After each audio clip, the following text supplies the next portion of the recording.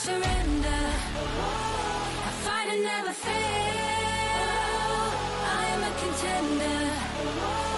A challenge I can feel. The smallest lies become the brightest enemies. Relentlessly.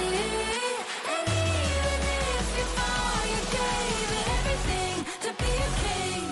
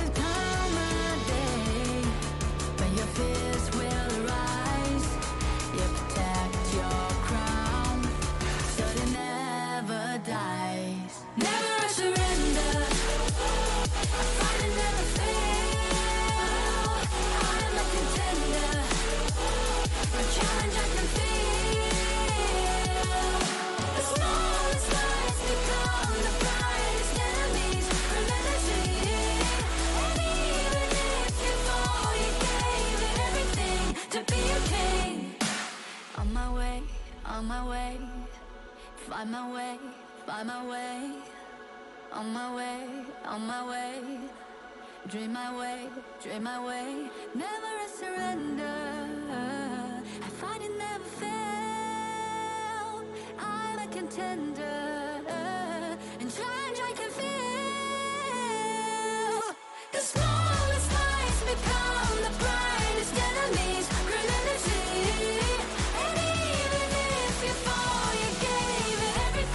To be a king.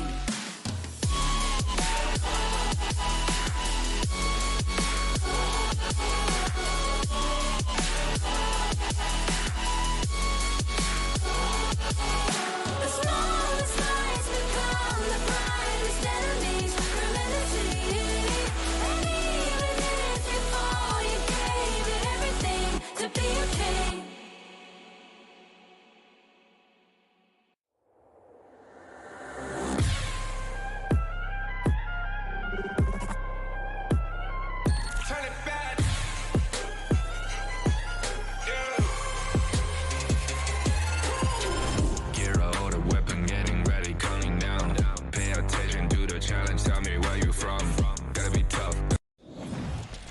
Is that really your best?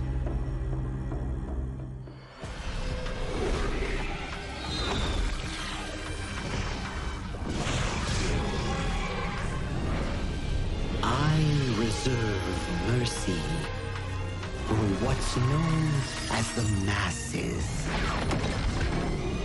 And as for my wrath, it is reserved for the wicked.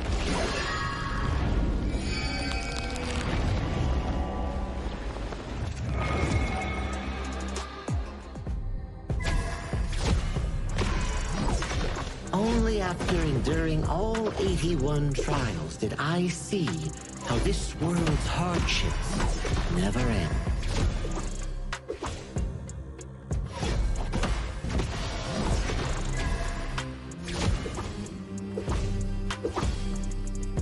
How does your head compare to the serpent sovereign?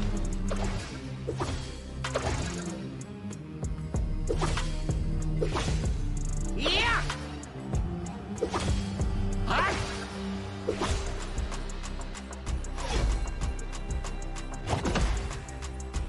Divine form renewed!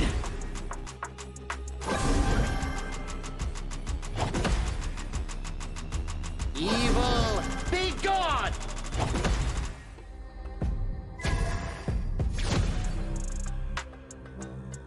All forms fade!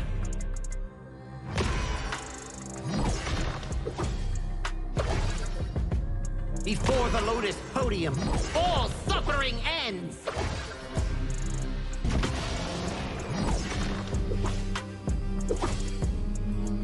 mercy and wrath unite!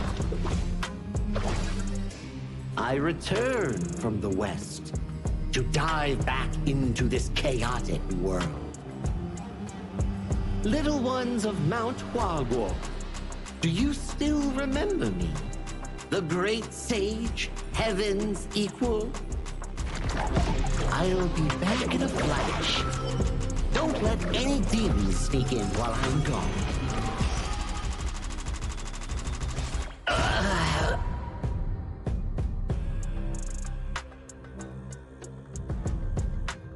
Time to leave the stone behind and see where fate takes me.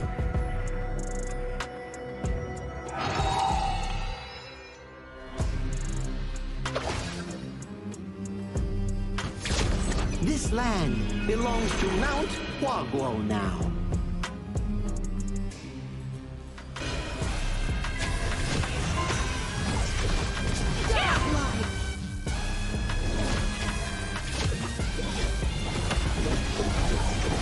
Legendary!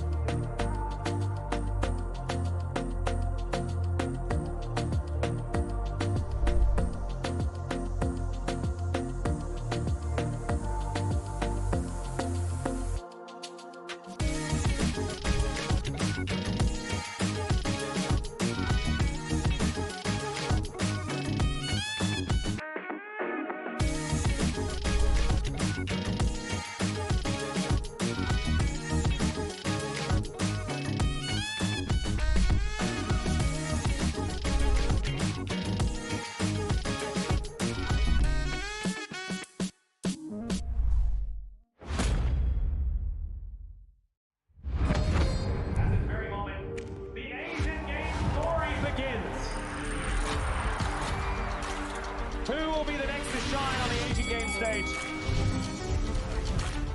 Contestants fight for the honor of their regions while we cheer them on from the stands. Double kill!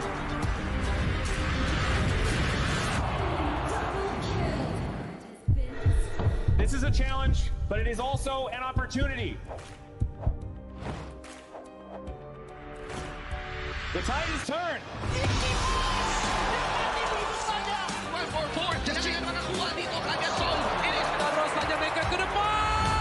Astas in front. They're going to use it. Golden title. That's Victory! And we pulled it off together. We share the same voice, the same radiance. This moment of brilliance belongs to all of us. Together, we shine.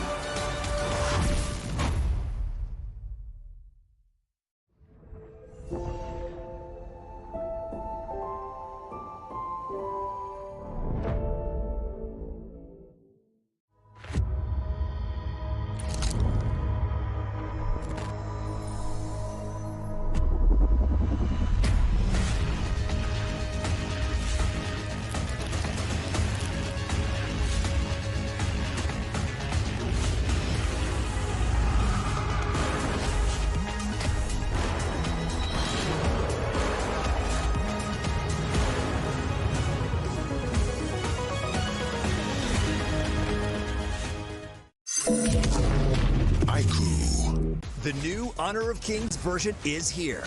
Let's take a look at the two major areas of updates: hero control adjustments and battlefield balancing improvements.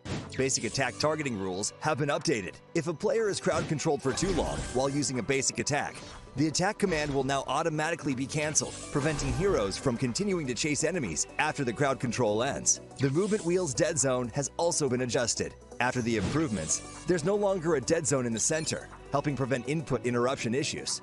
After improving basic attack and skill targeting logic, even if base attack target priority is set to lowest absolute health, you still prioritize nearby epic monsters, and targeting will feel more intuitive. Next up is an overview of the battlefield balance updates. In the new version, The true damage value of the Crimson Golem buff has been adjusted, with the minimum value slightly reduced. The tower destruction slow effect has also been improved. When a tower is destroyed, nearby enemies will now be slowed. The teleportation portal cooldown has been reduced from 45 seconds to 30 seconds, allowing for more flexible tactical choices. A new lizard platform return mechanic has also been added. When a lizard leaves the platform's area, it will automatically climb back onto the platform. There are even more battlefield improvements waiting for you to experience in-game. See you in the Gorge.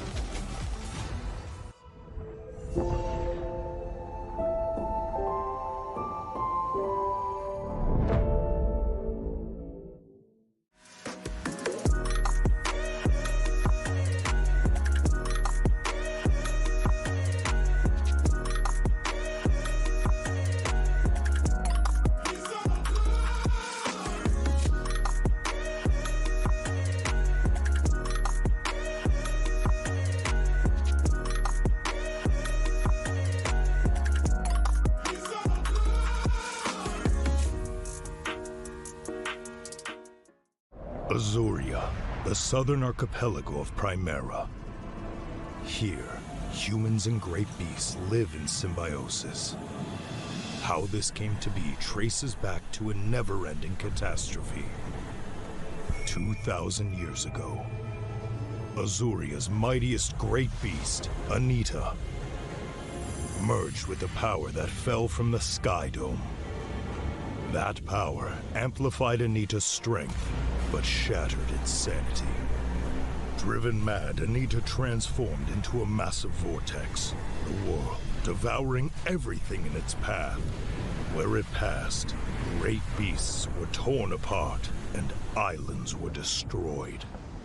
This was the disaster that would define Azuria's history, the Eternal Calamity. In its wake, Azuria stood on the brink of annihilation. This catastrophe became known as the Great Desolation. In despair, the humans and great beasts, once mortal enemies, became each other's only hope of survival. The great beast Devita and humanity's greatest champion, Devara, abandoned their conflict and chose to work together. The great beasts sheathed their fangs, and the humans let go of their hatred. All surviving life grasped at one final power, the churning. Deep beneath the sea lay Amrita, a force brimming with boundless vitality. Through the combined efforts of humans and great beasts, it was awakened, restraining the calamity at the center of Azuria and restoring life to the world. But the calamity was not destroyed, merely sealed within Azuria's center. It erupts from time to time, bringing countless disasters to the land. Devara collected his knowledge and power and passed them down through the generations, hoping that one day the calamity could be ended for good. And so, this has continued for 2,000 years. Chief Elder Devara! The calamity has erupted again! It seems trouble has returned. The secret to life is to just take every punch and keep going.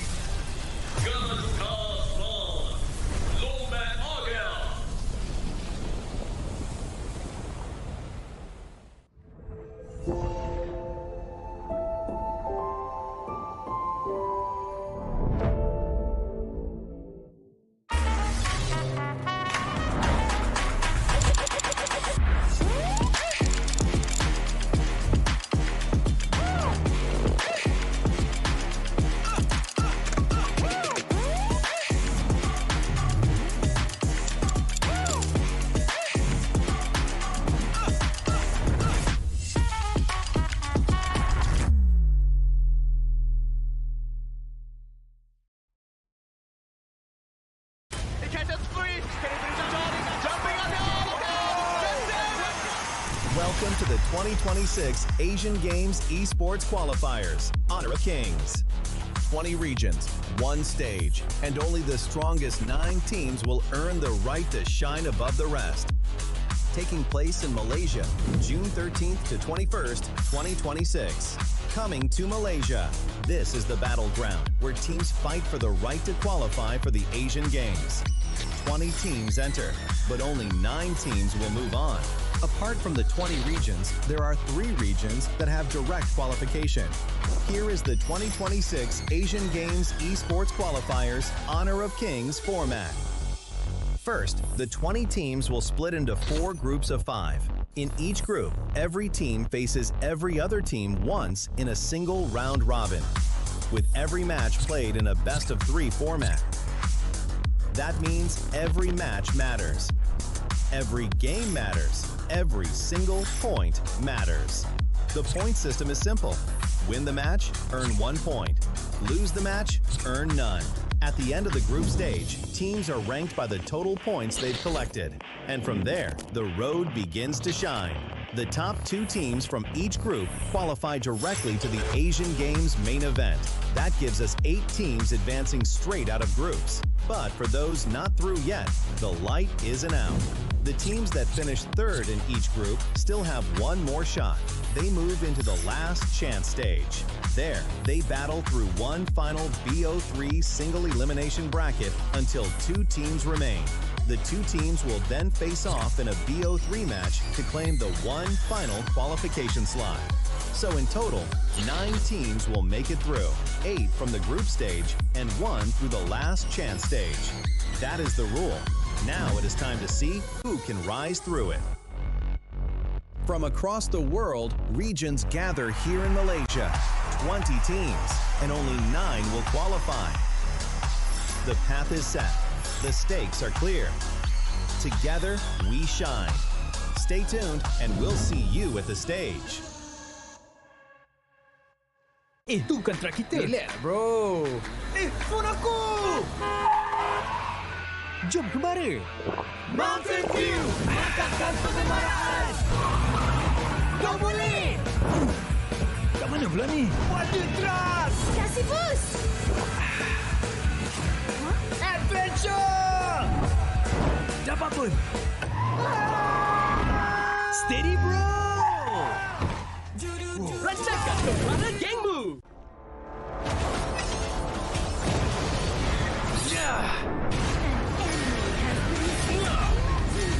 Double kill! Shall I compare thee to a summer's day? Flame.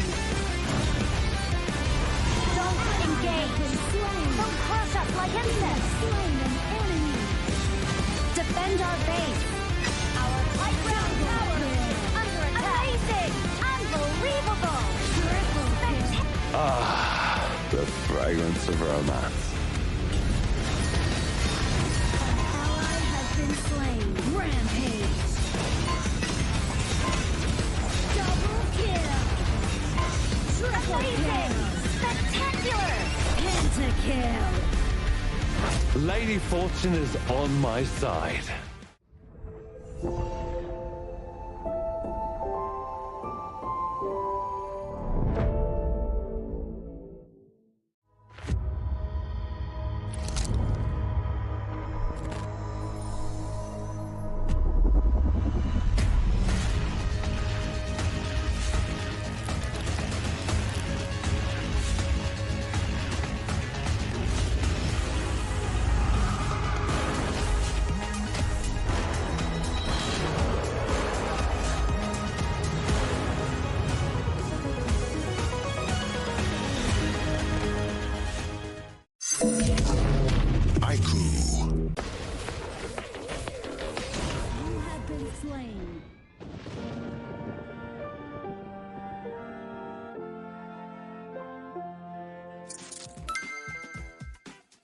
With the new consignment market feature, both new and veteran players can earn consignment items just by staying active. Sell them to earn tokens and purchase the items you've always wanted. Players can head to Dragon's Hoard to get tradable appearances, chests, and more.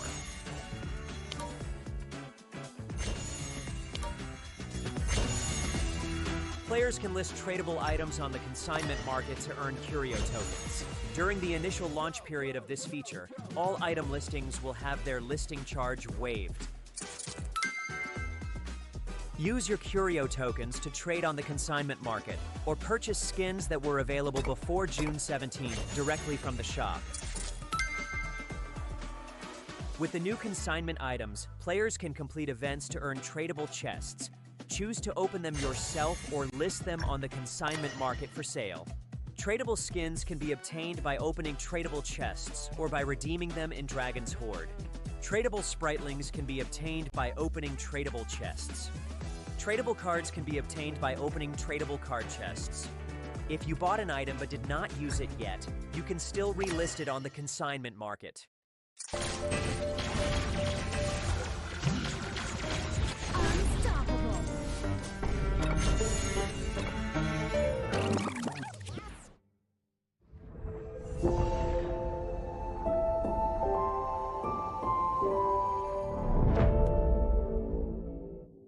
Itu kontrak kita. Relax, bro. Phone aku! Jom kemara. Mountain View! Angkatkan pengemaraan! Kau boleh! Kat mana pula ni? Water Trust! Kasih boost. Adventure! Dapat pun. Steady, bro!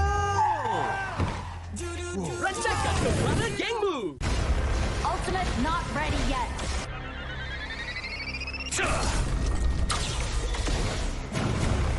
You have slain an enemy. My magic murmurs in ecstasy.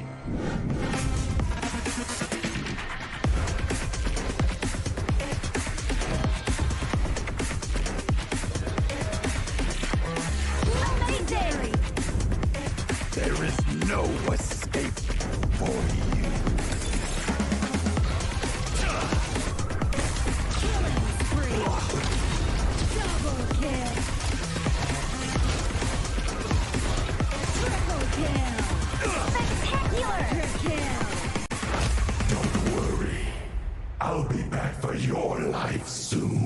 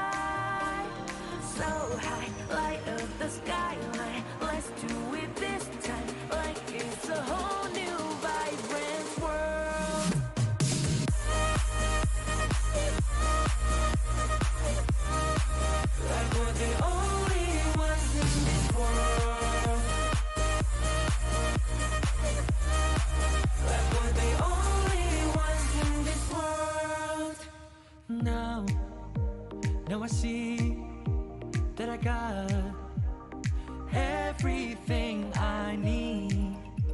It's alright. I'm alive 'cause now I fly so high, so high, light up the skyline. Let's do it this time, like it's a whole new colorful world.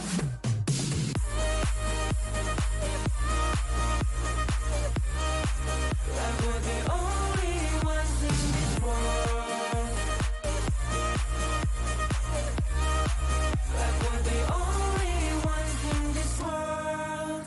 Never thought we'd get this far, burning like the stars. How we get this far, like we're the only ones in this world.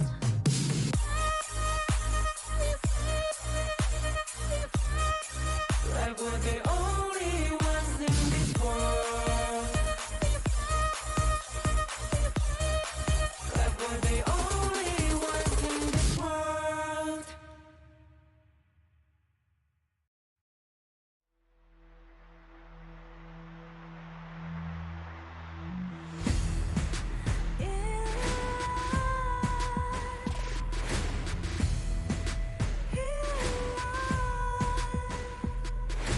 What's a life without its worth? Compromising with what hurts inside. When you let fear decide your fate, you don't choose which path to take in life. I'm finally letting go of everything that still holds me. I'm against all odds, but I won't give up 'cause it's my time to shine. Standing in the spotlight, can no one let me down. Destiny is calling high. I'm not afraid to fight for everything I love. Victory's on my side.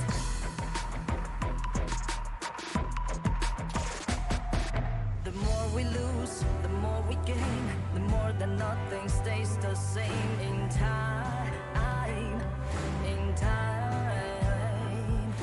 Can't love ever, can't forget. What you see is what you get sometimes.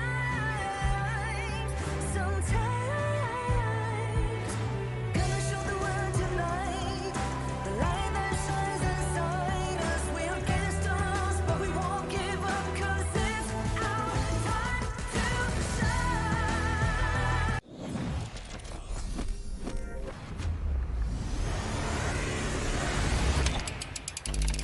As the Honor of Kings Asian Games qualifier entered its third day of competition, the battle for qualification continued to intensify. Uzbekistan and Pakistan delivered a closely contested matchup that became the event's first three-game series, where Uzbekistan ultimately secures a hard-fought 2-1 victory. Kyrgyzstan followed with a more straightforward performance against Jordan, securing a clean 2-0 victory. Nepal delivered one of the day's most dominant performances, leaving little opportunity for United Arab Emirates to find momentum as Nepal secured a convincing 2-0 victory. Vietnam followed with a composed display against Saudi Arabia. They maintained control in key moments and executed their game plan effectively to secure another clean sweep. Laos and Kazakhstan went head-to-head in a series that tested both teams to their limits. As the longest and most intense battle of the tournament so far, every fight felt decisive, every objective fiercely contested. In the end, it was Laos who emerged victorious, securing a hard-fought 2-0 win in what many will remember as the defining match of Day 3. The road to the Asian Games grows more demanding with every passing day. And if Day 3 has proven anything, it's that no victory will come easy.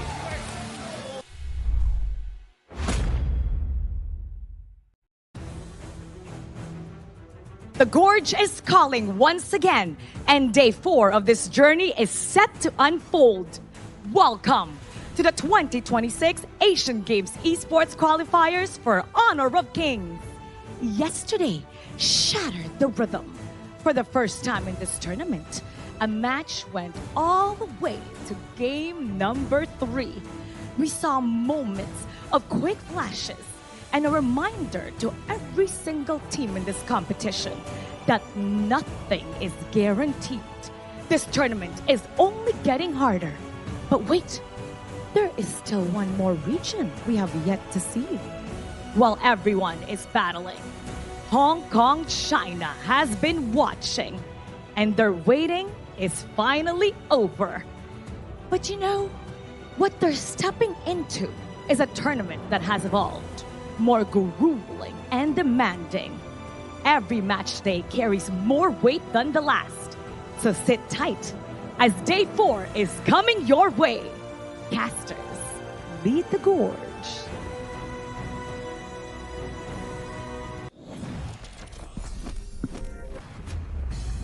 We are halfway through the 2026 Asian Games eSport qualifiers for Honor of Kings. My name is Sagi. This is day 4 of this event. With me on the casting desk is none other than Sir Cloud and also Holler. Welcome back to the English broadcast. Yeah, happy to be here. Day 4. We were making some serious moves and we're seeing some crazy games. I think yesterday has been the highlight thus far of the Asian Games qualifiers. I mean, Sir Cloud, your thoughts just overall? Oh, yesterday was absolutely insane, especially the Lao game, right? That was like the most intense game so far. That game went down to like the last hit of that crystal. That was crazy. I mean, we had like before we go into that second game, right? Our first game, we were like, okay, pretty back and forth. Alihan on that Dharma here, setting the game back into a 20-minute mark, and it actually ended with a Tempest Dragon. But game 2, it actually topped over game 1's Tempest Dragon with back-to-back double Tempest and a Hail Mary play coming in from the side of Full Hum on that Marco Polo. I gotta say, yesterday might be one of the most interesting games that we had so far out of the last 3 days. Yeah, and actually watching that one, I'm not gonna lie, I saw game 1 and I was like, that was an amazing game. Oh yeah. That was really competitive, it was a lot of fun to watch. And then all of a sudden game 2 was kind of starting and I was like, okay. I mean, you're thinking that there's no way that they match that, but they did. They exceeded it. They surpassed it. That game was absolute fire yesterday. Yeah, it almost feels like this tournament is like building up, right? Yeah. Like day 1, it was like, okay, everyone's starting to get the groove. When it comes to day 2, day 3, like the games are starting to get even more intense. And now we are here today. I'm sure we can expect even more interesting matches. Yeah, talking about interesting matches, the upcoming one will be Pakistan and Mongolia. Before we go into today's matches, let's check out the updated standings here for the Asian Games qualifiers here in Group A. Indonesia and Philippines, the group favorites, are sitting comfortably, but Uzbekistan, this team did surprise us yesterday with an amazing comeback against Pakistan. And Pakistan and Mongolia, they will be playing up against each other in the opening match of today, but they're still finding their first victory. Now in Group B, Nepal sits comfortably in the first spot, and Myanmar debuted yesterday with a comfortable 1-0 win. 1-1 coming from Kyrgyzstan, claiming their first victory yesterday, and Jordan and UAE looking for their first victory as well. Now coming to Group C, this is where the group is rather interesting, right? Laos and Kazakhstan were pretty 50-50 yesterday, and they had an amazing match. And Vietnam, I wouldn't say clear group favorites, but they are definitely showing dominance against the other teams, while Saudi Arabia and India still finding their groove in this particular group.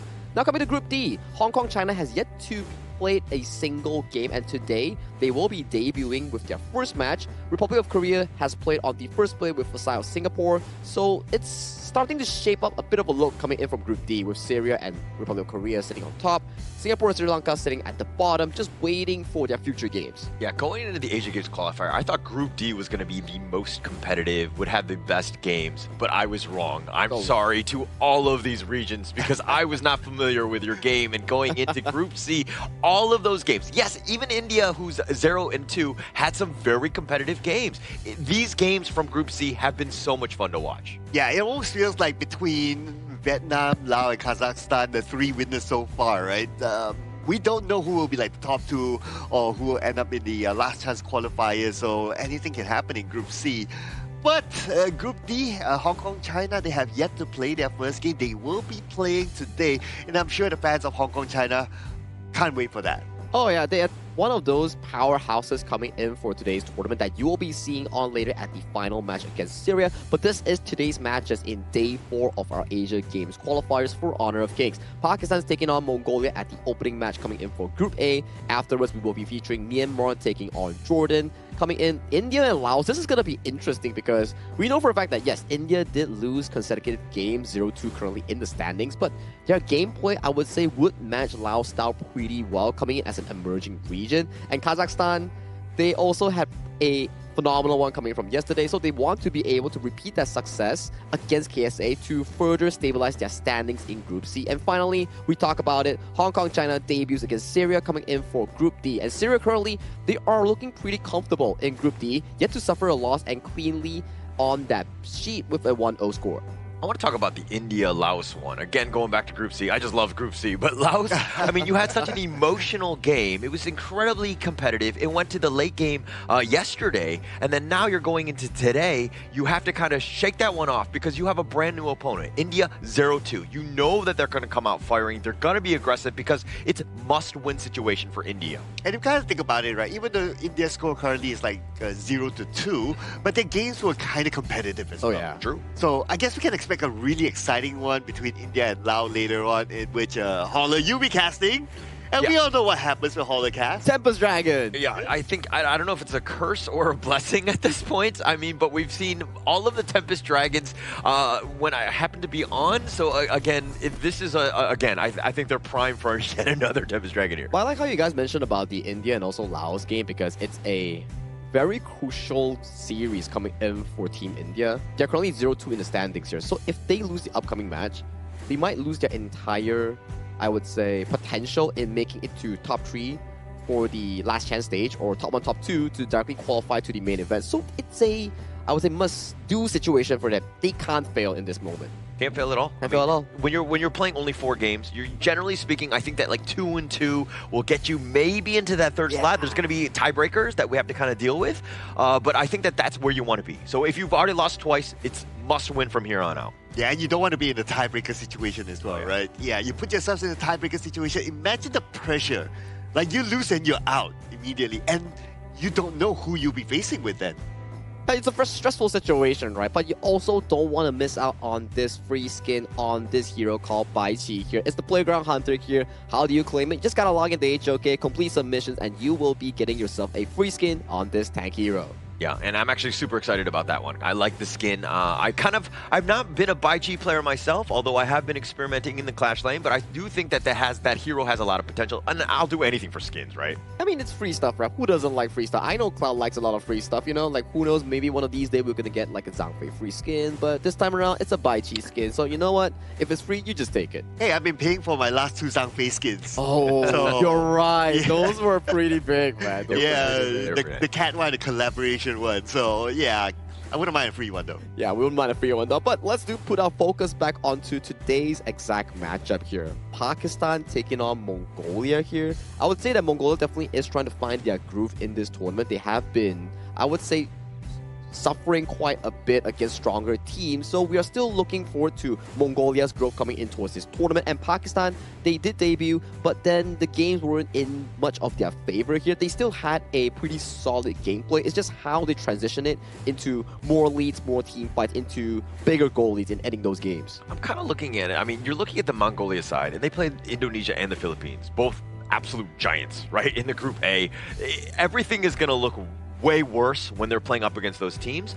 I think that going into this one, it's winnable, right? And I think that you want to keep it as competitive as possible.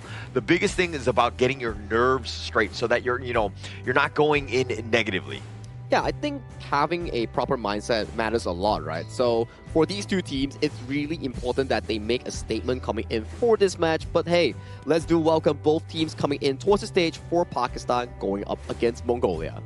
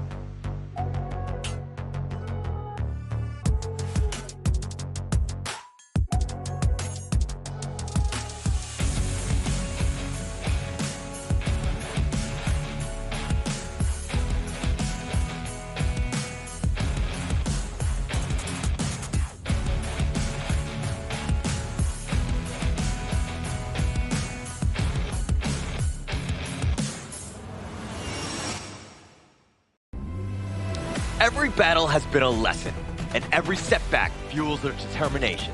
They continue to adapt and search for the breakthrough they have been chasing. Now they return with one goal to claim their first victory. Give it up for Pakistan!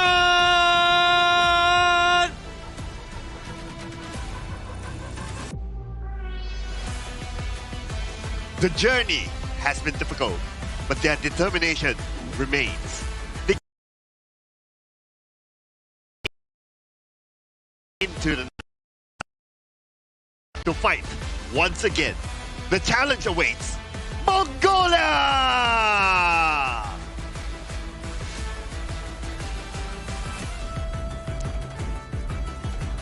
This will be the opening match coming in for day 4 of our 2026 Asian Games qualifiers for Honor of Kings. Pakistan taking up against Mongolia to see who can find their spot in Group A and make it to the main event. 0-2, both of these squads. I mean, they're both searching for their first win. This one would be a huge statement win if they were able to go, but it's going to be Pakistan up first. Mohsen, Anwar, Hassan, Mohammed, and of course, Uzair rounding this one out. We saw a lot of, potential from them, but they haven't been able to pull out that first W as of yet. Yeah, having the potential as well, and of course having played a couple of games, I'm sure they will have that feel of this tournament and what kind of pacing to play with, and I'm pretty sure they will also transfer that into this game as well.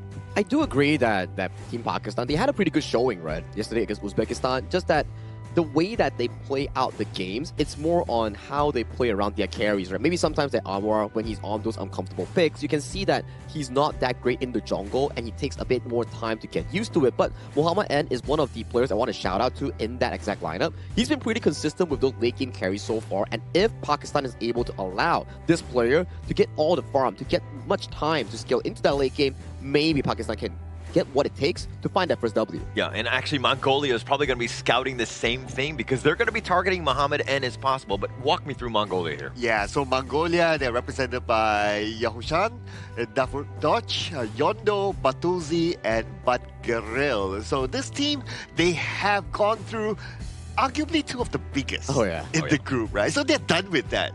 Yeah. Right? And when you talk about this, is it better to be over some of the the group favorites or not? And in my opinion, it's better to be over that, and now you can focus onto the teams that you potentially have a chance to win against. Hey, it's about taking those pummeling as a lesson, right? You learn from making mistakes, you learn from losing, and then you now convert that experience coming into this important match between these two teams, finding their footing here in Group A. So the draft will be pretty interesting thus far. I would say that if you are against Pakistan, knowing for the fact that they are a farm lane-centric team, we've seen how you deal with farm lane-centric teams. Ban a channel, remove the early, and then you have a higher percentage win chance against them. Yeah, but I also want to respond to Cloud's point of just, kind of getting steamrolled in a way, because let's be honest, some of those games were very quick.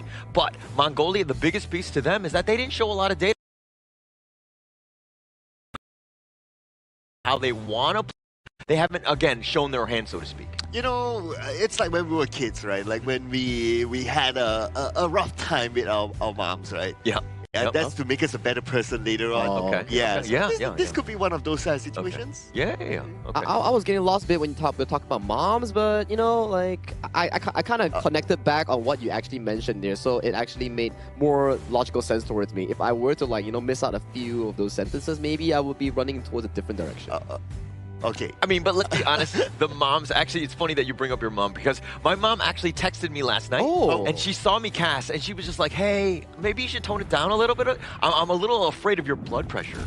And I was like, Mom, I love you, but you know what I mean? It's actually on Laos and Kazakhstan. They're the ones that are just being this difficult one where I have to, again, increase my blood pressure. Hey, Holler, work is work, and you gotta put in the effort to do so. Thank you so much, Holler Smart, for checking on his health. But right now, we gotta check in on the first game draft coming in between Mongolia and Pakistan. With Mongolia coming in towards the blue side, more priority will be given over to that clash lane, removing the Dharma, removing the Guan Yu, while Pakistan strategically aiming towards those fancy picks like the Ata and Maestro Nui, which had a lot of success towards the blue side. Yeah, and actually Mongolia are going to go first. I mean, they're on the blue side here.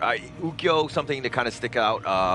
Like they might go like a Zhangfei Dharma style. It really, like the world is their oyster in this point because again, Mongolia, we haven't seen too much. We don't, I mean, we have those drafts from previous games, but I don't know if that's really the same level of success they want to continue here. I kind of thought that they would go for the Chano pick though, but when going for an Ali, I guess that's okay. So that would mean that Pakistan might not want to go for the Chano because the Ali is quite a counter as well. I think it's like a different thing, right? It's like Arlie excels well in the mid game, while Chano excels in the early game laning phase against the Arlie because those Spirit Wolves, you can't block it with the Maple Dance coming in from the Arlie. But we are going for a different approach here coming in from Team Pakistan. We are looking at the Dolia and also the Garuda. Some of a, I would say, more Dolia appearance compared to the first 2 days. Yeah, I think Hassan really likes the Garuda. Again, you're kind of being able to poke from so far away. You're supposed to, again, from the mid lane, you're creating a lot of pressure. And you're able to stand up in front, which is kind of the Pakistan playstyle where, again, it's keeping them at bay and then letting them come from the sides. But Mongolia, they're going to go with the Haino to counter that. Interesting enough that the Dolia are starting to fall out of favor in terms of the ban phase. Yeah, during the first 1-2 days, it's like, okay, it's just Dolia ban all the way. But nowadays, it's like teams don't mind just letting go of the Dolia, which seems to be kind of interesting. Now, you did talk about the Chano, right? So it looks like Chano is going to be picked up.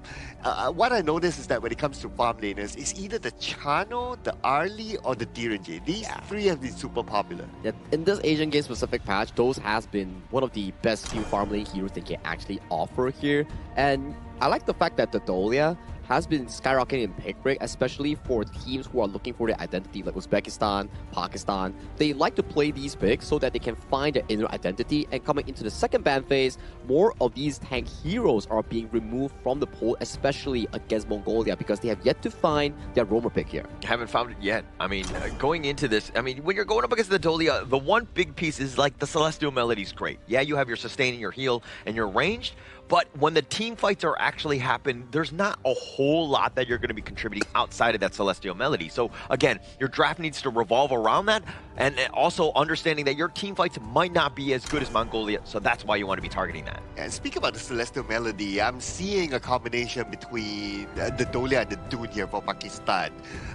Right now, to combo with the Garuda, with the Chano is not particularly the best. So I do say that they do need a sort of like a tank frontliner as well. So a Dune will work well for Pakistan. I think if they do take a bit of the textbook playstyle coming in from Uzbekistan yesterday, where they just brute force the Dolia and also the Kaiser, maybe that could work, right? Because yesterday we saw Pakistan winning game 1, and then Uzbekistan coming back-to-back games in that reverse sweep. It was both on that Kaiser, which had easy executions and a strong body to allow those carries to push up and march up further for that damage output. Actually, it does quite well against them, right? If you're thinking about it. I mean, yeah, the Dune was already banned out, but the Kaiser actually makes sense because you're going to be jumping on top of the Haino. It's like, okay, you want to Fate Rewind, but he's just so tanky and he has a decent amount of sustain to continue on because you're looking at like a, 14-second Invincible Warrior? That's great. You have a lot of options, right? You do have a lot of options here, but they are going for a different approach here with the Elaine here. I am okay with this pick.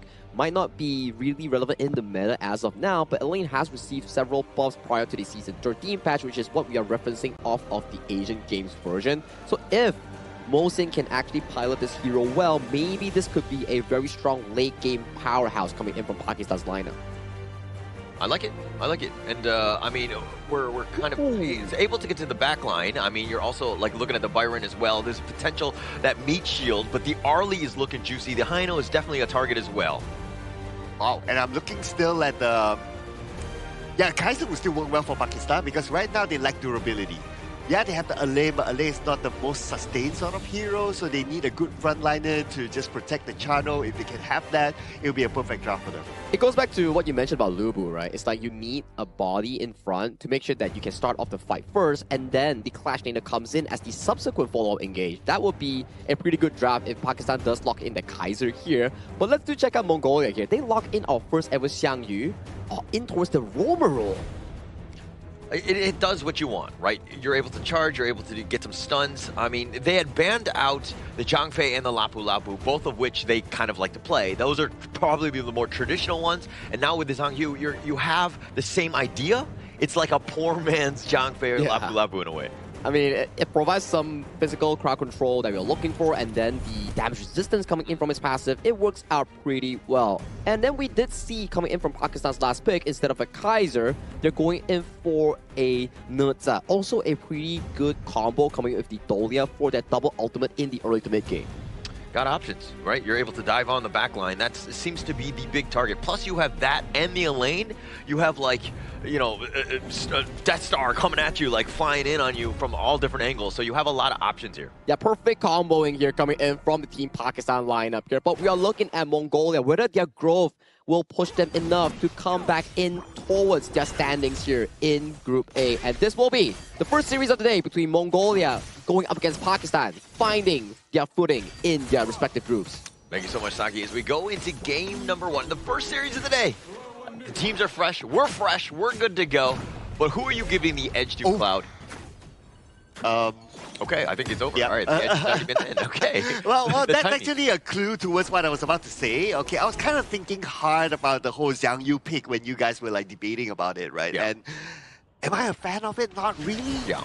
Because I kind of feel that Zhang Yu with the Hegemon Slash, it takes a while to channel. True. So to really hit your target, especially if you're going up against a lane, you're going up against a channel that can leap, it's not the best, right? So it's going to be really hard to hit this target.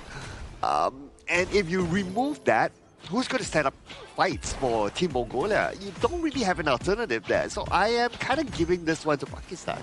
He almost needs to be very predictive with that Hegemon Slash, right? When you know that things are about to happen, potentially where that fight will be, and you need to, again, keep Batuzil alive as much as possible. As long as you're able to do that, again, it takes like a sixth sense to ensure that you're able to kind of predict these plays and the jump-ins that are going to definitely be happening from Pakistan.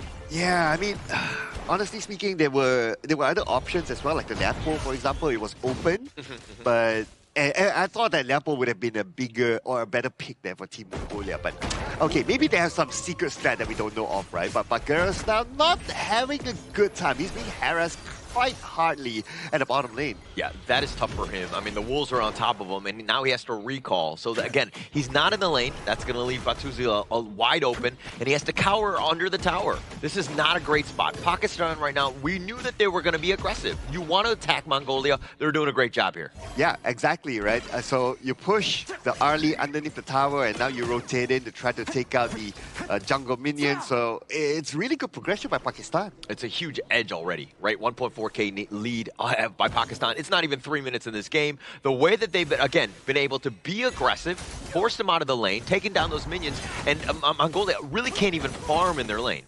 Here's the Wings of Judgment. Bakkarol has to flash away. The Skyfall is going to be used on top, but he does get to safety. And with Yandu's support, he does survive. But Bakkarol, again, hasn't had a great time. This is the second recall. Yeah, and I do get the point where, okay, you as a roam, you as a tank, your job is to absorb as much damage as possible, absorb as many skills as possible from your opponent. But if in this case, yes, you absorb, but your teammates are not able to get anything out of it, to me it's a deficit. It is definitely a deficit, right? They're playing from behind already. This is a worst case scenario in terms of starting this game. I mean, 1.5K by Pakistan, and again, once that 4-minute mark happens and you're down by so much, you're doing a lot less. Things are just, again, not looking great for Mongolia. Not at all. Okay, but anyway, they tried. They made this rotation sending 4 down, but they can't engage because, like what we talked about, right? Like, who is going to engage from Mongolia? I mean, I think that you're kind of, Yavalon, on the Byron, that's like best case scenario, and then like Dagvadorch, and Yandu and like Batuzi, just like kind of rounding it up, right? The counter initiation by the Zhang Yu because he is slow, right? That Hegemon Slash does take like an hour to queue up, right? Before you're able to do it. So it's really tough to just secure that one down. But now this Tyrant completely spaced out, Pakistan zoning them away. Yeah, it sounds like me queuing up for my drive-thru this morning. Yeah, but yeah, even as, what you say, right? Let's say you put double dodge. Okay, you will go in and engage first, right? Because you're going up against the channel, and the channel can leap behind. By the time you reach the channel, your health is probably half gone. Yeah, half gone already. And then, who else are you going to go on? If you jump on anybody, the rest of the team is going to be there. Yuzair and Anwar can be there at a moment's notice. You just put up the bat signal, and then people will be there, and Batuzi gets picked off yet again. Okay, I also want to point out that when it comes to the laning phase, right, the early stage, you put it Arlie versus a Chano, the Chano will dominate because of the Spirit Wolf. Yeah. So the Arlie won't be able to stack up just the basic attacks, the passive. So it's going to not have a good time at the farm lane.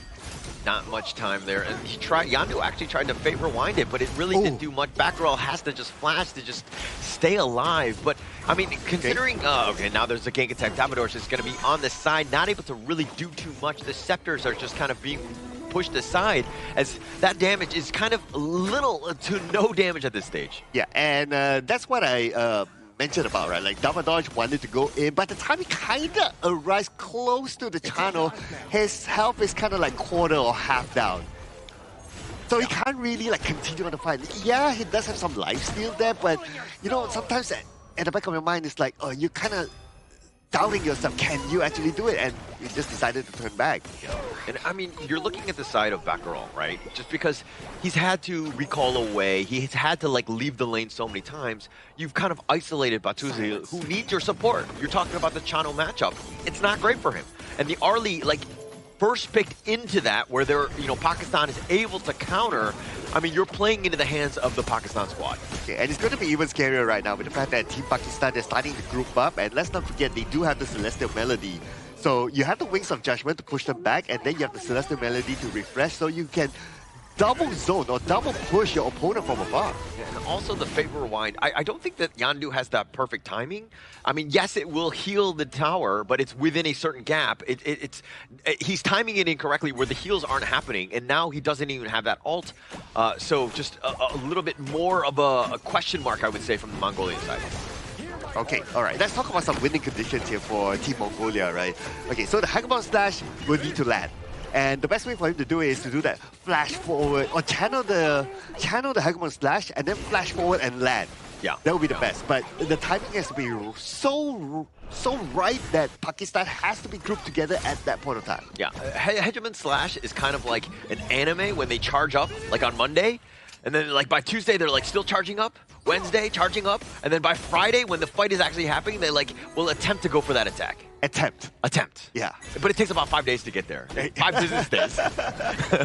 Oh, here's the first Skyfall. They actually go under the force field suppression, though. He's trying to flash away, but he's just going to be chased down. Not enough shields to keep him up. Anwar taking that pick off. Oh, but the rest of Mongolia coming in, though. Here's the flank. The Wings of Judgment on the side. Nice 3-man stun. That's going to be a little bit of work on top of him, but now can they get any sort of clearance? It looks like Muhammad N has actually gotten away, but they do get the pick off. They find Hassan, but here's a death at sunset. He goes inside and actually gets the pick off on Dagmadorch, so he did get a little bit of a revenge. It's a 2-for-1 trade in favor of Pakistan. Well, gotta give credit to Team Mongolia, right, for making this rotation. At least they got something out of it, and I really admire like the call for them to come towards the Clash lane side. But Team Pakistan still, well, they got the best out of that situation. They got 2 takedowns. At the same time, they are able to push to take down the first tower at the top, so it's all good. And because of that as well, they open up a little bit more space at the bottom for them to get the upcoming objective. All right, so when the fights are happening, I want you to keep an eye on Baccarol when he does start, when he queues up the Hegemon Slash. Because by the time you let me know, then I can count to like, 5 business days, and then I'll let you know when the strike happens. But at least I know it's coming. You know what I mean? We can do that delivery tracking, if you will. All right. I'll try, right? I'll try. 5 business days, right? It takes forever, man. The mid T1 now under siege, and now they're going for the flank. They need to be careful as Baccarol gets picked off. He's not even able to start this one off. They find Yavalan as well, and they thought they were going to be aggressive, but look, the entire flank was at risk, and they find yet another, and it looks like 3 members down from Mongolia. Okay, I don't know when did Bagger start channeling the Hackathon Slash, because it did come out. You can no longer use it, right? Yeah, he was down for the count already. And they find with Batuzi as well. They're taking the mid T2. This game has been nothing but Pakistan. Oh man, I mean, he probably did channel it maybe for like a second before he was taken out. And that's why, it's used, but we didn't really see it. So that kind of situation. I mean, that's why the Xiang Yu is not really a good competitive hero. Yeah. In fact, in ranked games, you don't see that many Xiang Yu. Yeah, you really don't. Actually, there was another caster named Phil who used to actually play that quite a bit, but he played it in the Clash lane, which I think that has a little bit more of an impact. I think as Roman, I have seen it in my games. It's just that you're kind of seeing why it's not as great of a roamer when you have so many other good picks. Like the Raging Sea, instant. The Zhang Fei, yeah, if you've got the Madness, instant almost, right? So the timing is very different. Zhang Yu is a very different type of hero. Yeah, and yeah, there's so many other options. But anyway, they've already taken it. So what Bagheera is doing right now, he's going for a shield item, which is a standard roam item, I must say, just to give his team a little bit more protection. Totally understandable. And they're going for the Tyrant. Yeah, they're going to start this one. I mean, it's the Shadow Tyrant, if anything, and he's there trying to go for the back line. He's actually fighting this. He's all by himself, and it looks like he's going to be picked off, not able to get to the skies. And now Mosin is going to be there as well. He's trying to just stay alive. They go for the flank, but Batuzis gets picked off. Anwar is doing a little bit of work, but he's isolated. The Hegemon Slash, there we go. Thank you for telling me he was about to be queued up, but Anwar running for his life. He's going to be chased. They have 4 members on him. They do have the numbers, and that should be enough. And Anwar is down as well, but the top lane is pushing. Oh, dude, I was about to point that one out. The top lane being pushed out for free, and now they're going to stop all of them from getting back. Okay, they failed to stop at least 2 of them, so they can still defend the top lane, but they will lose John Doe at the bottom lane. Hassan will be the one to take him down. Yeah, and that Fate Rewind, he's like, oh, I'll just be teleporting way over there. And it was like 2 steps to the side, to the left. And it was like, oh, that's not enough. And Yandu gets picked off here. And now it looks like Pakistan, again, you put that pressure. You got the top T3. I mean, yeah, you traded away 2, but it was a bit of a ruse in that sense. Dude, mission complete for the top lane. All he needs to do is like, okay, I take down the tower. Okay, that's it. That's done. And Muhammad, he survived. So Team Pakistan, it's still falling into their plan. Yeah, and actually going into this one, like both of these squads were 0 and 2, but this is must win, right? And Mongolia right now on the back foot, trying to figure out a way to overcome this 8K deficit that they're in right now. And now you've got Vanguards here. Really tough spot for Mongolia. Ooh, I don't know, man. Okay, how are they going to come back from this one? Again, the Hegemon Slash has to land. We have not seen a good one yet. We did see the animation, but it did not land onto anyone. So that's something they need to try to coordinate. But because of Team Pakistan, they obviously know that, okay, the winning condition is going to be that. We don't want to get caught in that big CC kind of skill. Let's spread out whenever we fight with Team Mongolia. Yeah, now with that Wings of Judgment completely spaced away, Baccarat was trying to make the play, but he went in and he gets perished. Batuz is just going to be taken down as well. They've taken the bottom T3. Dagvador just down for the count as well. 2 men standing. Is there some way the Death at Sunset, even on the back line, he's going to be rushing back into the fountain, but they're going to take the crystal, and just like that, Pakistan will strike first in this game 1. And Pakistan is one step further to cementing their spot, their hopes in Group A itself. But on the contrary, it's not looking good for Mongolia, because if you base it off numbers, if Mongolia loses this upcoming game against Pakistan, they lose all hope of qualifying to the main event or even last chance stage in Group A. It could be just like that, right? This is a, again, must-win situation for Mongolia. But if anything, I think that there's a lot of tape to watch back on, and they can be like, okay, these are the mistakes that we're making. They're very apparent, they're clear, they're not like microscopic in that sense, and their ability to hopefully bounce back will be much better for this team. Yeah, and I think they need to kind of rethink their draft again.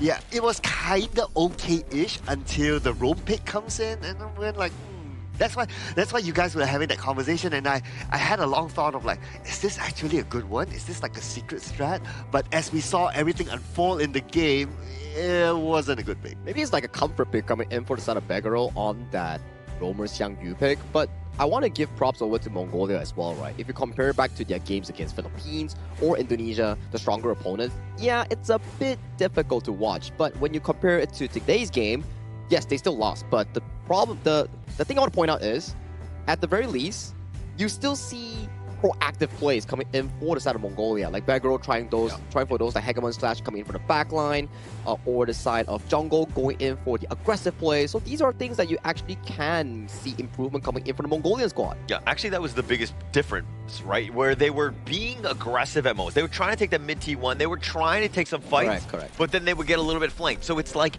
okay, the thought process is there. Definitely we need to, like, we have an idea of what we want to do, but you do need vision before you make any sort of commitment like that.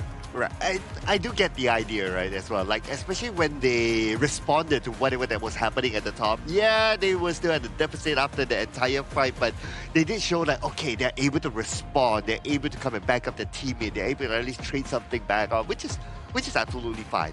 Now for Team Pakistan, to me, this is an okay lineup, right? This is an okay draft. We see the idea of how it's going to be executed, and what I noticed is that the Celestial Melody is not especially or exclusively for the lane.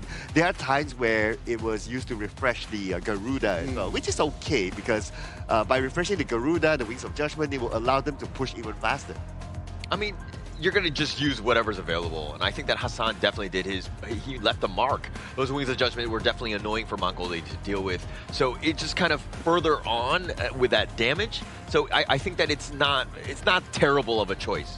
And I think Mosin did a pretty good job, right? 0-0-13 on that Dolia that you mentioned just now. And he was pretty flexible, like what Sir Cloud mentioned. Like, it's not only a bond tied between Uzair's Elaine and Mosin's Dolia. You can be flexible with Hassan's Garuda or Anwar's Skyfall coming in from that nerds up here. And these are the stats from that game just now. And you can see the channel pick once again coming in from Muhammad N. Really, really consistent stuff coming in from the channel player. I mean, you were eyeing him, and you definitely noticed that Muhammad N has been the guy from Pakistan, and he's just showing exactly why, right? As that farm laner, you definitely need somebody who can be consistent, doing that damage, but staying alive. And Muhammad did such a great job of that. Very key member of this Pakistan squad. Okay, I still stand to my point of like, okay, if your opponent has an early and you pick a channel, it's an auto counter. Especially during the laning phase because of the Spirit Wolf. Yeah, right? that's correct. Yeah, and because you won't allow the early to stack up the passive. That's true. So the early was the first pick. If they had the plan of playing the early, to me, ban out the channel first. That's a very good point here, Sir Claw. I think that is one of the more, I would say, counter picks that we actually been seeing so far in this tournament itself. When you have an early, you would generally see a channel coming in because in this specific patch, channel I think has one of the highest priority in the farm lane pool. Just one of the best heroes that you need to be fighting for right now. And I mean, you're seeing the gold graph completely shift in their favor, but Chano just with an absolute like shellacking of a game in the sense of just like being able to control it. It's the #1 pick right now in the entire Asia Games qualifier. It's with 20 picks, it's 11 wins and 9 losses, and yeah, it has a bit of a mixed bag, but I mean, it just has a lot of games where it's just able to just like, you know, take over. And talking about taking over, right? Look at this gold lead that's been generated coming in from the Pakistan squad. A very smooth gold lead from start all the way to finish. Yes, there were hiccups here and there, some eliminations getting over to the side of Mongolia, but overall, the team fights, the invades, the tower destructions, I would say Pakistan played it really, really well. That's why you can see at a 12-minute mark, there's a 12,000 gold lead going in for the Reds. I mean, 12,000 gold lead at 12 minutes. Everything going in the favor of Pakistan. If you're just riding this roller coaster, you're like so happy because everything is shifting in your favor. It's constantly growing and it's steady growth. Okay, we're gonna check out some of these highlights, right? So look at the laning phase again at the bottom, especially. It was just quite a disastrous game for Batuzi. By the top, this is what I like from Team Mongolia, right? Look at how they respond, look at how they come from the back. At least they trade off something. Yeah. That charge coming in from the side of Begaro, that was a 4-man charge. Just that the team wasn't ready to follow up, but in the normal circumstances, he actually played that really, really well and allowed Dagudorj to actually find the elimination coming on towards Hassan. But the moments coming in for the mid lane here, you can see they overestimated their approach towards that power push, and they got punished heavily coming in from the Pakistan Clash laner, which is Desire. Yeah, and also Bakarol. I mean, he had some moments, nice charges, and the nice repositioning. The idea is there.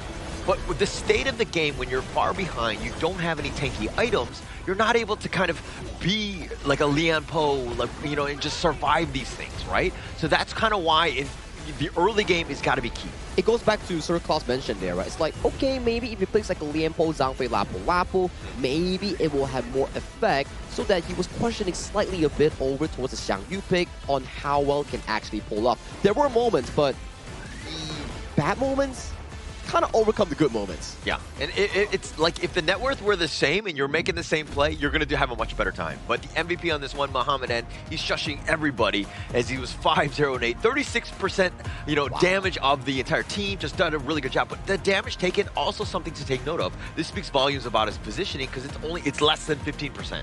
Yeah, and I really like the fact that he's the MVP, not only because he dominated the lane, but also he did that split push at the top, just by himself, right? And he survived, he took down the tower, it was all good. While his other teammates or the opposing side was on the bottom lane at that time. So great job here by Muhammad N. It's not just about the damage dealt coming in from Muhammad N, right? He also won his lane really consistently against his opponent on the early. So he actually, from start to finish, planned out his laning stage really well, got the first strike, and then subsequently dominated the entire farm lane, transitioning that lead into actual map pressure, helping his teammates take down turrets in the cross lanes here. So very well-deserved MVP coming in from the Pakistan farm lane himself. Yeah, I mean, but it started with Batusi just getting out of position. Just like the amount of impact that he had, it kind of just snowballed out of control because you win, you get first strike, then you just completely dominate the lane. Back row can never get into the lane. You're constantly just, again, hounding in on that tower and taking everything. I mean, this is why it just got out of control. Yeah, and talking about control, right, you definitely need to be able to find some if you're on the Mongolia side, because we've already mentioned, right, if they lose this, they lose all hopes to qualify for the main event on the Asian Games. So for Mongolia, it's a must-do situation. If they fail this, they are onwards for the early exit. Yeah, it's all in for them next, right? Correct. Like the draft has to be on point, the execution has to be on point, the timing has to be on point, everything has to be perfect for the next 2 games at least. Well, if it goes to game 3, that is. So, if there's something to be learned from the game before this, I would say it's the draft, right? Like, big use of the meta heroes. There's a reason why those heroes are meta, right?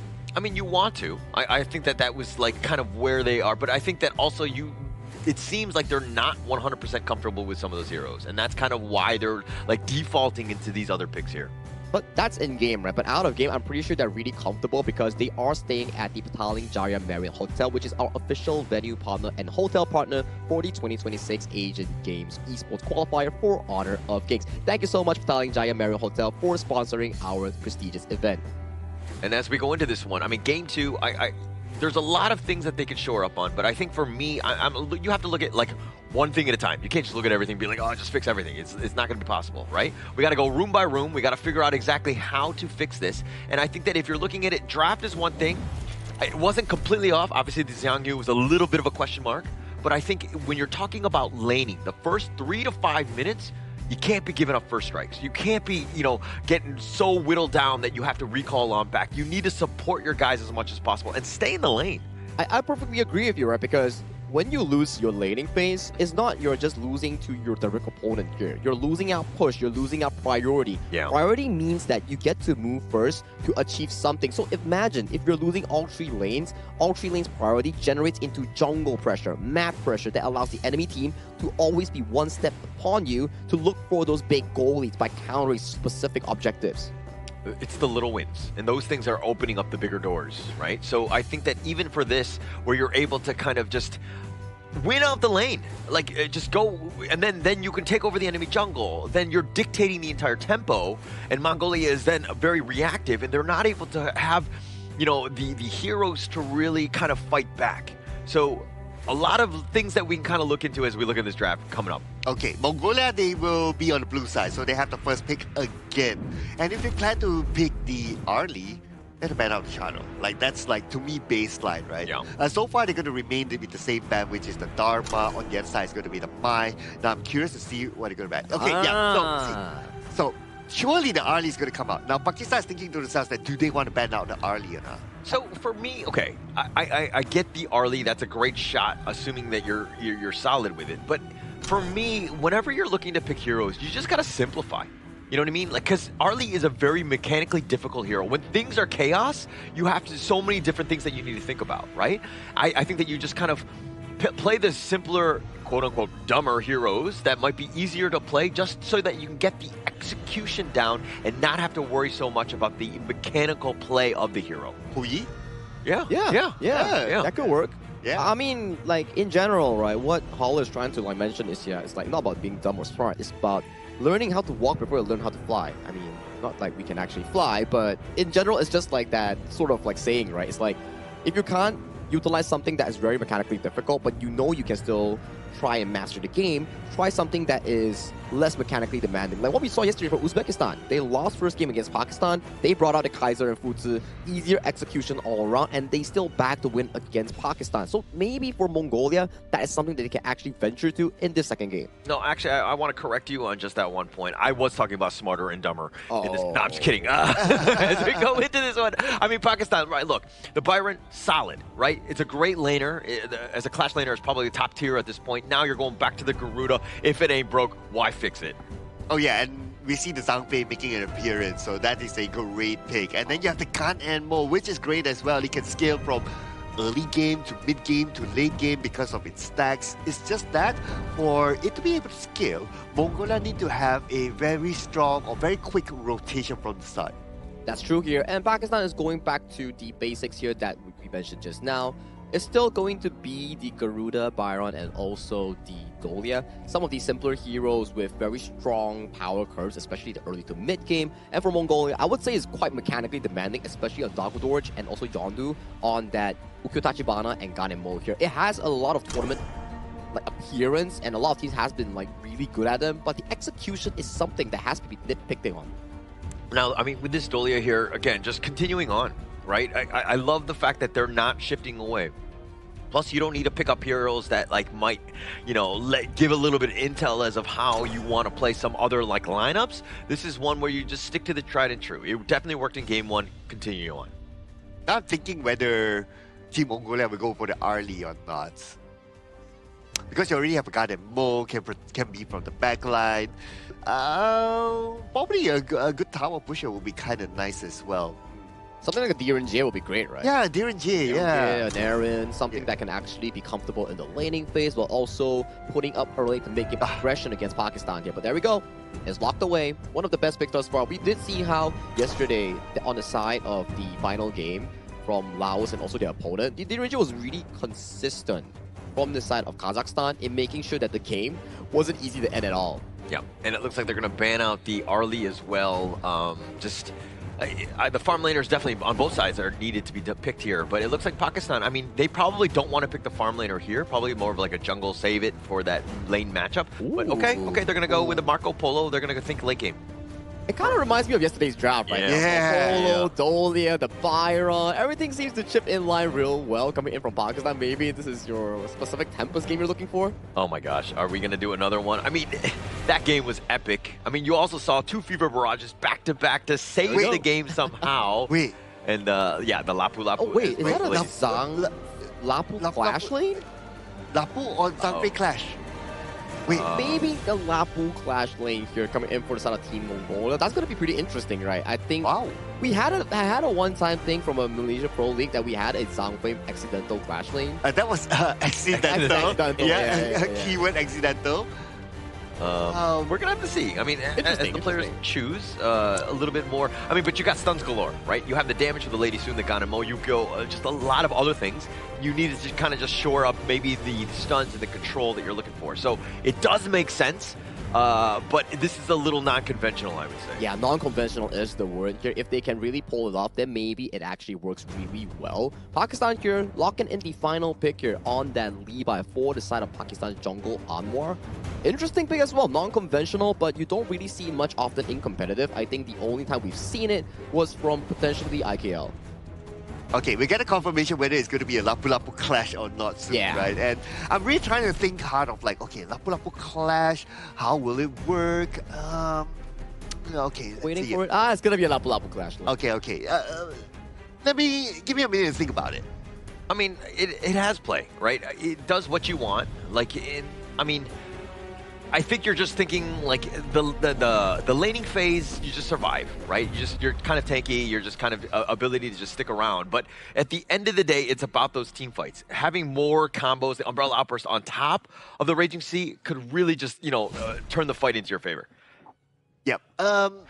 In theory, yes, if that combination lands, that sounds really, really good. But also thinking of like, okay, how much space would the Lapu Lapu have to like move away from the lane? Number one is not the fastest lane clearer. Number two is not the most mobile sort of hero. So I don't know. I kind of feel that he will be rooted at this lane. No choice. I mean, you'll keep it there. I think that as long as you're not losing the top lane completely, because Uzair is definitely going to be a bit of a problem, but now it looks like the jungle invade is happening. You're going to look to take advantage of this, right? Especially as that, it looks like Yandu did, in fact, get the steal. Oh, yeah, and that's what they wanted, right? And they stole it away from, potentially it was Byron that got it, but Team Pakistan looks like they're going to respond by stealing away from the buff from the side of Team Mongolia, and they did it. Yeah, and I think that, I mean, this is a great start, right? Mongolia, it's going to be better for them. Like, this is the type where you want to be, right? You want to be aggressive. You want to take the fight to them. They were very passive in game one. They need to change things up. All right, this is a... I don't know, I'm kind of scared about this draft, right? I'm looking at the Team Pakistan having a really good draft as well. I can imagine, like, Muhammad going in and he gets Celestial Melody and he gets a lot of damage out. In team fights, it will be really good. Okay, but what would be some sort of something that's lacking for Team Pakistan is that they don't have like a big CC sort of type of hero. Like you don't have like that Zhang Fei with the Unbridled Outburst, that sort of thing. Something to set things up. That's probably something that they are kind of lacking. So Pakistan, I mean, I think they're trying to keep the momentum going. Okay, Mohsen taking a little bit on this one. The Resplendent Revolver's zoning them away. But Pakistan are probably looking, hey, we just win the lanes. We look to close things out. Don't let any sort of team fight happen. Because you saw, even in game one, there were not very many, right? Because they were able to, again, stick to objective-based gaming. But now, the flash away, Muhammad needs to be a little bit on the safer side. Mohsen is going to take a couple shots on his way out. The push back on. The Reforged Blade's doing a little bit of work. Finding Mohsen. It's not going to be. Yes, it will be, in fact. That's going to be first strike going the way of Yandu. But here comes the Wings of Judgment. The Revenge Torrent is on. And now with that Storm Strike, the control is there, but they don't have enough to catch anyone. Oh, that was a beautiful one. Yondo got his first strike, and that means that he will stack 1 right now. That is a good response by Team Mongolia. And it's showing from the game before, like they know how to move together, they know when to go in, they know when to take opportunities. As long as they can continue to remain consistent in terms of that, who knows, it might be in their favor. Yeah, it might be in their favor, but it makes it much easier when Mohsen was a little bit out of position, and then that kind of drew a crowd, and Yandu able to hit some of those blades, really making it easy. And again, anytime a Gan and Mo gets some sort of farm, Yandu is definitely going to, you know, basically excel with that. And they're looking to try to push Batuzi behind. Now, Batuzi could use a little bit of help, and backup is on their way. Waiting inside the bushes, and here they go. Oh, the Umbrella Outburst on top with the Stampede. Hassan, he dodges the blades with the Wings of Judgment. Oh, he just barely gets the flash, and finally he gets the blades. Yandu with a nice flash play, ensuring that he gets that kill. Wow, Yandu, where has your Gan and Mo been all this while? Yeah, he's waiting for this moment, right? I think that also we're seeing a little bit of a replay in the sense that Pakistan, when they played against Uzbekistan, they won game 1. But then they lost game 2 and 3. The wheels kind of came off on that. So Pakistan, again, not to say that it's going to happen again. I don't have a script. I don't know what's going to happen. But Mongolia right now, things are looking much better for them as the Tyrant has been picked up. Batuzi is going to take this one, but Baccaral going down, not even able to get the ult off. Batuzi is just barely running away, and Yandu tanking for his friend. Operation Human Shield, keeping Batuzi alive. Oh, look at the amount of protection just to allow Batuzi to get away. That was good coordination and just how they kind of understand what was the objective at that time for Team Mongolia. So well done. And at the same time, Batuzi repaid it by getting that Tyrant for the team.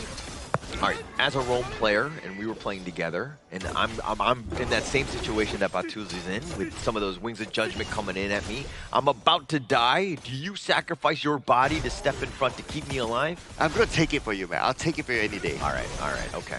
You say that, but let's see come game, all right? We're going to have to find out. But still, Pakistan now, they're looking to just, okay, Anwar just showing his face a little bit in between the times that he's farming. He's been a little bit kind of off the map at this point, but again, I think that we'll expect Anwar to really show up come 8 to 10 minutes in this game. Okay, so Madness stack now enough. He does have the Unbridled Outburst. Here comes the Wings of Judgment onto Yondu in trouble. Yandu just barely staying alive, but he needs to be careful. Oh, the Umbrella Outburst pushing him back, and Mohsen gets bounced back into the heart of Mongolia's team as they take him down. Okay, we have not seen much action from the Lapu Lapu yet, so that's why he's Clash Lane anyway, so he'll be doing his thing at the top. But the 4 players, the 4 heroes for Team Mongolia, they have been synchronizing really well. They've been playing well together. The execution has definitely been much better in this one. And now, I mean, they're starting to feel it. They're going to start with this Overlord here in Pakistan. They scout this one out. Uzir's like, hey, guys, do we go for this? What are we going to do? I think it's going to be a little too late as Dagvadorj secures the Overlord. Whoa. Okay, and what they could do better is in terms of goal efficiency, right? Right now, they're kind of behind by a couple of hundred. Yes, they are ahead by the takedown. The Fever Barrage! That's going to be used, and they find Batuzi and Muhammad Ed so low, but the roaming gun! He runs into the branches! Oh, and the blades! Oh, disastrous! Mosin goes down as well!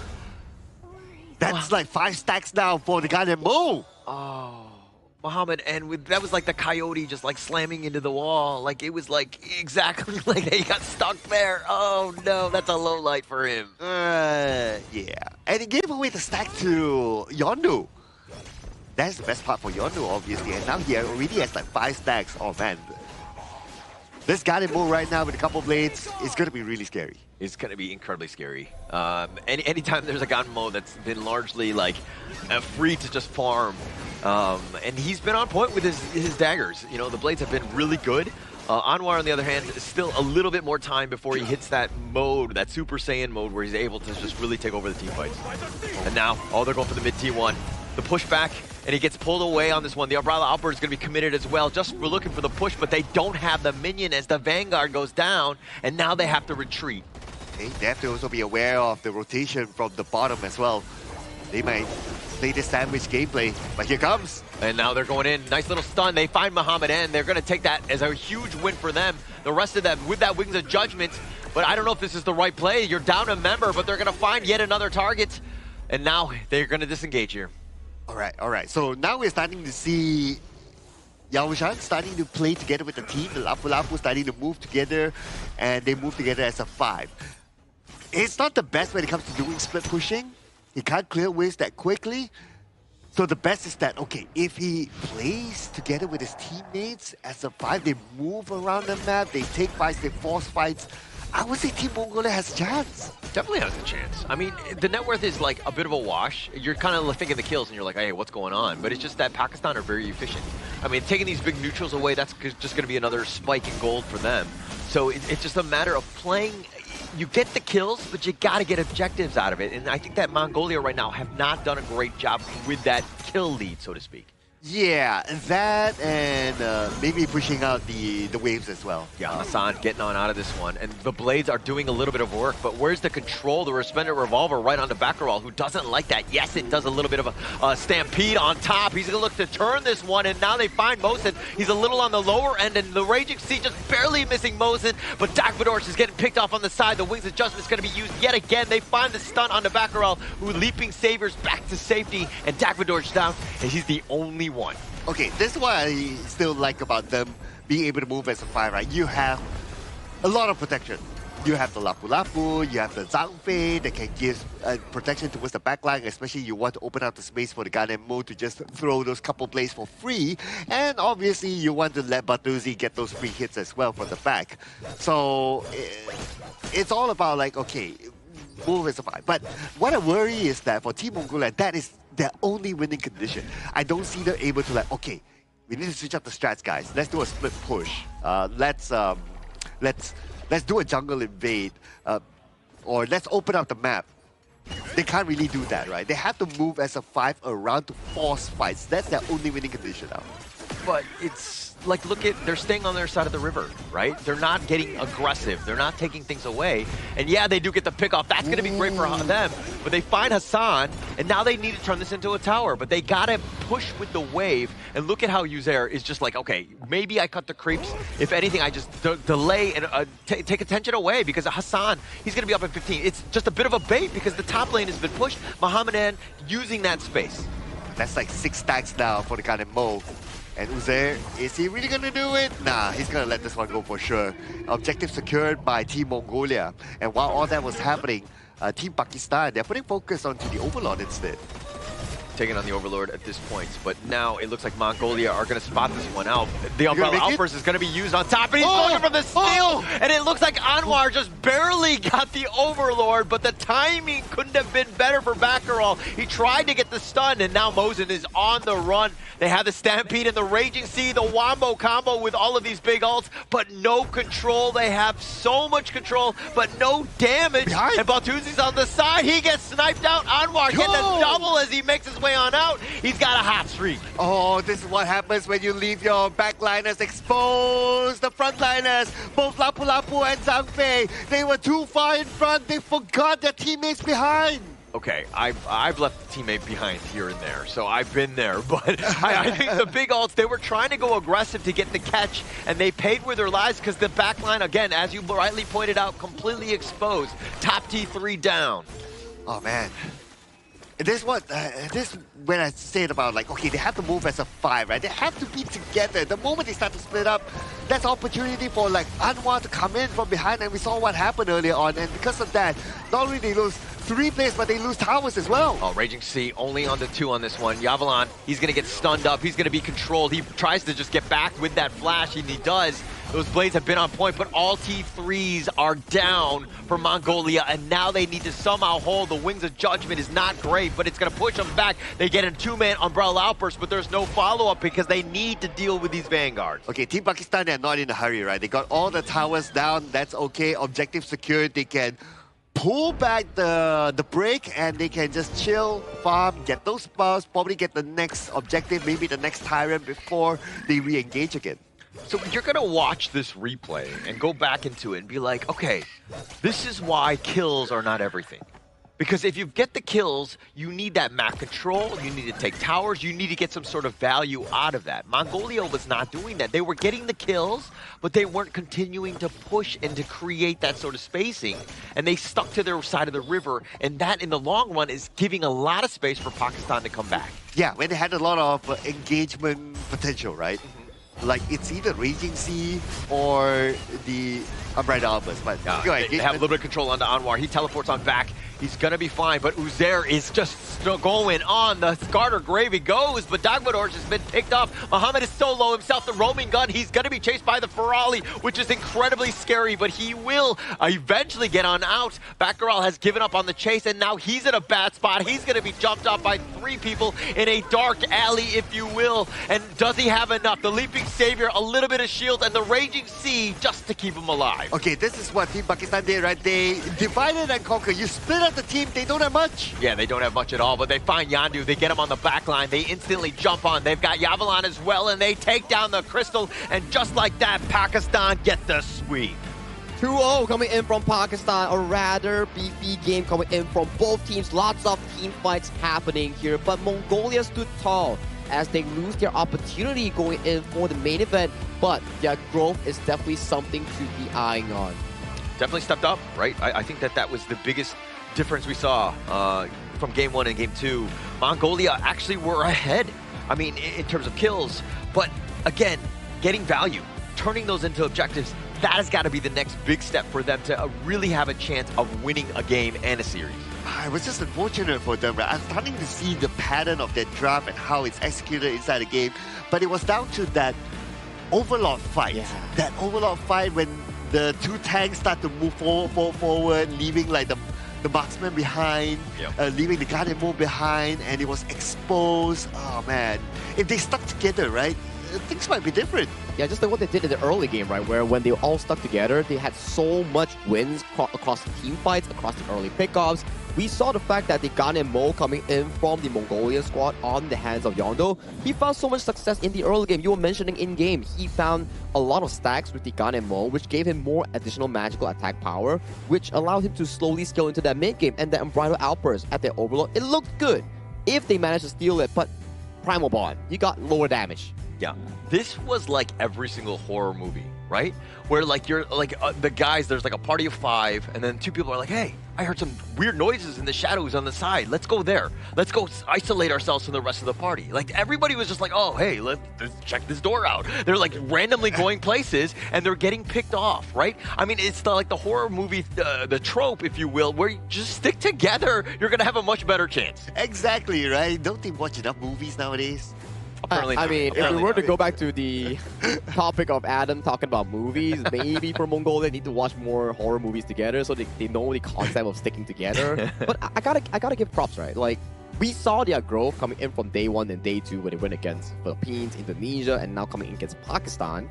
Game 2 was really nice to watch. It was really back and forth. Team fights were nice. Maybe they could have rotated better. Maybe they could have worked as 5 better. But judging from day 1, day 2's performance and today's performance, I'm pretty happy for them. Yeah, and I like they dare to put something unconventional as well, right? Yeah. So yeah, put something unconventional, something that they're probably comfortable with. Maybe they have tried it out in multiple scrims and it gave them success, and they want to bring it onto the table. Cool, I see that, right? But yeah, the consistency has to be there. Yeah. Just more reps. I think that at the end of the day, we can just be like really harsh on the Mongolia as we want. But all of the other teams, I mean, the Philippines and Indonesia, those are so like they have so much experience under the belt, right? It's hard. It's hard. Even us, we would get absolutely smashed, right? It would be incredibly demoralizing. And for Mongolia to go through the gauntlet that is, I mean, I think that, and having them bounce back like you saw in this game too, they're in a much better spot than we are, let's be honest. I like how you're comparing us and like Team Indonesia and Team Philippines, like us as in the casters. Yeah. Oh, we got a chance. Oh, I've seen them play. Jamie won. Joshi, come on, guys. I got no chance. Come on. Yeah, we're putting let's go. Any day of the week. We're putting like Hall up against them the next Asian Games. So. We're having a show match later. 1v1 Holler versus. Let's go. All right, I'm calling them out, right? Yeah. Let's go. Yeah. Oh all right. My goodness. Yeah, but let's 1v1 basketball, right? Not basketball. Filipinos are known for their basketball. I know. I was thinking more on the Indonesian side. I gotta target the little one. Okay, back towards the end game review here, coming in for Pakistan versus Mongolia. We can see some of the good statistics coming in from Anwar this game. I would say that Anwar didn't really have good games back in like day 2 especially, but coming in today on the Levi, he definitely found his rhythm and he was finding those assassination attempts on towards the members coming in from Mongolia's teams. Yeah, and also with Muhammad N. Those two have been like pretty much the core. I mean, Muhammad N has always been like the old, stable, farm laner, the core that you definitely want in your squad. He really just rose to the occasion. There was that one moment where he did run into those brambles, but aside from that, I mean, he had a phenomenal game as well. Oh yeah, Moma, and I would say that even Anwar had a phenomenal game. Yes. Especially when he noticed that the two tanks are already way ahead. It's my time. And then the Lady Sun is exposed, the Ganemo is exposed. My time, I come in, soup, okay, done. And you don't have damage dealers no more. You're only left with the 2 tanks. What can they do? They can't do anything. Yeah, they really can't do anything when your main damage dealers are left unattended here. The Overlord attempt steal was pretty good, but it was more of an inconsistent play. If they could find like everyone in the same position and they all went together, maybe they could have got the Overlord, the team fight win, everything in their backs. But it's just these little things that will allow Mongolia to grow even further once they master it. Yeah. So it kind of seemed like a little bit like the rank game experience, right? Where guys are not, even if you try to use voice comms, not everybody's on the same page, not everybody's listening, and you're kind of doing your own thing at moments, right? There are definitely it's situations where you're like, okay, a couple people are top, other people are going on the side. Like, again, they're not on the same page, and you're seeing, again, why you can pick those people off then. Yeah, and now looking over at these stats, right? Actually, it's pretty well balanced, I must say. Yeah. Actually, this game is like really, to a certain extent, kind of close. Like this game, like if we could drag on, I could actually see Team Mongolia winning because they have the Ganemo that's continuously stacking the damage. Yeah, look at Yondu. He's just doing like 83,000 damage, highest in his team, and also having a really high team fighter of 86%. You can see the early game to mid game, it was really well revolving around this Ganemo pick coming in from the Mongolian mid lane, and it went really well for them. They were winning early pickoffs, early skirmishes. It's just those late game moments, the 10-minute marks, how you team fight as a team, they still lack experience in doing so. But you give them more time, maybe they can shine the next time we see them again, which is like their next match. But coming in for Team Pakistan, experience matters. Their experience going up against the previous teams, how they convert those into game-winning pushes, they really stood tall up until the very end. And I like it how Pakistan were resilient, right? The early game didn't look good. They were actually kind of getting out of position, getting caught out, and you're thinking, oh, Mongolia's got the chance. But Mongolia were like, actually, our team draft is based around deathballing, and we're not deathballing properly. If they were able to let just Yandu be that guy, that focal point up front, and everybody else is following for any sort of jump in, they're going to have a much better time. And this is kind of what you saw with just how close things were, pretty much in favor of Pakistan almost the entire way. Yeah, there was the neutral part at about the 7-minute mark or so, but other than that, Pakistan was in full control here. Yeah, it went all the way down after that Overlord fight. Yeah, the Overlord fight, they are sweet attempt, but then it just went all haywire. Especially when you mentioned that the tanks were chasing up front, while the squishies, the backliners, were left empty for Anwar's Levi. And it really just showcased that when you're playing as a team, you can't just only chase for the takedowns. You gotta be revolving around the team's win condition. In this case, it was Yondu and also Batulzi. Yeah, stick to objectives and mow them down. Use your advantage. When you get those pickoffs and you got those kills, you could take some towers. And it didn't seem like Mongolia were really too looking into this as a priority for them. They were just kind of like, okay, we can rest our hats on these kills and just kind of play our side. But again, just long-term losing situation. Yeah. I'm trying to recall like the Overlord fight, right? And attempt there, right? As a Zhangfei top Asia, I'll give credit to the Umbrella Armor's attempt there. It was nice. Yeah. It was a very well-angled one. But let's check out the early game highlights coming in for Mongolia. These are the few moments that they were excelling really well. Look at those couple blades. Wow, just landing onto his Mosin, getting the first strike, and then they all retreated well. And this Umbrella Outburst was pretty good, capitalizing on Hassan's, I would say, uncareful rotation here. And Flash forced the couple blade, picking up another elimination. Yeah, it looked like Hassan, if he just kept running back, he would have stayed alive. Yeah. Decent Fever Barrage on this one. He had a couple of good ones where, again, it's about doing the damage but staying alive, staying on the outskirts. And he went in on this one, gets the pick off, and it was like, oh, looks amazing. Ran right into the wall. I've done that. Yeah. I mean, we all done that before. There's a specific setting that actually can fix this issue, the indicator that you can turn it on to see whether it can cross the wall. But these are still nice moments. The Lapu Lapu redirect flash, stopping Muhammad M from jumping in, and that's a nice charge in cancelling the Fever Barrage. And that's just the moment that Serkan was talking about, right? You are chasing the enemy, you are allowing your mid and carry, the two cores, to being left open wide, which is not part of a game plan. Yeah. Yeah, and from then onwards, it was just like, okay, snowballing all the way, and Team Pakistan, they could push. And by after that one fight, the goal gap became so significant that Team Mongolia had no chance to fight back. And okay, here's another example of like divide and conquer by Team Pakistan, right? Like they split up the fight, they sent 2 back and 3 at the front, something like that. And again, they won the fight because of that. And if you're looking at some of those fights, I mean, Anwar definitely finding ways, like the stragglers, right? The people that are a little out of position. Anwar made them pay every single time. I mean, he was 5-0-2, cleaned up, did 25% of the team's damage as well, but he took very little. He was kind of off in he was like a ninja, right? He was never on the map, and you never knew where he was, but he was always there when, somebody was a little on the lower side of the HP bar. They did really, really well here, right? Clean game coming in from Anwar. Usually we were always looking at him on how he actually plays the game, how he contributes to the team. Sometimes it's a bit lackluster, but this game coming in such a crucial series to defend their hopes in qualifying to the main event, he stood up and he found a game 2 clean victory. Yeah, he came in as a finisher, right? Like even based on the stats as well, like no takedowns onto him, damage taken only 9.2. I believe this is one of the lowest that we have seen so far, which is great. Yeah. And a damage up to 25%, which is pretty okay. So he's more of like this finisher, and it was shown like towards the end, especially after the Overlord fight. And that was good enough. You show up, you take down the key targets, the squishies behind, you're good. Yeah, you're definitely going to be staying alive, right? And he was, again, off the map for such a long time. He was consistently farming, right? And the space that provided by the rest of the Pakistan squad allowed him to really just do that damage, to have the net worth when they needed him come team fight. Exactly right. So this case here coming in from Pakistan, like we mentioned, this 2-0 actually puts them up into the contention so far, potentially for the last chance stage. But sadly, coming in from Mongolia, this is where their qualification actually ends in this route of Group A.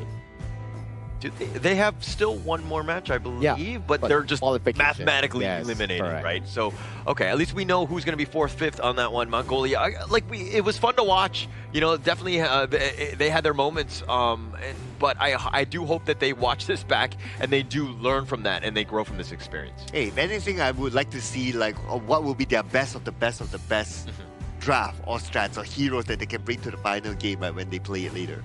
I mean, we love the Lapu Lapu, right? Like, the Lapu Lapu Clash, pretty eye-opening. He had some fantastic moments in the game itself where he found, like, 2-3-man Raging Sea, nice charges to engage a team fight, and the damage was actually pretty apparent in that game. The enemies coming in from the side of Pakistan, when they stood at the Raging Sea's line, they took a lot of damage. Yeah. But if they were ever able to set it up, right, with that and the Umbrella Outburst, like, the 1-2 punch, that would have changed things out. But the way the Pakistani squad just kind of decimated and dismantled from all different angles, and they picked them off where they never really got that huge team fight in like one certain area. Yeah, that's the difficult part, right? When you're not really collaborated on the team fight, it comes to be pretty difficult here. But we're asking for a collaboration with the community here, so we need you to create a cheer text in your native language, submit it to support your country, and after qualifiers, the top one voice from the community vote will be recorded and turned into an in-game voice back. So if you have any fancy cheer, fancy comments, or fancy, you know, what do you call that, a memorable text that you have on the voice speech, do drop it on towards this collaboration. How would a Korean cheer sound like? Fighting. Which is like fighting. Like fighting, but with an H. Yeah, like fighting. It's kind of pronounced with like a H sound. I mean, instead of just saying fighting, it's fighting. Yeah. Fighting. What about us Malaysians here? Malaysia boleh? Oh, Malaysia boleh. Yeah, that makes sense. But okay. Fighting. Fighting indeed. Yeah, they're not. Korea is not playing today, but another Group D team will be playing today later on, which will be Hong Kong, China against Syria in the final game of the day. But man, this series I think it was pretty satisfying for me. Like seeing Mongolia grow as a team from what we saw in day 1, day 2, coming into day 3. Like game 1 against Pakistan maybe wasn't the best, but game 2 they were fighting back and forth. They were trying to be aggressive. These things are what I actually want to see coming in from a team that wants proactive growth. It's not like, oh guys, we're in a difficult group, we're not gonna make it, so let's just, like cruise by. For them, they're like actively trying to learn and actively wanting to win. So that's why I'm happy about Mongolia. But of course, we also have to celebrate the victors, which is Pakistan.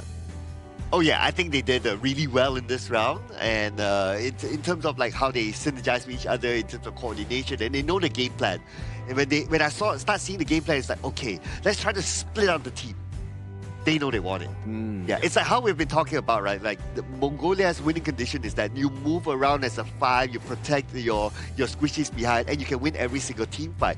But Pakistan read that as well, and because they read that, they played with the strategy of like, okay, we split up the team, and they won from there. Yeah, and also not to say that Pakistan had the perfect game. They didn't. There were definitely moments where they can kind of shore those up against better teams. They would really suffer. Right? So those are the ones that they need to look back to, and kind of why they lost against Uzbekistan. They let some gaps happen where Uzbekistan was able to kind of, again, take over that game. It's about shoring up some of those mistakes, and you can see them, right? Even in this game too, they were behind, but again, I think Pakistan was just too strong in the end, and that's where they were able to close this one out. I think mentality is also really important, right? Like how we saw the fact that Uzbekistan yesterday managed to come back from a reverse sweep angle, losing the first game and coming back back-to-back games in the 2-1 fashion, which I think teams also need to realize that once you win game 1, you still have to lock in. You can't be like shaken on your determined to actually win the game. You can't undermine the enemy's effort in trying to make a comeback here. So teams like Kazakhstan, teams like Uzbekistan, the way they play the game is really, I would say, stamina reliant. It's like they actually grit it through the very end. Like Kazakhstan yesterday, I think their combined game time was like 15 minutes. Like back-to-back tempest games, and then you have like Uzbekistan where they gave us our first BO3, which was pretty amazing. Yeah, I go to the bathroom longer than those two games were in terms of duration. Okay, anyways, too much information. But yes, I do agree. I think that this is still a time where they can get much better, you know? Yeah, to know about Pakistan, we also want to check out a quick interview with them on stage with Mara to see how they feel after their match.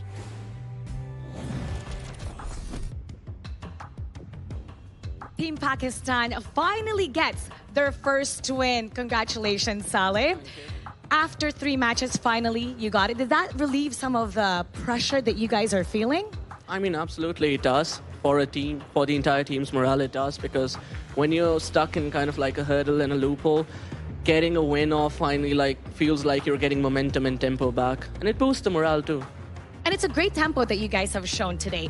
Team Pakistan was able to turn an advantage to an even bigger one throughout both games. You guys were able to do the lane swaps, dominate, control the map. And how was the team able to snowball so effectively all throughout the match? I mean, if I'm being very honest, I would have to give a lot of that regards to our coach. He has been emphasizing a lot on developing a playstyle that is technique-based instead of being brute force. So we're always calculating a lot of things in our head about the timers of stuff and what small objectives that we can accumulate that will eventually turn us into a bigger lead, and what to do in certain situations where even the team is, for example, in a hurdle or stuck somewhere. I think we're one of the few teams in the region, in our region, that are actually implementing this playstyle, and it's solely due to our coach. And sometimes it's all about that, with sticking to the fundamentals and really following the instructions that coach has given you. Exactly. Now, you have a chance to get the 3rd spot if you win against Indonesia. And that's going to be a tough match, seeing as how they've dominated their matches so far.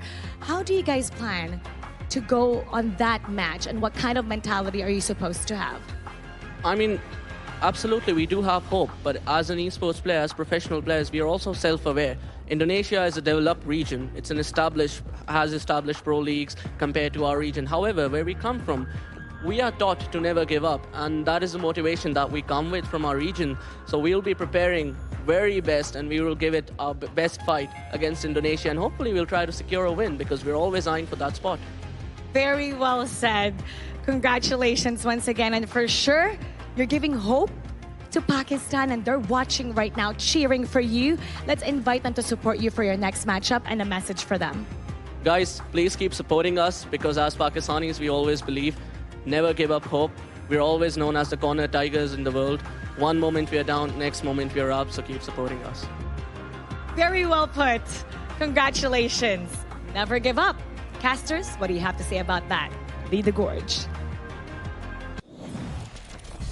Well, Mara, what I have to say, that was a very, very powerful and inspiring interview coming in from Muhammad and from Pakistan. Incredibly eloquent, right? Yes. The way that he was able to just, like, everything he said, it was like almost like rehearsed, but it was like came from the heart, and just like I felt the passion. I'm a true believer now.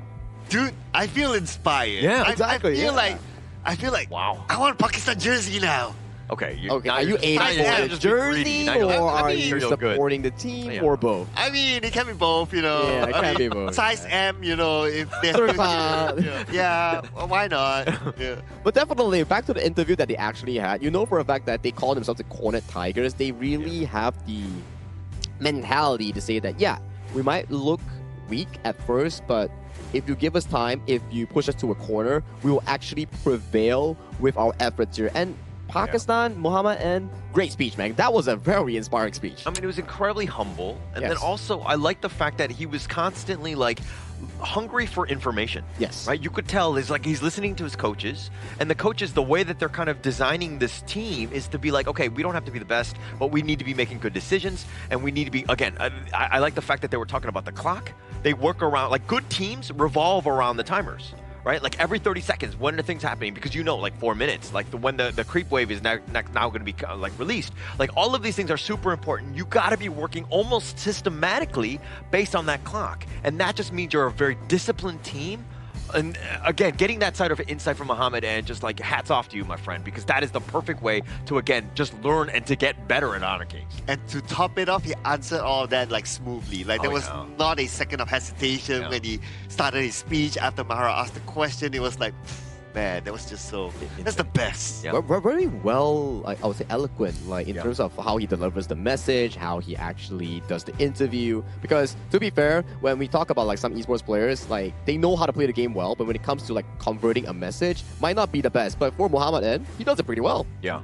Actually, I'm actually a little bit of job security. I'm a little worried right now because I feel like he's coming for you. He's coming for us, right? Like the way that he's able to speak and to just kind of divulge that information. It's just very clear-cut, analytical. That's exactly what we need. And I mean, he's just incredibly smart and bright. So, like, the world is, completely open for this guy. I feel like, the way that he's able to play, as well as just being able to, his speech and presentation is just really next level here. Oh, man. I wish the best for Team Pakistan now, man.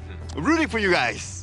Rooting for you guys, indeed. It also reminds me of the player yesterday. I think it was the farm lane player coming in from Kyrgyzstan. His deep voice. Like his speech, his deep voice, and then now we have like Muhammad, and we have like some amazing players not only in game but out of the game. They deliver themselves really, really well, which I'm really happy for our players. And it's also cultural exchange here coming in from the Asian Games esports qualifiers, because you have so many different representation coming in from regions and countries coming in together to share their knowledge from their respective hometown. They're ready to go. I think that, it's been impressive. I want to see more of them. Obviously, we have more games ahead. They're not out of the fire, so to speak. Correct, they definitely have, a bit of a hurdle, many hurdles. I would say almost mountains to climb ahead of them, but there's hope. Right? I think that at the end of the day, as long as you have that hope and you're able to just strive for that, I think that you're going to be in a much better spot, at least mentally going into that game. Sagi, can you do a quick check? Who is Pakistan's next opponent? Pakistan's next opponent. After that, we've played... Okay, so Pakistan, they played against I think it's Uzbekistan yesterday. So their remaining opponents are Indonesia and Philippines.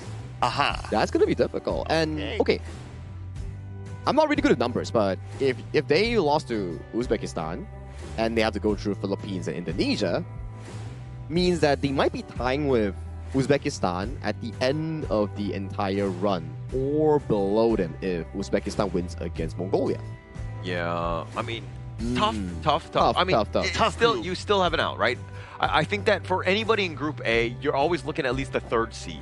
I mean, not to say like to be like the fetus or anything like that, but I think that ideally that's kind of where you want to be. So you need to be higher than Uzbekistan and of course Mongolia. You've overcome Mongolia here. Just get over Uzbekistan, get yourself into a good spot, at least come tiebreakers, so that you have that edge again, because you want third. If they can find a win against either of the Indonesia or the Philippines team, then maybe they can force that tiebreaker that you're talking about, or even surpass Uzbekistan.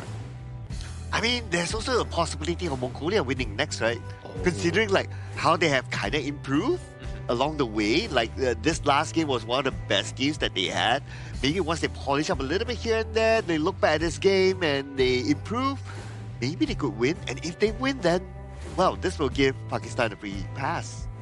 I think it's something potential with decent chance, right? I wouldn't say it's really high, but nothing is 100%. That's all I can say. Everything has a bit of a chance to actually overcome. It's just that whether or not the players or teams can actually grasp on towards that chance. So for them, this is all future notes that we have to be looking into later on. But the upcoming matchup that we will be having for today will be featuring Myanmar and Jordan for the upcoming second series.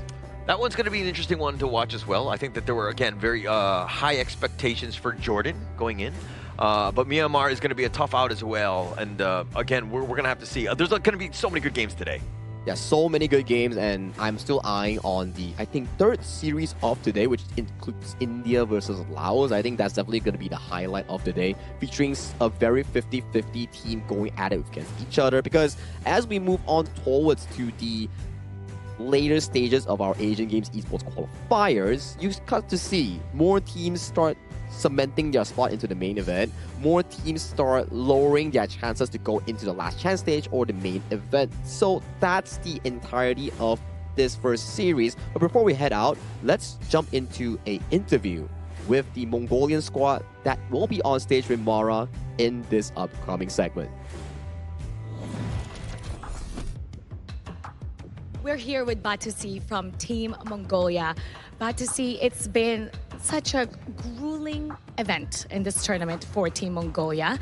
It hasn't been the result that you guys are looking for. And how has the team been managing so far for the past few days coming up to today?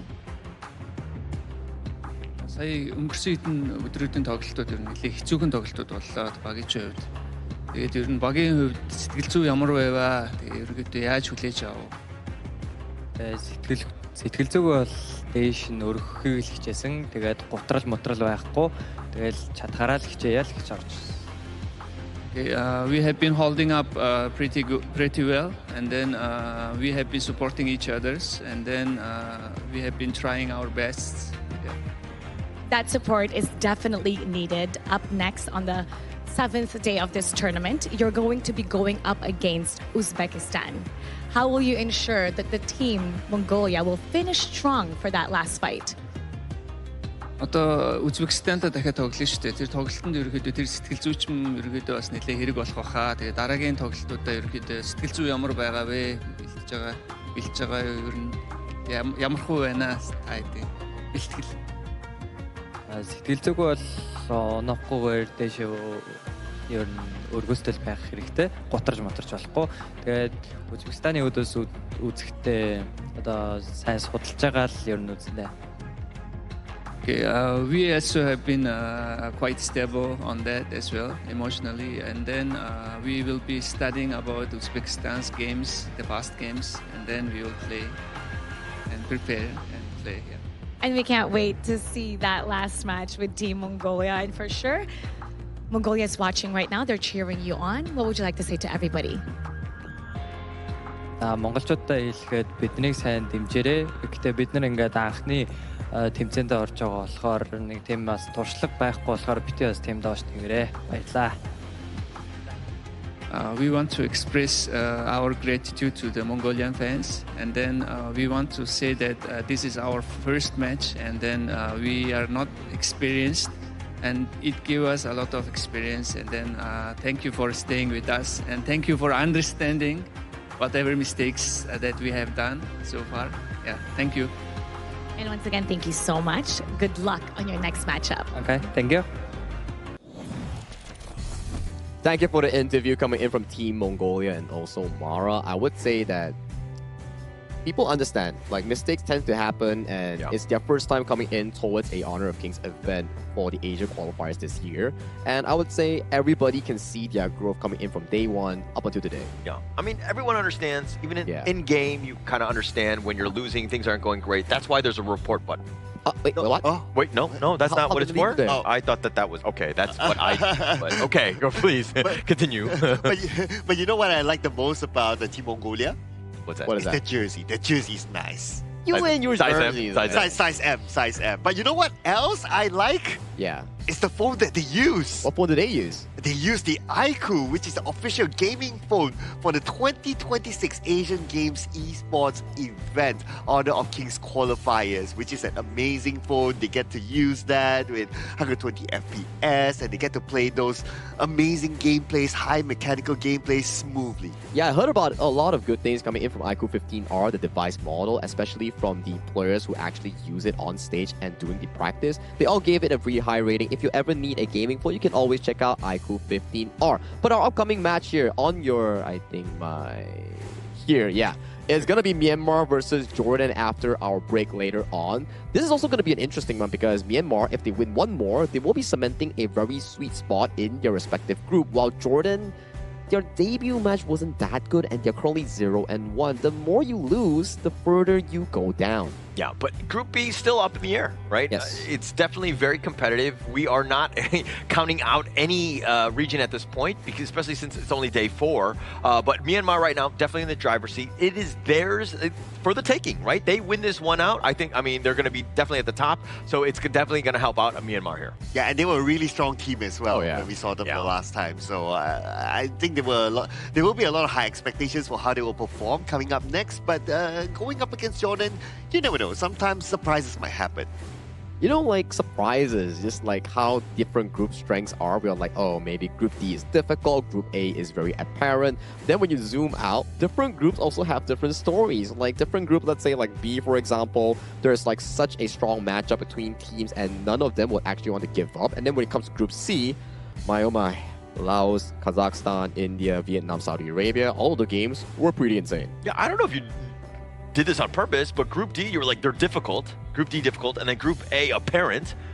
And then we just need to name them. That was like pretty amazing, Sagi. You did that on the fly. I don't even know if you knew you did that, but... What's B then? Yeah, we're gonna...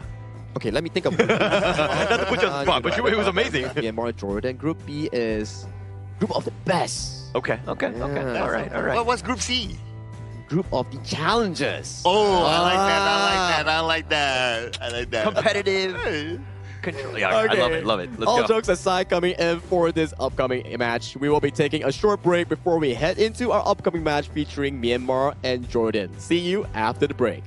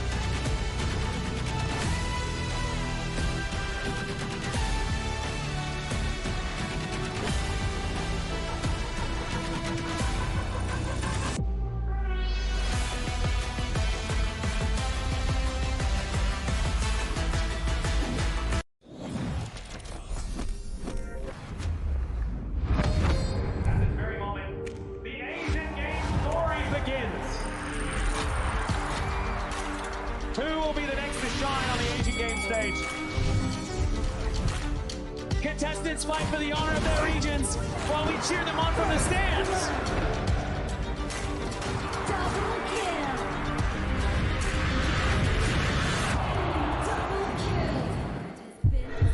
This is a challenge, but it is also an opportunity. The tide has turned.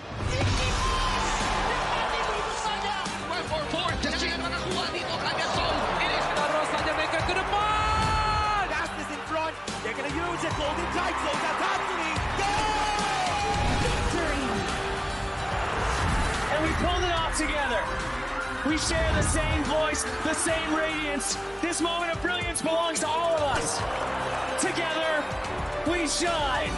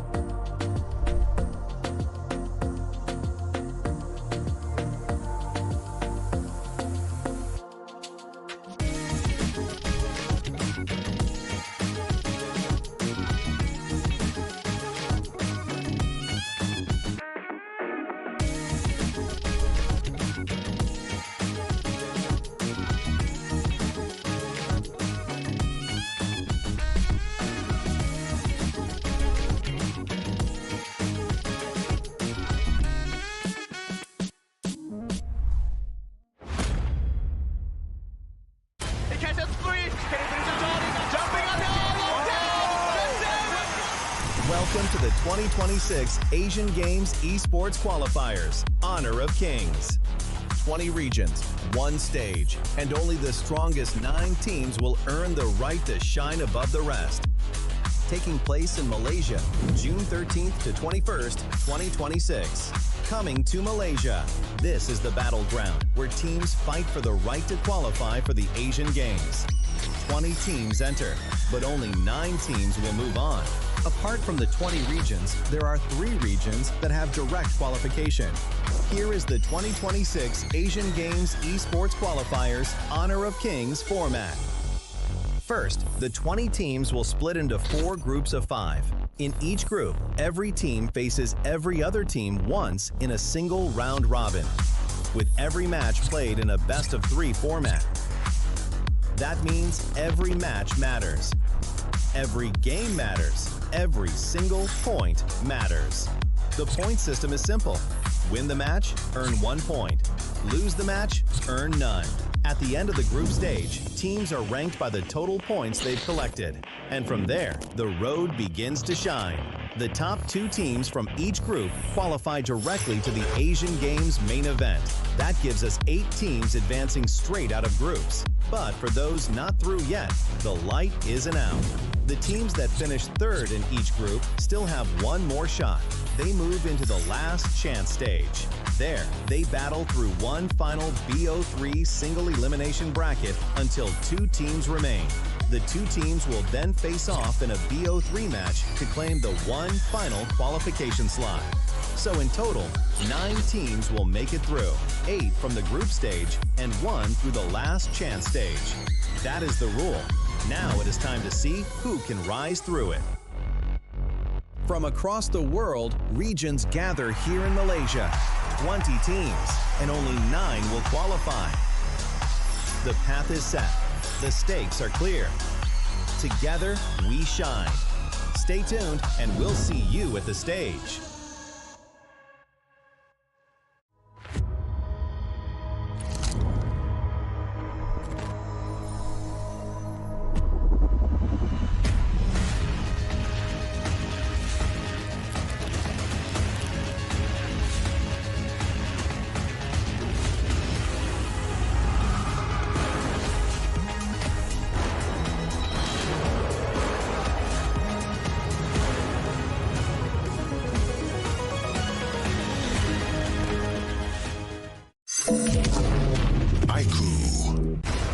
Ultimate not ready yet.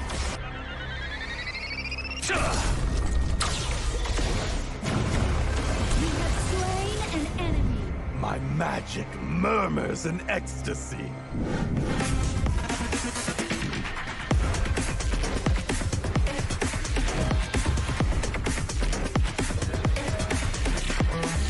Amazing!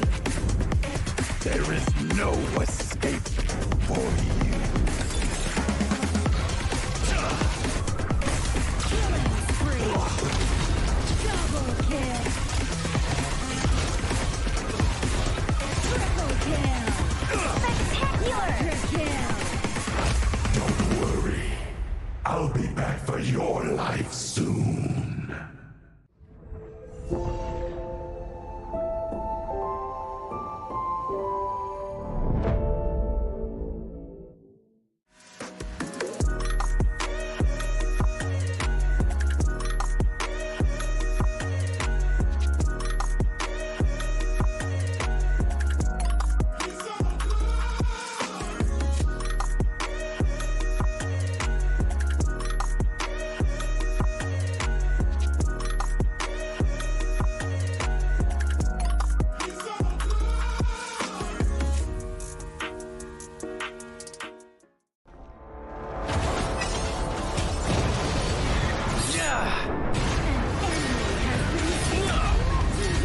Double kill.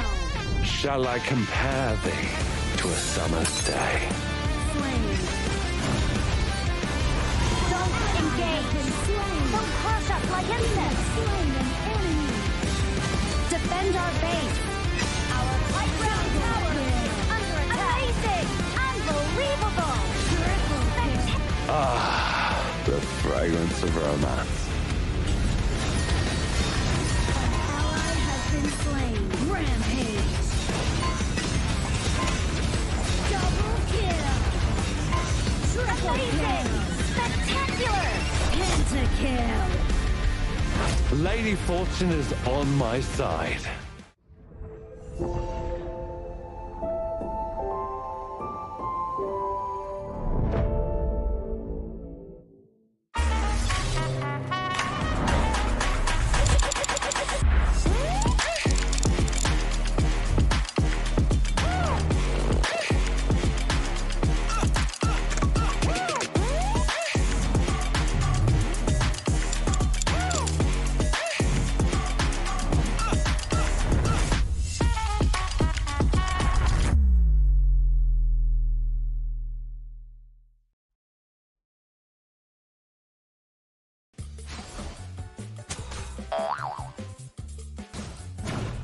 tried.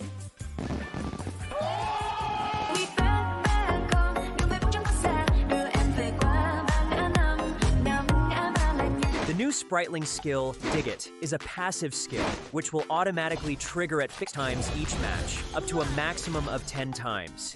The skill grants guaranteed standard rewards like gold, XP, shield, health recovery, and more. There's also a small chance to uncover mysterious grand prize effects during the match. Dig It may also produce tradable high-value treasures. Detailed information about acquired treasures will be shown after the match ends. Each treasure has its own rarity and storage size, and obtained treasures will be automatically stored in your warehouse. If you want more high-quality treasures, make good use of the Treasure Fusion feature. You can also copy and share your code so friends can help speed things up. Treasures in your warehouse can be sold for event currency, which can be used to redeem skins, items, and other rewards on the event page. You'll even have a chance to win physical prizes like smartphones and cash. You can also spend event currency to bid on high-value rewards. The auction uses a hidden bidding system, where you can submit 2 bids for the same reward. The highest bidder wins, giving you even more ways to obtain rewards.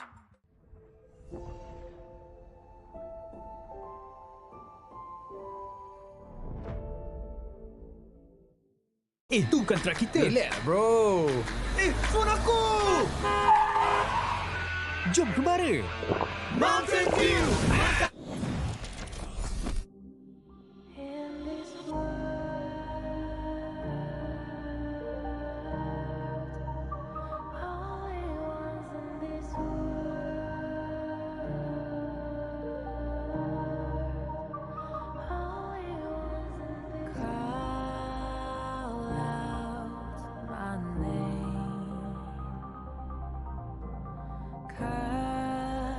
Sound of the rain.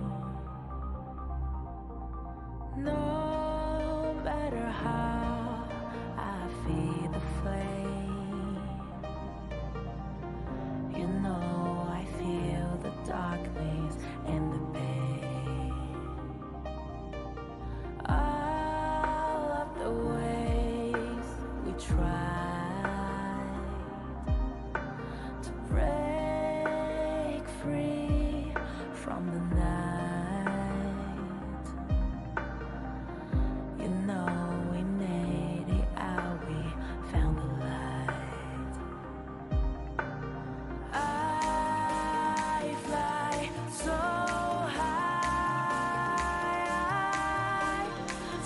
high, light up the skyline. Let's do it this time, like it's a whole new vibrant world.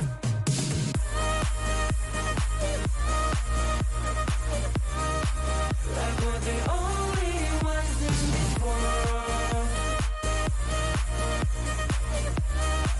Like we're the only ones in this world. Now I see that I got everything I need. It's alright, I'm on fire, I'm alive, 'cause now I fly so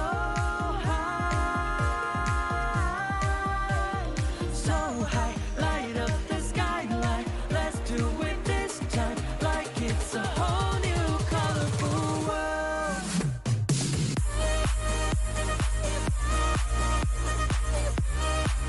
Like we're the only ones in this world. Like we're the only ones in this world. Never thought we'd get this far, burning like the stars. How we get this far? Like we're the only ones in this world.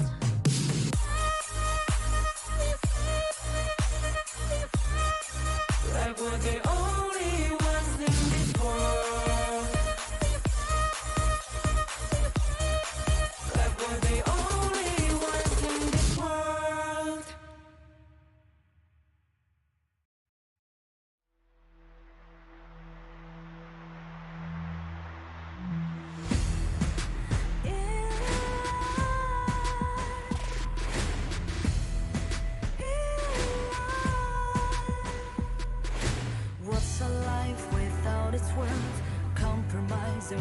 what hurts inside.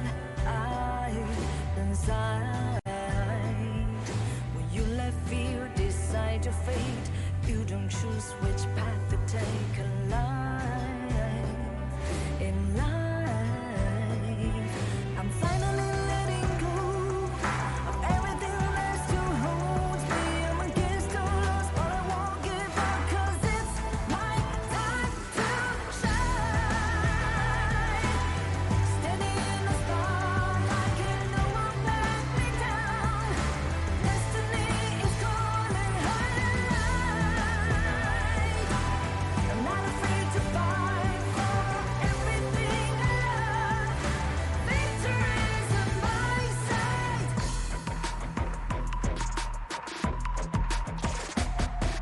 The more we lose, the more we gain. The more that nothing stays the same. In time, can love ever, can forget. What you see is what you get. Sometimes,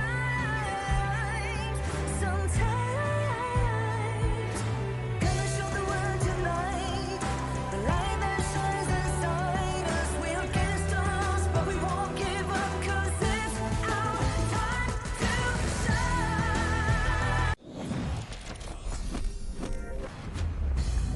Welcome back to the 2026 Asian Games Esports Qualifiers for Honor of Kings. My name is Sagi, your desk host for today. And after that first series, we have witnessed Pakistan steamroll up in that chart. And sadly to say, Mongolia has lost their chance to officially qualify for the main event. But we're moving on to the next series of the day, featuring both teams, which is Myanmar and Jordan. And the casters will bring you the live action. Who are the casters? We have Sir Cloud and also Holler once again. Yeah, and as we go into this series, I do think that there's going to be a lot of expectations. I mean, people were looking at Jordan as one of those teams of, hey, how are they going to do? I mean, it wasn't great. Yeah, they were 0-1 now, but they're going up against Myanmar, who are, again, probably one of the stronger teams in at least Group B.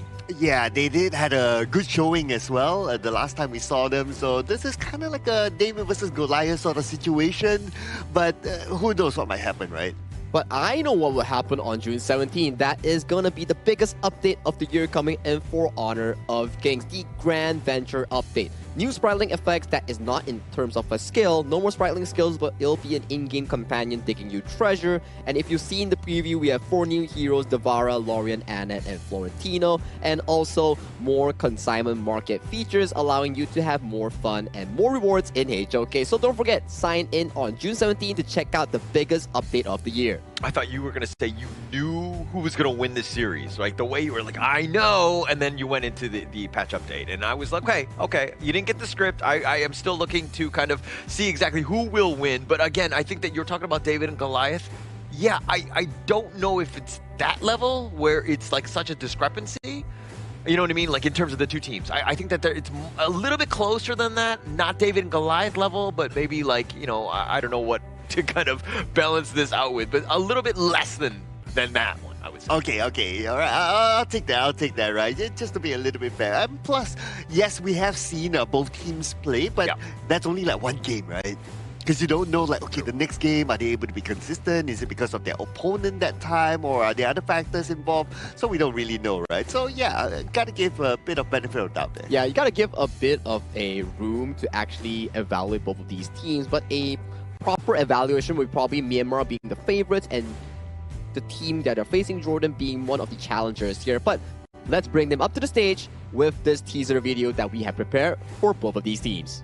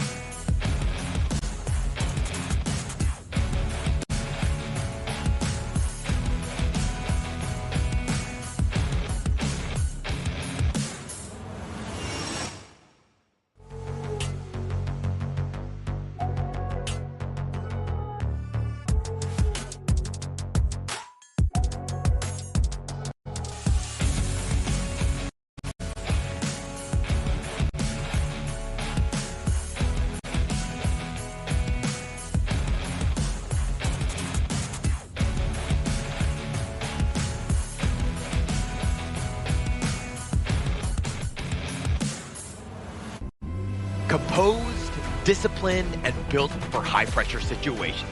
Their experience has already delivered results on this stage. Now they return with confidence and control. Please welcome Myanmar!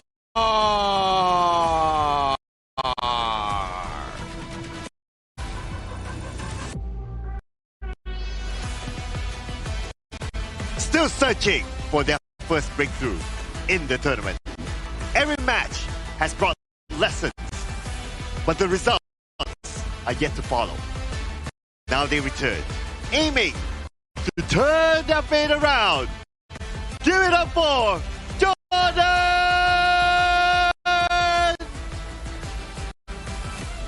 Myanmar wanting to continue their dominance here, coming in Group B, and Jordan finding their first breakthrough, their first W. This is match 2 of the day, coming in day 4 of our 2026 Asian Games eSport qualifiers, the road to the main event.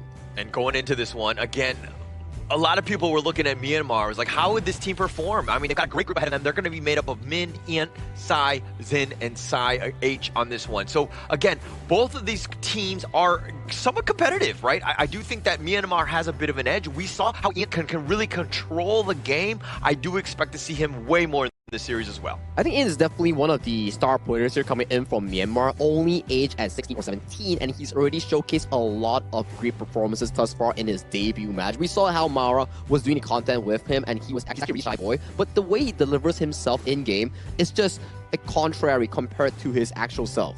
Actually, I heard that Ant, flying in, this is the first time he got on a plane. Yeah. Right? And that's the craziest thing. I mean, like, this is what opportunities can get you when you're playing Honor of Kings at the end of the day. I mean, to be fair, when I was either 16 or 17, I don't think I've taken a plane yet. I mean, this is a good opportunity for him, right? Yeah. Maybe his first tournament, and then his first appearance in a different country playing in the competitive esports. And I'm really proud of him for his achievement, but he has to go through this hurdle, which is Jordan on the opposing end. Yes, represented by Muhammad, Mahmoud, Yazan, Ahmad, and Salameh. So Jordan, they are currently at 8-0-1, but then again, because of their current scoreline, right, they have to find wins. Yeah, definitely need to find wins, but I think that we saw Mahmoud and Ahmed, those are the two guys that you're kind of looking at in terms of just creating that winning situation. Jordan, again, hasn't really been able to find their groove. They've only played one game. It's not the end of the world for them, but again, you got to find it quickly as we are now into day 4. It's also a very dangerous place to be in, right? Because you know for a fact that you're only playing 4 matches in your respective group. Every win, every loss counts into your qualification, into the main event. Now for Jordan, I wouldn't say this is a must-win for them, but winning this puts them at ease if they're able to find that momentum that Sir Cloud's mentioning about. I'm going to go a different route. I'm going to say that this is must-win, right? Okay. Let's set it up, right? Because, again, if you want to play spoiler, you do. If you're down 0-2, you're looking at everyone above you essentially at this stage of the game, and you know it's a tough situation to be in. You never want to be there. Right now, you want to play spoiler. A lot of hype has been on Myanmar, and now is the time to be the David versus this Goliath, as we were mentioning earlier. Oh, there you go. There you go. Someone's agreeing there. And yeah, you don't want to leave it for later, right? You want to like, okay, I want to try to get it right now so that towards the later stage of the group, I might get a more comfortable sort of position to be in, right? I think whatever lead that you can find in the earliest stage of the Asian Games qualifiers for this event, it actually puts you in a much better comfort state where you know for a fact, okay, if I start off the series with a 2-0 or a 1-0 in our respective groups, your chances are more solidified when going into minimum the last chance stage or directly into the main event. I mean, looking at the groups, you're looking at Myanmar right now and technically tied in second place with Kyrgyzstan. So I think that, you know, Kyrgyzstan was actually 1-1. Myanmar, if they were able to go 2-0, tie up with Nepal, who are at the top of their group, they're going to feel much better. Because again, top 2 move on to the main event. Third place, yeah, you got a chance, but that is a murderous row as you have to go through 3 other teams as well. All right, we're going to start off with the first few picks here, and we're going to see the Ukrup Tachiban, a very popular pick in this tournament, being snatched up by Team Myanmar. As for Team Jordan, they're going to start off with the Atta as well as the Arli. Now that you have the Arli and the channel is open, Myanmar can still pick their farm laner.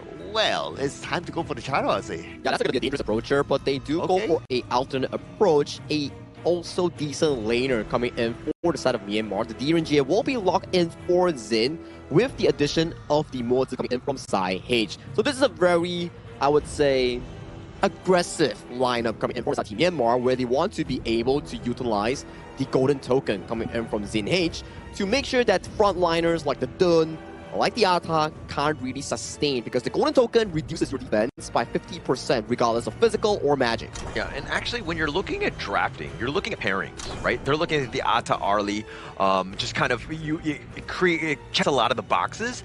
Myanmar on the other side, you're like, okay, DMJ, this kind of fights well into Arlie. We have a chance. Plus, you're comboing it up with the moats, with that Cannon Blast, so you can kind of stun galore, plus just have a lot of damage from range, which is kind of like the gameplay of Myanmar here. Wow, a Sunbin ban? Okay. I believe it's the first Sunbin ban in this tournament. I think it's... Or is it the second? I think it's the second ban, because previously, I remember there was also a team that drafted multiple frontliners that could benefit off the Sun Bin. As you can see coming in from Jordan, they're drafting a lot of frontliners. You have the Zhang Fei, Dun, and also Ata. And Sun Bin generally does better when you have more frontlines on your team to benefit off the time flux on her spell too. And I mean, going into this, like, you have frontlines galore. Everything's going to be on this Arlie, right?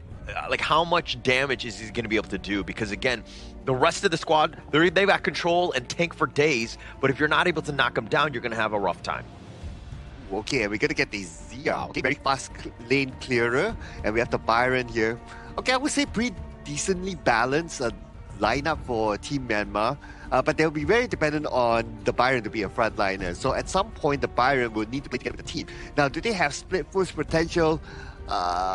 Maybe slightly with the Uko Tachibana, but not as much. So I believe that the Team Myanmar, they're setting themselves up for a more teamfight sort of composition. But teamfight is not going to be easy, considering that Jordan has like 3 beefy frontliners, and then you have the Hano that has the Fate Rewind that can bait out those skills. So teamfights are going to be long. It's going to be definitely really long, considering there's so much sustain available coming in for both teams. But I like the idea coming in for the side of Team Myanmar. As you can see, DRNG's ultimate, the golden token, can actually reduce the physical and magical resistance that we mentioned just now. And also, Saipi on that Zia works the same on that spell 1 slow as well. As long as they can land these crucial spells, the front lines will be as paper, as soft towards the Myanmar damage dealers here. But coming towards this early game, it's always about junglers duking it out, controlling the river, controlling the camps. Whoever can get those small leads can generate into a team fight win, especially during that 4th minute Tempest or Tyrant.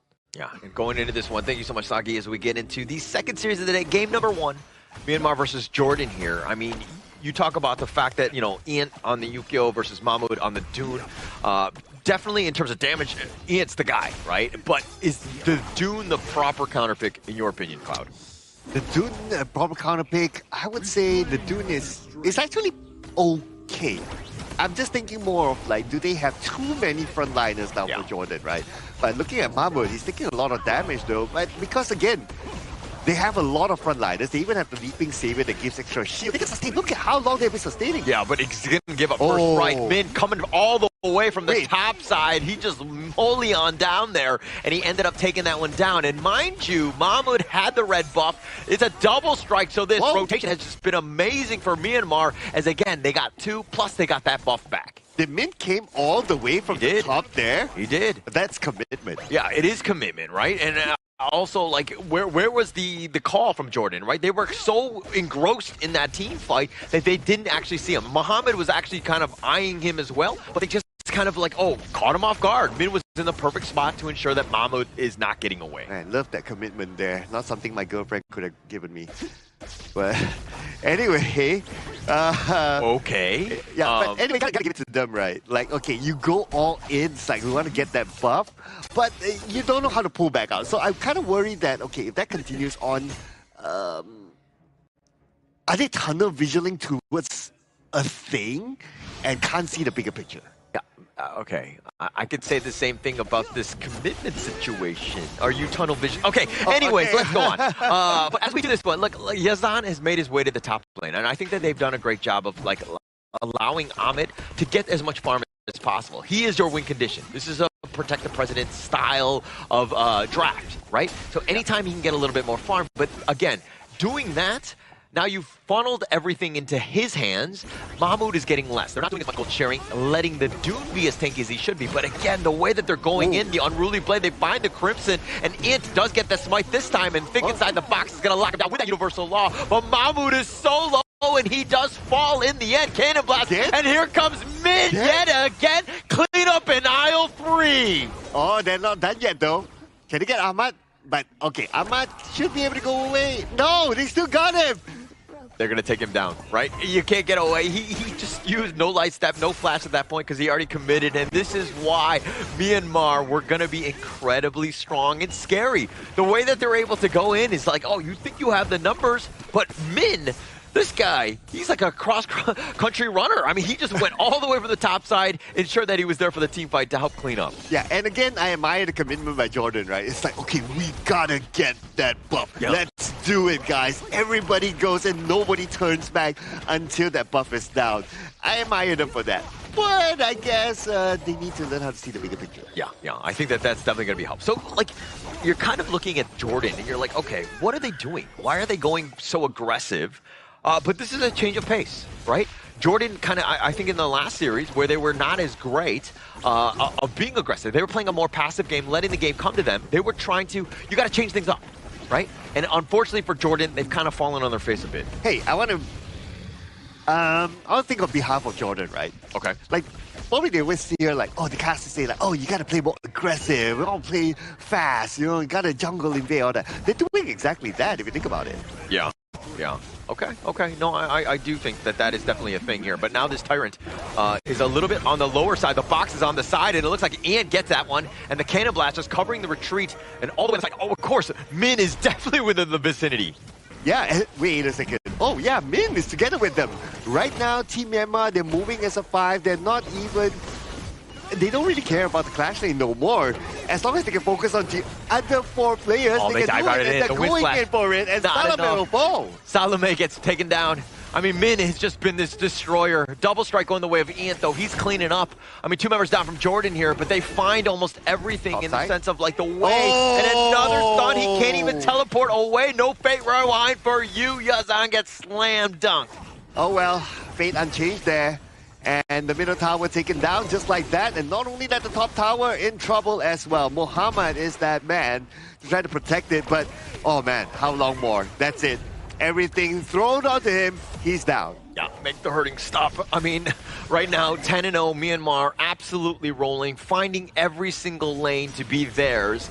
But the way that they've been able to just rotate, taking over the map. I mean, Jordan on this one, this is like a tough one to come back from. This is super duper tough, man. I mean, we are 10-0 right now with a 5k goal difference in less than 6 minutes. Another team fight initiated by Myanmar, and they could potentially push in. But they're on the very edge. It's not really a team fight when you're just like poking and prodding. Like, who's gonna walk into you, right? The wave clear is just absolutely real, but that just, again, you're suffocating Jordan. They're not able to leave their base. Okay, I'm looking at Yazan with the Hano with the Frenzy. What do you think about that? I mean, like, they need that damage burst. And when those team fights are happening, I don't think that Hino, for me, would have been, you know, Frenzy for that. Again, something that I don't want, but now Mahmoud, he's trying to tank this, but he's dealing with the waves. That's the biggest piece, but Zin is outnumbering it. The Universal Law doing some serious damage. The Leaping Savior keeping them alive, but they're going to limp away. Back to the fountain they go. Dude, Universal Law can do that much damage to a Zhangfei at this point. It is scary. Yep. Well, Fate Rewind saved Yazan. He'll be back up at the top lane, so he'll be okay for now. But again, what ground do they have right now to come out to farm? Not much farm at all. I mean, look, let's talk a little bit about this mid lane. The Xia, we always know that the Xia, whenever it's got a good head start or they're winning, they're going to have a great time. But it's a 5-level differential between him and Yazan, right? Obviously, he gets a little bit bursted, but he's 5 levels high. He's 14-9. I don't have my advocates, but I think that's 5. Right? Yeah. Okay, all right. I'm Asian enough to approve that. But confirmed. Okay, but now this mid T2 under siege here. I mean, Cannon Blast, spacing them away, zoning. And that's going to leave things open for Zin to just whittle it away. Just tear it down. Anybody that comes nearby, you're going to get shot. dude, if you're 5 levels away from your opponent, you stay away from them. Yeah, I think so. I mean, it's gone to 6 at this point. I think that might be one of the highest level differentials that I've ever seen. But again, it is also the hero. He does get kind of, expedited a bit because when you're that old man Zia, you're able to kind of use that old wisdom. Oh, because when you're older, you're wiser, right? Yeah. At least from that's what my dad tells me. Oh, I can see that's why you're the wisest one here. Oh, you were going with that one. Okay, yes. But again, Myanmar, the way that they're able to control this, like, look, they're going all the way around. They just want to get to their minions, not able to do it. Nice two-man stun. The storm strikes are absolutely real. The ghost ship not even doing much. And add on top of that, the universal law, so much wave clear in that damage. Again, Jordan not able to really even leave their base. All right, right now, Team Myanmar, they can pull the handbrake, they can focus on the objectives. The Tyrant's going to be up soon. Anyway, before that, Yazan, but Fate Rewind, he says bye-bye to them. But I thought that Myanmar is like, okay, they're going to move towards the Tyrant's direction, but no, they're not going to let go of the top. Yeah, they could. If Ian is still there, he can solo it himself, but they're just going to siege this one. With that universal law, the wave clear has already been there. It takes 5 members of Jordan just to keep this top 3 alive somewhat, but it's getting chipped away. Again, Min, just so much havoc, right? All the way from the front line, and that was a bit of a bait in the sense that eventually they took down the top T3. Okay, if Team Myanmar is looking to break a new record of ending the game the fastest, they're not going to do it now. All right, just sending a message out there. Okay, they can chill, they can go and take objectives, they can go and take the Tyrant, take the Overlord, whatever, and then come back again. Yeah, and also I think it's more beneficial for a team to play the stock standard balance. Don't look to rush things. You don't need to be impatient because that's when mistakes can happen. When you're again trying to force the game, and then again you're leaving opportunities for Jordan to come back. And Team Vietnam, they got the Tyrant early on, and they're ready to push again. So right now, Jordan, the furthest that they can go is just like, just in front of their tower, and that's about it. But oh no, this is going to be bad. Oh, this is not even able to get Fate Rewind. He wasn't able to go 86 miles an hour to travel back in time, unfortunately for him. But the Unbridled Outburst is going to be committed. He's going to be so low, he eats a Universal Law as well. And they've just been zoned away. They have to go back to the fountain. This bottom T3 is going down, and they get it for free. Dude, till now, the Zia has a 5 level difference with the Halo. That is insane. Absolutely insane. I mean, he's 17 now, so 6.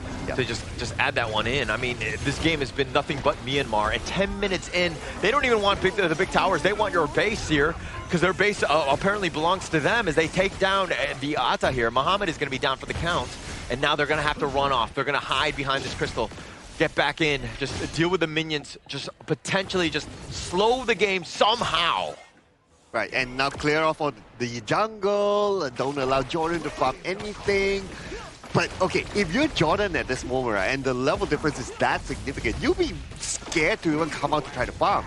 What if you walk into a brush and somebody's there, right? Top lane is pushing, so they need to kind of push back on that one. But now with this Overlord, I mean, the Shadow Overlord at that, and they've taken the Tyrant at the same time, because when you're up this much, about 10K essentially, I mean, the world is your oyster. You take everything. And speaking about taking everything, Team Myanmar, they actually took both objectives, both the Tyrant and the Overlord as well. So right now it's all about them waiting for the minions to push in, and we will see Team Myanmar potentially might end this game. Yeah, they're definitely looking to end. I mean, mid, Storm Strike, just for good measure. It's just spacing them away. Yazan has to limp back into the fountain yet again, mid T3 down. And this is their moment here. All towers down though. Universal Law from the back. Look at the damage from the Universal Law. Yeah, the Unbridled Outburst just used just to stay alive, but they've got Yazan. No Fate Rewind for him. The box is going to lock him down right under the crystal, and they don't care as they're taking him down. Mahmoud for one last hurrah to go in, and it looks like he will survive, but game 1 going the way of Myanmar. A perfect game coming in from Team Myanmar, and I gotta say, the synergy coming in from Min and Ant on that Ukyutachibana plus Byron was just impeccable. Perfect synergy. And Min's presence was just felt the entirety of the game. From minute 1, the recovery play coming in from all the way from Clash Lane to assist his jungle, the defense in his own base. That was just beautiful rotations and a presence coming in from the Myanmar Clash Lane. Beautiful game by Myanmar, right? The way that they're able to kind of, again, deal with the aggression in their base, turn it around into a huge advantage and punishing them for making any sort of move like that in your own jungle. It's about protecting the house, and Myanmar protected their house in game 1. Yeah, there's the synergy that they have, right? The synergy, like how they move together, how they move as a team. But if you were to remember, like the starting of it, right? Like there was a lot of commitment by Jordan onto the red buff. I believe it was like at least twice that they didn't really want to let go of that bottom part, and they kept on pushing for it. And while they were doing that, they weren't aware of their surroundings.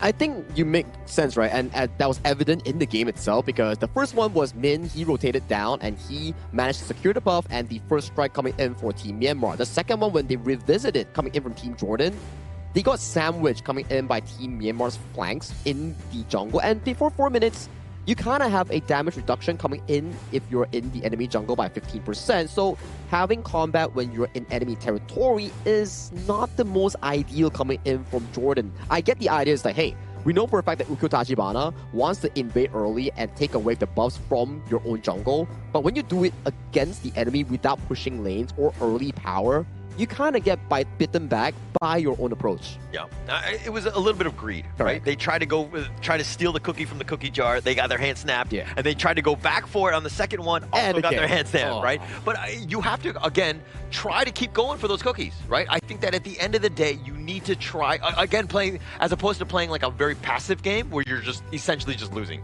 Yeah, I think this is something that we always talk about, right? Like, we always like to see like teams just playing aggressively, try to do those jungle invades, try to put pressure onto your opponent, right? And credit to Jordan, actually they did a lot of that. Yeah, they did a lot of proactive plays, but proactive plays have to be strategically planned as well and communicated, because when you're going for an invade, it's not only a jungle versus jungle scenario, it involves all 3 lanes simultaneously reacting to the play coming in from the jungle's decision. Because you can see, okay, and went for the invade, you can see the mid lane being pushed extremely fast so they can assist the Ukyo Tachibana in taking away the enemy's red buff. When it comes to Mahmud trying to invade, they're already slow because Min was already there assisting the team in trying to defend against this invade, and Jordan's plan got decimated in this case. Yeah, but it was like the support and the play of Myanmar, where everybody's, you rightly pointed out Min and Ant, both of those guys, when they're together, they're on the same page, they're making, doing damage together,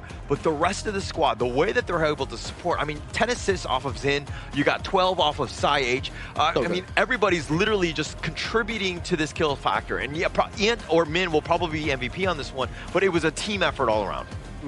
I would say Min though, if it was me to pick one MVP, right? Just because of how he actively rotated from the top to join his teammates at some point.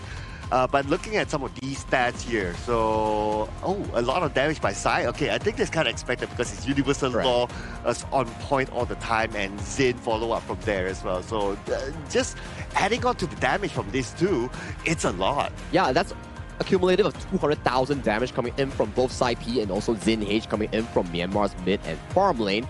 But I would like to give more attention towards Min and Ant, because the game, yes, damage is always a great number because it contributes to takedowns and elimination and powers coming in for a team, but the presence of this Clash jungle duo is just so remarkable that it pushed the team to a greater height. And you can say it's a team collaborative effort, but you definitely need some standout players to actually be able to push these strategies going on in getting these leads. And it comes back to the draft here. If you're looking at Jordan, you have the Ata and the Dune, kind of both similar in playstyle and what they want to do, of just like dictating the map, being tanky, having stuns and all that. But you really need some sort of damage. You need some way to kind of, again, like it's very tough to deal with a Byron in and of itself, but to have somebody who can burn through those shields, that's probably the best case scenario for you. To be fair, the Hano can stack up the damage, right? Correct. True. But the playstyle of the Hano is that, okay, he played split push most of the time earlier on, but maybe that playstyle also came together with like, okay guys, we know we can't win team fights anymore. So that's why he's like, okay, he's probably the best person to do the split push because he can still fade rewind behind. But that also comes back to the same formula like what you mentioned, right? If he's not with the team, then the damage output will not be enough.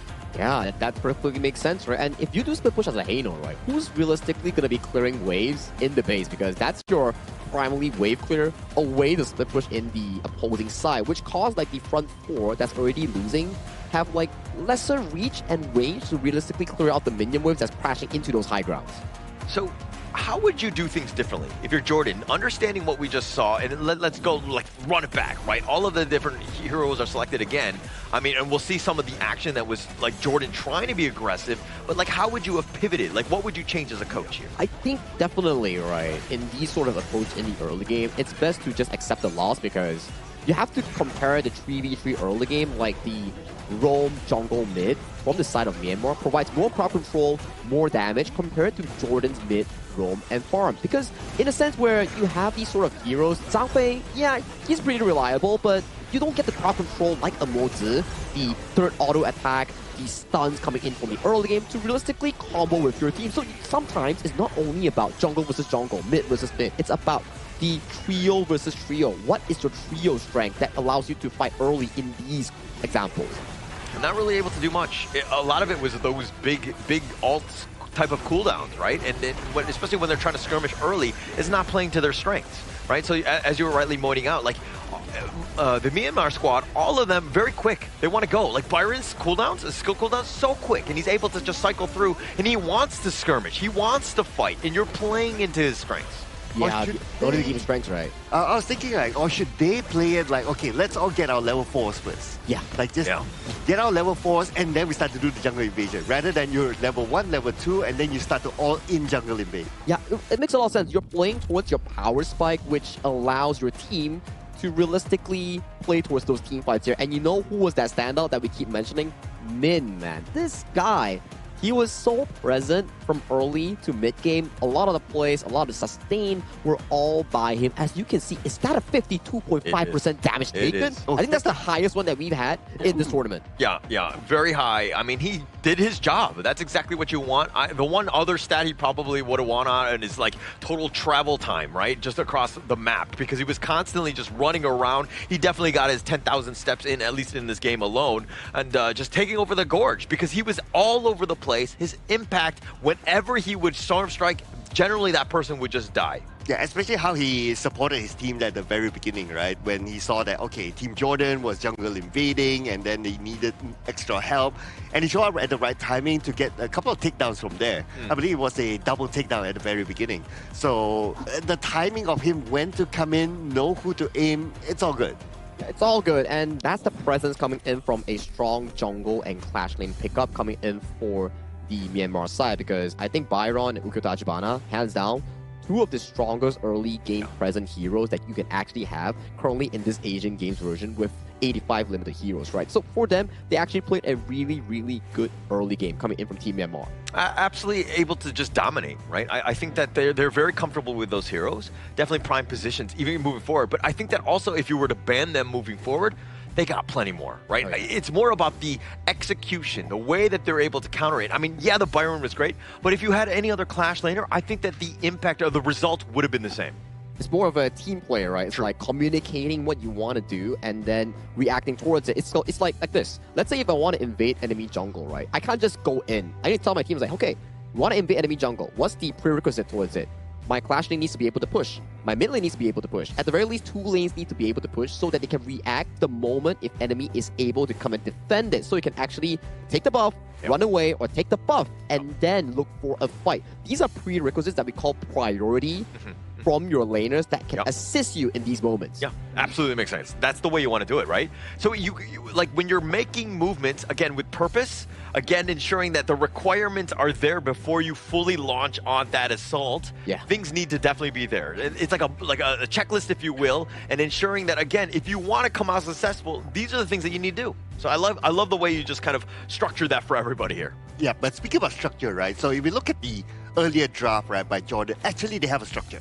Correct. So the structure is like, okay, let's have 3 frontliners and then we protect the back line and they will come up with the DPS later on.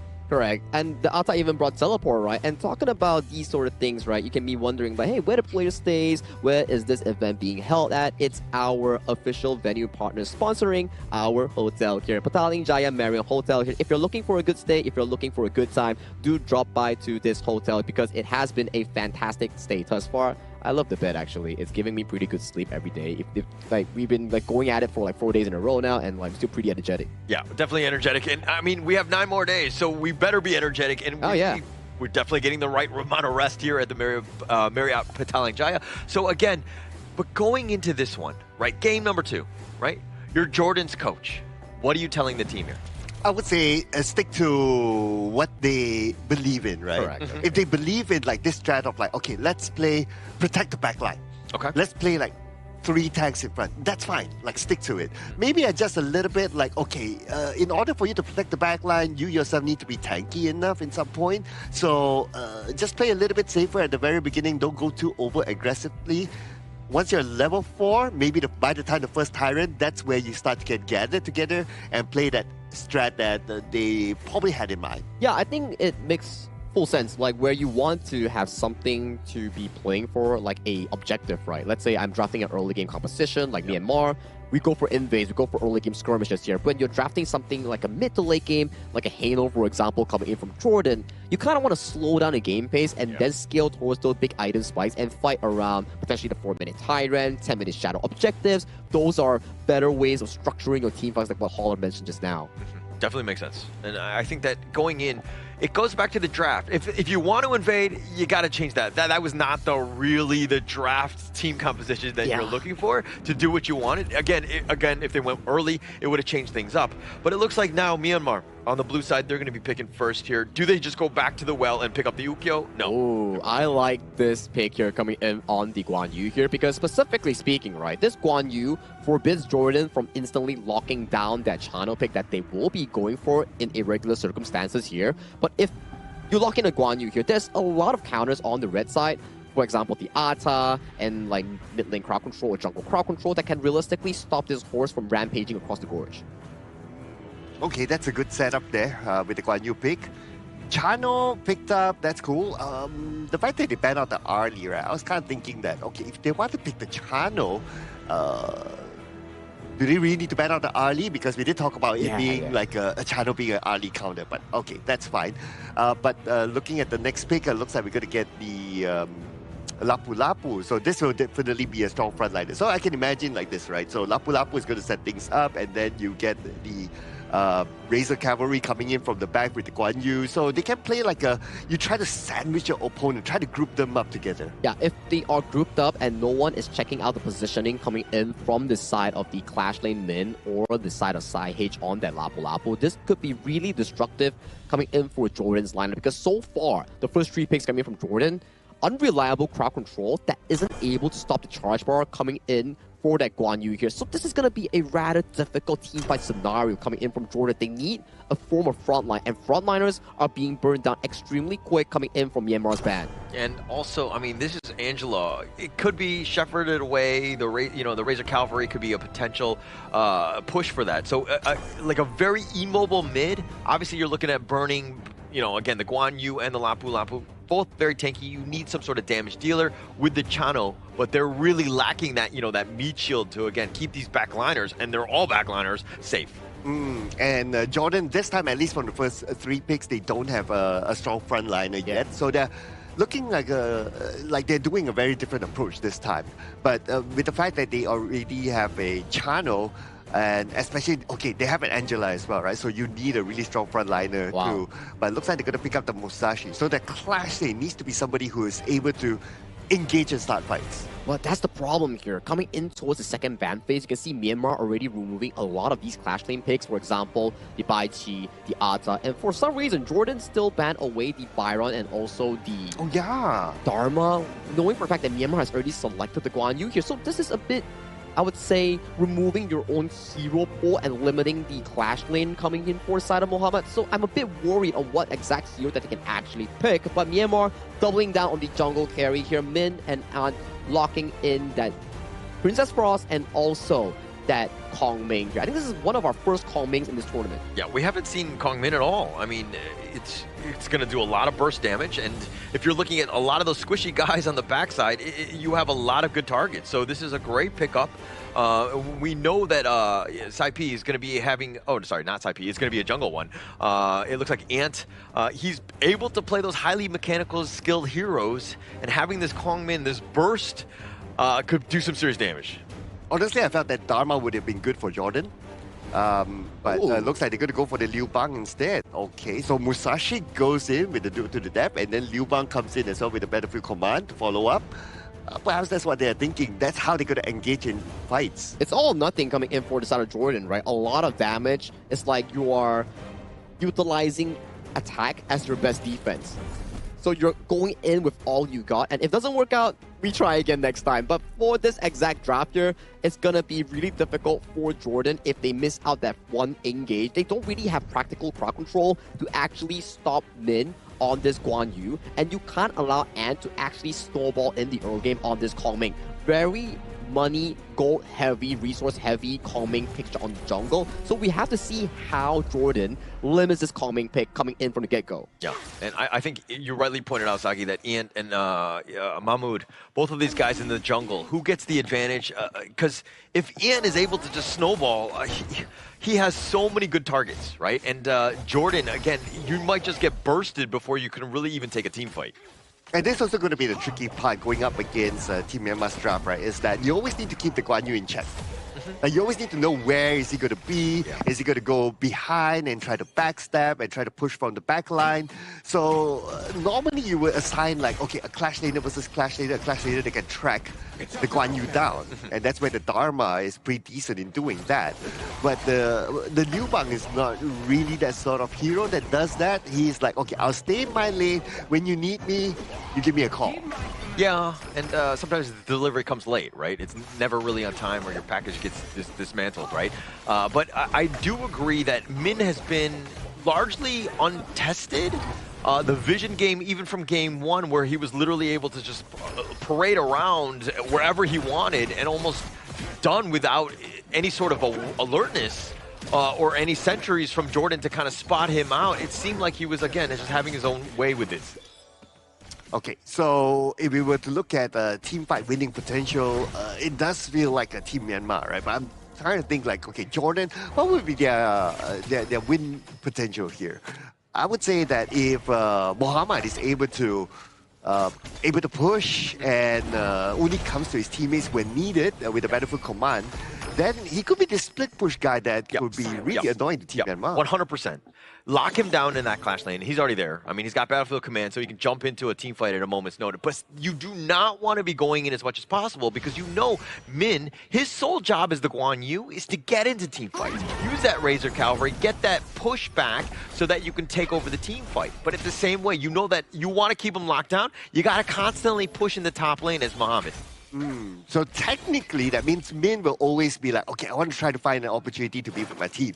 Yeah. That means he will leave his lane. Yeah. And when he leaves his lane, that's where Mohammad can take advantage of it. Yes. So, okay, this is pretty much the chess match where Min, again, as you rightly pointed out, he's looking for those team fights, but he needs to do it smartly. He needs to do it when the 4-minute tyrant is up. Like, basically, you're fighting for an objective, right? And to do that, the timing for him needs to be crystal clear. Mohammad, again, needs to make things uncomfortable. Right now, he's playing a more passive game. But to answer your question, how can Jordan really win this? It's got to be on the backs of Mahmoud. He needs to ensure that he gets that farm because if he jumps on top of any of those backliners, he has to be able to burn them down. Okay, he has to do it quick, right? Right. Yeah, I'm looking at, okay, potentially if he can target on the Xin. Probably Sai first, because Sai is able to come up with those CCs, right? So you don't want to be like engaging and caught in a CC. So that could be his first target when it comes to a potential team fight. Or pick off even. Yeah. Actually, if you're looking at Sai H and Sai P, both of them are going to be doing the same thing. Set everyone else up, right? and then get the stun locks after Min potentially goes in with that Razor Cavalry.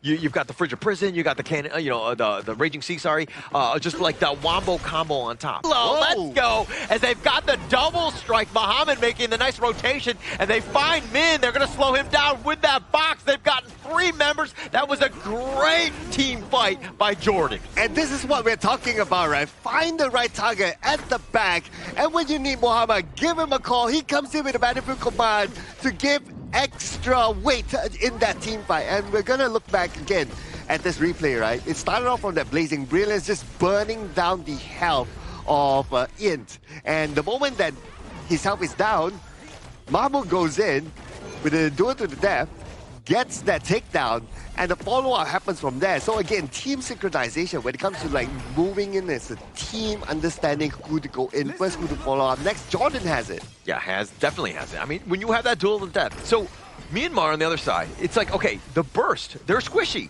This is scary. Ian is going to be target number 1. Zin is definitely high on that list as well. But you take them out of this, and then now you're playing your game, right? But the burst, again, it really comes back to the stun lock from Myanmar. Are they able to keep him alive? Ian got dove under the tower. He was already too low from that Blazing Brilliance. And Sai, even with the Raging Sea, probably not enough to keep him alive. And on top of that, Jordan even got the Tyrant as well. So that's a big bonus for them. Okay, now it's about a consistency, right? They're changing their focus now onto the top lane. And nobody there is there from the side of Team Myanmar. So this tower should be theirs. Yeah, shouldn't be a problem. Yeah, so now we're in a stage where Myanmar on the losing side. We don't see too much of this. Jordan definitely in the driver's seat right now. But this is what really defines you as a team. When you're losing, what do? How do you step up? How do you get back in this game? What sort of team composition do you have at the end of the day? Because now you're being tested. Oh, they find him, and Mamu going down, and that's going to be terrible, right? He is the one guy, as well as Ahmed, those 1-2 punch that need to stay alive. Yeah, he's the key there. Like what you mentioned as well, right? They got to keep him not only alive, but they have to keep him nice and farmed up. Because he's going to be the one that, okay, I'm going to go and engage in. The secondary engager could be Salaman. I can think of like a flash forward and then think inside the box. That could be it. But the primary engager has to be Mahmoud now, together with Muhammad, helping him out with the Battlefield command. Yeah. Definitely the guy. I mean, Mahmoud, a little out of position, right? He kind of thought he was under the tower, and you got to be like a little bit safer because the Myanmar side, once they get their own farm, they've got burst, right? And you too are vulnerable. So as Jordan, you got to be careful of how these team fights are happening. Yeah, right now Jordan's starting to be playing this slightly careful, right? And that would create space for Team Myanmar to start the jungle invade. But it doesn't mean that Jordan is just going to open the door and allow them to come in. They fight back as well. Of course. Yeah, you can't give up anything. Like your own buffs, you got to secure that. You got to lock that down. That's at least the 50-50, right? It's the other piece where now when you're behind, but Yazan gets dove under, and they haven't even taken the mid T1, which they will eventually, but Min says hello and goodbye, Yazan. Okay, that was quick. That was quick. But that was good opportunity they're taken. Anyway, in the middle, Jordan with the 3 players. Looks like they were engaged all the way side the Battlefield Command with that one, the Raging Sea, and it looks like Muhammad. Oh, it looks like Mama just way too much, and it looks like he too will fall, but they're going to dive under the tower as they've got 4 members. Make that Ahmed. Yazan just respawns. Oh man, that was a very daring engage, I must say, from Mahmoud. Yeah. Like, okay, when he went in with the duel to the death, it almost feels like, okay, the other teammates were they ready for it, but oh, wait a second, that ace came toward the end. Yeah, the winning strategy on this one was with the snipe out on this one, and now Myanmar starting to find it. That was the potential burst. Now they're up about 5K. Oh man, I really want to see the replay again for when Mahmoud engaged, right? Like, okay, when he was engaging, his other teammates, were they kind of following up or not? Yeah, and now it looks like Myanmar continuing to farm. This is still, this is their game. Myanmar, the way that they're able to kind of get that burst on, I think that you still got to respect it. Like, Jordan getting caught out, Mahmoud cannot be taken down like this. Going duel to death. I mean, yeah, you have the Battlefield Command, but it's really not enough, especially when it's like a 2 versus 4. Yeah. Okay, but probably we'll see that later in the highlights to break it down, right? But right now, after that win, that opened up the door for more opportunities for Myanmar. Yeah, opening it up. I mean, taking the top T2, they're going to tear that one down. Now they're looking to potentially go for this T3. They're going to siege the high ground already. Yep, they're just waiting for the opportunity to get in right now. Okay, now the minions have arrived, but Jordan, they can still clear it with the Blazing Brilliance, so it should still give them another lifeline. Yep, another one on this one. It looks like Min is just going to just skedaddle on out of there. They're all going to be backing off. The bottom lane is pushing, right? Muhammad has done a great job of this, and they just put pressure on the bottom T3, and it looks like Myanmar were like, oh, wait, we do have some leaky holes in our boat, so to speak. Oh, okay, he went the other way, though. I'm not sure if he can escape this one. Okay, one more push. Okay, that's it. Yeah, but a good attempt though by Muhammad because he knows that whatever it is, he has the battlefield command to come back. But he didn't use it. Okay, interesting there. Interesting move, Cotton. Let's see how this one plays out. He didn't have the battlefield command. No, but why did he not get on out of there? He was stuck in the base, right? He should have teleported on out. That's how it works, right? Anyways, let's just go on. The Shadow Tyrant is now going to be started by Myanmar. This is looking to go all their way. I mean, you only have 4 members. Muhammad was the guy to help with that support in the shields to keep Mahmoud up. Not going to be possible in this one. And now with Muhammad back up, no battlefield command ready. Oh, now it is. Okay, yeah. So when that happened, unfortunately, he didn't have it. Oh, okay. Yeah, that's why. But he was just pushing the bottom. Like, when did he use it? Okay. Anyways, maybe he canceled it, trying to shield somebody, and then just stuck around and found out, essentially. Yeah, but anyway, right now, Team Myanmar, they're going to take advantage of the situation. They're going to push onto the top. And for Team Jordan, okay, they need Mahmoud here to kind of start the engagement. Yeah, and now, look at this side. Muhammad still continue to split push. And he's going to walk into Min, just walking by, dealing with these minions. Like, you're just watching them. They're, like, incredibly scary. Everybody can jump on top of you and just take you out. And Muhammad is not in the position that, okay, he can come in from behind and do a backstab, that sort of thing. Right now, all he can do is just try to cut the wave and battlefield command back when needed. Yep, and now Ahmed just trying to stay alive. Salamat getting a little bit low. The Raging Sea had been committed. The Razor Cavalry on the back. All the heroic charges hurting them in. The double strike thus far, and they will take the triple strike, but Myanmar will take game number 2. Early game was looking a bit hopeful coming in from Jordan, but once the firepower coming in from Ant started to realize that Kongming was just unstoppable with those finishing blows here. And finally, with the nail in the coffin, we do see Min on that Guan Yu with that really good Razor Cavalry coming in to save the day. But Jordan, you gotta give him props. We saw signs of excellence when they used Mahmoud to split push on that Liu Bang to find a bit of success, but unfortunately, when he tried to use the ultimate to run away, it unfortunately got cancelled. Yeah, okay, so that's what it was. But still, I mean, we knew Myanmar were going to be strong, right? The way that the team had been playing, I mean, this one was a little bit tougher for them. I mean, at least there was a little bit of push in that bottom lane. But unfortunately for Jordan, they're going to be down 0-2 in their group. Well, I do like how the Liu Bang play, right? It's like, okay, he knows that what the winning condition is, right?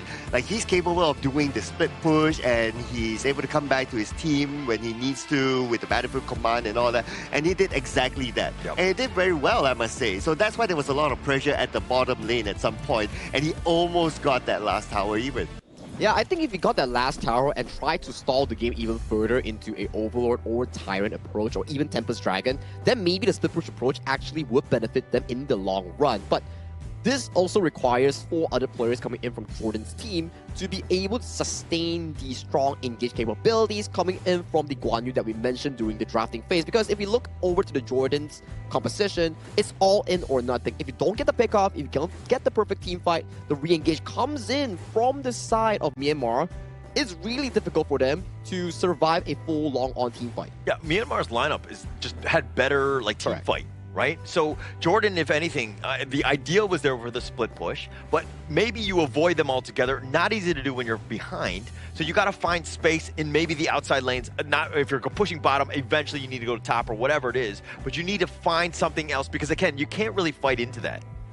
Yeah, and the Guan Yu as well. The Guan Yu was difficult to control because they didn't really have anybody to face check the Guan Yu. Like, if the Liu Bang was stuck at his own lane, trying to do his own pushes, so you don't really know where the Guan Yu is. Yeah, because there's no real front line on the front end coming in for the side of Team Jordan to spot out the Guan Yu that we already talked about. And you can see the crowd control coming in from Jordan.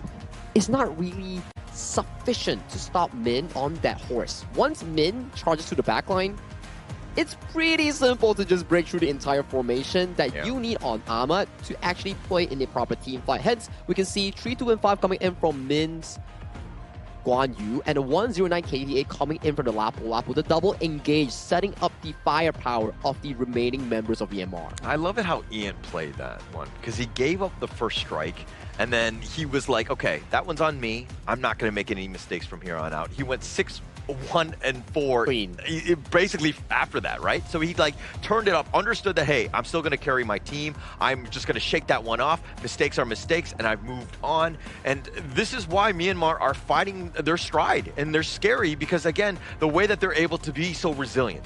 Yeah, and I think one other thing is that for Jordan, they don't really have those heroes to open up the map. Okay. If you think about it, right? Like, will be doing his thing, Moza is staying behind with the Cannon Blast, and then you have all the backline heroes, right? So you don't really have a hero to open up the map, so you don't have much vision of where your opponent could be. Yeah, that's a very good point, Ryan. That's why during the drafting phase, we were really concerned coming in for Jordan's draft. Yes, it's a lot of damage, but when you get caught out, when you get split apart, it starts to be super difficult for Jordan to realize the teamfight value that they actually want to deliver with so many firepowers here. Hence, you always need to remember when you're drafting for a team composition, you need frontline for vision. You need crowd control to stop potential engages or disengage for your team. Yeah, and I mean, look at the damage that was dealt. I mean, Ant, top one. Side P also, you know, second place as well. Like those guys, the way that they were able to do it, like the rest of the squad from Jordan, I mean, aside from like Ahmad, everybody was like in the 12, 15K range, 20. I mean, from Salome, that's not going to be winning numbers against a squad like Myanmar. They are burstable, but you're not able to take anybody down. I guess if there's any credit, right, I would love to see like Mohammed having his stat for like, okay, most damage to tower. Yeah. I believe he would definitely be up there for the team. So he did a lot of work there, trying to really push, trying to cut those waves as well at some point. But the team's been pushed back and back and back and back, and at some point it's like it was difficult for him as well. Yeah, super difficult, right? Like the team fights just didn't go in the way of Jordan. They wanted to go for isolations, they wanted to go for like quick kills, but in the end, it was a rather difficult approach coming in for Team Jordan. As you can see in this goal chart, there were signs of excellence coming in for Jordan in the early game where they found those 3 takedowns in the jungle coming in from Myanmar. But ever since then, Myanmar is like what Holler said. They activated their neurons and then they were like, okay, let's lock in, let's slow down the game pace, and then let's play it towards our own tempo here. Don't allow Jordan to stop our game plan. They kept farming, they allowed Ant to go for those item power spikes, and then when Ant had power spikes, they started to engage, they started the retaliation and forced the goalie into a 7K comfort at only 11 minutes. Yeah, but they definitely got better. I think game 2 versus game 1, Jordan stepping up, finding ways to just get back into this one. There were definitely some decent dual deaths, taking down Ant, and we'll see some of these highlights, but generally speaking, Jordan played well in the early game, and then the mid to late is kind of where Myanmar kind of took over. Yeah, and this is one of those really good fights here by Jordan, right? Like you start off with the Blazing Brilliance from behind, you chuck the health down, and then the dude to the death focus on to end, and everybody just follows up from there. Yeah, and Min unfortunately didn't hit the Razor Cavalry there, and these were the first few moments that allow Ant to come back in towards the game, and Min's pressure once again is just that right in this 2 games here. You can see the engage coming in for the side of Mahmood in towards the back line here. Yes, side P did fall, but the members coming in from Jordan just wasn't ready for a full-on team fight. You gotta trade, but the remainder of the trade-offs, it's just not worth it when you're not ready for a fight. Yeah, and you know, Cloud was talking about how you make a call and the battlefield command will just show up. Correct. Yes, he did show up, but the rest of the squads didn't. You gotta make a group call. You gotta, instead of an individual call to Muhammad. Seems like doesn't have the ultimate here as well, right? I don't see the button being light up. Probably he used it prior to the fight. And when he respawned in this final fight, it's already too late. Min dove the fountain to set up both Yazan and Ahmad towards the face of Myanmar. I gotta say, Min has been phenomenal in the past 2 games, setting up majority of these plays, but then when you set up a play, you need someone to pick up and clean up the mess that you made. It's gonna be Ant. our player here for the MVP of Game 2 with 614 KDA and almost 30% damage dealt on that Kong main. Just a great game by Ant. But again, set up by Min, right? Set up by Min. A lot of it's like the support player, like one of the guys, it's like an alley-oop, and it was basically just sending him up so that Ant could just take the points in that sense. But Ant, the way that he's able to do it, just really able to bounce back, again, speaks volumes about him as a player.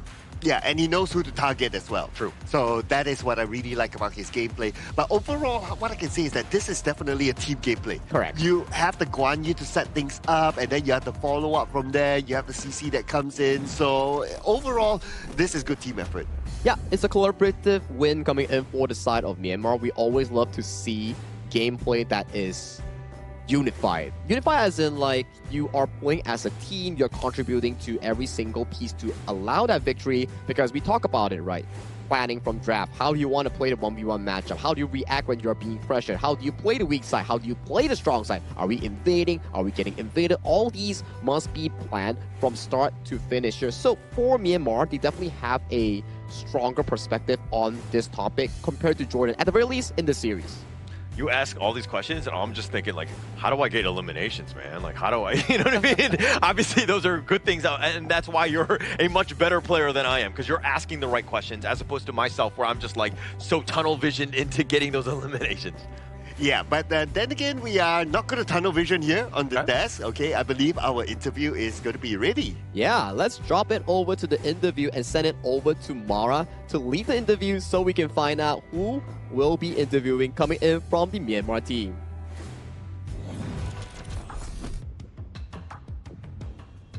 That's 2 match wins for Team Myanmar, and congratulations once again, MVP. Now for both games, Game 1 and Game 2, you guys were so clean, so precise. You are first to the objectives. You know how to regroup. You know how to punish the opponents for their mistake. What allows Team Myanmar to be so precise with your movements in all of the matchups that you guys have had?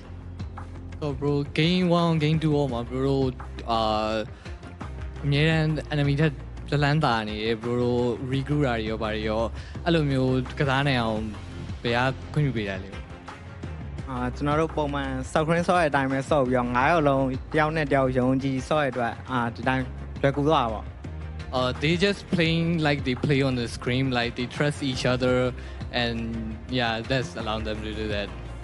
You know, since your first match, you've gained a lot of attention. In fact, on social media, a lot of people have been commenting and reacting, praising you for your skills. They were so impressed that at 16 years old, it's your first time to ride on a plane and doing really well. A lot of people are cheering for you. How does it feel to get this much attention, and now the rest of the world and the other regions are recognizing you? So, manyဟိုနေ့ဝယ်ပြီးကြတဲ့ bro တို့bro ပေါ့နော်အဲ comment section တွေမှာ social media တွေမှာလူတွေကအရန်ချီးကျူးနေကြရပေါ့နော် bro အားပေးနေကြတဲ့ပုံမှာ bro ဘယ်လိုခံစားရလဲ ပြောပါတယ် He said he's happy. And you should be very happy, because now your skills, your hard work is paying off. Now for those who are supporting you, who are leaving great messages just for you, recognizing all your efforts, what would you like to say to them? Bro အားပေးနေတဲ့လူတွေကိုဗာပြောချင်လဲ bro လို့အတိမပြုတ်ပြီးတော့အားပေးနေတဲ့လူတွေကိုပေါ့ အားပေးနေတဲ့လူတွေအားလုံးလည်းကျေးဇူးတင်ပါတယ်နောက်ပွဲလည်းဒီထက်ပိုကောင်းအောင်ဆောင်ပါပါ He said thank you to the people who are supporting them. He will play better on future games. And we're looking forward to that. You know, when you're this good, you should expect to gather a lot of attention and support from everyone. Once again, Aunt, congratulations. That's 2 match wins for Team Myanmar. Let's see what the casters have to say about that. We'll go back to the casters. Lead the gorge. Thank you, Mara and I'm very happy that we actually have a very humble young talent coming in from Myanmar. He's really good at the game, and he's also like a bit shy, but he has confidence in game, but it's a bit contradict on his like personality on the interview stage. But I definitely believe that he's gonna be a rising star coming in, especially for the Myanmar region. Definitely gonna see more of him. Yeah, right? Of course. And I think that it's funny because he's like, yeah, I'm gonna play better. I'm gonna fix my mistakes. I was like, bro, you What just gave up like Yeah. one first strike. Like, okay, you know what I mean? Like, even I'm not gonna hound you on that one because you're able to turn things around and then eventually get the MVP with your 614 KDA. Just, I mean, Ian, this is a guy you gotta watch out for. It's the perfectionist mindset. That's true. That's true. Yeah, it's like, okay, I want to make sure that everything's perfect because if I face off with other opponents, you never know what might happen, right? So you want to get everything on point. I think it makes sense, right? Like, especially when you're in esports, when you make a mistake against, let's say, a not as competitive team, maybe it's forgiving. But when you're going up against giants, like better opponents, stronger ones, little mistakes tends to lead to subsequent mistakes or like disadvantages that causes you to actually lose out on the game win. Yeah, yeah, and I think that even him, like this experience being on stage and also like post-game interview, that's all experience, Yeah, right? yeah. That's gonna make him better. I mean, like he's already a phenomenal player. He's already got the growth mindset. He's already like just getting so much better. He's growing in front of us, and yeah, the sky is the limit for him. Yeah, and his answer was like, oh, I'm happy. Right? Happy. Like, that's the answer right now. Maybe give him a couple more interviews and he'll be like, I'm excited. Yeah, yeah. Yeah, it grows, right? I think he doesn't need more interviews. He just need more dances with Mara. You know, like if you win, you have to dance with Mara, make a video. You know, on social media. But we also need to let you know on what the exact device that the pro players are actually using on stage or for practice. If you're into a decent device with very good specs and good pricing, do check out iQOO 15R, the official gaming phone coming in for the 2026 Honor of Kings esports event, knowing at the Asian Games qualifiers here for this particular tournament here. So do check out iQOO 15R. Getting the access to the phone and just being able to play with it. Again, you just saw Ian get an MVP on it, right? He's had no issues with it. And continuing on with that, it's just like, it's very impressive to see such a rising star hit that stride right at the moment. Like on stage, bright lights are on you. That's nerve-wracking. Oh yeah, absolutely, right? And based on the heroes that they pick, even like even if we look at the Guan Yu's not an easy hero to play, right? It requires mechanical, it requires timing, and you really need that sort of phone to be able to execute your plan well. Yeah, exactly, right? And that was the end of the Myanmar versus Jordan series here. And with Myanmar winning that 2-0, they put themselves even further up in their grouping with a comfortable 2-0 overall standing here. One step closer to the main event. But that is for Myanmar and Jordan. Now, coming to the next series of the day, I think this is definitely going to be our eye of the prize. I think this is going to be the most heated 50-50 that we will be having in day number 4 of the Asian Games qualifiers, India and Laos. I believe this is going to be a banger. Yeah, definitely going to be a banger. I mean, you're looking at the standings and you're thinking, India 0-2, Laos 1-0. Like, is it really going to be that competitive? But we've seen the two teams going at it. India, just, it's like the minor things, and that's why they've kind of lost out in the series. But Laos also a very up and rising team that's like made a name for itself. I think that this is going to be the best game, at least of day 4 at the Asian Games qualifier here. Yeah, like what you said, right? India came close with a lot of games, really, really close. And now they had to give us one of the most entertaining games so far in this tournament, right? A very close comeback yesterday and so on and so forth. So I really look forward to the next match. When you want a banger game, you can always count on Laos because so far, out of the last 2 games that we watched, it was tempest after tempest and crazy defense going into the late game here. So that's definitely something we need to look forward to coming in for this upcoming series. But you know, every time after the series, we need to go for a short break because we need a break. The players need to get ready, get those iQOO 15Rs ready because after this short break, we'll be coming in for more Honor of Kings action.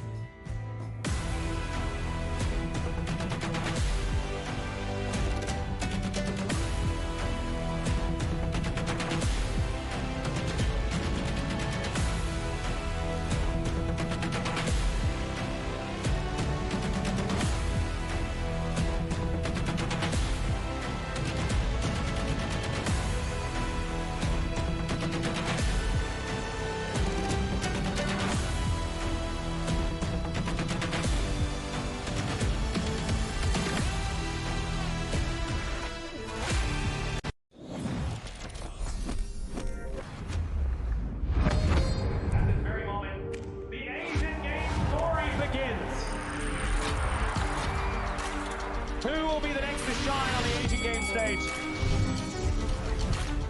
Contestants fight for the honor of their regions while we cheer them on from the stands.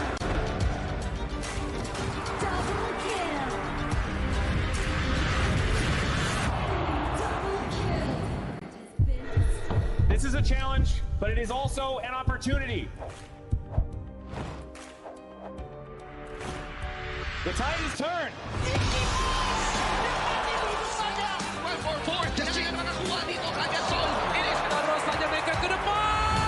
Fastest in front. They're going to use it. Golden tight slows that Tatsumi. Victory! And we pulled it off together. We share the same voice, the same radiance. This moment of brilliance belongs to all of us. Together, we shine.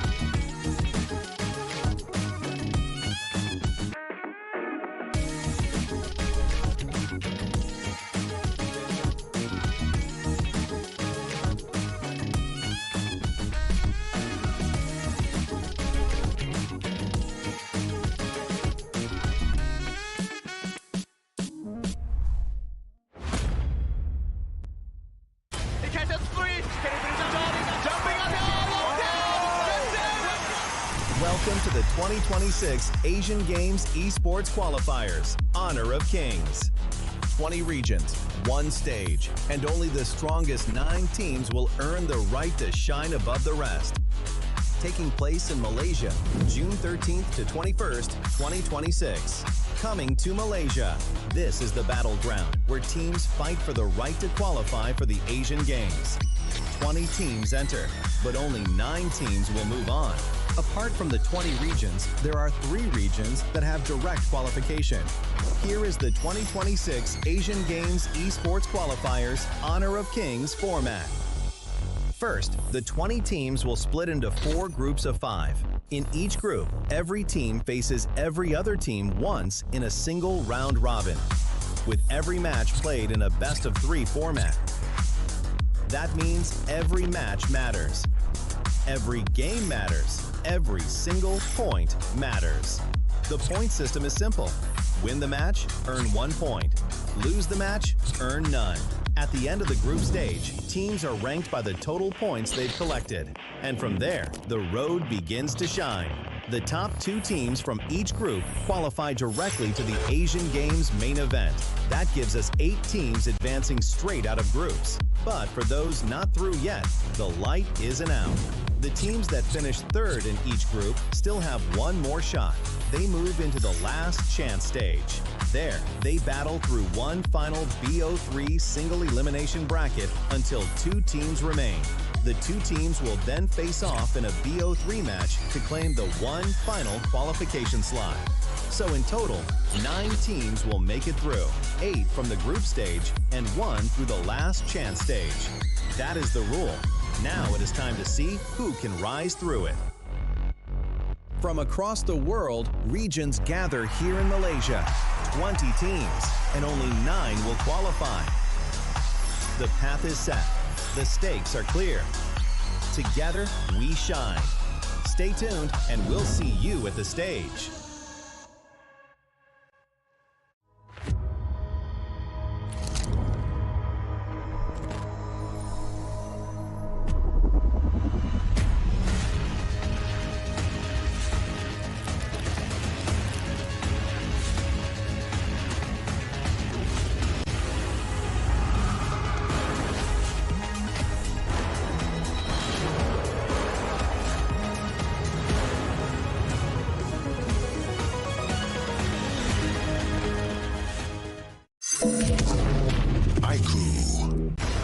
Ultimate not ready yet.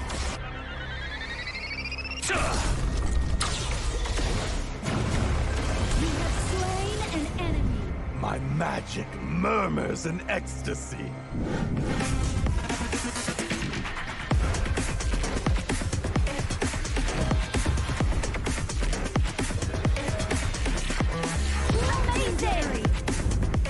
There is no escape for you. Killing spree. Double kill. Triple kill. Spectacular kill. Don't worry.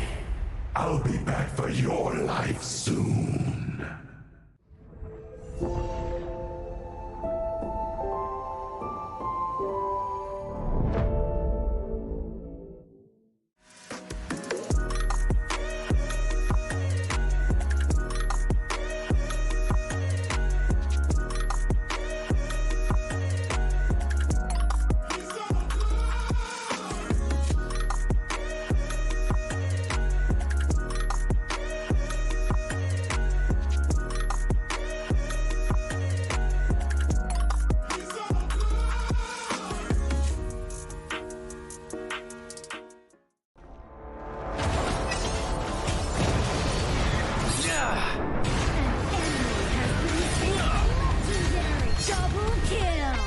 Shall I compare thee to a summer's day? Don't engage. Don't crush us like insects. Defend our base. Our high ground tower under attack. Amazing! Unbelievable! Ah, the fragrance of romance. Ally has been slain. Rampage. Double kill. Triple kill. Spectacular. Pentakill. Lady Fortune is on my side.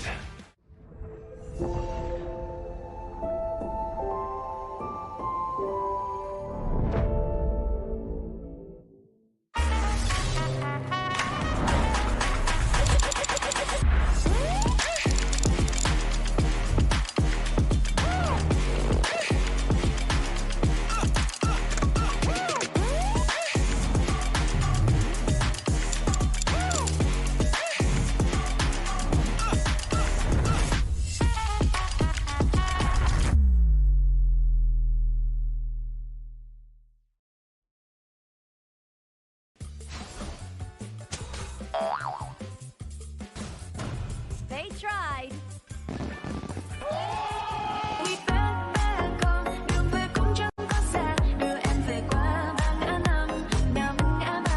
The new Spritling skill, Dig It, is a passive skill, which will automatically trigger at fixed times each match, up to a maximum of 10 times. The skill grants guaranteed standard rewards like gold, XP, shield, health recovery, and more. There's also a small chance to uncover mysterious grand prize effects during the match. Dig It may also produce tradable high-value treasures. Detailed information about acquired treasures will be shown after the match ends. Each treasure has its own rarity and storage size, and obtained treasures will be automatically stored in your warehouse. If you want more high-quality treasures, make good use of the Treasure Fusion feature. You can also copy and share your code so friends can help speed things up. Treasures in your warehouse can be sold for event currency, which can be used to redeem skins, items, and other rewards on the event page.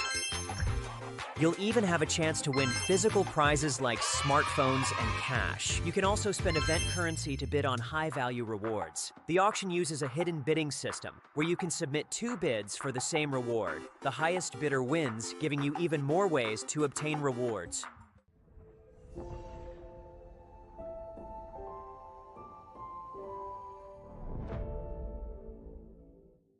Itu kontra kita. Relax, bro.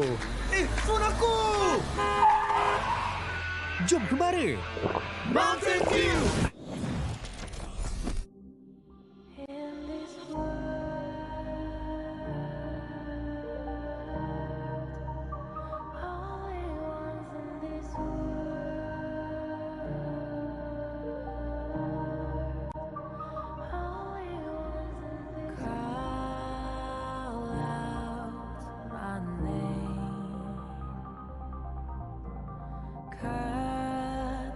Sound of the rain. No matter how I feed the flame,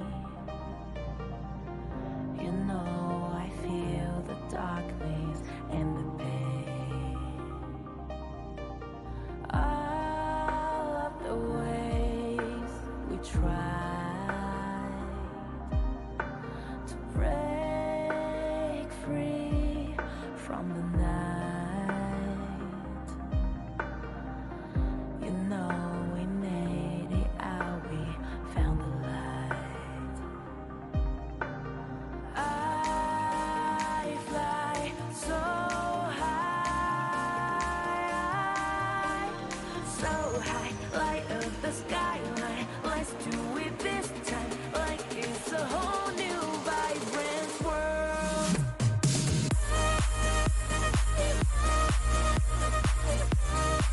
Like we're the only ones in this world. Like we're the only ones in this world. Now I see that I got everything I need.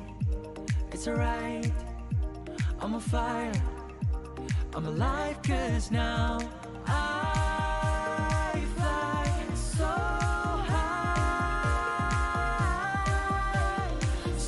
high, light up the skyline. Let's do it this time, like it's a whole new colorful world.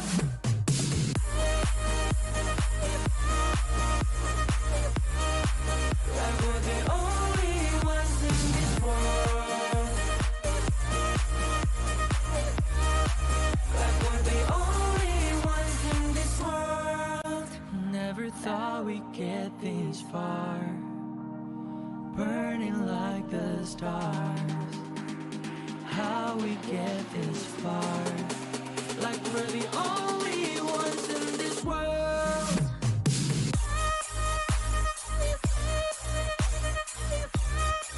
Like we're the only ones in this world. Like we're the only ones in this world.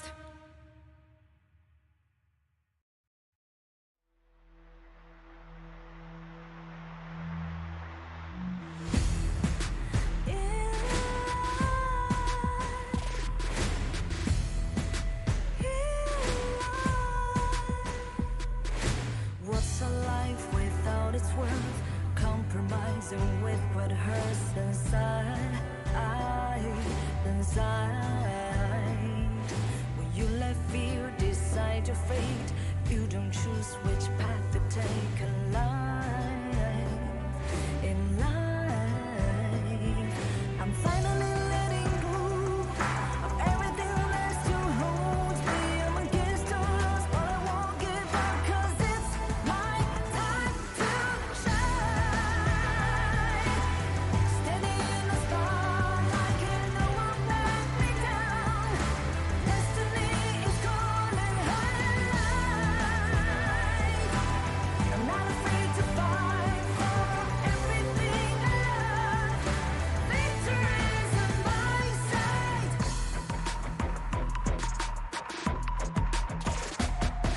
The more we lose, the more we gain. The more that nothing stays the same in time.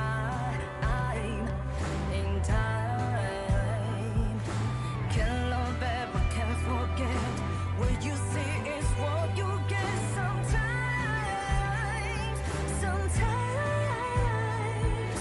Gonna show the world tonight, the light that shines inside us. We'll get stars, but we won't give up, 'cause it's our time to shine.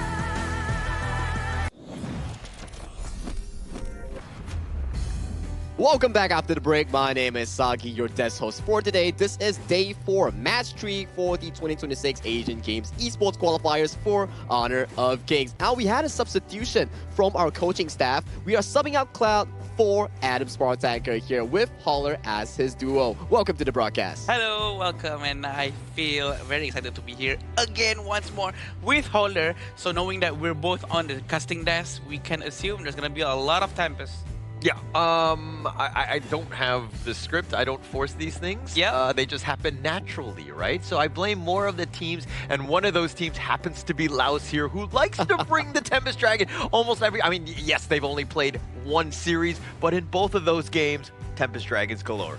Yeah, Tempest Dragon galores, and every single one of them has been absolute bangers. We had the longest game coming in from Laos yesterday, timed at 26 minutes 19 seconds here. You know, these things are definitely worth to watch because double Tempest, back-to-back Tempest games, those are the bangers that you will be on your knees for. And right now, if you're wondering when's the new hero coming to Honor of Kings official server, you need to check out June 17th. 4 new heroes, 3 from AOV, will come over to the side of Honor of Kings with Davara, the new hero, and 3 of the Lorien, Annette, and Florentino will be joining us just 2 more days. So log into your game and make sure you play it out. I'm excited for Florentino, especially.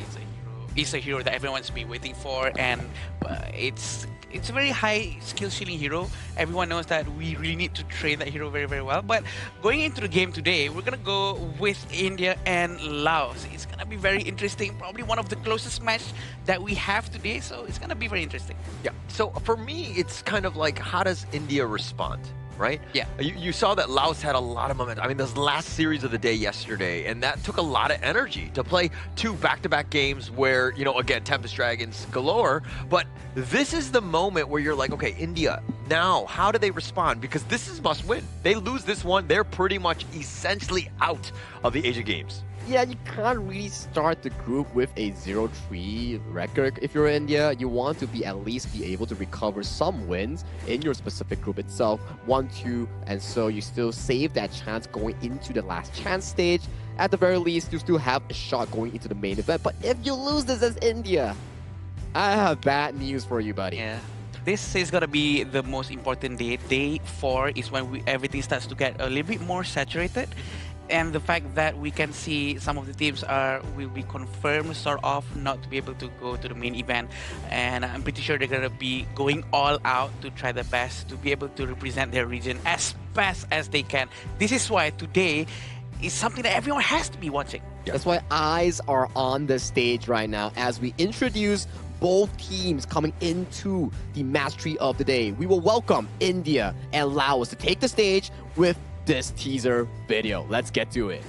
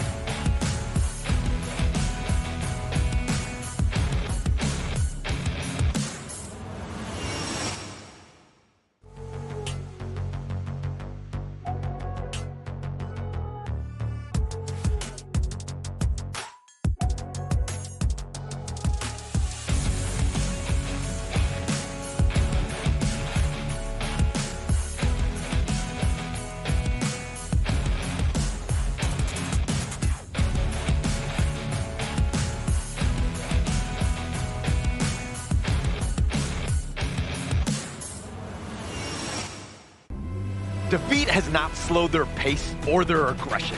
They continue to force fights and push every opponent to the limit. Now they return, still hungry for their first win. Make some noise for India!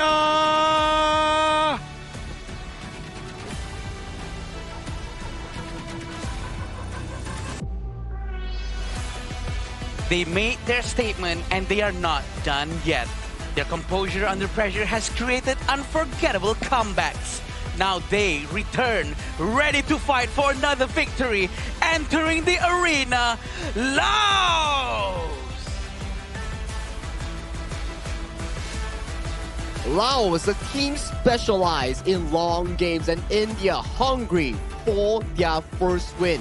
This match 3 coming into day 4 will definitely be an eye candy for whoever is currently watching right now on this current platform. And I gotta say, this is an exciting one because India needs that first win. Yeah, definitely need their first win, get themselves on the board, but it's going to be represented by the Revenant X-Spark group. India here, Ashish, Ainul, Harsh, Ayush, as well as Akshaj. This is a team that we've seen glimpses. There are definitely moments where you're like, this is why they're the best team in India. Yeah. But to bring it onto the stage here, they need to strike, and they need to strike hard going up against this Laos team. And we all remember the fact that Akshaj actually played very well. He consistently go to the front, opening up vision for his entire team.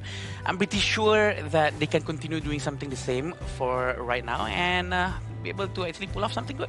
I think the strategic advantage coming in from India is the mechanical prowess coming in from Ainul and how the team plays around him. But my worry is, how can they convert that jungle lead to defeat their opponents coming in as the Laos? And this will be the lineup coming from Laos. We have Kampeng, Vilakone, Southeast Asia, Fokam, and Sahalath. One of the 5 that we all know and love. They play very, very well. They have proven their capabilities in the Gorge. I think the game 2 yesterday in their series just kind of proved just how good this team is, because with the backs on the wall, Falcom had to make a miracle play, not only with one Fever Barrage, but Salad also throwing out the Celestial Melody, so he had the second Fever Barrage to deal with that minion wave crashing in, to keep their Crystal up at 1%. Yeah, is why this team is up 1-0 in this group. If there ever is a highlight of the top 5 plays, that's definitely going to be high up there with the clutch Crystal defense coming in from Fulham and Laos. But is that a miracle? Because can you repeat it? If you can repeat it, sure, great. But right now, this is going to be hard. The person, the team, the region that needs a miracle might be India to survive in this group. Yeah, 100%. Laos is like, I don't want to repeat it. Let it be a miracle, right? It is not good for them to get this to 1% and to somehow survive where you're able to take over and control that game, which was like looking to be a losing venture for yourself. And again, I think that Laos here, they're going to be happy with just, you know, a stomp if they can. Their poor hearts, man. If we have this heartbeat monitor up on the wrist of the players, I'm pretty sure we're going to see a very, very high heartbeat rate, because the game yesterday was so good. The fact that they were able to defend so well and try their very best. That's what we wanted to see, right? I was actually in the talents room when you guys were casting, and we were all standing up, Sagi. We were all cheering because it was just so fun to watch. My man, even though I was not casting in the game physically, when I was watching it, I was literally standing up looking at the finale. Yeah, but we gotta stand up first for the first pick and ban coming in between India and Laos. Important game for India. They need to establish that momentum after that 0-2 group stage run. They need to make sure they pick up this game flawlessly and go into a potential series win. For Laos, it's about cementing themselves, coming into Group C, making it to the main event. All right, as we have the draft underway, Yuhan's going to be picked up first. It has done quite a number against this India squad. Yuhan has been just absolutely tearing it up whenever it's on the opposing side. So they're like, actually, let's put it into our arsenal. It has a lot of flexibility in terms of role. Harsh can pilot it as well. So you have a lot of options to start things off, especially early. Yeah, and we do know that they're going with Ukyo as the first pick for Laos. It's going to be a very strong pick, and a Chano with a Spirit Wolves for sure. And yeah, we have a Charlotte, my favorite, and also an Atta. So this is going to be a very interesting one. They do have a very tanky jungle, scaling through his HP. So this means that Lao really need heroes that will buy items like Mask of Agony for Xiao Chao maybe, or Doomsday, to maybe melt down some of this Atta HP. Yeah, that probably makes sense, right? Like, you need those items to actually take down a tanky frontline like the Atta here as we pace into the second phase of the pick and bans. Lao's priority is to make sure that Fulham on that channel gets uncontested priority in the laning phase, plus going into the late game as you see towards the India draft. There's not a lot of heroes that can actually access to the backline to capitalize on Sudase or Fulham on those double carries here. And for me, my current worry for India right now, what kind of roamers are you trying to play? Or are you trying to flex the Yuhan to the roamer role and pick an alternative mage instead? You have an option, right? I think it really comes back to just how this draft kind of irons itself out in this final phase. It looks like they don't have, I mean, they think it's going to be not a roamer as they've banned out the Zhang Fei from the Laos side. So it's a little bit of a mind game in terms of this direction here. Oh, that's a lot of tank roamers being banned out by both teams here. Lianpo, Lapu Lapu, Zhang Fei all removed from the pool. It's slightly worrying if you're on the Laos side because there's not a lot of tank heroes, potentially like the Bai Chi or Byron own that you can actually venture into because the roamer pool, tank roams are practically removed, at the very least the meta ones.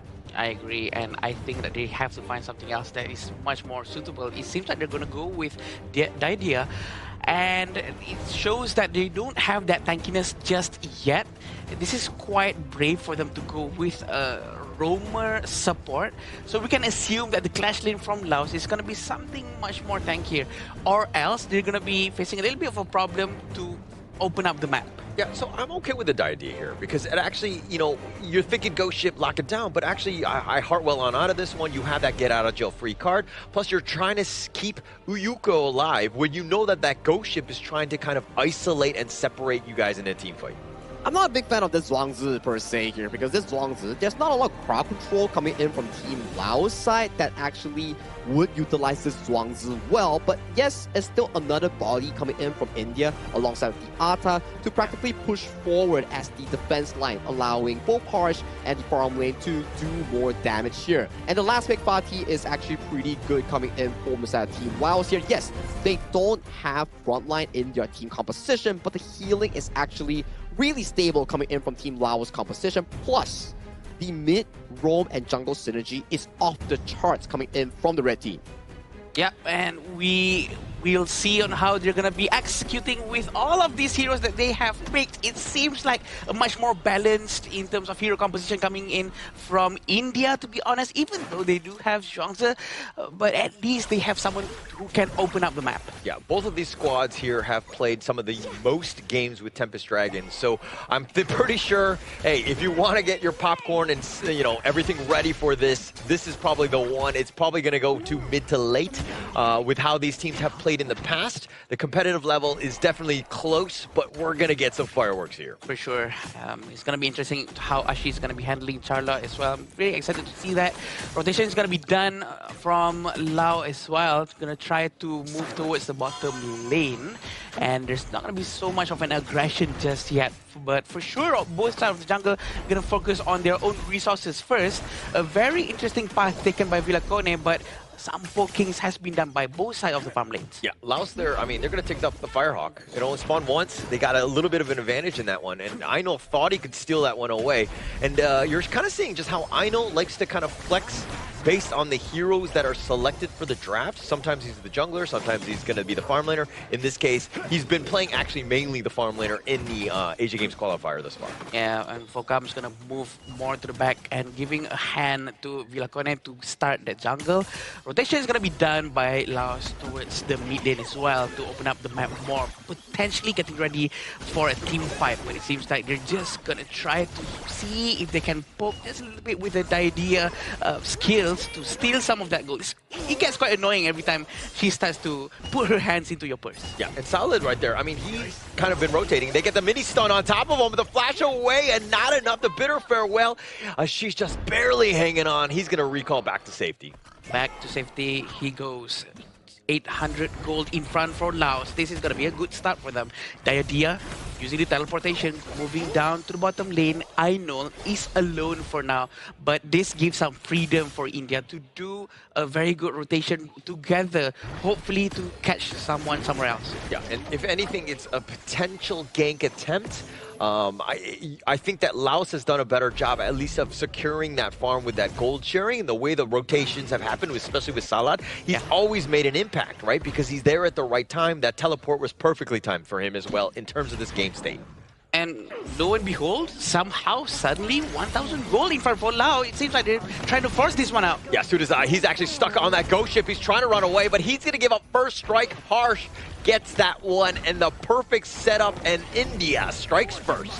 Oh, they're going to try to catch one. Ainol will go down immediately. It's very unfortunate for him. Aksha is actually quite far, and they're going to try to slow it down just a little bit because they're losing one after another. But you know what? It's a good start for India as well because they actually managed to get one just now. Yeah, taking that one away. And I think Ainol also, he thought he was a little bit safe, but the control, this is why the Diadea pick, it's that focused control which you need, and it just like locks him down. So Ainol wasn't able to get away, and you know Focam on this is going to just kind of, the Chano, excuse me, is going to just do some damage. Yep, definitely. The damage coming in from Chano is going to be huge as well during the mid-game. Towards the late game, Ashis might be in a little bit of a danger, having Villacone doing a rotation towards the top lane, but they're still okay. It seems like both of them are respecting each other so much that they refuse to do too much of an aggressive play just in case something goes wrong. But the problem is you can't respect them too much because that plays into a passive game. India seems to be doing that. They're falling further and further behind. You need to be a little disrespectful. Go in aggressive. And now it looks like they get a little stun onto Harsh. He's not even able to out-heal this one. And Laos have opened it up. They're going to look to take this Tyrant. Maybe it gets stolen over the wall. No, Villacone says, I got this. I've got my smite. A solid smite coming in from Villacone. There's almost nothing Akshak can do. He can just keep his distance, and he has to be a reactive hero, right? He has to wait for crowd controls coming in from Laos so that the butterfly effect will be much more effective. And they're going to be focusing down on the tower for sure. But look at the idea. Yeah, this is what you want to do. You want to harass him, you push him back, and then now that damage from Aino is not really able to get onto the minions. And Aino running for his life. He's going to get jumped on. Somehow gets picked off. Falcom finding him out, but it looks like he's going to trade his life away. Salad will be taken down as well. Ayush is on the run. Sudazai running for his life, and he's able to flash, at least for now. He's kind of sticking around, and Harsh is low as well, but he will survive. India coming out advantage, 2-1 for them. Uh-oh, it's going to be big of a problem for them, but look how they're trying to get Ashish, and he managed to run away fairly quickly to safety, and they're going to try to steal this very blue buff as well, and it's no problem whatsoever. 3,000 gold in front for them, and even though they actually lost a couple of heroes, they do manage to capture some objectives, right? The tier 1 towers at the bottom lane, also in the mid lane, has been destroyed immediately, so I think that's a very big victory for them for now, that they can carry over to the next one, because the vision from Team India is gonna be missing. Yeah, and India got those kills, and now it looks like they might get a potential other one. But the way that Laos was able to navigate that, use that space to, again, as you rightly pointed out, the mid T1, then they took the Azure Golem.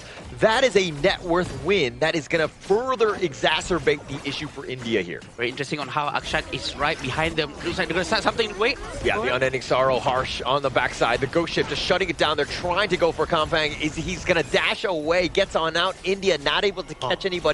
Bottom lane was pushing. Villacone just is striving with all that space that's given to them. Villacone, he's very active on the side lane. Very interesting. They're doing a 4-1 formation with Villacone on the side lane. Even though he's the jungler, it's because he has the most mobility. It all makes sense. If the mournful tempo actually hits towards Villacone, he might be in a bit of a danger. So he still has to be very careful. It's not the end for India yet, actually, because they actually managed to prove to us that they were able to take down some of the heroes from Laos just now. Well, it's a never say die attitude. You need that, especially when you're down 0-2. But the way that Laos right now has been completely dismantling them, not giving them any towers, taking whatever sort of fight that they want. Yeah, they're tied in terms of kills, but those kills were sacrificed for objectives, and why Laos right now are literally snowballing here. I think India can actually still pull this one off fairly okay, because if they do a proper rotation from mid to top to bottom, I think they can still defend fairly quickly, very okay. 5,000 gold in front from Laos. Pretty sure India is gonna be struggling a little bit with this economical difference. But having Zhuangzi in their hands, they will be able to stop some of the crowd control coming in from Laos. Yeah, that would be best case scenario, but those big team fights have not been happening, right? And the way that Laos are just like poking and prodding it looks like Villacone, he gets on out. The Ghost Ship was potentially shutting the door for him, but he does get on out. A very quick move coming in from Villacone. They're going to prepare for the next one. Look how aggressive Villacone is. He's always trying to seek for chances. Yeah, and actually they're going to find a better target. Ayush, though, he's going to be taken down, and it looks like on the side, Kampang is doing some slash work with this one. They're going to push, and they get the pick-off that they're looking for, but they have a sight on a bigger target, the mid T2. Still haven't had the chance to see Ashish in action for now, but we still have Kampang at down below, trying to destroy the tier 3 tower, putting pressure up onto India so that his teammates have this space to play around in the mid lane. They're gonna try to keep on pressuring towards India as much as they can just before the next Tyrant comes up. A very patient play by Laos. We've proven time and time again. This is what good teams do.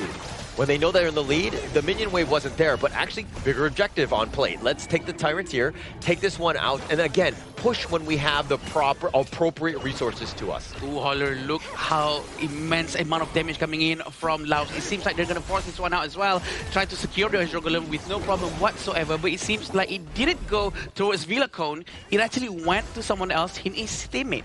this is a bad spot for India, right? Like all of this stuff, like look at how much time that they're just walking around. They're sticking together, but they're not getting any farm. They're not getting themselves back into this. And the Laos lead is growing even further because, again, they're so efficient across the map. Yeah, Pokam definitely has his itemization right now. He has Eternity Blade and also Daybreaker, a very early Daybreaker to make sure Ayush and Akshat gets melted down as soon as they connect with the basic attack coming in from Pokam. So this is a very crucial and important itemization that has been done by Laos players. But down about 7K, the 10-minute mark is around the corner. I mean, India, they're looking for some way to get back into this. Maybe you get some sort of pick-off, but the way that Laos, look at how they've been using this map control. Yeah. They're up in front of the brushes. They know where they have vision. Salat can be aggressive because he knows that he can just jump back onto his teammate. But Villicone there, again, you just want to constantly poke and prod, push them back.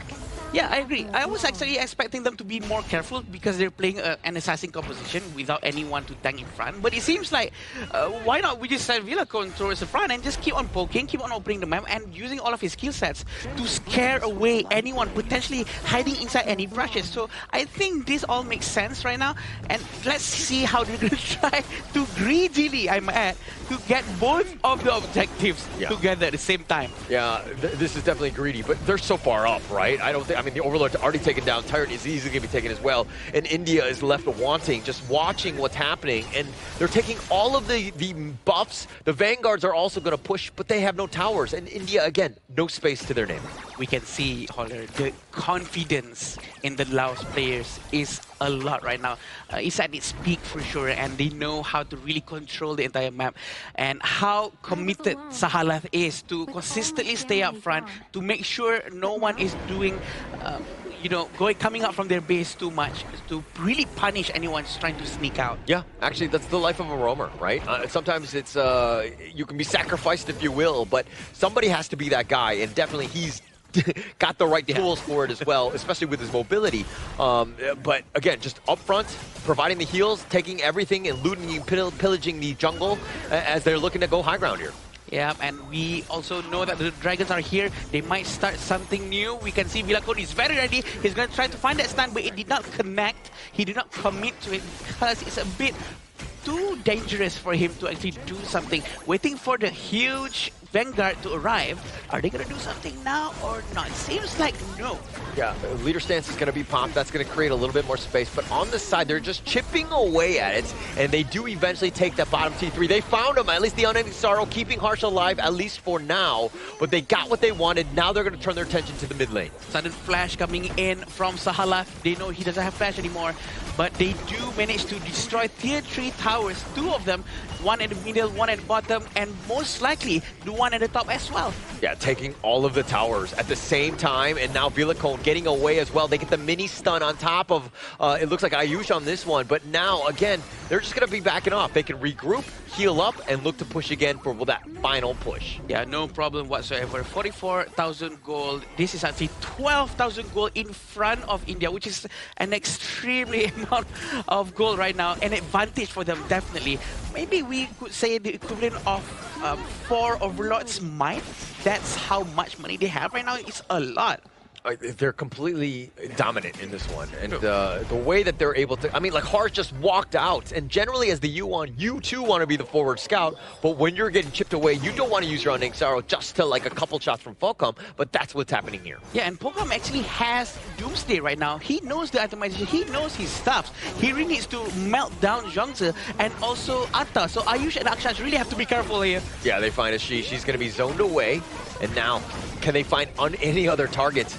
They're looking, but they're not too far from the crystal. At the same time, India don't want to stray too far from that. They've done a good job of wave clearing. Again, just trying to stay alive as long as possible will definitely help. But now they're looking to go in. Villicone just gets a little bit of a mini stun. The Ghost Ship just locking at least Kampong on the wrong side of this one. He flashes back to safety. He brings his friend Salat. And now again, they're constantly just skirmishing back and forth. Yeah, they're waiting for all the minions to come in. They opened all of their ultimates right now. Is he going to jump in with the flashes? That's what we're going to see. There's no knock-up just yet, but they're all being very careful right now. Yeah, the crystal, again, the wave clear has been kind of real. I mean, they might go in, they just might go for that. But the back backdoor is going to be turned on at the last minute. Laos was thinking about closing the game out, but at the last moment, India were like, oh crap, we need to defend, and they jump on forward. The discipline from Laos. I know that any other teams would have just dived right in, tried to end it as soon as possible. But you know what? No, we're gonna try to take our time, make sure that no mistakes is being made. This is how we discipline ourselves. This is how we learn how not to force anything that is unnecessary.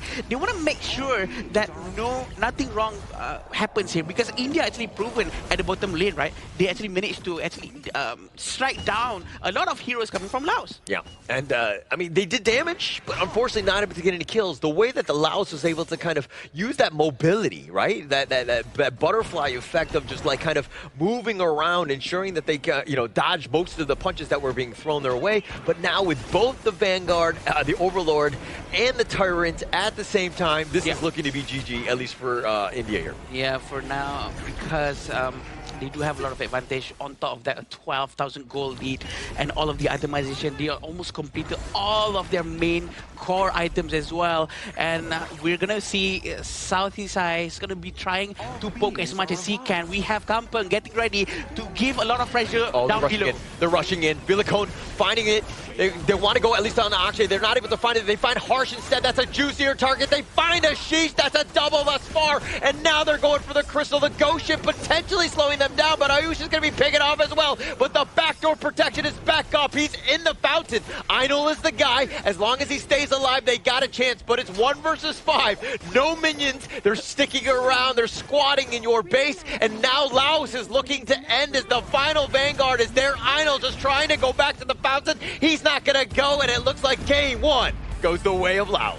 Crystal clear and magnificent macro game here coming in from Laos. Unnecessary fights were not involved at all. It's all about objectives, invasions, taking away gold from the enemy, and that's how they built such a convincing lead. With 3 high ground towers taken away from India, they just made it look easy in this Game 1. You gotta respect that, right? The discipline coming in from Laos, the way they hold what they really wanted to do, which is destroy the crystal.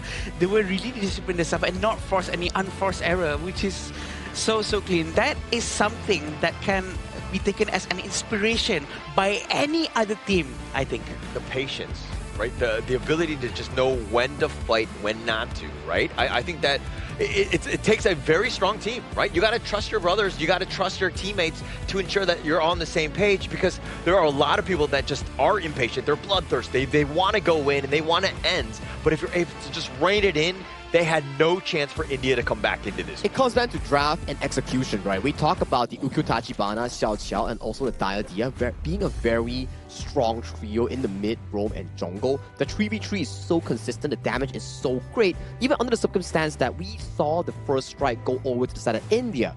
But the underlying effect of having a strong mid trio, it just gives them so much room to go for invasions, so much room to go for offensive plays in the early game. And India knows we need so much more time to actually gather resource, get those items to scale into that mid game. But Laos just didn't give them the chance. They were just pressing on that pedal and they did not stop until the end game.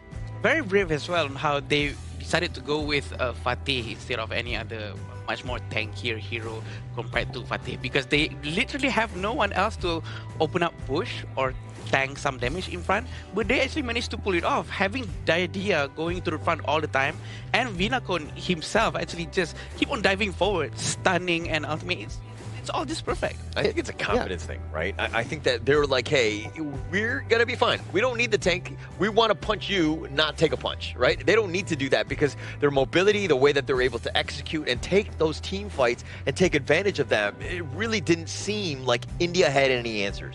There was never a full-on blown-out team fight. It was always a small skirmish. Take a takedown, we dip. Take something, we did. That's how Laos actually played the game itself. It was very clean, objective-centric. Clean. They are not coming down for takedowns. As long as we take something and we get out safely, that's the entire game plan coming in from Laos. Slowing down the farming tempo coming in from India. You can see unnecessary fights were not involved at all in this game, as Laos only suffered 3 casualties in the entire game that went down. Even when they took all 3 towers down, they learned from their lesson yesterday when they almost got outplayed and made a was made a comeback upon by their opponents here. And coming into today, when they were going onto the high ground, the Crystal, when the base is empty, they were very slow. They were like, okay guys, since we can't end here, let's take a retreat, wait for objectives, finish them up, and then we close the game. And looking at the itemization coming in from Pokam, he actually went with Eternity Blade first and then immediately rushing the Daybreaker. This means that he really understood his assignment. He knows he has to try to melt down the Zhuangzi and also the Atta as soon as he can. And he actually moved towards that. Also made possible because of the roamer that he has, Sahalat, who always gives him a lot of space, and also Villacone, who always rotates towards his lane. I'm kind of looking at this draft though, and I see Akshaj on the Zhuangzi, and for me, I just don't feel like there was enough value. Correct. Right? If you had like a typical Zhuangzi, and I know that they banned many of those types of heroes out, but I just feel like if he had a little bit more of a team fight centric, big ult, Lapu Lapu style hero, they would have had a little bit more success. As opposed to, again, you're trying to play a reactive passive game, and that's kind of losing when you're looking at the rest of your roster. It goes back to what we discussed just now during the pre-game draft, right? Like Zhuangzi, there's just not a lot of crowd control coming in from Team Laos that you actually need to draft it up. Yeah. And they sort of step on their own feet when they ban away the Lian Po, Lapu Lapu, and then for the count of Team Laos, they also ban away the Zhang Fei. So all three tank roams were simultaneously removed from the pool, leaving one of the best squishy roamers, a utility one, which is the Diadea, handed over to Team Laos here. So for Team India, maybe revisit back into the draft might be a better decision here coming into Game 2. I agree, and also kudos to Team Laos's coach, because they actually pull it off very well. He knows his player for sure, and this is the statistics that has been shown on how the damage contribution coming in from Team Laos is, you know, quite balanced, which shows that everyone does their jobs and no one is actually hyper carrying too much the entire team. Everyone is pulling their weight and actually doing a lot of things together. That's the most important thing, togetherness. Yes.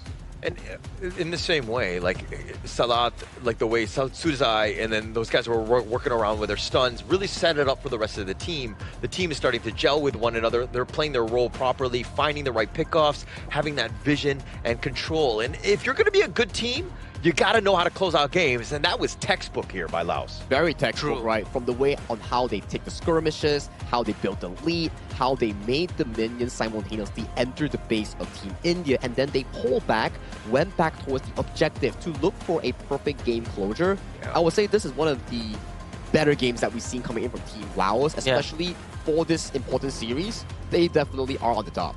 Textbook, I actually like that word, Holler. It makes sense because that's what the word I was looking for. Their gameplay is literally textbook, because they have actually a lot of chances to actually end the game earlier, actually force a fight, dive into towers, but they did not do any of those because they did not have to. So that's what textbook is all about.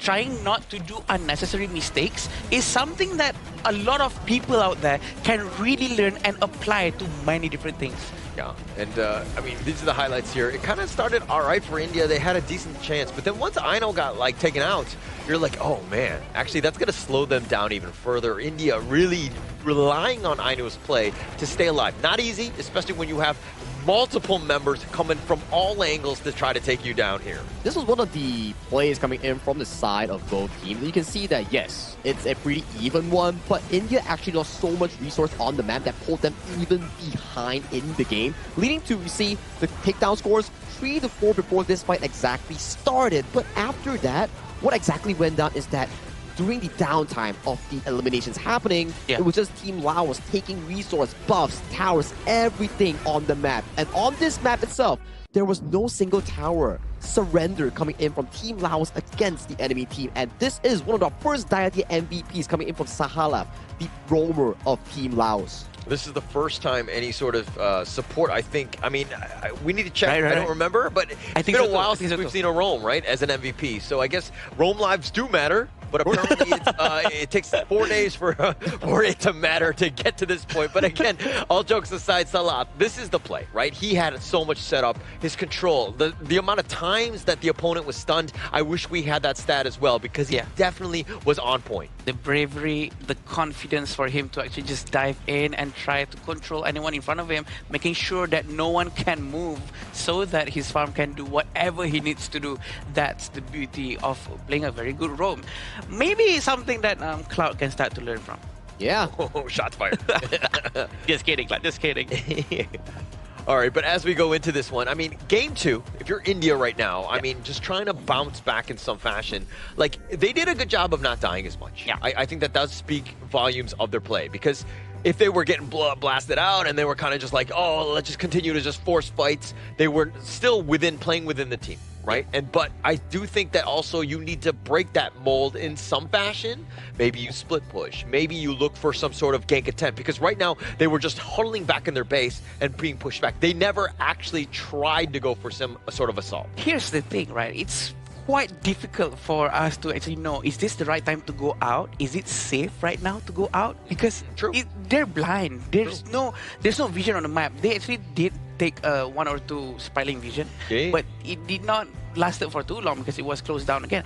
I think all they need to do is actually send someone on the side lane at least to maybe try to keep a pressure there, so that they will naturally know, okay, someone will definitely try to defend that side, so we have more breathing space on this side. It's always about the drop as well, right? There's just not another setup coming in for the side of the Team India. You have a Zhuangzi, you have an Ata. Not a lot of proactiveness can be achieved coming in for those heroes, but if you're proactive enough to actually find out which venue we're actually utilizing for this event, do check out Petaling Jaya with the Marriott Hotel. Thank you so much, Marriott Hotel, for hosting and having us for the 2026 Asian Games Esports Qualifiers for Honor of Kings. We bid our thank you, and we are definitely enjoying it here at this hotel. Definitely enjoying it here, but I would enjoy it a little bit more if India could find a way to come back into the series, right? I think that even after that last one, it wasn't the worst thing. I mean, definitely Laos was in control, and the way that they were able to do it speaks volumes more about Laos more than anything else. But India going into this one, again, just a couple of picks. Again, the Zhuangzi, not a huge fan of that one, especially into the Laos lineup there. But they shore those up, they'll have a much better chance here. I think, honestly, if they go back to what we've been seeing in the first 2 days, which is the first few picks are always Liampo or Zhangfei or Liampo. It's always like that. I think that would be a good start. Go back to the drawing board and start back from square one, because that is actually a very solid start. Because if they're going with Zhuangzi is a very reactive hero, a very defensive one.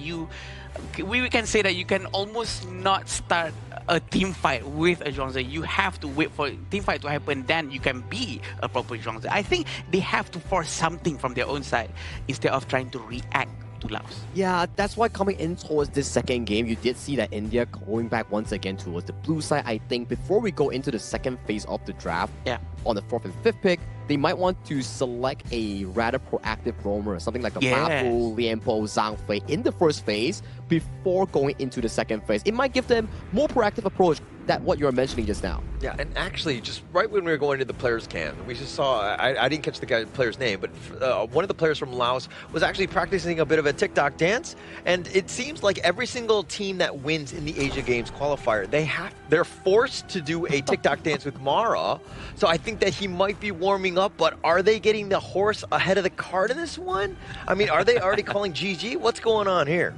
They're feeling confident for sure. They were happy with their performance, and you know what? Rightfully they should be, because their gameplay is clean. They know what they're doing is right, and the textbook gameplay that they were showing is something to be proud of. So you know, he can practice some of the dances. Maybe he want to dance after this if they actually manage to secure this game, Sagi. Well, the first thing they have to secure is a different lineup coming in for Team India. It's gonna be the Dolia being locked in here, coming in from the side of the Indian roamer. And Team Laos, back to basics here. If it's not broken, why fix it? Once again, Channel and also Ukyu-Tachibana will be their priority on the red side. And it also sets things up for the future, right? You're also not only are trying to win this game in this series, but at the same time, you don't want to show too much, right? The other teams are watching. They know that Laos is 1-0, and if they're like, hey, we keep going back to the Chano and the Yukio, those bans are probably going to be there, and Laos then will have another trump card. They'll have other alternatives to kind of show, but they don't need to show their hand now. But I'm liking what Team India is proposing in this upcoming draft here. This Dolia Dune combination gives you sufficient early game power to actually counteract against the jungle pick that has been locked in by the side of Wheeler Cone's Ukyu-Tachibana. And with the addition of the Xiao Qiao, that's a very comfortable third 3 picks I'm seeing coming in from Team India that can actually sustain them from the early to mid game. You know what? I like it a lot because they have Dolia that can reset Dune. Dune is already a very tanky hero, so they have all three. They have burst, tankiness, and they have a support to always heal them and also reset any important skills that they want. So the other two heroes, you know what? They can take anything that they want. I'm pretty sure everything will be okay because they have a solid first starting tree. Having this one more hero that is going to be banned out is going to be a idea. That's the high amount of respect that they're showing towards this hero. Yeah, it could also put a lot of damper in terms of this India squad, right? Because you know that if the Dune goes in there and then he gets targeted by that stun, he's going to have a tough time. Plus you have the Chaos Cinder on top. It's like a nice little 1-2 combination that can really burn him down quickly. Yeah, exactly, right? And moving on towards the second phase of the draft, right, you can start to see the direction is actually very straightforward. Heroes that can actually endanger the backline. Like Laos, they took the advice coming in from their matchup yesterday against Kazakhstan. The Dharma, the Direnjie, reminiscing picks, you know, that actually stalled the game, especially when it was always against full harm on that channel itself, because these two heroes can actually go toe-to-toe with the channel. Team fight-wise, the Direnjie can match the output, and then the team fight risk of the channel against the Dharma is pretty high. Yep, definitely. And we do know that there's a very solid ban. Charlotte has been picked up by Laos, which is a very good hero for them to play around with because it's a flexible hero. You can almost do anything with Charlotte. You can never go wrong with it. The last two heroes coming in from India is going to be the Clash lane as well as the farm lane. I think they do need a hero that has a lot of late game capability because the first three heroes that they have right now from India is very much focused on the early game. Yeah, but Laos has the last pick. I mean, the Charlotte is one thing. Pretty tried and true. I think you'll be fine in the top lane. Foods is going to be there to potentially lock it down. But to show you, to kind of round out this India squad, you've got range, you got the high-speed damage, and you're going to set yourself up for the late game. But with India's roster, are they going to see a late game? I feel like it really falls on the hands of Harsh, Ainu, and also the Roamer coming in for this specific cause. If they really fail the 3v3 in towards the mid lane, that late game is going to be so darn hard to reach. Shoyu and Fuzi, two heroes that need so much time, so many items to actually be useful going into that later game. And for Team Laos here, they're also drafting a very strong mid 3v3. It comes down to which side of the mid jungle roam can win it for their team. Then they can pace into the ultimate late game that you mentioned about Holland. All right. Well, thank you so much, Sagi. As we get underway, game 2. Can India bounce back? Must-win game. They got to get themselves the W, not only in this game, but in the series to give themselves a chance as they are on the bottom of Group C, being at 0-2. I know I said that they actually need a very late game hero, but I did not expect for them to actually go with Fuzi and Shoyu both at the same time. So now both of these heroes are very power hungry. They really need a lot of time to scale up. So it all depends on how the Roamer and the jungle from India are going to try to really get Polkam. He's very low. Is he going to be safe? He is. Yeah. He's okay. He's going to be fine. He's going to be fine. You were making me more nervous than Polkam. I was nervous. Yeah. I was nervous. But just being able to stay alive. I mean, if he gave up first strike, that would have been a bit of a disaster here. But I mean, going to the India lineup, whenever you're down, I always feel like teams will pivot more towards an early game lineup. And it seems like they've gone the other way. The flash away by Kampang, he will be fine. As opposed to like a late game. Because you have an early game, it gives you a head start, and you start winning earlier, and you're able to potentially close games out. Yeah. But what are your thoughts on that? Yeah, it's very interesting for me as well because it is quite the opposite of what we're used to.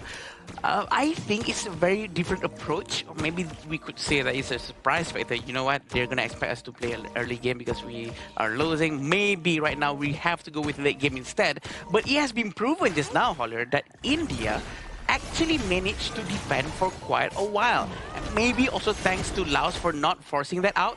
But still, they actually managed to extend the game. So maybe with a more late game composition, maybe they can really make good use of that late game phase. Yeah, I mean, the best way to extend the game is having wave clear. You have Harsh on the Xiao Xiao. Yeah, I mean, Ashish is not the greatest in terms of wave clear. So, yeah, I mean, yeah. I probably would have preferred one of those. But obviously, they were looking more for that team fight control because this is also the problem with the Dolia, right? You have Celestial Melody, but what else is she providing? point. Yeah, you have the kiddie pull, if you will, of just healing that she provides, but you don't really have that monster team fight like a Raging Sea from Salat. True. So this fight really revolves around the presence of Akshaj and working together with Ayush. They really have to make it work. They really have to abuse the presence of Celestial Melody and Unruly Blade to compensate this lack of a total crowd control, if you will. And I think that's a good thing. So it all depends on the execution at this point, because the heroes has already been picked. They really have to make do with what they have. Yeah. And this is also why the Doom Dolia combination is just so strong, right? Having that Wind Slash plus the Unruly Blade to get on out, assuming that you weren't already aggressive with it. Yeah. Having that secondary one is actually a huge factor for this one. But this, again, like, just gotta hold the fort. You can't just get pushed down. Like Laos last time, they were able to control the map. If India, if that happens to them, this lineup just crumbles, but they actually find Akshaj. All he was trying to do was walk down the river and he gets smashed. He wants to go to his own territory. It's water. It's Portolia. But yeah, he didn't realize there were 3 people there. He was trying to give some vision to his teammate, which is very nice, but again, he was actually quite far away from Ayush. I think he really need to rotate more with Ayush, be much more closer to him, and clear the jungle with him. There's nothing wrong with that. And look at how Laos gets the pick off. Akshaj is down, right? And yes, it's going to be joined because the respawn timers are so quick. Yeah. But Laos gets something out of it. They stole the pheasant, and now they got a little bit of action. It looks like Salat is on the run. He's going to be targeted, and he too will get destroyed. Akshaj coming back from the grave, gets the revenge tour. Great move coming in from India. They really do know how to punish if Laos is actually overextending. But look how brave Pokam is. But Pokam's gonna go back, and it seems like Ayush managed to get the turret with no problem whatsoever. Now, the problem with Dun usually is that he has not enough mobility. Once he goes in, everyone will run away. True. So his basic attack is short. He's a melee hero, right? So that's why he needs more Unruly Blade, but he can only use it twice. So let's see what's gonna happen here. Oh, Harsh actually has to flash away. He stays alive. That was very close. The Blazing Brilliance. This is also something they need to respect. Sudazai's damage, if he gets on top of you and you're, again, like Ayush, when you're going in that one-way ticket with that Unruly Blade on the Dune, you can potentially get burned up by Sudazai. Oh, I agree. So Sudazai is going to be able to really melt down anything in front of her. Him, sorry. He was a hero. He's a but the shield on Anzila, though, is very good because it has crowd control immunity essence to it. But it seems like they're going to try to steal the Azure Golem here, but they're going to pull back. Yeah, Laos being aggressive. Raging Sea, that's going to be smashed on top of it. But they're not going to be able to follow up because she's a little too tanky at this point. Plus, he's under the tower. A little bit too much risk for Laos to take now.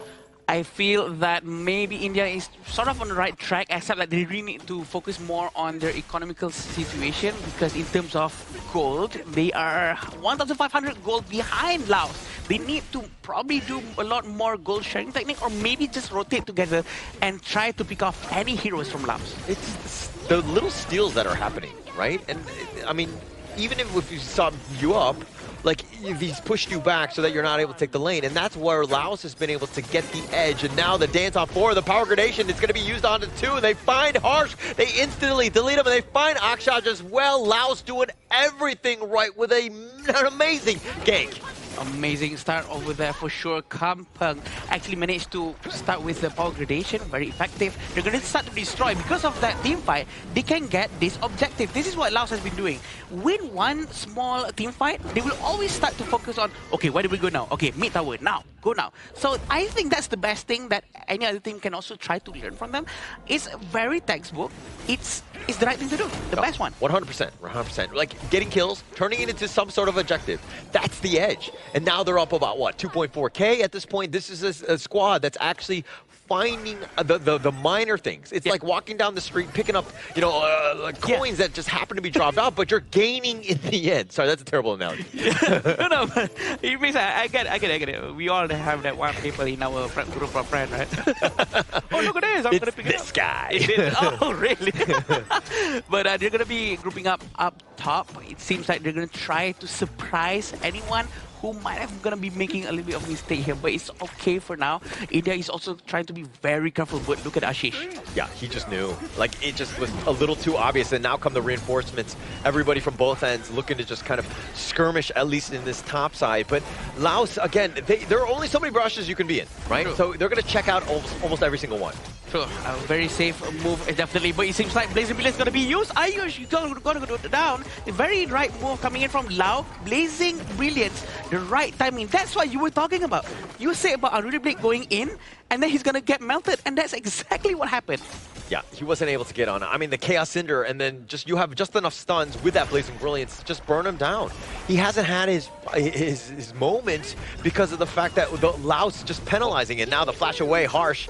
Oh, he's just trying to run for the hills. He's not able to do so. Vilacone taking him down. Vilacone is super confident with Ukyo once more. We know how well he plays this hero.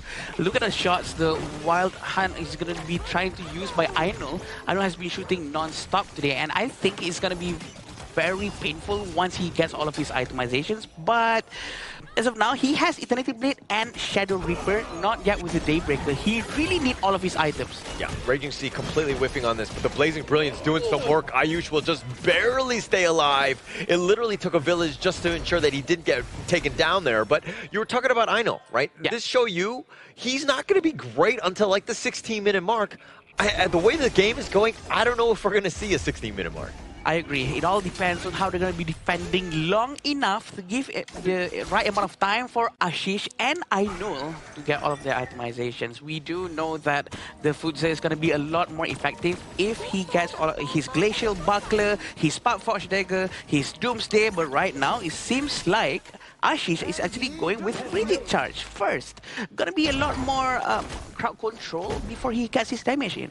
Okay, interesting. If anything, Ashish, I feel like he needs to be split pushing more. Like, if he dies, right? But at least you're creating a little bit of space. Somebody has to react to that movement. Yes. You need to slow this game down. Right now, you're getting pushed. The Raging Sea finding the right little target, and it looks like they're going to do a little bit of burst, but they're not enough to take him down. And now they're on the defensive side, and now Kapeng just barely getting out of this one. I agree with you. Actually, this is what they're doing a little bit wrong from Ashish. I think he's playing in the rhythm of Laos. They need to force a different rhythm so that Laos has to react to it, so that they have a lot more breathing space at the back. But again, all the resources coming in from India's side has been taken away from Laos, and that's going to be affecting India for a very long time. They have to do something now, or else it will be the same as the game before. Look at how they're just waiting in the back. They're fighting for farm right now. This is not a great situation. This is a losing situation. Like, again, this is why the split push. I know it's risky. I know somebody's going to die. You're thinking, oh, I've just died so many times, but there's no chance. And now the Raging Sea locking it down. The Blazing Brilliance almost finding Akshaj, but he gets over the wall. Flashes were committed, though. And now India will survive, but at what cost? Yeah, at what cost? Exactly. I think they really have to do something. They have to go out. They have to send Ashish to do something, or else they're forced to play around the tempo and the rhythm of Laos. It's 8,000 gold in front from Laos. For Laos, it's going to be a lot of problems for India very soon. And we haven't seen a lot of combo coming in from Ayush and Akshad. Actually, they were trying, but every time they do it, exactly like you said, the Blazing Brilliance punish him non-stop. Yeah, non-stop. And that's why Sudasai is just the way that he's been able to just be on top of you. He's always been in those team fights. When Laos is looking to take something, he's generally there as Johnny on the spot. But if you're looking, again, if Ashish isn't going to do it, Ayush needs to be doing it. Somebody needs to be split pushing. Somebody needs to be creating a little bit of space. Because, look, all 5 members, they're sticking together. They're singing, you know, they've got a campfire out. They're singing Kumbaya, but they're not getting any farm. But actually, it's not wrong to do this if they have heroes like Zhang Fei. They have Amber the Outburst to actually turn the game around with 1 scale, or Dharma maybe. But right now they're going with Dolia and Dun. So maybe sticking 5 might not be the best. It all depends on their composition too, right? But look at how Ashish comes back to the mid lane. He's going to try to lock him in. Yeah, he's trying to go in. It looks like it's a little too far. Compact under the tower. But that's a little bit of space created. And you're kind of thinking, was that the right play? Well, they still got the bottom T3 in the end. I agree. You can see on how the Dragon is still there, but he's way up front. He's trying to tank the damage for everyone, but where is his teammate? Yeah, nowhere. I mean, they're going to hide under this tower, but the top T3, they've got the Vanguards, right? So they're able to easily take this one down, and now somehow they need to hold here the last T3 mid. chip in a chair.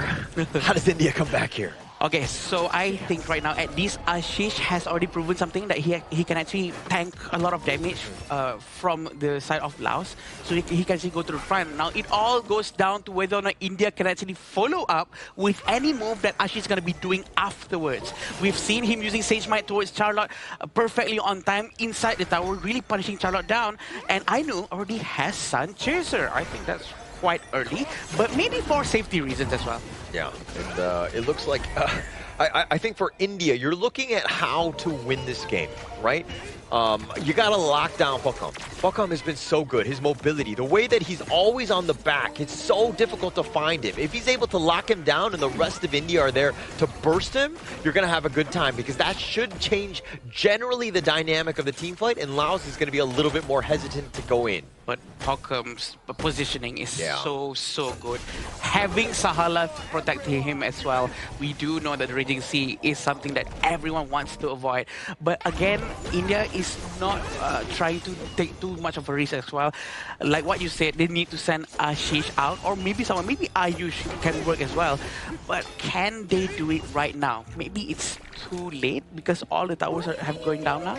Well, you got to play to your win conditions, right? And just sticking around where you're literally fighting for 2 creeps right now with 4 people, right? Yeah. This is the lead will constantly grow because Laos is taking every sort of resource across the map. Yeah. They've taken your jungle, they've taken their own, and they're just backing up. Now the Raging Sea, that's gonna whiff. That's actually his 2nd whiff of the day. So if I'm gonna say, give this team an A+, I can't because he's missed, 2 of them, so probably like an A- for Salah. Yeah, he's best. India knows the distance that they have to keep. They also tried to steal this. They went all in. Yeah, they went all in, but Ayush is going to go all out as he gets taken down. Villicone making him pay. He decides to go, hey, you want to try to go for this tire? Not going to happen. Sages might locking down at least Kampang. He's going to be locked in, slowing the attempt to approach, but they get the Raging Sea, and Ainul is down for the count. They're looking to clean up as Villicone out heals. It gets harsh on this one, and now Laos, all they need are the minions. Ashish into this mid lane. He's trying to at least deal with the minions, but he's going to have to dodge some of these members here as he does go for the minions. This is the play, but it looks like Bokam just want to end this game. The soaring signal on, they've got the crystal, and it looks like Laos are going to take this game and the series. It felt like a repeat of what we saw in game number 1, where everything just slowly slid out of the control coming in from Team India. They wanted to play towards the team composition strength, but they were just not allowed to. Laos, by repeating their success coming in for the Ukyu-Tachibana in the early game, they managed to scavenge all the jungle resource, making sure that the lead was ever growing, making sure that, hey, you want to play Futsu, you want to play Shoya, but you just need so much time to farm on those heroes. I agree very, very much because they were playing very passively, very safe, I might add.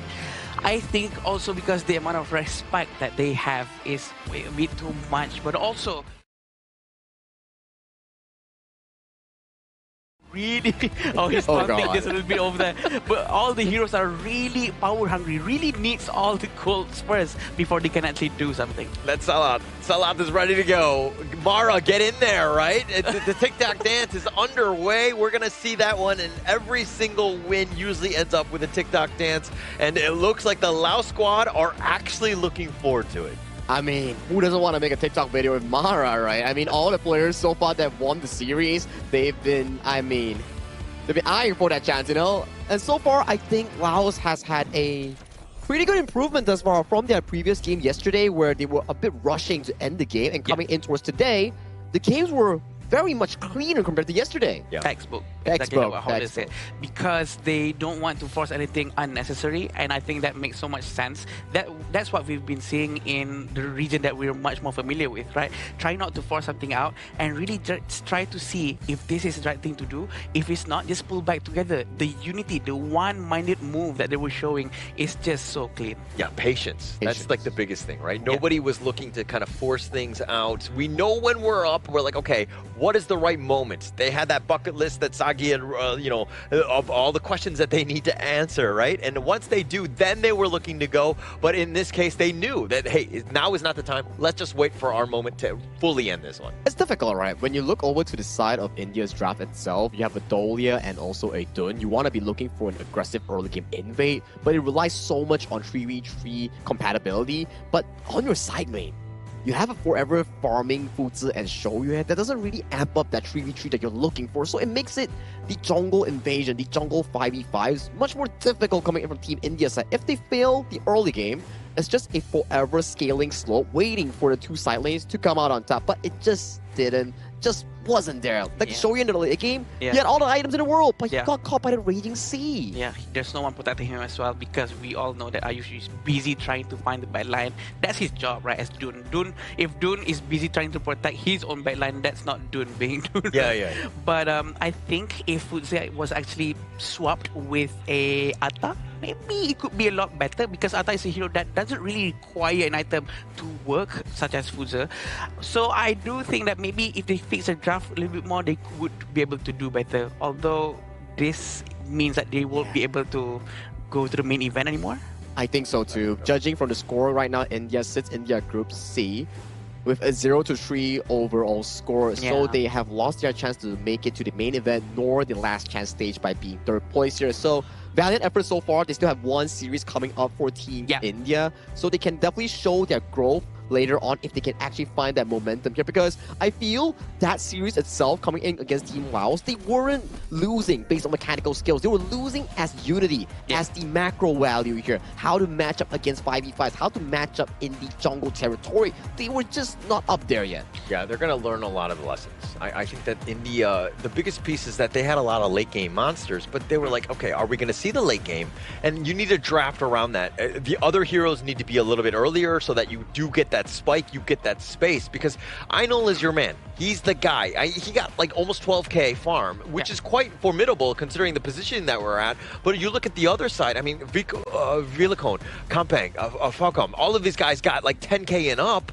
Like, it's very difficult to fight when you're the only guy in the relative ballpark of these people, but they've got 3 members.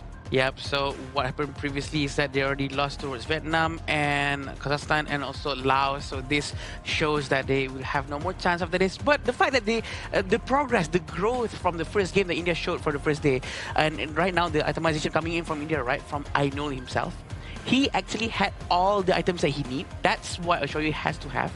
And probably Hollard, I think, and Sagi, they actually funnel every goal towards Shoryue. So with that in mind, maybe Fuzi was supposed to be sent out and do something else instead of trying to help him farm at the bases now. I think it makes sense, right? You want the Fuzi to be like the secondary carry in the late game, making sure that he was this unstoppable tank with the spell to intuition to get that damage reduction.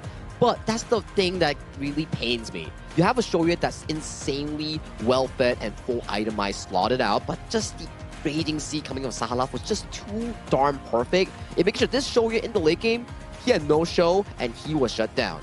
I agree. They would just jump on top of him, right? And almost all of them, they had a decent amount of mobility to just play around. Villicone was almost playing with his food and finding him. Einol is, again, okay, the idea of having the Dune, the foods there is this meat shield protecting them, great. But when you're losing and now you don't have that vision and you're able to get jumped on and get ambushed, Laos made them pay. I agree, and the way Laos play, again, they are not going to force anything. Their style of gameplay sort of made India has no other ways to move around as well because of the textbookness, because they know that Laos is not going to be force dive into the crystal as well. So maybe that contributed towards why India really cannot react to anything and really punish them when they really wanted to punish, except for that one moment where Ashish uses Sage Might towards Charlotte. Yeah, we saw that, right? Like, it will actually punish the Kampang really well because Kampang was like overly aggressive. And you can start to see for the damage charge itself, that's a 78.5 thousand damage dealt coming in from the Shoryue from Team India, which was quite a lot of damage. If you can allow the Shoryue to survive with the double front line that you drafted, which is the Fuzi and the Dun, with a relatively okay gold deficit at 2,000 to 3,000 instead of 8,000, then maybe Team India has a shot of equalizing the series. But this is the fact that you cannot drop like 2 weak lanes on the side lane and expect it to actually flourish in the mid game, because you're just going to be consistently pressed in those early to mid game skirmishes. And I also kind of look at Ayush in the jungle on this dune, where you want to be aggressive, the gold sharing to start, but you're always like potentially threatening an unruly play. You don't have to go in, but you always want to be there. This is where you're doing those damage. Like if you look at some of the other scenes, the wind slashes are constant. They're constantly putting damage on, and usually they're taking the most damage and doing quite a bit as well. And this also goes to a question here, right? I understand that Aino is the main mechanical player in the Team India, but sometimes you wonder, like, okay, when you have a player constantly swapping roles back and forth, is it really beneficial for the team? Because we want a player to be able to focus on one role. And you can see for the farm and jungle, it's always depending, like, okay, if it's a mechanical hero like Hansen or Arlie, we'll pass it over to Aino. When it's not so mechanical, we will swap back to the original role. So maybe moving on for Team India, it's about focusing on their own role, focusing on the mastery of a certain playstyle. Probably because it's hard to see growth when you get thrown around. Correct. From this role to that role. So I do agree with Sagi. I think it's also better if they can just focus on one and maybe increase hero pools so that they have a lot more other options for the coach to play around with. I think, there's a lot of improvements for sure. But again, I just want to put it out there that India's gameplay from the day 1, day 2, all the way to game number 3 have been showing a lot of improvements. The fact that they really know how to punish, they tried their best, but every initiation has been started by Kampung is just so scary. Yeah, it's just so scary, right? The splash gradation flash to find a knock-up on towards Harsh, and by this moment already a 3,000 goalie generated. Ayush making that critical mistake caused the goalie to be slipping away from the hands of Team India. It was still okay, but at the minute 11, it's already a 9,000 goalie. Yes, Kampung, we know for a fact that sometimes he goes overboard, but when the goalie is so darn wide open between these two teams, you can start to see, like, sure, Idol has all the gold in the world, but when your teammates are all backing off and you get caught by this raging sea, all their 12,000 gold, the highest net worth in the team, gets washed down the drain. Yeah, I mean, why don't they just clone Aino 4 times? Are they stupid? No, I'm just kidding. I mean, they were obviously there's almost so much farm that they can get on the map, right? And I think that if we're going back into this one, I mean, Vilacone is going to be your MVP. The way that he was having that impact, his jump-ins, every single time, it was a very, like, solid move, but he also stayed alive. I mean, he didn't die a single time. That speaks volumes, of course, about Vilacone here. Yeah, he keeps on poking with all the skill set that he has. That actually, it's very hard to be confident with Ukyo, you know? Yep. The skill set is very straightforward. There's no way for you to trick the enemy side because people know what you're going to do. You're going to go through the front, you're going to scratch a little bit, and then you're going to dash to the back.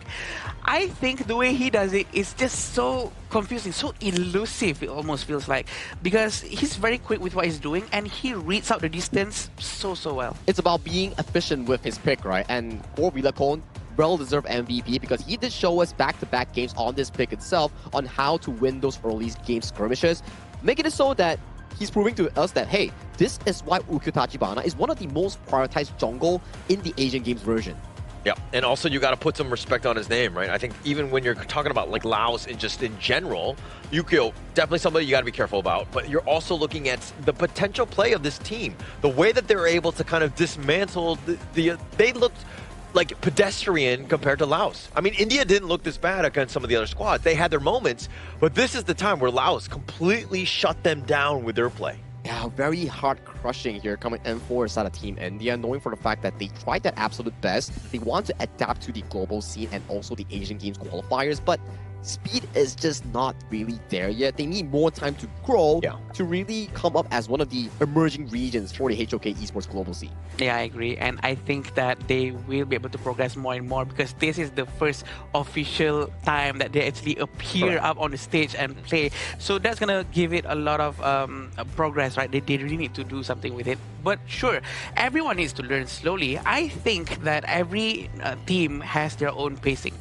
I'm sure of that because like no team is always going to be down there. There's always like a progressive step that you actually need to take to further improve. Maybe today it's because of drafting. Maybe it's because of like the early game priorities, the roles, you know, like the mechanics. All these can be improved. It's not all bottleneck that keeps stopping you from growing. But for them, it's just experience pouring into this. And I hope for Team India, you don't get discouraged by this because this is only the start. There's still so much more to come for Honor of Kings esports. Yeah, it's very you know what I mean? It's early. Yes, it's right? early. And yeah. for us to judge based on that is not fair. Correct. Some of these teams have been playing for literally years, right? And, you know, I think that exposure and getting into and playing against some of these other teams, you're going to learn so much. Correct. And they're going to be much better. Obviously, there are things that are around the corner that they need to be worried about. But I think that this is a bit of a wake-up call and being like, okay, these are the things that we need to shore up. There are some big gaps. Let's fill those in at least now. This is why we kept on talking about progress, right? Between game 1, game 2, or maybe sometimes within that one match itself, such as yesterday, we saw such a big difference from game 1 and then they turn around to game 2 and game 3, the way they play, the way they rotate. So everyone have their own pacing. So you know what? We give them time. And this is the first appearance. And it's like how we celebrate the growth of Mongolia as well, right? Yes, Mongolia, sadly, they couldn't make it to the main event, just like what India is right now. But it's about the growth. It's like, yeah, you know you're gonna lose. You're not like equal to the other teams coming in towards this event.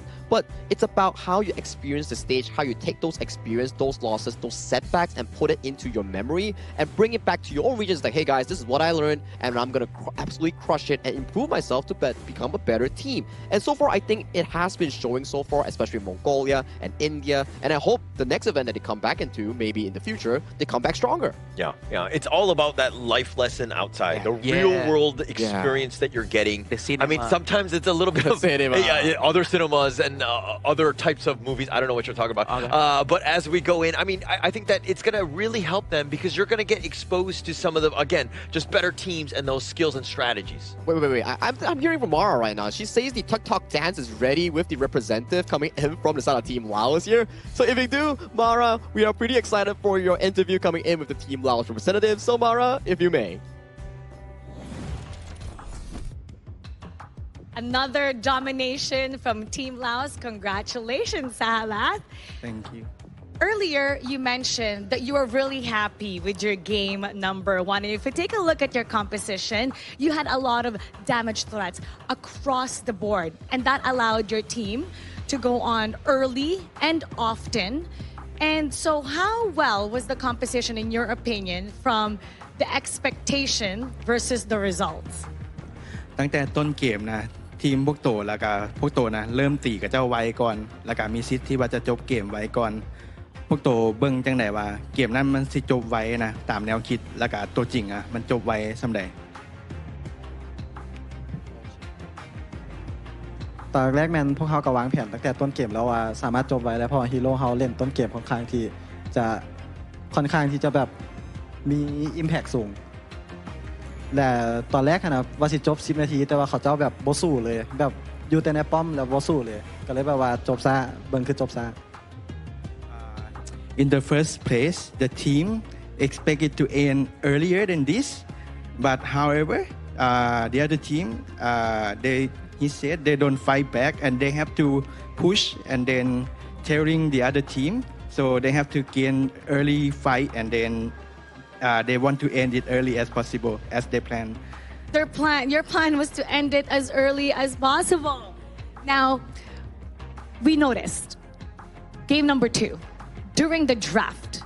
It seemed like you were so comfortable. In fact, in front of the camera, you were doing a little bit of a dance. So was that through confidence or comfortability? How was the team's mood coming into today's game? ตอนแรกพวกเขาคิดว่าแบบมันก็บ่ได้แบบเบิ่งคือตึงหลายแบบเกมมันชิลหลายก็เลยว่าผ่อนคลายแล้วก็พวกเขาก็ค่อนข้างที่จะมั่นใจว่าประสบการณ์พวกเขาหลายกว่าก็เลยแบบเพื่อให้แบบว่าเกมมันบ่ตึงเครียดหลายแล้วก็เป็นไปตามแผนที่วางไว้ตั้งแต่ต้นเลย The team has practiced a lot so they are very well confident with this game as they has practiced throughout the day and like months earlier so they are really chill out for this game. You caught a lot of people's attention with that dance. You want to show us a little bit of that? Okay. Let's just see a little bit of that. Go ahead.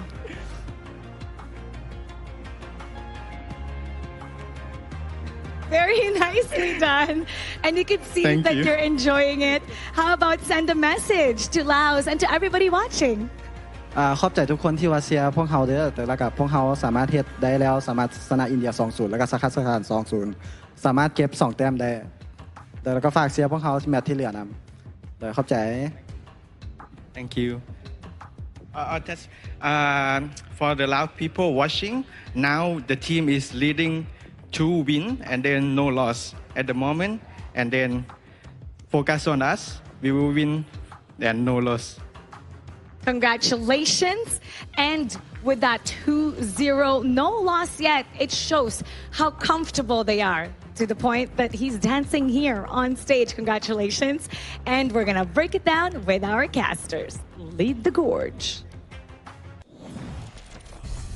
Thank you, Mara and Salaha. That was some moves coming in from the man himself. I've got to tell you here, he's confident. He's also saying that, guys, thank you for supporting us coming in from Team Laos. We're currently 2-0, but we're going to go undefeated in the group. That is confidence coming in from this guy. Definitely. I mean, it was built off of yesterday and to today. I think that you could only be confident, right? The way that they've been able to dismantle teams and to get to like late game, they've shown a lot of range here in the past 2 days. I agree. He has no choice but to be confident. he deserves to He be. has a choice, by the way. He has to be because the gameplay he's showing is just so good, and that the confidence outshines inside the game as well, and it's translated very well into their mindset and the way they pull back to not do any mistakes. That's the amount of confidence and discipline that I wish to have. Yeah, you know, like the first match that he had right yesterday, it was against Kazakhstan, and it was like so back and forth, you know, like. Oh yeah.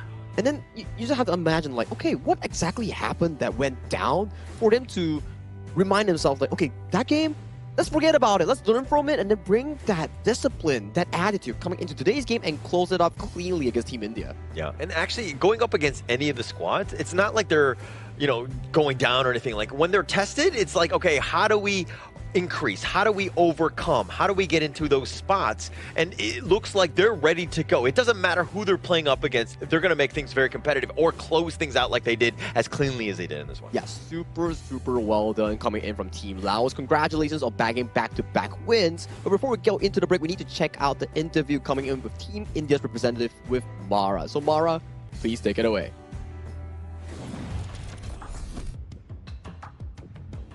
From Team India, we're here with mid laner Harsh. We were surprised with game number 2. What we noticed was that there was a switch in roles between the jungler and the farm laner. What was the rationality behind that, and why take that risk? I think we, like, throughout the tournament, we were playing it quite safe and conservative. So at the same time, we know that our farm laner, he kind of plays tanky junglers well. And we just wanted to try out a beefier comp. So we were just like, let's just try it out. And yeah, we just took the risk. And it didn't plan out well. Like, it didn't pan out well, but oh well. Some plans don't go as expected. Yeah. But oftentimes you do need to take that risk to see what else that could happen. But tomorrow, you're going to be coming back here against Saudi Arabia. How do you plan to bounce back? I think we're just going to go back to the drawing board and maybe like jot down our mistakes, and then we're just gonna, you know, play our usual game and try our best to win. And we want to see more of India. Yeah. India's watching right now. What would you like to say to everybody? Invite them to support you for tomorrow. Yeah. So just come and support us. We need your support, and we are gonna do better, and we are gonna come out stronger than today. So yeah. Harsh, thank you so much. Thank you. And good luck on your match tomorrow. Thank you. We're gonna head back to our casters. Lead the gorge. Thank you, Mara, and also Harsh for that interview here. You can definitely see that he's also quite nervous for a sense, because representing India, representing his own region, is a sense, it's not little matter to be talking about. You have to take it seriously. And I know results may not be the best this time coming in for the region itself, but maybe next time with this experience, they can come back on top for a future event, right? Yeah, we can hear some of the sadness in his voice. I know. We can feel it, right? But again, there's a lot of chances after this for sure. This is just the stepping stones, just the baby steps. It's okay. There will be a point where they will be able to find the best of the best from the local, and also to maybe even perform even better, or maybe even be the champion. You saw sadness, I saw relief. right? Oh. Because if they won, they would have had to done a TikTok dance with Mara, and they don't need to do that anymore. So I think in the end, I think that they're gonna be like, okay, yeah, we lost this one, but at least we don't have to dance. We're fine. I think I'll rather take the win and have to still do the TikTok dance because, hey man, a W is a W, and maybe dancing with Mara towards other people's perspective is also a W. Maybe not me, I can't really dance, but you know, for others, maybe they enjoy it. Wait, is there no choice to to win and avoid Mara? There's no choice. I don't think that's a choice. I don't think that's a choice. I think some of the teams are not winning because of that, by the way. We need to figure Hey, you're throwing shit on Mara. You're just joking, Mara. We love you on the broadcast. It's just Holler. He has a bit of a different perspective here, but let's jump into the next match first before we actually go on courts too. It's going to be Kazakhstan taking on against Kingdom of Saudi Arabia. So far, Kazakhstan has had a role. We know they fight in the team fights really well, the 5v5s, but their rotations a bit lacking. And KSA, they're still looking for their first win in their respective group itself. So for these two teams, I would say that Kazakhstan has the upper hand from how they are playing and what they have showcased so far. But hey, only the game itself will tell when it actually unfolds. Yeah, we know that Kazakhstan is a very strong team, but do you know what else is also a strong thing? It's gonna be IQ 15R, official gaming phone for 2026 Asian Games esports events Honor of Kings qualifier. This is what the players are using up on the stage, 120 FPS with all the best liquid cooling and all those things. I'm not sure if it's liquid, I might be wrong, but it's very good cooling that you will not experience any frame drops whatsoever. Correct. So don't forget to try it out. Yeah, if you need a good device, check out IQ 15R, one of the best ones so far that we actually had on the stage itself to actually support Honor of Kings gameplay. But that was Series 3 coming in between two of these teams coming in from India and also Laos here. Coming back to the break, we will bring you more Honor of Kings action that will be packed up. So let's head to a break.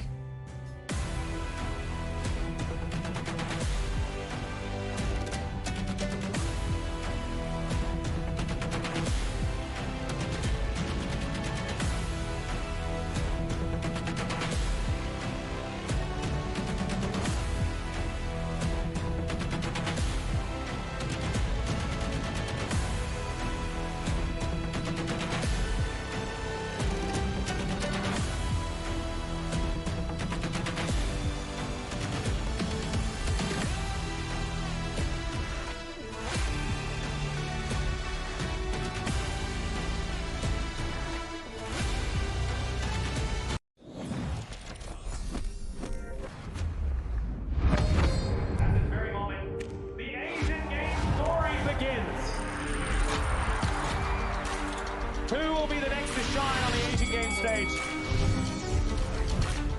Contestants fight for the honor of their regions while we cheer them on from the stands.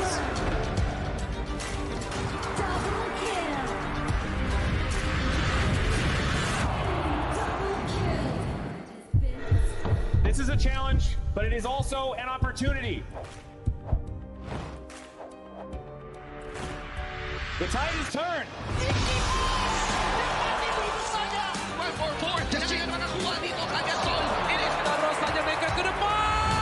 Fastest in front. They're going to use it. Golden Tide slows out constantly. And we pulled it off together. We share the same voice, the same radiance. This moment of brilliance belongs to all of us. Together, we shine.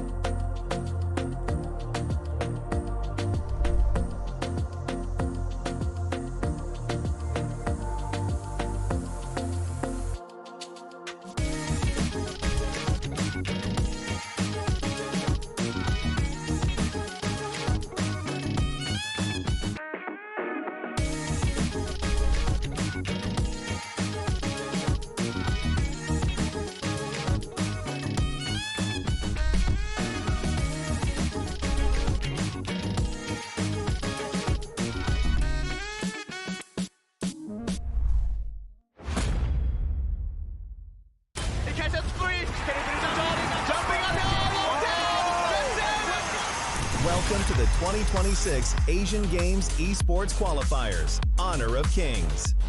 20 regions, one stage, and only the strongest 9 teams will earn the right to shine above the rest. Taking place in Malaysia, June 13th to 21st, 2026. Coming to Malaysia, this is the battleground where teams fight for the right to qualify for the Asian Games. 20 teams enter, but only 9 teams will move on. Apart from the 20 regions, there are 3 regions that have direct qualification. Here is the 2026 Asian Games Esports Qualifiers Honor of Kings format.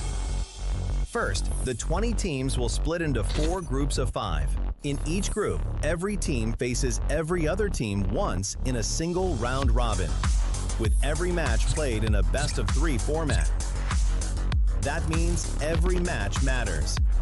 Every game matters. Every single point matters. The point system is simple. Win the match, earn 1 point. Lose the match, earn none. At the end of the group stage, teams are ranked by the total points they've collected. And from there, the road begins to shine. The top 2 teams from each group qualify directly to the Asian Games main event. That gives us 8 teams advancing straight out of groups. But for those not through yet, the light isn't out.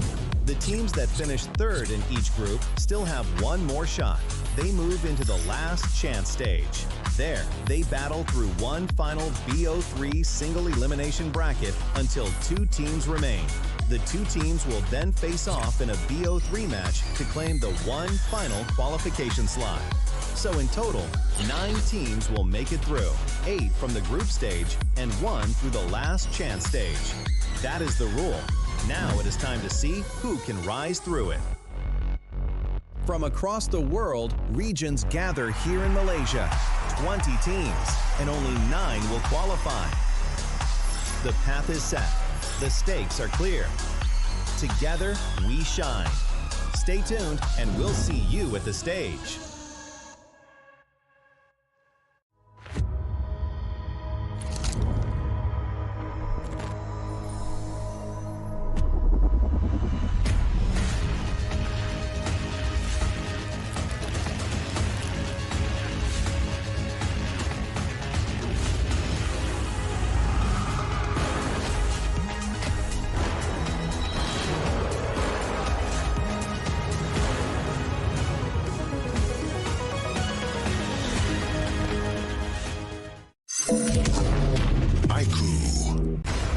Ultimate not ready yet.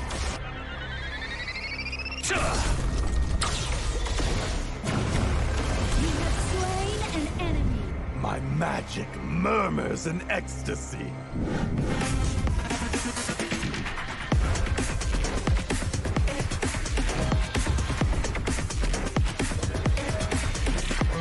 Legendary. There is no escape for you. Killing spree. Double kill. Triple kill. Spectacular kill. Don't worry. I'll be back for your life soon.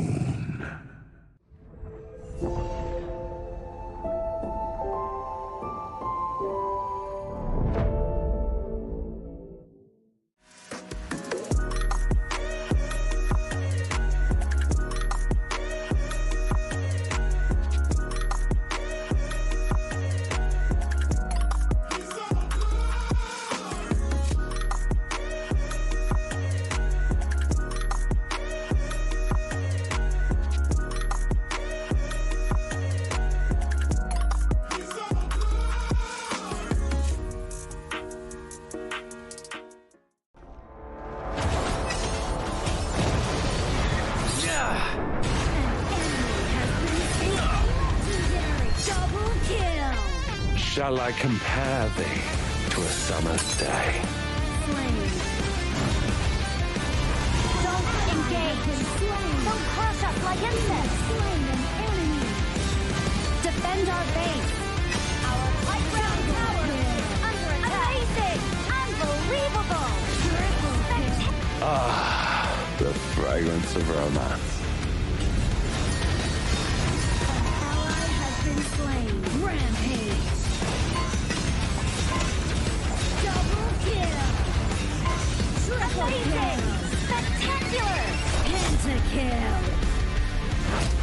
Fortune is on my side.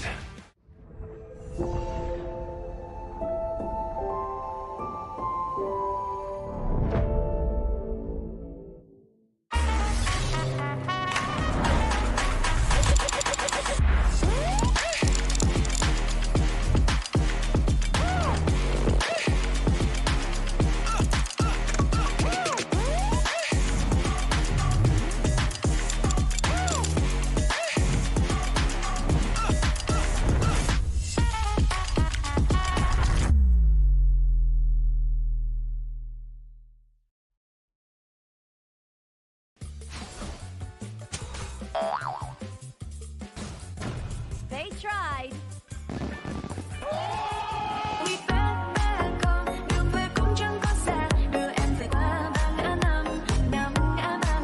The new Spritling skill, Dig It, is a passive skill, which will automatically trigger at fixed times each match, up to a maximum of 10 times. The skill grants guaranteed standard rewards like gold, XP, shield, health recovery, and more. There's also a small chance to uncover mysterious grand prize effects during the match. Dig It may also produce tradable high-value treasures. Detailed information about acquired treasures will be shown after the match ends. Each treasure has its own rarity and storage size, and obtained treasures will be automatically stored in your warehouse. If you want more high-quality treasures, make good use of the Treasure Fusion feature. You can also copy and share your code so friends can help speed things up. Treasures in your warehouse can be sold for event currency, which can be used to redeem skins, items, and other rewards on the event page. You'll even have a chance to win physical prizes like smartphones and cash. You can also spend event currency to bid on high-value rewards. The auction uses a hidden bidding system, where you can submit 2 bids for the same reward. The highest bidder wins, giving you even more ways to obtain rewards.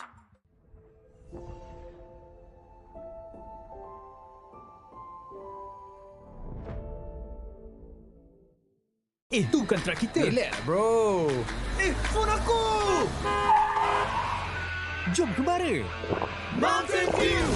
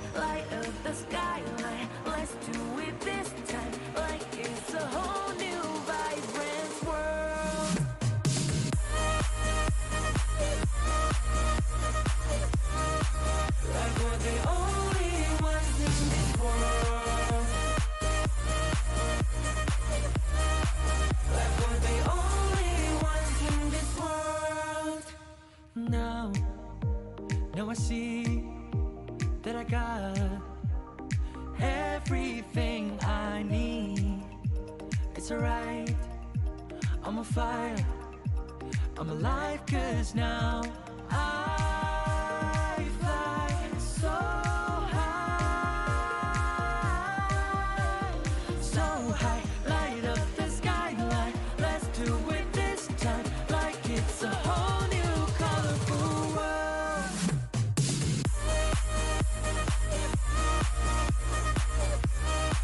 Like we're the only ones in this world. Like we're the only ones in this world. Never thought we'd get heart, burning like the stars. How we get this far, like we're the only ones in this world.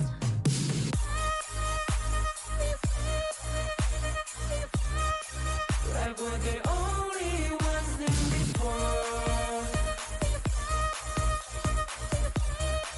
Like we're the only ones in this world.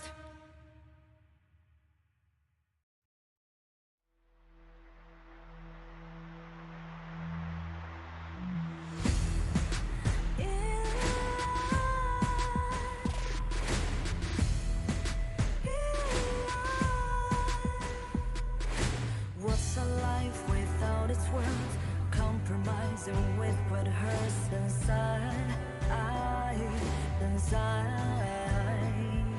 When you let fear decide your fate, you don't choose which path to take in life.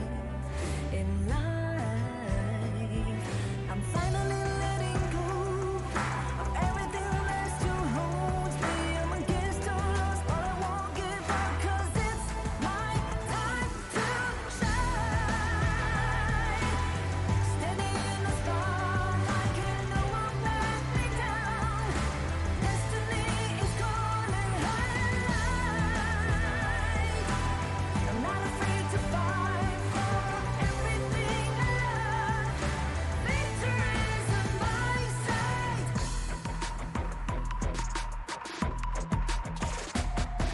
The more we lose, the more we gain. The more that nothing stays the same. In time, can love ever, can forget. What you see is what you get. Sometimes,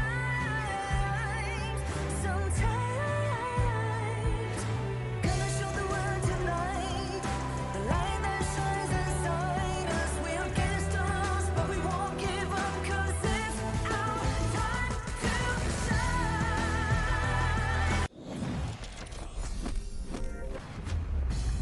The name is Sagi, and welcome back to the Honor of Kings Asia Games Qualifier 2026. And right now, we are up to the match number 4. Match number 4 will be featuring Kazakhstan going up against Kingdom of Saudi Arabia. And joining me on the broadcast today will be Sir Cloud, welcoming him back to the English broadcast, and his partner, Adam Spartanker.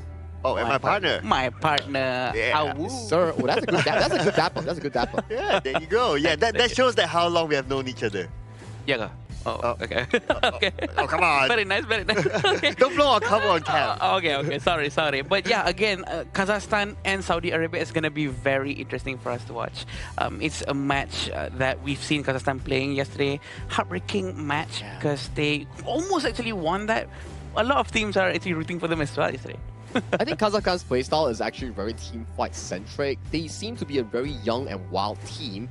Something that is different from Laos, where they're more controlled and they know how to pace themselves and bring out the best element in their team composition. Like we saw just now, back-to-back Ukyo-Tachibana games coming in for Vidacon, and he was just able to push those leads so consistent with his help with his teammates and making sure that it was an easy win coming in from the side of Laos against the side of Team India. And talking about Team India, it's a bit sad, hard to say that they have no longer any chance to make it towards the main event, but it's the experience that matters. Yeah, I believe so. Whoever who is here will gain that level of experience, right? And hopefully we'll get to see them again in the future, and potentially maybe represent the country again, or maybe their clubs in the future too. Yeah, I agree. And this is definitely a match for us to watch, but also not to forget what's going to be happening on the 17th of June is the new season. The Grand Venture begins on 17th of June. Explore the gorge and discover hidden treasures, because there's going to be a lot of things over there and a lot of new updates with all the new heroes coming in, especially Florentino. I have my eyes on him. Oh yeah, Florentino is definitely going to be a very good pickup here for Clash or Jungle players, and the kind of revamped the sprite link system is no longer a spell in-game, but it's going to be a hidden partner feature that helps you dig up treasure, so you can actually put it up the consignment market to earn in-game currency. So that's for the upcoming update. But for this upcoming matchup here, although we won't be going into much of elimination, but every win matters because it solidifies yourself in the group itself. And Kazakhstan currently they're 1-1. For Kingdom of Saudi Arabia, they're still looking for their first win. Whoever gets this upcoming win puts themselves closer to the main event or further away from the main event? Yeah, both of them still have a chance, right? Both of them still have a chance to either be in the top 2 or at least be in the LCQ, number 3, right? So they have a lot is at stake here, basically, for this game. Yeah, last chance qualifiers is definitely something that every team's actually trying to avoid because they have to play a lot more games and a lot more days being here. But also, if it's the only choice that they have to go through it and make sure that they are ready to go up against every other group at the standing number 3. Yeah, standing number 3 will invite you towards the last chance stage. But this epic matchup coming in for both of these teams will be unfolded with the start of the teaser video introducing both team lineups to the stage.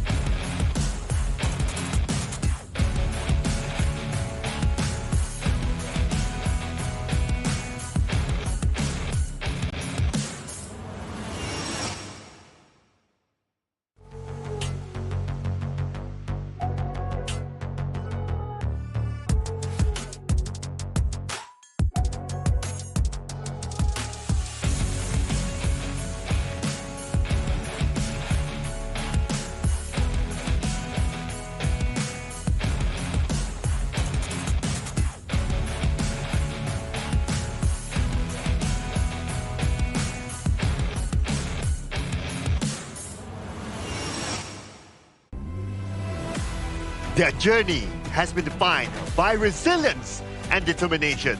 Even in defeat, they made their opponents fight for every inch. Now, they step back into the arena with more confidence than ever. Here they come, Kazakhstan! Fast-paced and always willing to take the fight, their aggression has kept every match competitive, but the breakthrough is still needed. Now they return with everything to play for. Please welcome Saudi Arabia!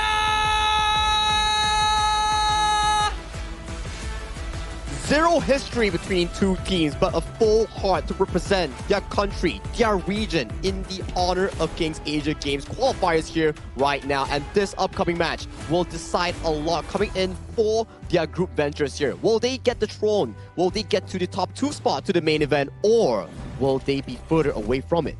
Well, Kazakhstan represented by Ali Khan, Marapat, Arshin, Bakzol, and Sunkar. So this lineup, I mean, from the start of this tournament, we've seen them performing really, really well. So I would say that they are one of the top favorites here to be in this one. Yeah, I think as we analyze both games and we have more data coming in for the later days of the 2026 Asian Games Esports qualifiers, it starts to see that some of these teams, they've been growing and pacing rapidly, except for Kazakhstan, especially them. They have been so darn good in team fights. Every time that you see their back against the wall, they will find a miracle team fight to put themselves back onto the map. Yeah, trying to find that mindset to, you know what, okay, we have to pull back, we have to get ready for the next one, but we can still do it even though we're behind in 3,000 goals and whatsoever.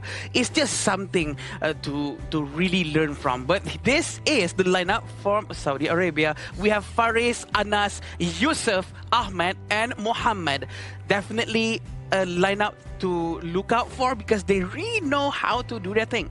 I think they're still finding their groove, right? After they lost the first series coming in for their respective group, the groove is the momentum, is what they're truly looking for. If they can find the proper step coming into their current zone and they can get more confidence, more gameplay in, maybe they can actually break through that top 3 spot. Yeah, and sometimes it's about getting the feel of the tournament, right? Getting the feel of the setting, being in this offline and feeling what's the kind of like a meta of the tournament as well, and learning from their experience from their previous round.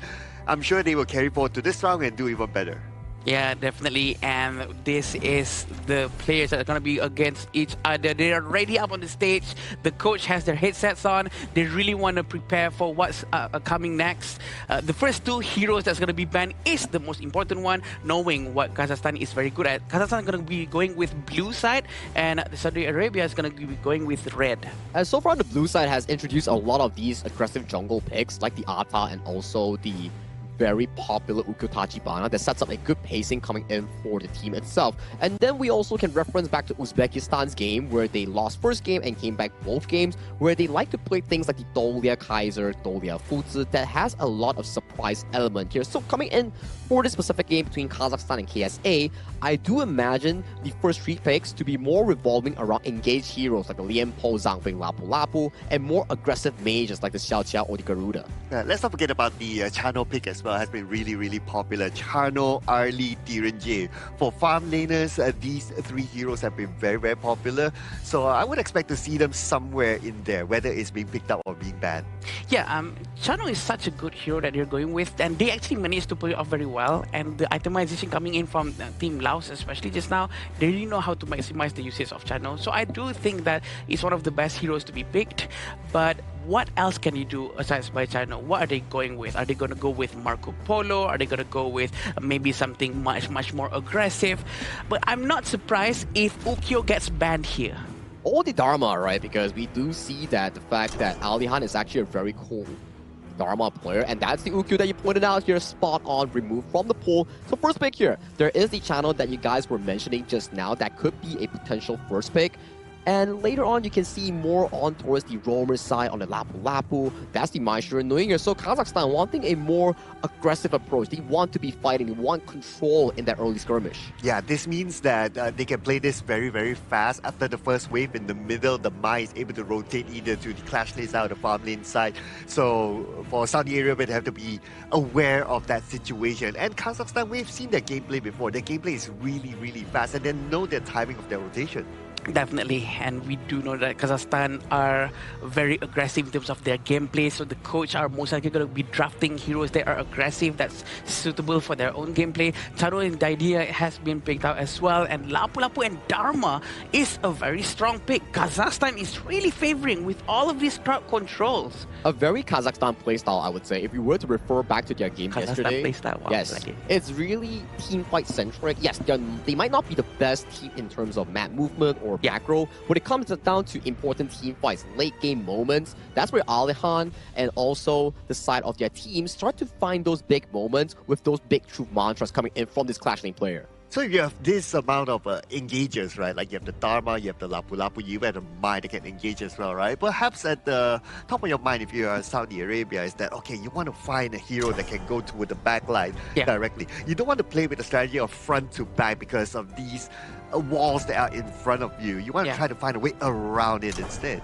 Yeah, trying to find a way around really depends on the hero composition, the heroes given by the coach. It's very important for them to have someone who can actually try to flank all the way to the back safely and preferably to not be struck down in the process. So we want to see that being made by Saudi Arabia as well. And they're taking out Arlie and Direnje. What do you think, Sagi? Smart approach, right? We did see back-to-back Direnje games coming in from Bagzol yesterday night. And he had a fantastic performances. A lot of damage, like 300,000 damage coming in out of his Direnje pick. Wow. And you can start to see the Kazakhstan answer towards the Clash lane will be Byron and also Ata. Potentially KSA might have to consider the Bai Chi going into the Clash lane because tanks are pretty limited in this pool. I would have considered to ban out the Marco Polo instead because the Spirit Wolves can be easily cleared by the Marco Polo. But instead they're going to go for the Erin. Okay, Erin is starting to get popularity. I noticed that being picked up today a couple of times. Yeah, Erin is actually a very good hero as well. It has our Laurel Bloom is a very strong thing because it converts physical stats into magical damage output, which is something that not many other heroes actually have. So which makes it quite confusing for the Saudi Arabian players, right? They wouldn't know what defense items they're going to be picking after this. Yeah, that's true, right? And with the item build coming in from Boxol's Erin, it's normally the Sparksword Doomsday into the Void Staff, which gives her a lot of flexibility in that damage output. You have physical, you have magic, you have everything in a specialized kit. The only downside about Erin the mobility is not as consistent compared to other heroes, so the positioning coming from Bakso will be really, really important. And the final pick coming in from Marapat in the jungle will be that Hansin. Hansin is a very agile hero, but really requires mechanical demands coming in from the user itself. Yeah, but if Hansi is able to pull it off really well, they have like at least 4 heroes that could engage. Yeah, 4 heroes that could engage, and then Aaron is just like, okay, try to give out damage for free. Yeah, I agree. So I do think that having these all tanky heroes in front of them, they're going to try to make good use of the Erin as much as they can. And Hanshin is a very interesting pick. He's going to be playing as aggressive as possible, hopefully to be able to successfully get someone out of the team fight. Yeah, anyway, we're going to go on to the first game here of this matchup. This game will be really interesting. We're going to see a team that has a lot of heavy engagement here going up against Saudi Arabia. I agree. And look at the knockout coming in from the side of Saudi Arabia, and they really, really want to find an early team fight coming in from them. Kazakhstan really have to be careful because they still need some time for Marapat to get all of his jungle resources first before he can actually involve himself into these team fights. Okay, all right. We're starting to see an active approach here at the top. I'm looking at the clash lane. Also, same goes for Saudi Arabia on the farm lane area as well. Both sides, they have the same idea of like, okay, after the first wave in the middle, let's rotate to either side to try to give a bit of pressure towards the opposing side. And I would say that this is all about timing, and it's good that these two teams are very active in that. Seems like there's a lot more proactive movement coming in from Saudi Arabia, but they did left Ahmed alone down here, having Sunkar still in front of Bakjol. I do feel that he's gonna struggle a little bit more because Sunkar is mighty aggressive. We've seen their gameplays yesterday. We know what they can do, and we know Sunkar is not gonna go down before Bakjol does anything. He's gonna give a lot of space for his farm lane to output some damage. Oh, Ashin? Oh, first strike? Oh, at the top? Top lane. Oh, it was a 2v1? Oh, no. Oh, he lost. Okay. It's a very interesting move coming in from him. He's very aggressive at 1 minute 30 seconds mark. That is when assassin junglers usually done with their resources, and they will go to the side lanes and try to get one strike. All right, again, it just shows that the theory of like, okay, after the first wave, after the second wave, whichever opportunity that you have, you go and support the side lanes. And looks like Kazakhstan, they got the first strike because of that. Yeah. And that will give them a slight advantage. In fact, advantage is quite significant if you ask me. Less than 3 minutes, they're already ahead by almost 2k gold. Yeah, 1.2 is a huge amount of number, to be honest. And the early rotation coming in from the Saudi Arabian team, they're really going to try to fight Marapat. Marapat manages to run away, but they are going to pull back as well. They don't want to stay for too long, but they're going to come in and help. Sunkar is here. From the back, and there you go, Bakso will get Joseph. But they're trading back with each other. In fact, for Saudi Arabia, they're losing 2 players right now. Faris will be the next one to fall. Double strike, give it to Bakso. 3 people went down. This is the fight that Kazakhstan has been looking for. They were expecting Saudi Arabia to come into the jungle, and this is how they punish them. Look at how Sunkar is so ready. Everyone goes in at the exact same timing. The communication, the chemistry is on point. Yeah, and I would say Adi Khan as well, right? He came at the right time. But anyway, it's not done yet though. Now the blue buff is in trouble, but Arshay managed to get away to safety for now. They try to go for it, and he's safe. Whew, that was a close one. A very quick disengage coming in from Kazakhstan. 2,000 gold in front is a huge amount of number. Ali Khan has also involved himself in the previous team fight. He was so ready with that flash. They're going to try to do the same thing again. They're going to try to go to the Azure Golem. They are not done yet. They're not giving up, even though it went horribly wrong just now. Oh, they're still pushing it at the top, right? But look at this. At the top, speaking about that, Bakso will get another strike and make it a double strike. In fact, Bakso, how many strikes does he have at this moment? He already got like 4. 4 out of all 6 strikes. That is a huge amount of number. He's going to be really funneling all that gold towards him. But look at this. He's not giving up. He's going to go in. Both of them use their ultimates. They dive into the tower. Kazakhstan. They try to get Anas, but Anas with the unyielding match. Unyielding match backs him. Saves him from certain. Oh, finally they took down Anas, and that came from Marapat. But the fight's over yet in the middle. Now, Kazakhstan, they need to disengage, but no, they say Alikan shows up from the side with the mantra, and they will get a hot streak. A very hot streak indeed. A very good try coming in from Kazakhstan. They managed to pull it off very, very well. But Saudi Arabia actually managed to get one as well. So this is going to be a very good fight between the two of them. But we still want to see this aggression coming in from Saudi Arabia, right? Because they keep on being aggressive early on. And we don't want them to be demoralized, even though they did it twice. That's what we saw just now. And Saudi Arabia keep on doing the same thing. Let's try to steal this buff now. Let's try to steal that now. Maybe something might stick. But looks like they're going to stick to the bottom where Ahmad is at, and Ahmad take it out just like that. I mean, when you have like 3 or 4 from Kazakhstan heading towards the bottom and you're a channel, you can hardly escape. Yusuf just came by. She's going to try to get from Marapat. Marapat's going to dive in for sure. Rampage has been given to Marapat. All right. Oh, that's a lot of strikes here. Less than 6 minutes, you already have 11 strikes for Kazakhstan.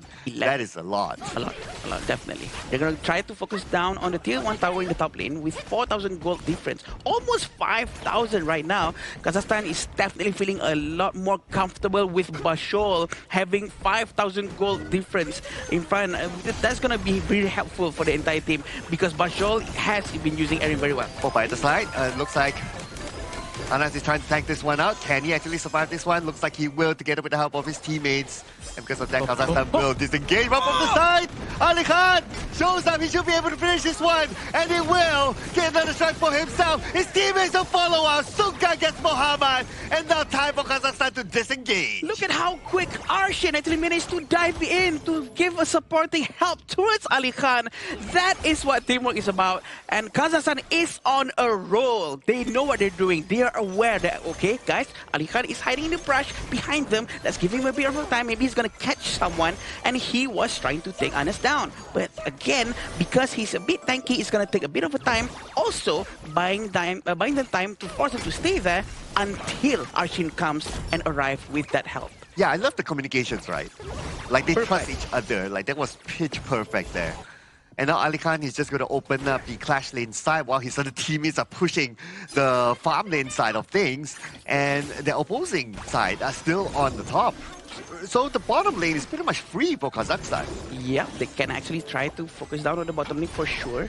Marapa is quite nearby. He really want to go in. He's so brave knowing that Winstash is right in front of his face, but he's still there. He knows that he can go in and go out quickly. But this is going to be Charlotte's demise for sure. He's got to go down immediately. Yeah, the moment Buxo shows up, you know that he has enough damage to take down the Charlotte. And he will take down the top tower as well. And now they have access to the final tower at the top. They're going to try to focus down on the tower for sure, but it seems like Marapa is still way down there. He's using them as a distraction and managed to get Ahmed. Wow, going all the way to the backline, and they will get another strike down, looking for a second one. And Kazakhstan will have it. In fact, they're not done yet. They're going to try and find a third, or they're going to end the game. Right now, it is the moment for Kazakhstan to gain their victory.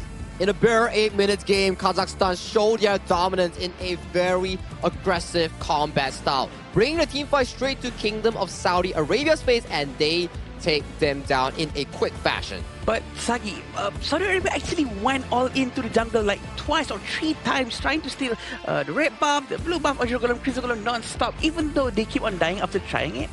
That just shows that they are not giving up. They're trying something new. That is so refreshing from Saudi Arabia. I think it's a good approach, right? Where you want to be able to contest for jungle control, but when you keep doing it and it keeps setting you behind, that's just slightly not so healthy. You need to be able to identify, like, okay, guys, it's not working out.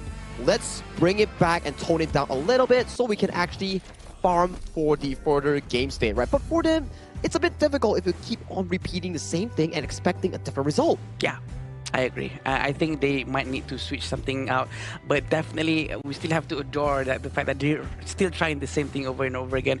Maybe one of them might stick on the wall, you know what I mean? Yeah, but you know, it's a common advice, right? When people tell you that, okay, what you got to do better in the next round, it's like, okay, play more aggressive, don't give up, be confident. And they're showing confidence, so gotta give the credit for that.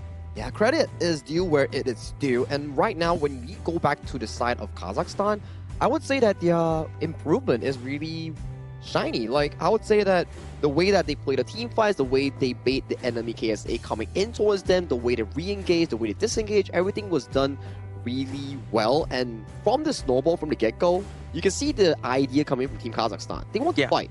And that's their play style. It's very brawlish and skirmish, and that's where they get their lead. If you fall into their own tempo, that's where you can actually be wondering like, oh, that's a lot of tempo lost over to Kazakhstan, and they keep ramping up from those team fights. I think what happened is now what made Kazakhstan play so well is because of their communications. The communications coming in from Kazakhstan has caused them to be able to really try to punish any movement that has been trying to be done by the Saudi Arabian. They tried their very best to protect Marapat, and they did. Marapat also was able to kite for so long, Zagi, until to the point where they managed to really punish all of them together with the presence of Ali Khan walking from all the way to the, from the top lane all the way to the bottom jungle. I realized something. Did Saudi Arabia switch roles? Yeah. Like Faris and Mohammed will often switch roles in between them. Like sometimes you'll see a Guan Yu on the hands of Mohammed, sometimes you'll see Faris on the Tolia. This happened yesterday too. I see. It looks like they're all quite flexible, right? They really want to try to play around with what they can do, and I think there's nothing wrong with it. For sure, in the long run, it's better to always stick with one role, and all that. But I do think that maybe they have a secret sauce or maybe a trump card that they're still hiding beneath their sleeve. So I think this might be one of it. I think you better bring it out now, the secret sauce of trump card that you mentioned about, because the further you go down in your respective group, the harder it is to actually make it to the grand stage of the main event or the last chance stage. So whatever they're hiding, they need to bring it out now. But in terms of this specific game coming in for the side of Kazakhstan, it's in their own tempo. You can see Boxol having a field day with 68,000 damage dealt already in a short span of 8 minutes. You know he's feeling it. You know he's actually doing whatever best he can to probably get that upcoming MVP. Yeah, we all know that the amount of damage coming out from Bajol is so much. It's probably going to be 40% range as well. And we do know that Yusuf has actually been trying to help out with his team, providing a lot of damage, but he did not manage to have a safe position also because of Marapat. Marapat has been roaming around and capturing anyone who's just a little bit off position. Yeah, and let's not forget about Ali Khan as well. Yeah, like he will be in positions, in the brushes, just waiting, right? And everyone will follow up from there. So like what we discussed during the drafting phase, right, is that Kazakhstan, they have set up 4 engagers here. You set up 4 engagers, all Aaron needs to do is just come and just throw all the attacks in. Yeah. And those attacks converted into a very healthy goal chart here, as you can see from the get-go to 2 minutes 37 seconds to 5 minutes 14 seconds, and finally at the end game they ramped up to 11,000 goal in a sub 8 minutes game. That's just how dominant Kazakhstan is in this game 1. It's quite surprising how suddenly we're all getting so used to a very quick game nowadays, right? Because these are games actually to be talked about a lot because how fast it is. But this is how good Kazakhstan was, and the fact that Saudi Arabia was actually playing so well and Kazakhstan still managed to do it is something to point out. Yeah, and the fact that Kazakhstan came back off a tiring game yesterday. Oh yeah. Yeah, long, tiring game and all that. But they're still able to show up today with this sort of good performance. Very strong. So, yeah, I mean, it's a good start for them. But for Saudi Arabia, of course, I would say that it is still like they have the idea behind it. It is just that Kazakhstan's pace of gameplay is just really fast. So perhaps that's something that they could adapt better in the next round. Potentially, when you visit back the draft, maybe banning out the Maestro Nui or the likes of the Dharma coming in from the Kazakhstan hero pool might be something helpful that they can venture into, because so far those heroes has been the bread and butter coming in from Kazakhstan, right? You want to force a team fight early game with the Maestro Nui setups. You want to be able to rely on Ali Khan to find those engages on those troops. Those has been the comfort picks for Kazakhstan, and if they can be removed from the pool by KSA, I think it will be pretty cherished. I agree. So it all goes down to the coach of Saudi Arabia for sure. This is what happened on how fast Ali Khan actually managed to rotate from top lane all the way here, predicting that his team is going to be involved in a massive team fight, and that is exactly what happened. And they actually pulled it off very well. Yeah, and from here onwards, it was just more of them. Like, if they see a target, they would just chase the target down. Because they can. Because they have the Hanshin, because they have the Lapu that can also stun and all that. So they just need to continue on. Now, this fight in the middle was really interesting. This was really long. Oh yeah, and Aaron managed to survive for quite a second there, waiting for Ali Han, waiting for all the teammates to actually arrive. And the subsequent one was a bit too over, I would say, that KSA actually overcommitted. And when your members are down on the map, Ahmed, even though he has flash on the channel, you can't be walking down to an isolated lane. You're gonna be pounced on by Arshin's Maestro or Marapat on that Hansen. And this is the playmaking capability coming from Ali Han. Just so darn beautiful coming in from the Dharma and also the Maestro. Very smart. He hit inside the brush and he knows that they're gonna go through that area. And the entire team was so ready to do a follow-up. That's what I'm talking about. The communication is just pristine. It's just so clean. And here we're gonna be seeing who's gonna take the MVP. Yeah, the MVP coming in for this game will be Bak Zol, as we mentioned just now. Although he has the only takedown, the only suffered spot coming in from his team. He managed to come out on top of 8-1 and 6. KDA with almost 40% damage dealt. He was on a roll yesterday as well on the Direnjie. Although they lost the games, but he was the stable point coming in from Kazakhstan's farming roll. Yeah, you said that he dealt 300,000 damage. 300,000. Oh yeah, that one. But you can only do something like that with the Renji or heroes that uses Doomsday, right? Because the amount of damage is so much. So much. It was so much coming in from the Kazakhstan's farm lane here. Very good performance and a well-deserved MVP. But it's back to the drawing board for Kingdom of Saudi Arabia to find that potential comeback in the second game of the series. Yeah, so I guess it's all about pacing, right, if we were to look at this, because when we saw the draft from Kazakhstan, we kind of knew that, okay, their philosophy of gameplay is that after they pick the Mai, especially it's like, it's going to be like after first wave, it's going to go to the side lane, and then they're going to come back to the middle, clear again, and then go to another side of the lane, because Mai is that mobile sort of hero. So the moment you see that Mai, you already have to anticipate like, okay, we have to find a way to try to slow down or block those sort of rotations. I think I agree with what Sagi said prior to the first game. This is the Kazakhstan's play style, which is the crowd control galore, because the amount of crowd control coming in is a lot. And the fact that they do know how to maximize that capability is what makes them very good with these kind of heroes.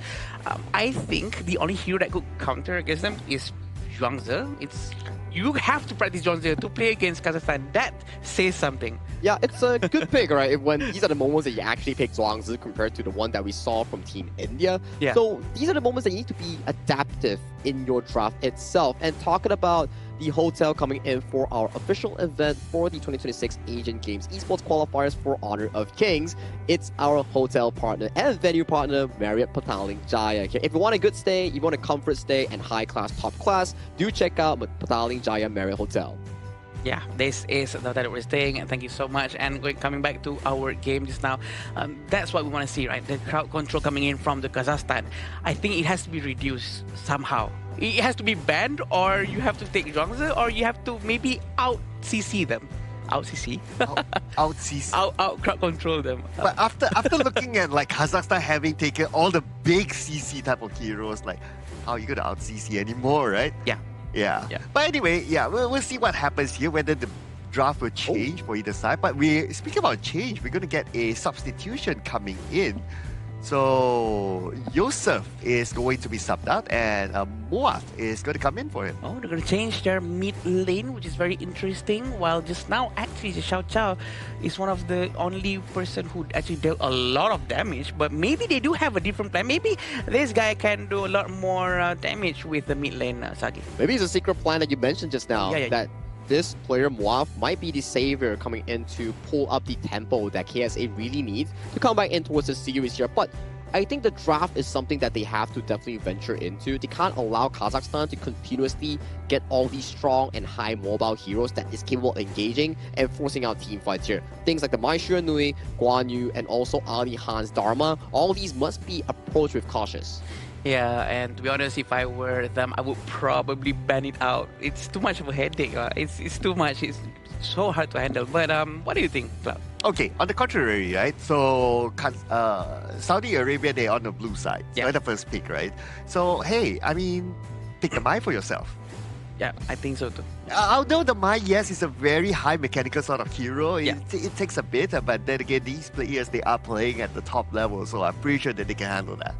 Well, only time will tell, right? We have 7 seconds down the clock here. You can find out whether or not Muaf subbing in for eSport can actually pilot the Mai. And this will be second game's pick and ban coming in between Kazakhstan and also KSA. The bans will be Diadia and also the Guan Yu. Some of the more favorited picks thus far, especially the Guan Yu. We've seen some amazing performances, and you were saying that, hey, maybe KSA pick up the Mai Nui.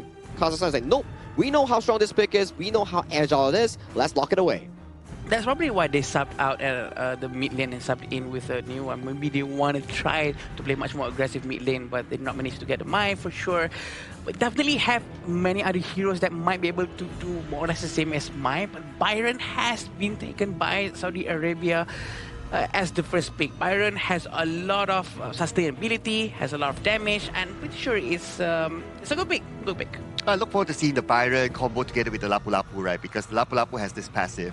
And maybe because of that thought, Kazakhstan says that, nope, we're not going to allow you to have the combination. We'll take the Lapu Lapu for ourselves. A very aggressive and early game setup here coming in from Team Kazakhstan as well. But good part is, coming in from KSA, the Byron being locked in, that's going to be a strong anchor coming in from the Clash lane to potentially win out that 1v1 in the early game, obtain priority to defend the jungle invasion coming in from Kazakhstan's player, which is Marapad on the Tachibana.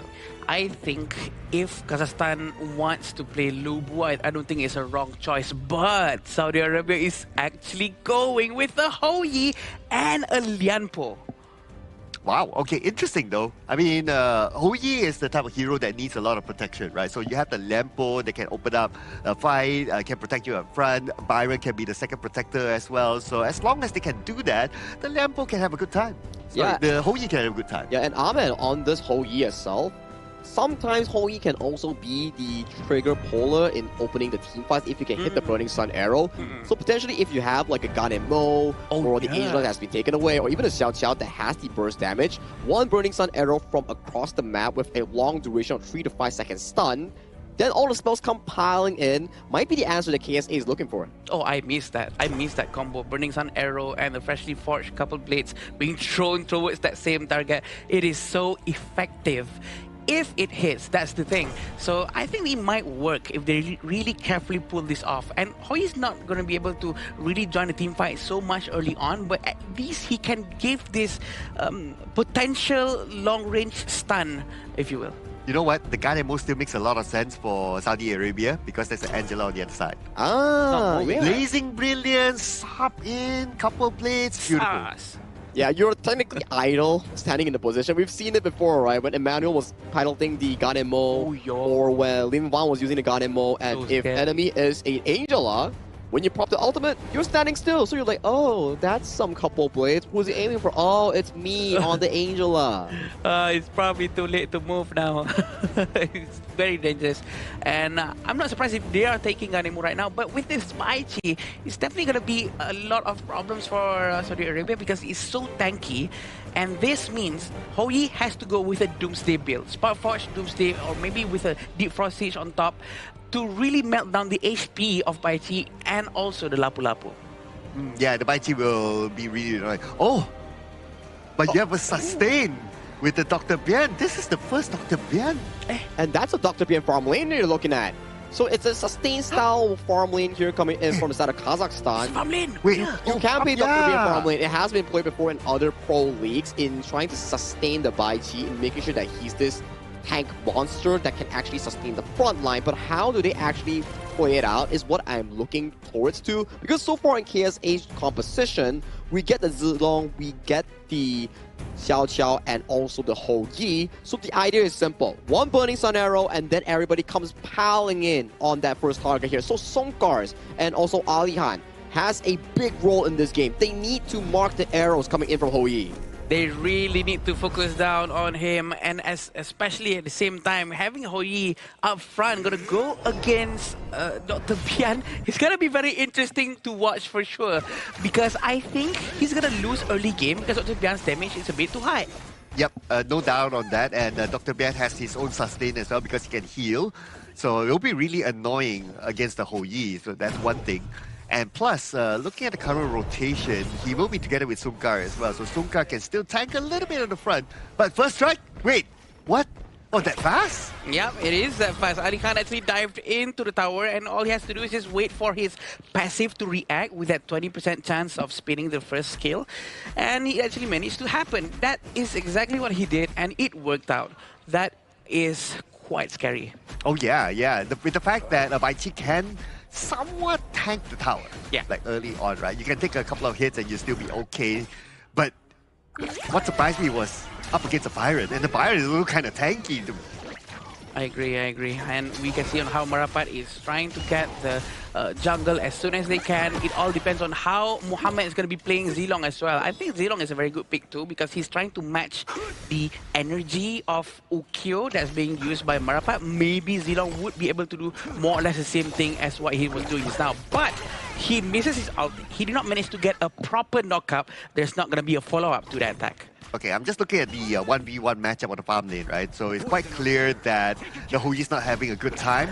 Dr. Best be pushing him back, but now the Blazing Brilliance comes in, and they should be able to get the second takedown, and it will be locked in by Marapat. A very good positioning coming in from Arshin. He was expecting someone, at least something, to actually come by and walk in front of him. So there you go. He literally used all of his skill sets towards the roam, and they managed to get that one strike. All right, now Dr. Bien is starting to move away.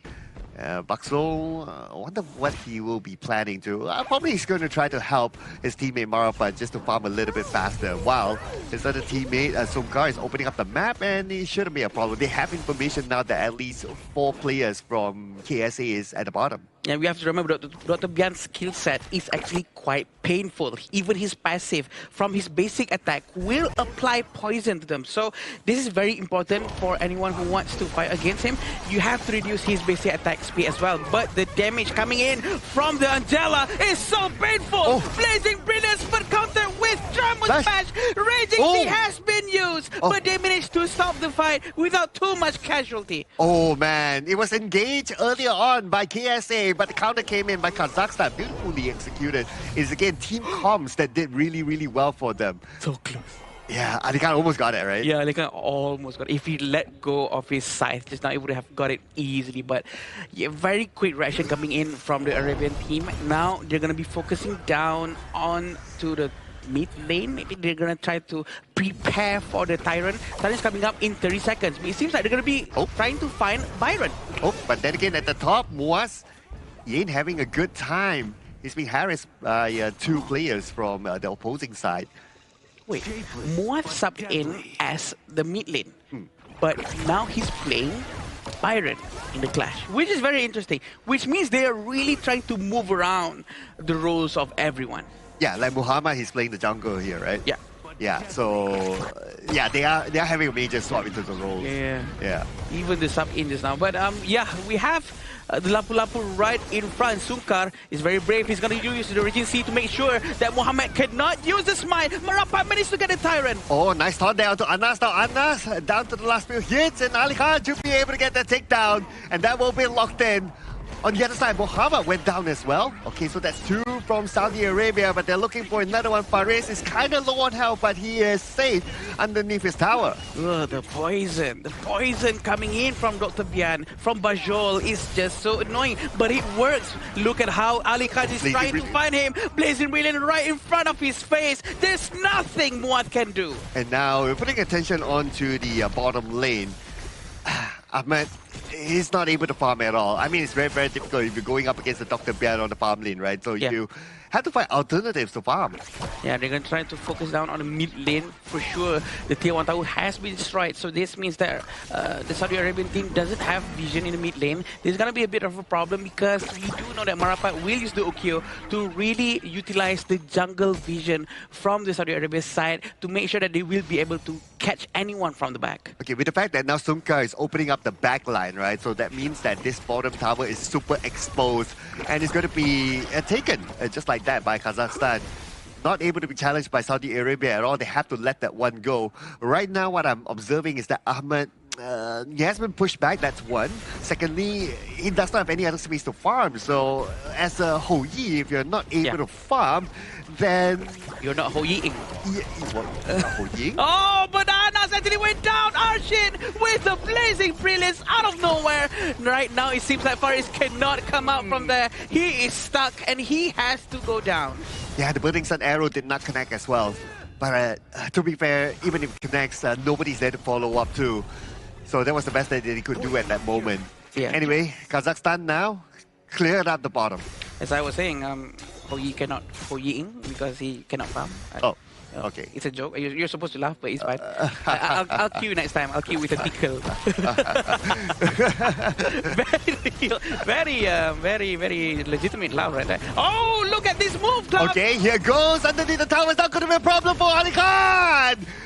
And now 3 from Saudi Arabia strike down by Kazakhstan. With those strikes, they will also strike down the tower at the same time. They managed to get a high ground tower. They're going to try to pull back just a little bit, but it seems like they're not done. They really want to get as much as they can. A good stun coming in. Is he going to use the blazing brilliance? For sure. Faris is feeling so confident. Okay, they're going to switch their focus onto the mid lane now.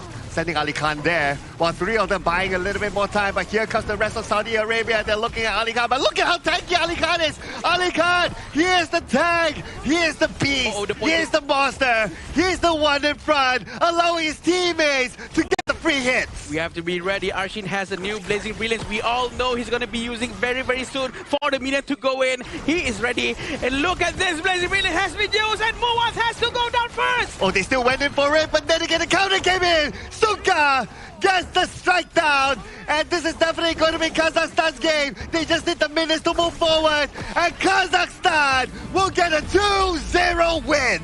Very convincing performance coming in from Kazakhstan. Learning from yesterday's mistakes and applying to today's success. They take the series against Kingdom of Saudi Arabia 2-0 in a clean and dominant fashion. A very clean game from them. They do know what they have to do, and they're very consistent too. And what do I mean by that? Because the timing of their victory is more or less the same as the previous game. It's within the 7-minute mark, and this is very quick, and they do know that they are very confident with it. They rotate very quickly. They play very cleanly. They're just flawless. And I like their versatility as well, right? Like they brought in the Dr. Bian. Oh yeah, that was going up against the Hoyi. I think that was really good. We can see that Hoyi, he can't even cross his halfway mark to farm at all. So he didn't have a good time against Dr. Bian. And the Dr. Bian had a really good laning phase, especially when you are putting Dr. Bian against a farm lane that needs so much items. The mage Dr. Bian actually can just out-heal the damage and also apply the poison stacks against the opponent Hoyi. So it puts Kazakhstan like, okay, we win the lane coming in for the side of the Bakzo's Dr. Bian, and then we convert that healing after the Holy Grail has been completed into consistent healing. So like usually it's like, okay, we win this fight, let's back off, right? Let's rejuvenate, let's recover, and then we play another fight. But no, with Dr. Bian, once Holy Grail is completed and you're ahead, heal, go, continue. We're not backing off. That's why the game ended at 7 minutes plus. Yeah, and not only heal, he's also damaging anyone in front of him who gets hit by the poison on the floor, by the one that he's pushing out from his lot. And oftentimes people actually underestimate the amount of damage coming in from Dr. Bian, so you really have to be careful, especially on top of that. He can actually just use his basic attack to apply another stack on top of them to make sure that the poison damage stacks up and the damage is so much. That's what makes Dr. Bian so dangerous. Yeah, he becomes the offensive guy. At the same time, he's like a moving fountain altogether, right? And that's why we can see them. They don't really need to go back. They can just keep putting the pressure even in front of the tower, and even when they're inside the opposing base, they don't need to leave. And when you have the Holy Grail, right, moving Fury just makes sense, right? Like you check on the item build coming from Kazakhstan, Boots of the Arcane, Holy Grail, and Augur's Word, supremely tanky and can always follow up the teammates and providing those heals. Yeah. Your front line, like the Lapu Lapu on the side of Sonkar, or the Baisi coming in from the side of Alihan, you don't need to go back. You have built-in sustain, you have built-in defensive stats, and this alludes to what you were saying here, Sir Cloud. The Lapu Lapu passive, it gives you the resistance that you need, plus the healing coming in from Bakzo's Dr. Bian. So it's like a left side push, right side cycle, and it infinitely loops into like team stats coming in for Kazakhstan. It sounds like a turbo boost working together, right? Really helping out each other and makes Dr. Bian so much more effective. But the fact that they actually managed to pull this off with Dr. Bian is something really to talk about because it's so effective, so high damage. But enough about him. Watch how Ukyo from Marapat just now. He is so relentless. He always go around and try to rotate, try to find an edge, trying to poke wherever he can. Even though he's using Ukyo, Ukyo users are just special. Oh, I was impressed with the Baichi. Oh yeah. Yeah, especially with the Baichi, and then you have the Lapa with active as well. Makes Baichi so tanky. How many times like he was in front and then he tanked everything, and look at this. He hasn't been taken down even once. None of them got taken down even once. Oh, yeah. Pakistan utilizing their special draft Bakzo on the Dr. PN with 2.5 front lines. Marapat is a pseudo bruiser fighter that also benefits from healing, and you have Ukyo Tachibana. When the Ukyo Tachibana comes in early game and he actually snowballs, he's pretty unstoppable, especially when you need a Ho Yi and also a Xiao Qiao to find that. Yeah, and with our theory just now where the British hero is supposed to be hitting someone and someone comes up and do a follow-up, that did not happen because the steamroll coming in from the Kazakhstan team is too fast. But looking at the damage right here from Arshin, it is a lot. It's probably going to be around 35%, and the damage taken coming in from the entire team of Kazakhstan is sort of spread out. So that means that they were really moving together, and on top of that with Arshin consistently using Blazing Brilliance towards the tank, by the way, towards Faris non-stop, and Faris really cannot do anything. You know what? To beat this composition from Kazakhstan, you need a full anti-heal item setup. Yeah, a full anti-heal item setup. You need like potentially the Venomous Staff and the Blazing Cape coming in from the tank and also the mage player, and then you need to be able to isolate targets and take them down one by one. The idea is great coming in for the Kingdom of Saudi Arabia. You want a Burning Sun arrow to hit. You want a Zilong to pounce on towards the target and the Xiao Qiao to find the burst damage in one go. But when you get picked off one by one coming in from inside of KSA, you just can't find a chance to actually pull off the composition that you actually drafted for yourself. I agree, and that's exactly what they did. They are so good at this with all the draft, with all the strategy. And again, I would like to put it out there that the communication coming in from Kazakhstan is just on point. They're always ready to follow up with their teammates' movesets. And yeah, it looks so clean the way they move around, as if one-minded beehive. What do you call it? It's a mind beehive. What do you call it? One-minded beehive? I don't know what okay, the collective hive mind. Collective hive mind. Yeah. Thank you. I know there's hive. I know there's something to do with bees, but you don't have to use bees apparently. Sorry. Yeah, the collective hive mind play style coming in from Kazakhstan really showcased really well, especially in today. Like we saw yesterday, right, when they were up against the side of their opponents, Laos. It was also pretty nice team fights coming in from their side. Maybe they're not the best at rotating, but it comes down to team fighting. When it comes down to brawling, skirmishing, going for the engage, fighting 5v5. That's Kazakhstan's comfort zone, and they always favor it. I really want to see the highlights again, right? Like how every engagement that they make is truly solid. Okay, this was the first strike. Okay, so it was last hit. All he needed to do was just to flash in and get it. Okay. Yeah, and we also have to remember that the fact that Baichi is passive, he can actually react towards the tower's attack to actually spin one more time, so he did that very well. But this is what happened just now during one of the biggest clashes in the center of the map. And Baichi was so proactive, he was so ready to just find anyone that he can. And Anas has been the priority for him. Yeah, Songkran's always came in clutch to find those moments to disengage with Arshin or to follow up Marapat or Ali Khan's engages. As you can see towards this bottom side here, 4 members coming in from Kazakhstan, coming in to cover against Faris here. He has nowhere to escape.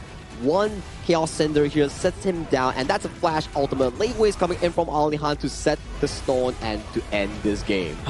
The amount of Blazing Brilliance coming in from Arshin is so good. Every highlight reel will always have this Blazing Brilliance bursting everyone down one by one. Yeah, and why unfortunately Anas is always like the first target for Kazakhstan, right? It's because that you are the CC dealer. Yeah. Okay, that's one. Secondly, they don't need to worry about Ahmed because they have already suppressed Ahmed during the laning phase, so his damage output is not that much. And the rest of them are tanky enough, so you want to try to target to them. But we're going to award the MVP this time to none other than Songkar. Songkar played a fantastic game, right? Throughout the highlights that we actually saw just now, there was a play in mid lane that the Angel was so close in being taken down by the side of KSA. He came in, swooped into the engage, and then re-engaged on the enemy and got the takedowns for his own team, which I think he had a phenomenal game, always present in the team fights and finding the perfect target with his ultimate. I can't help it but to realize that Sunkar actually looks like one of our handsome friend Afik. It looks almost like him, the eyes. Sorry, going sidetracking a little bit. But yeah, the damage from him is not really too high because he's a tank for sure, but the damage taken is a lot. He's doing his job. The crowd control, on point, very selective, very, very good. I'm trying. Do you not see took it? me- The took me eyes, a- the eyes. Took me a while. Yeah, I maybe need a bit more time on that. Yeah, a bit more time. But then again, yes. Besides him and his actions together with the Raging Sea and whatever, whatnot, right? It's because of his passive as well. Because of his passive, it's stacked up together with whatever Baichi has that's already tanky enough. That's why Baichi can survive almost anything in any fight earlier. These are the situations where in your composition, it's actually really difficult to take down team compositions like the Kazakhstan style, where when they snowball, they're really strong. But you're maybe wondering, like, how do I actually counter it? You need to make sure you have the HP percentage items that Adam likes to mention about, like the Doomsday, the... What do you call it? Mass of Agony. Yeah, Mass of Agony, for example, you know, the DOT on the HP. Those are important items to actually tackle tanks. But the most important part, when you're against healing, buy Venomous Staff. I agree. Venomous Staff, Blazing Cape, Mortal Punisher, all these three are probably one of the most important items to have. But also, talking about Doomsday and Mass of Agony, why is that important? Because it's the only few items that actually deletes the enemy's HP based on the current percentage. Current maximum percentage, which is very nice, right? Because no matter what you do, no matter what your level is, if you're low level, under level and whatnot, you can still deal a lot of damage based on how many projectiles you're actually hitting the enemy with. Okay, here's the question I want to ask you guys, right? So Venomous Staff, like first item. Okay. Yeah. Yay or nay? Of course, yay. 100% yay. Yeah. Always. Okay, Blazing Cape, first item, yay or nay? Depending on matchup. Who you are. Depending on matchup. Okay, so I guess we can sum it up as, if you see this style of com, okay, Venomous Staff, let's go. Yeah. Blazing Cape can come later. Okay, the general idea is when you see a large healing composition, the reason why mages actually buy Venomous Staff over like Mortal Punisher for physical carries or like a Blazing Cape coming in for the fast lane or fighters is because like Venomous Staff and mages, they can apply AoE spell effects and it actually benefits more. AoE skills, boom, everybody gets healing reduction. Yeah, that's what we really want to learn about. But for sure, we are going to be watching the interview between Mara and the players. Mara, are you ready? She seems very much ready. So please, Mara, it's now your turn to lead the Gorge.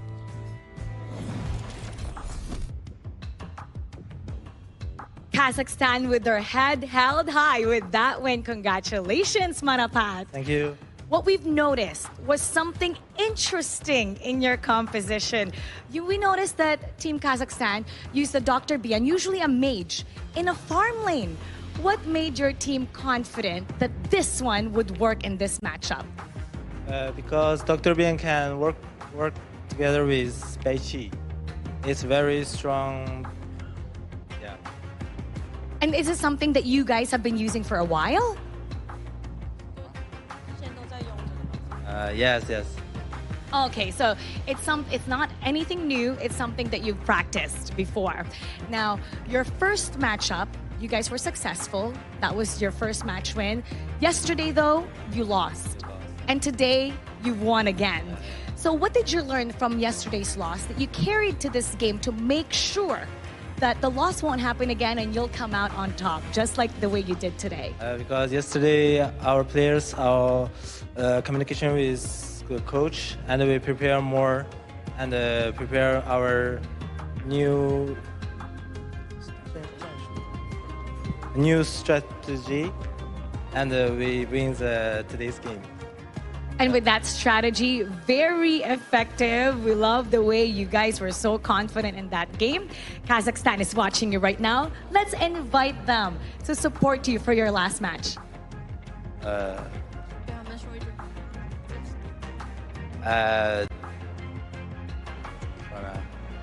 Alga Kazakhstan. And what is your message to everybody watching? 再来一个信息给支持你的朋友。 We will win. We prepare more and we will win Vietnam. Yeah. Your next game Yeah. up against Vietnam. Vietnam, yeah. Good luck with that. Okay. And support them for their next matchup. And now we're going to break it down with the casters. Lead the gorge. At first, I thought it was a pretty chill interview with Marapot, and he was like having like some like pretty chill answers. Like, we're gonna win, we're gonna make you proud. Aside from that, he was like saying, "We will win Vietnam." Wow, that confidence. A statement and a half. He was so confident, and they deserve it, right? Because they already proved that they can play a very long and tough game like yesterday. Yeah. And they still can manage to have a better mindset today. And now they want to do the same with Vietnam. Oof, interesting. Yeah, I mean, that makes the match between them and Vietnam even more interesting when it comes. Spicy. There's definitely the storyline there coming in for those two teams, especially when we see that Vietnam and Kazakhstan's playstyle is actually really similar and they do favor the early game team fights. But that's a story for when it actually happens in the following days. For the upcoming final match of today, we'll be featuring the debut of Hong Kong China in Group D, taking on Syria. Syria has yet to lose a single game in Group D, and Hong Kong China, they're here to make it happen or to turn the tables around. Oh, the game is going to be very interesting for sure. We know that they're very, very good players, a lot of experience. But do you know how can we get a lot more experience than that? It's gonna be getting the IQ 15R, one of the best devices out there to actually use up on the stage by the athletes. Official Gaming Phone 2026 Asian Games Esports Qualifiers Honor of Kings. Yeah, it's a really good phone, right? When you are looking for a budget-friendly, you're looking for a high-specs phone that can run 120 FPS with ultra graphics on the device on Honor of Kings itself, you could definitely always consider iQOO 15R to deliver the job well done. But that's the series here coming in for our fourth one of the day. Kazakhstan, they redeemed themselves coming in from yesterday, and with a 2-1 overall score in their group, they seem to be pretty comfortable in actually qualifying for the main event. Yeah, super comfortable for sure. They deserve to feel that for sure. And I cannot wait for this next match. Hong Kong, China versus Syria. I think there's going to be a lot of new things happening with Syria. Maybe going to be doing some surprise picks. Everyone's going to be learning from Hong Kong, China as well to know where they stand. They're going to set the stage for us to see, okay, this is going to be a very dangerous team, or they're going to be okay. Well, I mean, they have experienced players, right? And they have played at international stages a lot too. So, and I'm sure that a lot of fans will be looking forward to see them. It took them a while for them to get their first game, but finally they're here. Yeah, finally, right? After 4 days of waiting, the Hong Kong China fans are definitely rejoicing because this is their team that's going to be representing them in this Asian Games qualifier here. But we need a short break before we bring you more Honor of Kings action with the final match featuring Hong Kong China going up against Syria. So, see you later.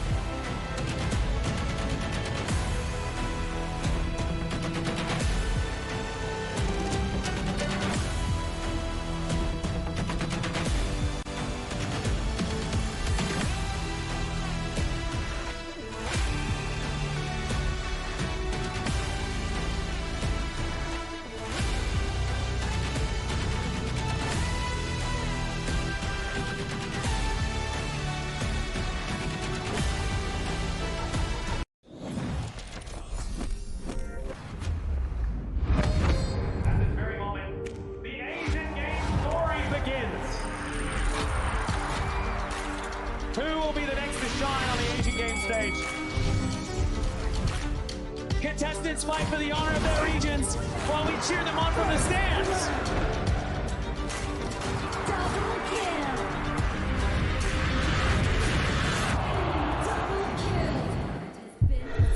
This is a challenge, but it is also an opportunity.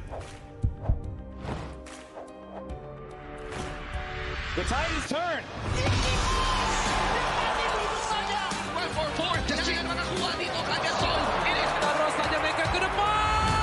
Fastness in front. They're going to use it. Golden Tide slows out Tatsumi. And we pulled it off together.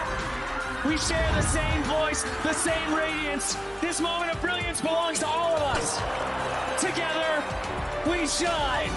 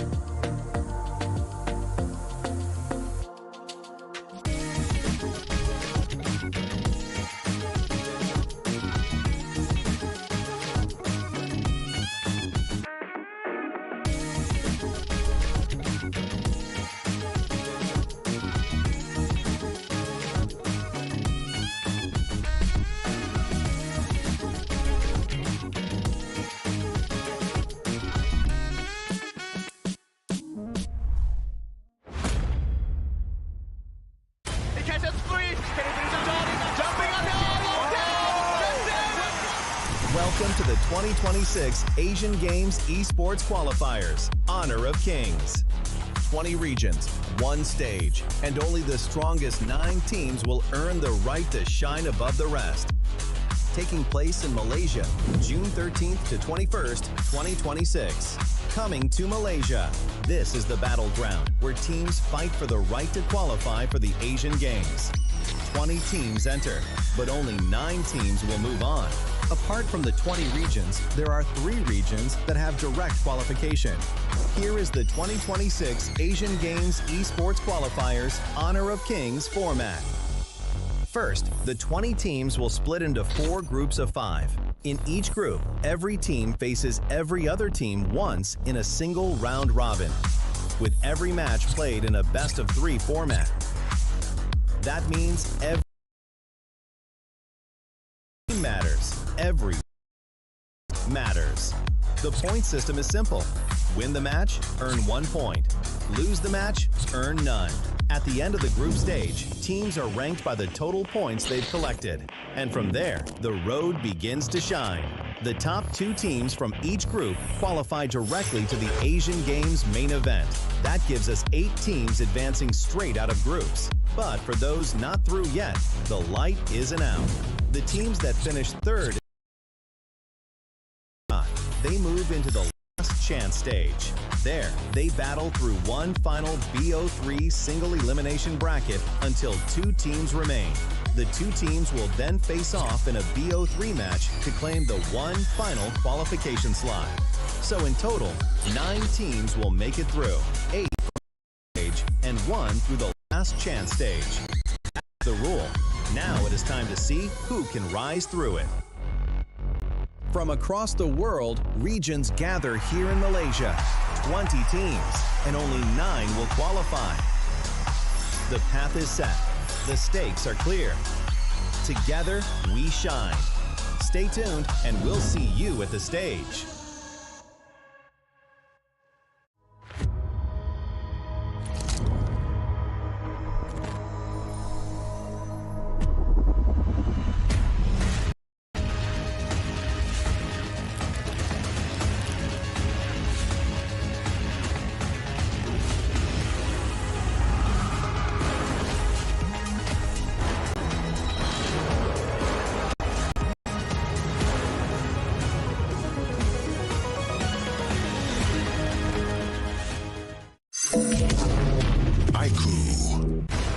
Ultimate not ready yet.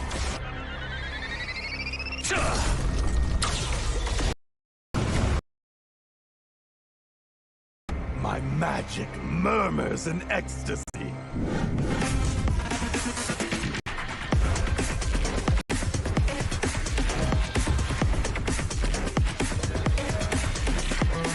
Amazing! There is no escape for you.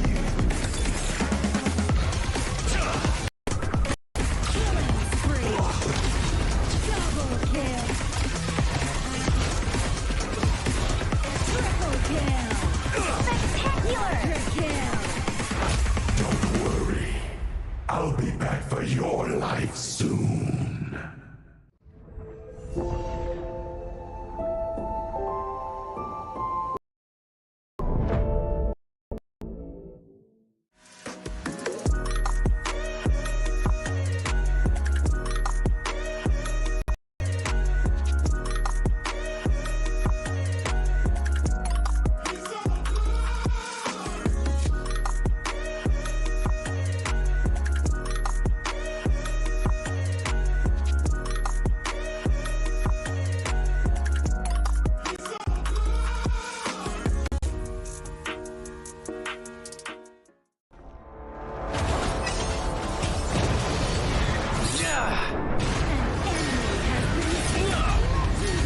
Double kill! Shall I compare thee to a summer's day? Don't engage and slay! Don't cross up against them! Enemy! And our light round tower is under attack! Amazing! Unbelievable! Ah, the fragrance of romance.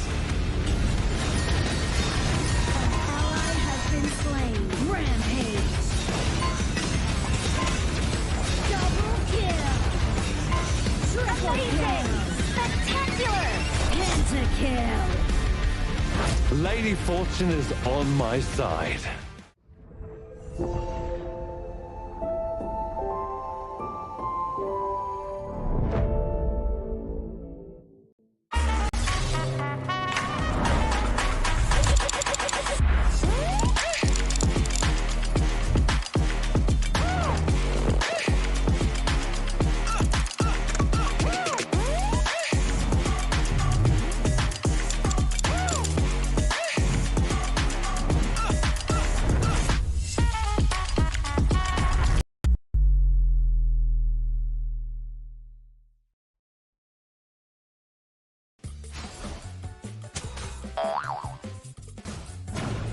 They tried.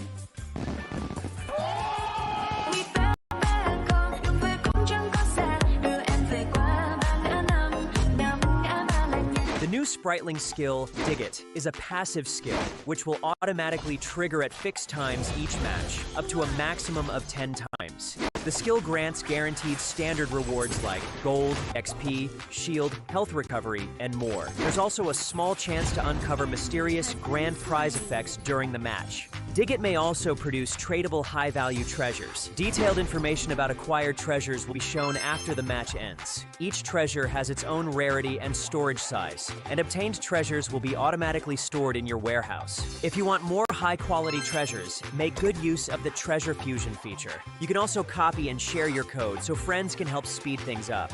Treasures in your warehouse can be sold for event currency, which can be used to redeem skins, items, and other rewards on the event page. You'll even have a chance to win physical prizes like smartphones and cash. You can also spend event currency to bid on high-value rewards. The auction uses a hidden bidding system, where you can submit 2 bids for the same reward. The highest bidder wins, giving you even more ways to obtain rewards.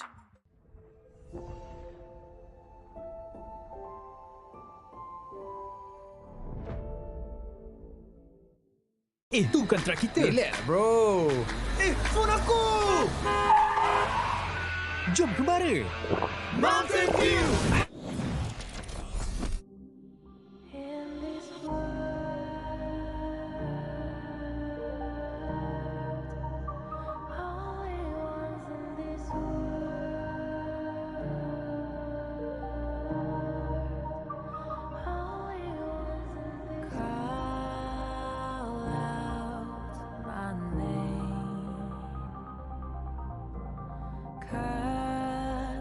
Sound of the rain. No matter how I feed the flame, you know I feel the darkness and the pain. All of the ways we tried to break free from the night.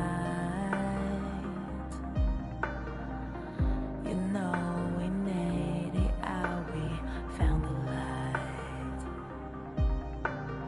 I fly so high,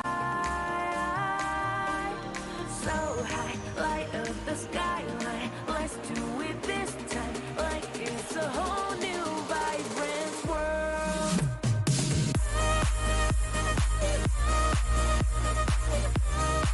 Like we're the only ones in this world. Like we're the only ones in this world.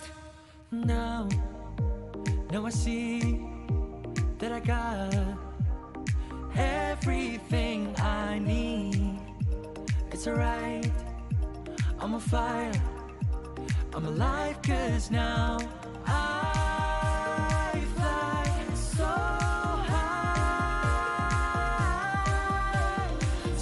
high, light up the skyline. Let's do it this time, like it's a whole new colorful world.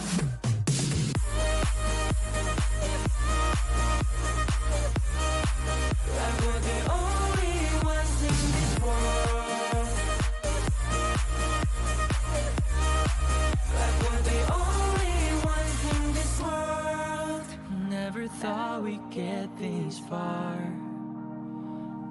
shining like the stars. How we get this far, like we're the only ones in this world.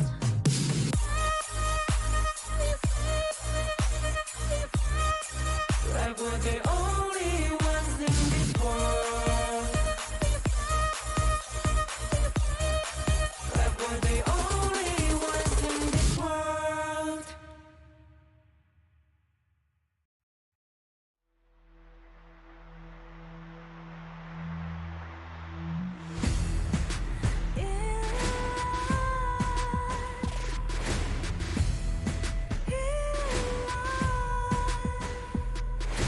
What's a life without its worth? Compromising with what hurts inside. When you let fear decide your fate, you don't choose which path to take in life. In life, I'm finally letting go of everything that still holds me. I'm against all odds, but I won't give up, 'cause it's my time to shine. Standing in the spotlight, can no one let me down. Destiny is calling high. I'm not afraid to fight for everything I love. Victory's in my sight.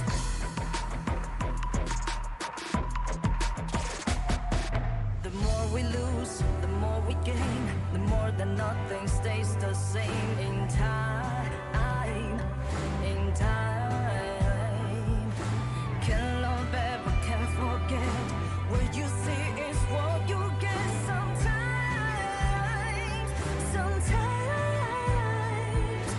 gonna show the world tonight.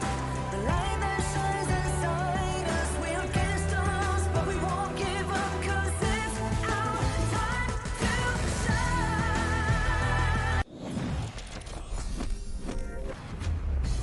Welcome back to the 2026 Asian Games Esports Qualifiers for Honor of Kings. My name is Sagi, your desk host once again for tonight, and we are onwards for our way to the final series of day number 4, featuring Hong Kong, China going up against Syria. And once again on the broadcast is none other than Sir Cloud and also Adam joining us once again. Welcome back. Us once again. Yay! Okay, we're gonna be seeing a very interesting match after this. Hong Kong, China versus Syria. We do know a lot of experience under these belts, and we want to see how it's gonna turn out afterwards, because a lot of expectations coming from these teams, and pretty sure we're gonna be trying to learn a few things from them. And it's also going to be the debut of Hong Kong, China, right? So they had time to not only watch the other teams in their own group, but every other team play as well. So they can get a good feel of what's the meta right, of this tournament from the outside. Exactly, right? And especially we know for a fact that for Hong Kong China's roster, it's built up with a lot of experienced players coming in from 2024 and 2025 events, and they are also have been in the scene for quite a while now. And for Syria, they are also pretty comfortable because they came back into first day of the series in a 2-0 fashion, and they also came back with one of the first Tempest games that we actually had in the Asian Games qualifiers. Yeah, pretty sure that they have a lot of things to show us as well with their lineup, and we do know that they have been practicing a lot. A lot of different metas might come up as well, and maybe unorthodox heroes. That's why we want to see some refreshing sides into the game that maybe they can teach us a thing or two that we might have learned today. Yeah, it's just like the Dr. Bian, right? Making its debut and played on the farm lane as well. If in a regular rank game, it would be played on the mid lane. But it was shown that he's played effectively on the farm lane with that composition. So hopefully we get to see something new after this. It's one of those pocket picks that actually adds flavor into the podcast, into the broadcast itself. But if you're into a different flavor in Honor of Kings and you are a bit tired of rankings or normal matches, do check out the June 27 update on the Super Flow Brawl. It's another version with even more wacky talents or even more randomness towards the event and the map itself. If you're already a bit too tired after playing too much rank, try out this mode. Maybe it'll enlighten you or elevate your mood. I love it. Super flow brawl mode. We've played before and we do know there's a lot of things coming up. But so is our next match. We're going to be seeing the match between Hong Kong, China and Syria. Everyone have been talking about this because this is the debut for Hong Kong, China. And we want to see where they stand and how the other teams are going to be able to predict their gameplay after this so that they can learn what to ban away from these teams as well. Yep, and they're from Group D. Yeah, so Group D is that interesting group, right? So we'll see how their debut is here. I mean, can't wait to see them. These are experienced players that we have seen in multiple international stages before this, but how would they fare on this stage itself? Well, we'll find out. We'll have to find out. And always, when we go into a team matchup, we will definitely have to introduce to the stage with a teaser video introducing Hong Kong, China, and also Syria.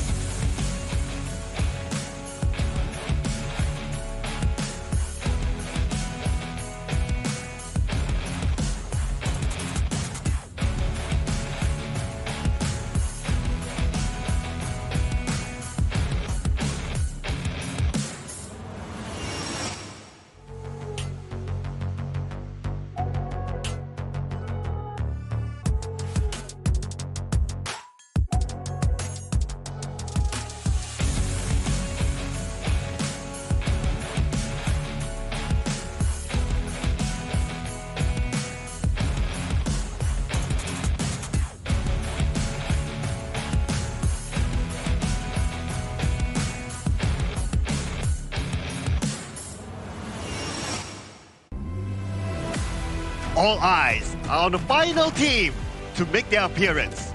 With no matches played, every move they make remains a mystery. Now, the time has come to reveal what they have prepared. Representing their region, Hong Kong, China!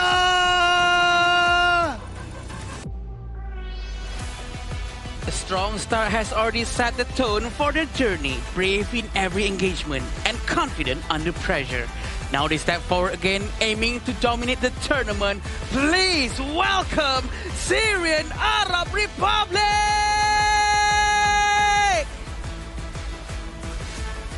A battle between seasoned veterans against silent challengers here. This is Hong Kong, China's first debut in the Asian Games qualifiers this year. And Syria, they've been having a fantastic run thus far. 1-0 in the standings of Group D. But this upcoming matchup might shake things up for this group.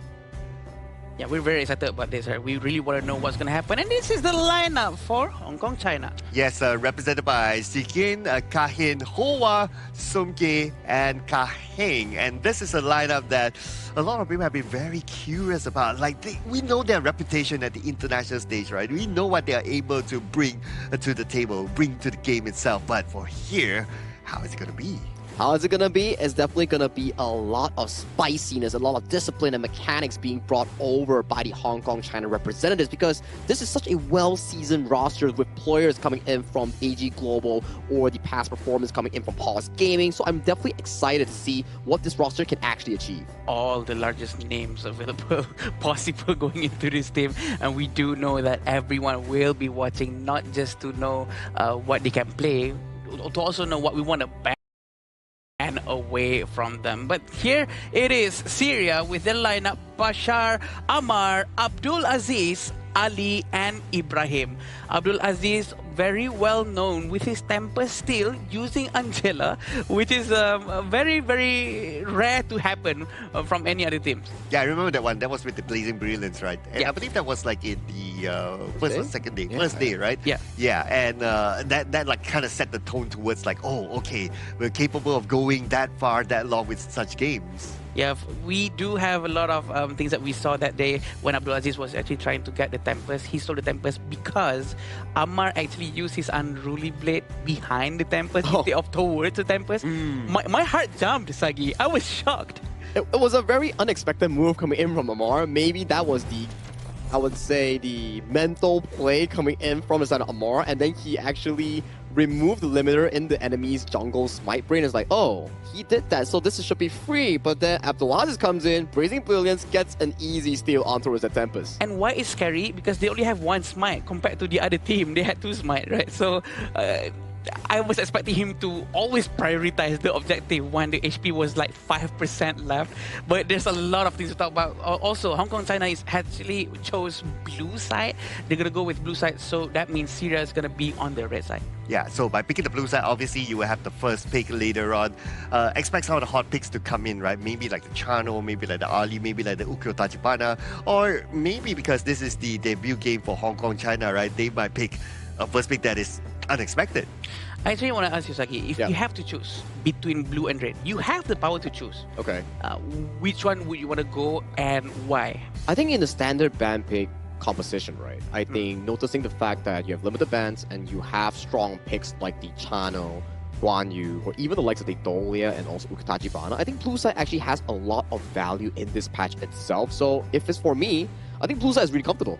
That makes sense. This is probably why they're going with that too. And we do know that the blue side has a lot of advantage because they get the first pick. But also, as Sagi has always said before this as well, being on the red side means you can counter pick from what the blue side does. So that job really lands to the coach, right? The coach really have to be extremely aware of what's good and what's not to go up against the first few heroes that's going to be picked from the Hong Kong China side. Yeah, that's a double edge, right? But let's see how will they take advantage of getting the first pick. So we're going to start off with a couple of familiar bands here. The Mai, the Dolia is out, the Ukyo Tachibana is out together with Guan Yu. So we still have the Chano that is quite a hot pick as well.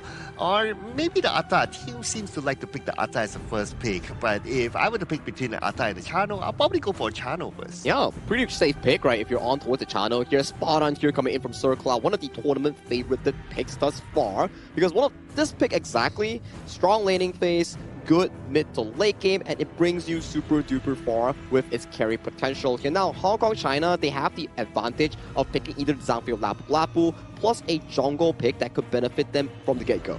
I love the hero that has come out from Syria because they actually went with Atta because they already saw Chano, right? So Chano is not really a hero very well known with a Doomsday. Doomsday comes very, very late as the 5th or the 6th item. But they went with Atta and Direnji because Direnji can really melt down any tanks in front of him with the combo of Sparkforge Dagger, Doomsday and Deep Frost Siege. But the response coming from Hong Kong China is just special. Very aggressive, very high damage, and very a lot of specific crowd controls that's going to be done. And now adding on the Lapu Lapu towards Syria, right? So this strategy is straightforward, right? We've seen this time and time again. Protect your farm laner. And that's what they're going to do. Go ship to split out, and we also have the passive from the Lapu Lapu to give more durability to maybe the Atta or maybe whoever else that they're going to pick later on, with the mindset of like, we must keep the Direnji alive. Yeah, keeping the Direnji alive is going to be an important task coming in for the side of Syria here. Judging from the fact that the mid lane pool is starting to get slightly limited, and Hong Kong China might be considering of banning away the Gun Mo. They have an Angela, and the Gun Mo can also reach on towards the backline for the channel per se.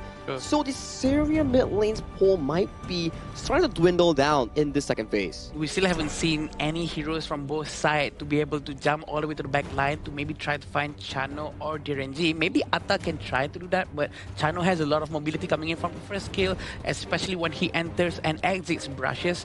Also, Fateh is a very good pick. It is a hero that can really melt down tanks as well with all the skill set that he has, but look at this. The choices coming in from Hong Kong China. They really want to play with some tanky heroes and also a very global skill based. Yeah, and they're saying that, hey, you have Fateh, you think you can go to the backline? Sure. I have one as well. I have the Nerza that can go to your backline too. So let's see who can engage first, who can reach the backline first, and that will be probably a game of pace between the two. And to add on towards that, right, you have the Nerza that is really comfortable in going up against the Atta, who enjoys healing, right? Because Atta likes healing from the Grey Health, and then Nerza has a built-in heal reduction effect on his passive here, so it's a slight counter, but I'm loving the counter pick here coming in from Syria. Notice the fact that, hey, you have a lot of front lines. That's the Byron, that's the Nerza. Let's lock in the ladies, and that's really good into these front lines. And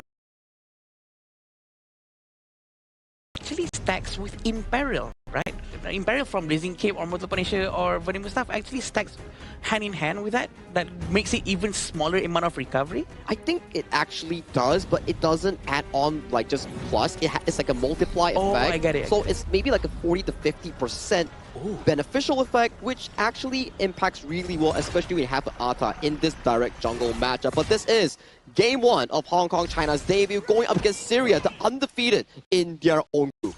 All right, the debut game for Hong Kong China, the game that everyone's been looking forward to. And let's start off with grouping up together in the middle. So this is going to be a standard sort of starting where you send the roamer into the middle, helping the mid laner to clear the lanes as quickly as possible before they rotate towards the side. Yeah, Sakin is going to be playing at the Clash for sure. He's going to be up top and down below here. We do have a little bit of raid happening from them. And Syria really have to try to protect the Azure Golem as best as they can. We do know Ali is nearby. Is Ali going to be joining too? He's still quite busy with his minions. But Amar is going to be at the Azure Golem, trying to make sure that he's not going to lose this blue buff. And at this stage, we can see that both sides pretty respectful of each other. Now, for Ibrahim, he has made the rotation towards the bottom, whereas for Kahin, he's still pretty much in the middle. I guess they want to try to truly win that mid lane really, really cleanly before they can rotate away, which is absolutely fine as well, because before this, it was kind of still 50-50. Yeah, and right now they're going to try to group up towards the mid lane. Rotation is going to be done by the Syrian team. We want to see who's going to start to be aggressive first, because there's a lot of respect going on here between Syria and Hong Kong China. They want to be very careful not to do any mistakes, but it seems like also Hong Kong China doesn't want to force anything out. Based on the composition as well, they're not like, okay, we can engage early on in team fights, right? If any team were to be able to engage in early team fights, especially after level 4, I would say it's more towards the Syrian side. The composition for Hong Kong China is that they need to farm up before they are able to get into more team fights. So I guess that's why they are still playing this kind of chill. True, 1,000 gold difference is a huge lead within the 2 minutes mark. Rotation is going to be done by Hong Kong China, moving towards the top lane. It seems like they're going to try to see if they can poke Bashar a little bit, or they're just going to try to get a lot of resources. This is what matters, right? All of these small little things, trying to all of these resources, it actually works out very well as long as Syria doesn't actually try to punish them. But they have to be punished, because every time Hong Kong China goes into the jungle side of the Syrian team, they do have this 20% damage reduction from the Sprite Link protection. And also, every time they move in, you can see they don't move in and go up empty, right? They still get a couple of jungle side creeps there, so that's why they're ahead in terms of goal right now. And that's what they're looking to do. They're looking to stack up early on. When it comes to the mid game, when the first Tyrant shows up, that's when they truly engage. Yeah, that's true. And it seems like Hoa is going to try to help out the jungle to get as much gold as possible. This is the gold sharing technique that we always talk about. This is very important for them to clear together. Not on top of that, getting goals. They're going to be trying to help each other to prepare for a team fight. You're always together, right? So it's going to be very hard for them to get picked off. Yeah, it's speaking about the potential team fight, right? It could come out in about 30 more seconds when the first Tempest is up. And I'm pretty sure Hong Kong China will want to try to challenge for it. As for Syria, are they prepared for it? Well, they still have about 15 more seconds to decide whether they want to start grouping up there or not. Yep, Syria has been quite passive, but at the same time, they try to rotate as much to farm. This is important for the RNG to have all of his itemization, especially Spark Dagger at the early stage. Okay, looks like they could start it off not only in the middle, but the middle is more towards zoning. Ibrahim waiting at the side. Is he going to come in? Nope. Not able to come in at the right time. And even though he had the Raging Sea, but yeah, he doesn't have the smite together with him. Oh, the zone control coming in from them really blocks Ammar from reaching out to Tyrant. But it looks like they're trying to get Ammar right now. Ammar will get hit by the Raging, but there's no problem whatsoever. He will run away. Yep. He still is able to get away, especially with the tower nearby, so he will be fine. But the key thing here is that we can see that Hong Kong, China, how they exert dominance across the river area. It doesn't need to be like inside the jungle. As long as they can control the river area, they already won like, what, 60% of the map. Yeah, it seems like Kahin really has the most gold right now, including Sumki and Zakin. And we do know that the Byron, Zakin, Sky, Edge terms of team fight, trying to reduce damage as much as 35% damage reduction just from that active item. Oh, at the bottom right now, Ibrahim, Blazing Brilliance onto him, but he's able to survive this one. Only 50% of health shredded down, and he's okay for now. No problem whatsoever. Seems like they're going to try to get the tier 1 tower without any resistance coming in from the Syrian team. They're not going to try to force it out as well, but the flight coming in from Kahin, trying to push Bashar away. Okay. Kahin just showing discipline here, right? Like, he knows that, okay, there's no point for me to chase. But speaking about chasing in the middle, Abdulaziz might be chased out. Ghost Ship will be used, and Blazing Brilliance as well. But to no avail. We're still at a 0-0, interestingly. True. 5 minutes in, still 0-0. This just shows that Syrian also trying to be as safe as possible. Look at that! Oh, and it's still a 0-0 somehow. Ibrahim is able to get away to safety, but probably we can't say the same for Ammar. Ammar, down to the last hit. The chase is happening right now. There's nothing that Ibrahim can do about this, and Samke will get the first strike. Make that a double strike. Surely Ali will be taken down, but no, he says, I will not let you pass, but still they caught him. The burn coming in from Kahin. That's the passive of Naja. You really have to be careful with that hero because the burn damage is actually true damage. It doesn't care about your armor. It doesn't care about your shield. It will punch through. And this is exactly what happened. They managed to dive early on, try to get as much damage as they can, and they just pull back. They know that the Naja's passive is gonna work its thing.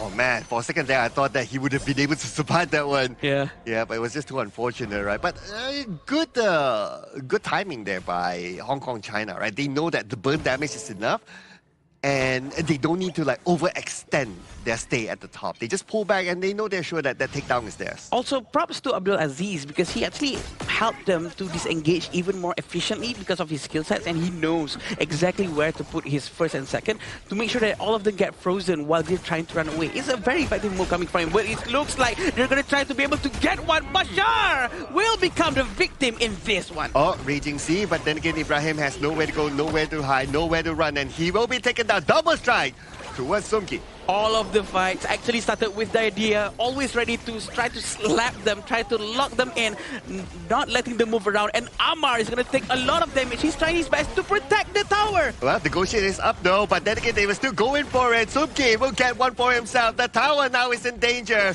but the minions are no longer there, and Hong Kong China has to pull back. Hong Kong China will start to focus on the tier 1 mid tower right now as fast as they can. There you go, the outer mid tower will go down. Now the inner tower will be the focus for them. 7,000 gold in front for Hong Kong China is a huge amount. They will feel so comfortable right now. No problem whatsoever to maintain this pressure towards Syria. Yeah, the next tyrant is going to be up soon. So Hong Kong China might be looking towards that while Zikin is opening up the space at the top. He's cutting the wave. And now the blue buff will be contested. It seems like they really want to get this blue buff. Ammar managed to use the smite. Ammar managed to steal, but it seems like they really want to get them one by one. Oh, they still got him. They still got him even though he was underneath the tower. And now they're going in for the chase. Even though there's a third tower there, but this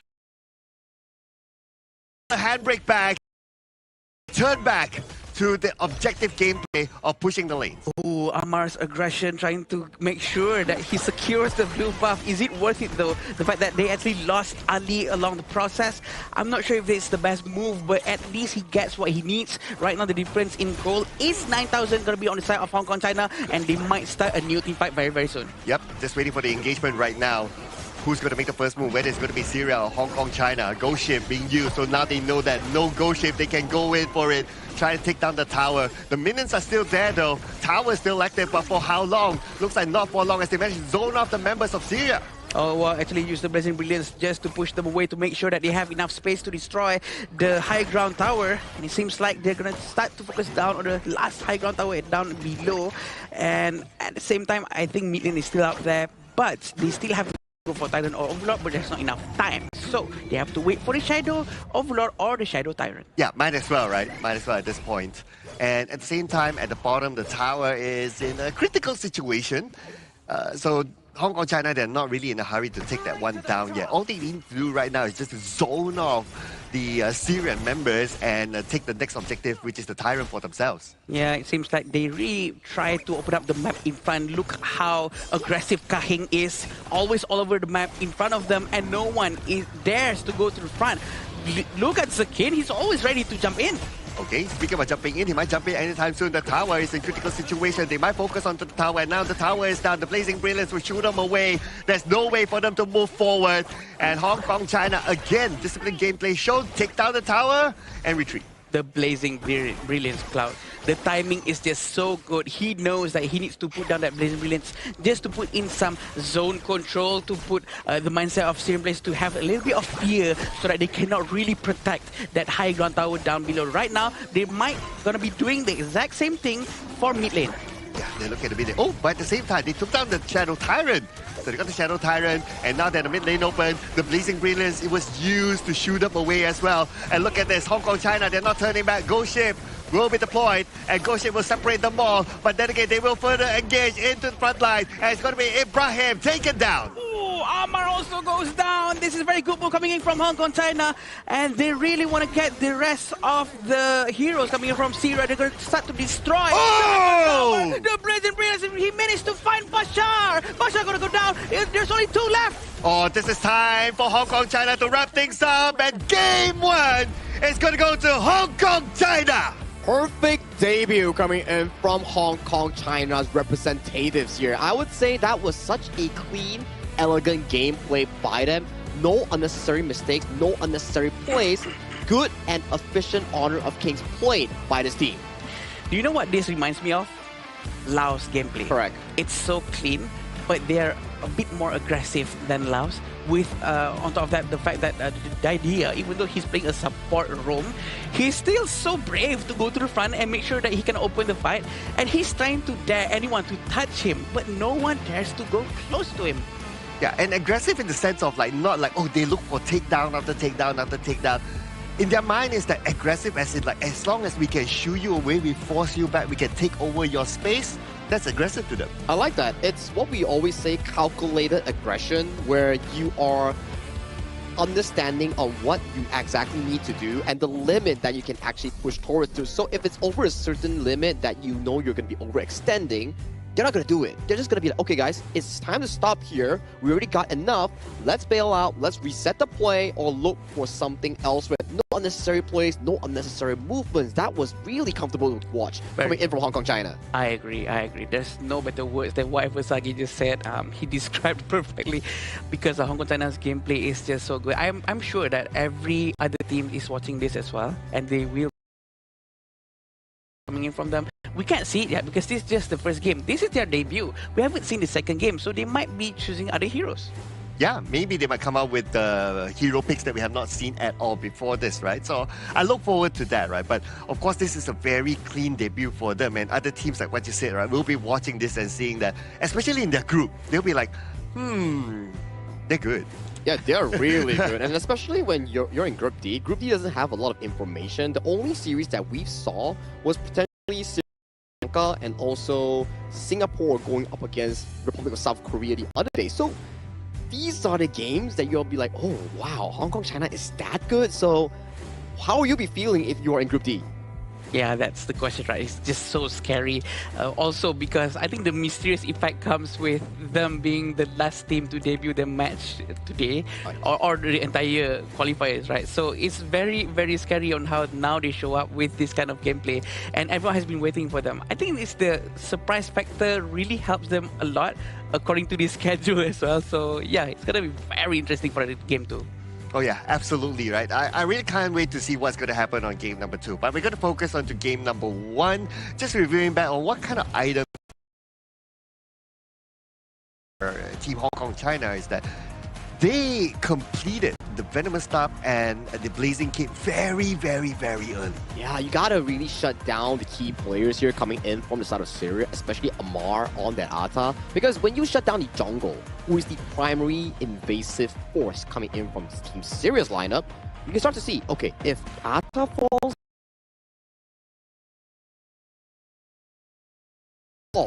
you'll be on your robot like, do I even go on this or do I back off? It makes it really awkward. So as long as Ata falls, is always going to be in favor of Hong Kong China because they have so much heals and shields pumping up from their clash lane, their roamer, and also their jungler.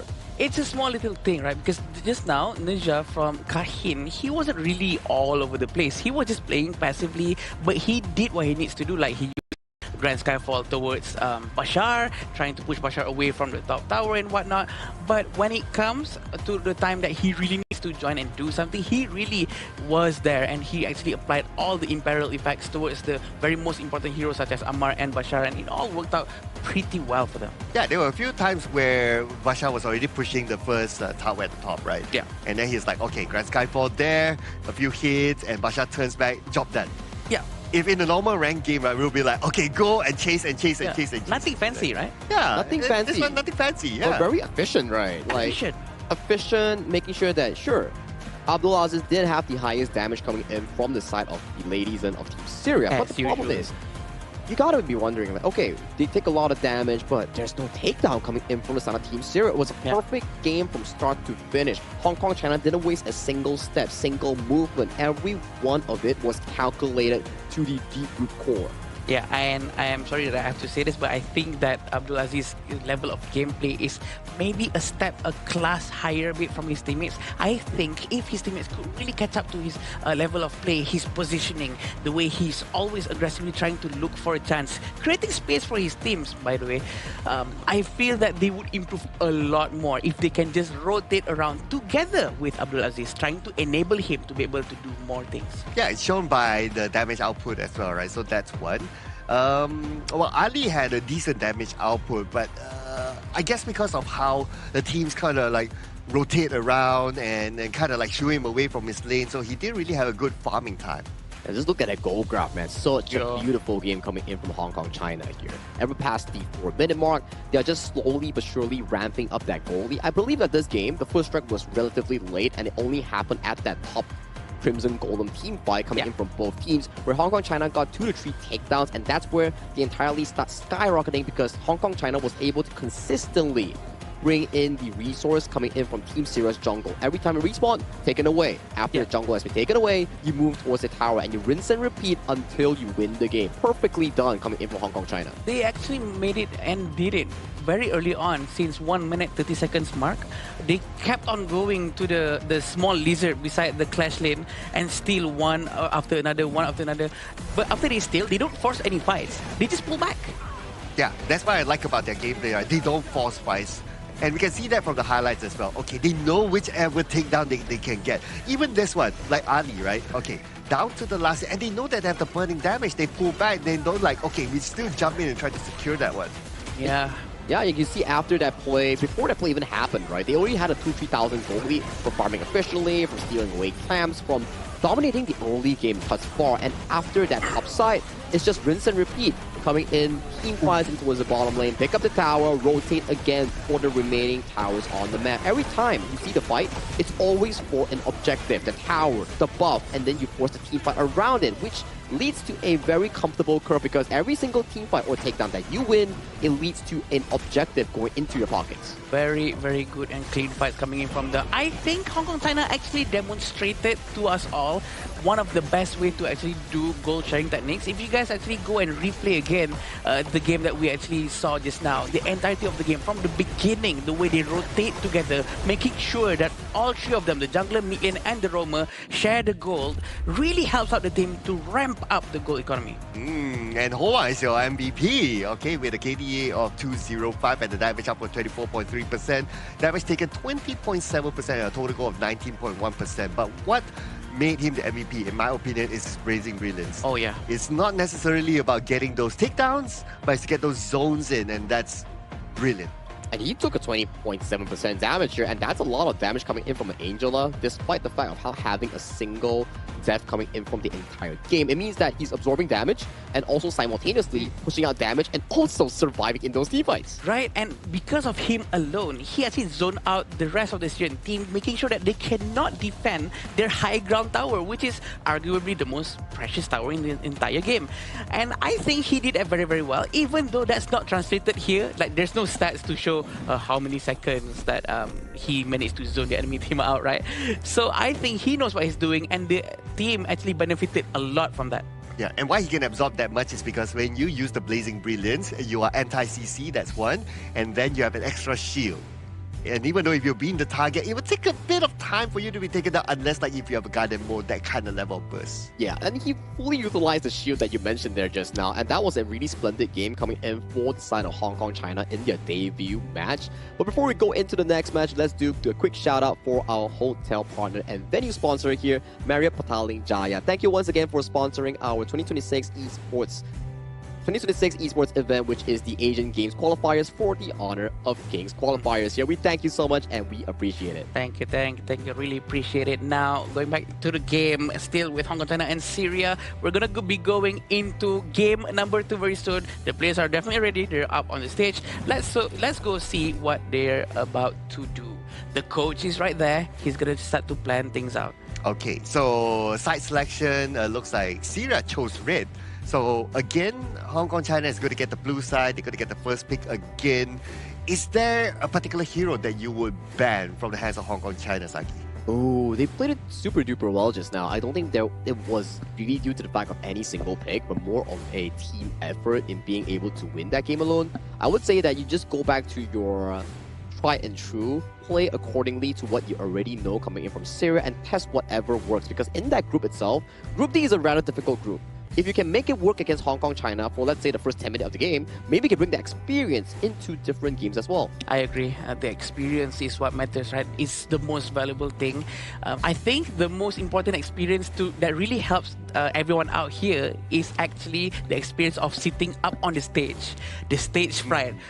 It's just that it's something very hard to get used to, I think. Yeah, I can't even imagine it, right? Yeah. Like I haven't been on that kind of stage before. I don't think you have, Sim? No, you have? No, wait, you have. I have, but it's not really for tournament. It's just a fun one. So. Okay. But yeah, it's an experience, right? I think experience-wise, it's gonna affect them mentally a lot, Sagi, because they stay on the stage and listen to the cheers of the crowd and also the voices of the shoutcasters beaming through the speakers, right? I like that comparison, because when you are playing a offline game, it's really different than you're playing from your gaming house or your own setup. The phone is also different. Your usual setup is also different. The way you sit is also different. Some players I know they sit on the sofa, some sit on their beds, and this is an official offline setup where you need to be able to sit straight, hands on the phones, and then there's lights, there's cameras all pointing towards you. So the suspense, the feeling is rather different compared to playing from home. You do have experience in terms of this stage fright thing, right? I mean, for us, I think we can relate to this stage fright as in the camera fright. We're in front of the cameras right now and all that. We know thousands of people are watching from home and whatnot. But I think it's more or less the same as that. So getting used to it really takes a lot of time. And I'm pretty sure having that experience under their belt for Hong Kong China is going to be very helpful. Also, in terms of their drafting is looking good. And they choose to ban out the Atta and the Dune. So they're going to test serious flexibility in terms of hero picks here.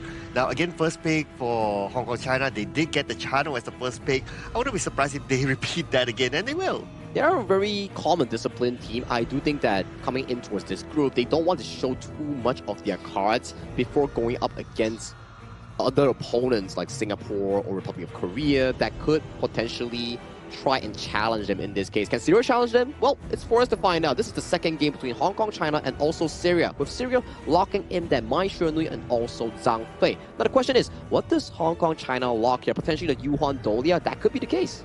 I agree. Definitely, Xiao Chao is going to be picked. And also Dharma. These are all heroes with huge skill sets, such as Dharma with his ultimate trying to punch everyone down. And usually I would compare Zhang Fei and Liang Po to be the equivalent of each other. But in this case, Dharma is the equivalent ultimate of Zhang Fei, the one-hit wonder that can actually turn the game around. But Zhang Fei in the hands of Syria, will it be good? Also side by side with Mai? That is the question. I think the Zhang Fei will be good, definitely. You can either engage first or the Mai engage first. It doesn't really matter for me. But of course, if you want to talk about like, okay, you're always the one in the front line, then yeah, definitely the Zhang Fei to get a good engage. Yeah, that makes sense, right? You definitely want a front line coming for the side of Syria. But my main concern here right now, if Hong Kong, China goes for an aggressive jungle, that potential Neza jungle pick might be in danger because Neza, yes, We did see Hong Kong China perfect it just now, but that's under the influence where Syria didn't actively invade the Hong Kong China jungle. So we need to see, how does this play out coming in from Hong Kong China? Do they go for the aggressive jungle and make it a bit of a pain for Amara on the Nidza? But if they actually go with Assassin, it's gonna be quite brave from their side, right? Because they have no tanky heroes for now. The Clash is not tanky. And I think it's gonna be very interesting. Also, if they're going with Assassins, they have to go with tanky Roma for sure. But Erin is a good pick from Syria. I noticed that Syria's current pick is all the same color scheme. Oh yeah, it's yellow and reddish kind of team. You know, they're matching colors, matching the OTD coming in today, coming from Syria here. Well, of course, I do enjoy seeing the Mai Shunui and Zhang Fei here, and I am liking the Nakoruru that's being locked in by Hong Kong China, because that's a good hero encountering a multi-lineup team composition coming in from Syria here. You have the Nidza, you have the Zhang Fei, potentially the last pick coming in from Ibrahim that will be locked in. Might be another tank as well. Nakoruru will definitely try to find the Erin a lot. But going up against maybe Neja, it might be a little bit of a problem because Neja is quite tanky. But we do have Fateh here, who is able to just melt down anyone in front of him, especially Lapu Lapu. But this is a hero that needs items. A lot of items. A lot of them. You need like Black Fleet, you need the Axe of Torment, you need the... Sometimes you go for Spark of Doomsday, you need the Pure Sky, you need the Frostguard Embrace. All those are decent items that could actually propel this hero, Fatih, into the potential late game that we talk about here. But this is the finalized draft coming in from Hong Kong, China, going up against Syria here. Sir Cloud, if there ever is a draft that you favor, who do you give it over to? I am looking at giving it to Hong Kong China. Thank you, Sagi. Because they are a little bit more balanced here and they can play a faster pace as compared to Syria's draft. Yes, they do have the mind when they pick that. It's like, okay, yeah, they can play a faster pace. But their subsequent picks, like what you mentioned earlier, Adam, is that, okay, they need items, especially the Fatih. And then for the Zhang Fei, you need to collect the Madness Stat all the time. Every time you use the Unbridled Alpha, so it kind of resets again and it slows down the pace. So when it comes to pacing-wise, Hong Kong, China, they do have that one better, especially when they have the Nakoruru. Yeah, their heroes don't really have the need of scaling too much. I think that's quite important when the coach is drafting anything, to think about, okay, does it scale well or not? Is this too fast or is this too slow for the entire team? The timing! He actually manages to steal Hoa with the first kill. Wow, beautifully done. Stolen away the buff. The timing. Yeah. Perfection. Wow. That's just the next level play, they say. Perfect. But they're now looking for the Crimson Golem instead. Yep. I wouldn't be surprised if it does happen, but that is the Neja, if everyone is confused. That is skin partnership with AOV, but we can see how they're still trying to get the Crimson Golem. They have to go back because the presence of the Zhang Fei is just a little bit too scary. Look at the damage coming in from the Xiao Chao. They're so ready to go in, but they are still okay knowing that Zhang Fei doesn't have level 4. Yep, as long as Zhang Fei does not have level 4 yet, then they cannot really counter-engage. So that's why Hong Kong, China, they take this advantage. They know that this time is still right for them to just press Syria. Until at least the level 4 of Zhang Fei is there, then they'll think about it. Yeah, right now they're going to be trying to focus down onto the jungle side of the Syria. Same thing, exactly like the previous match, where 1,100 gold difference is a huge number within 2 minutes, right? Because that with the Hoa and the first kill stealing the Azure Golem, it's gonna hurt Syria quite a lot. Okay, Ali's kind of low though. But at least he has his teammate Ibrahim to get with him. Anything, Leaping Saber comes in, gives him the extra shield to sustain. Yeah. But we have 3 plays for Hong Kong, China here, and are they really going to engage? Not really, because Kahing is not even level 4 yet. True, Kachosen has been shown quite a lot of times. We can also see on how Hong Kong China is trying to be as respectful as possible, trying not to overextend. They do know that they might do a little bit of mistake if they're off position, because the positioning from Syria team this time is a little bit better than before. It feels like they're trying to slow down the onslaught coming in from the Hong Kong China, and it's working out. Yep, it almost feels like game number one, right? It's like Hong Kong, China, their objective is not to like, okay, we want to get takedown, we want to look for takedown. It's not that. Yeah. They just want to try to win the river area, steal away a couple of jungles or get the buff, and they will slowly build from there. And that is shown again by their goal gap right now. The pacing and rhythm from them works out very well, and I think there's nothing wrong with just sticking with this thing and not forcing any strikes towards the Syrian team. But it seems like a rotation has been trying to be done by Sumki, but he's gonna be there at the bottom lane alone for now. If Zhang Fei turns around and try to use the ultimate, he might go down quickly. But speaking about going down, Bashar, no. Again, Hong Kong, China showing that, okay, they can engage, but they don't need to go all the way. But speaking about going all the way, Syria Amar might have gone all the way, but now Ibrahim is the target man. But still, he's able to absorb that damage. Bright Albus has been deployed though, so now he has to take a bit of time to get back his madness stack. You have to recall back to the base for now, but it seems like Ali is all alone. It looks like Lapu-Lapu Kahing is hiding behind, getting prepared for the next one. He can see Abdul Aziz. Is he going to try to use the Raging Sea? Not yet. He's still saving it for now, but the teammates are trying to respond. They're getting nearer and nearer. Now they're going to try to pull back just a little bit. That's how they play. Yeah. They pull back, they just put pressure back onto Syria. Now, because of that, but hang that thought for a second, because at the top, Kahin gets the first strike. I don't know how or where suddenly Ammar got there so quickly, and he got punished efficiently too. Look how Abdul Aziz is still hiding, trying to hide his presence, making sure that no one knows he's there. But the Azure Golem will be taken because they know Ammar is not around. Now they're still hanging around the bottom side. Look at this, 3 of them from Hong Kong, China there. And Kahing is opening up the space in front, giving a lot of information away. And because of that, Syria, knowing the presence of Kahing around, it's like difficult for them to show up in front. Yeah, Kahin, with a lot of gold, 4,000, is going to be continuing his momentum, trying to farm as much as he can. The rotation is going to be done by them so aggressively, so proactive.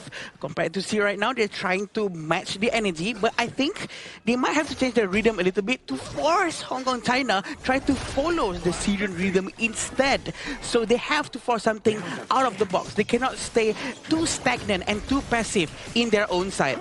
So what would you do in your Syria, right? Would you like force the fight onto Kahing because he's always alone, he's always the one opening up the map? Yeah, I would. Anything that is different than trying to mirror the movement right now. It feels like they're just trying to mirror, they're not trying to force something.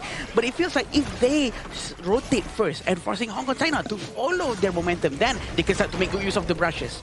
But here comes the engagement with Ammar. Ammar takes a lot of damage and Kahing gets his second strike. A very quick annihilation right there. Ammar has been taken down quickly. Then Kahing is going to try to reverse back, but it looks like the Raging Sea manages to connect with 2 of them.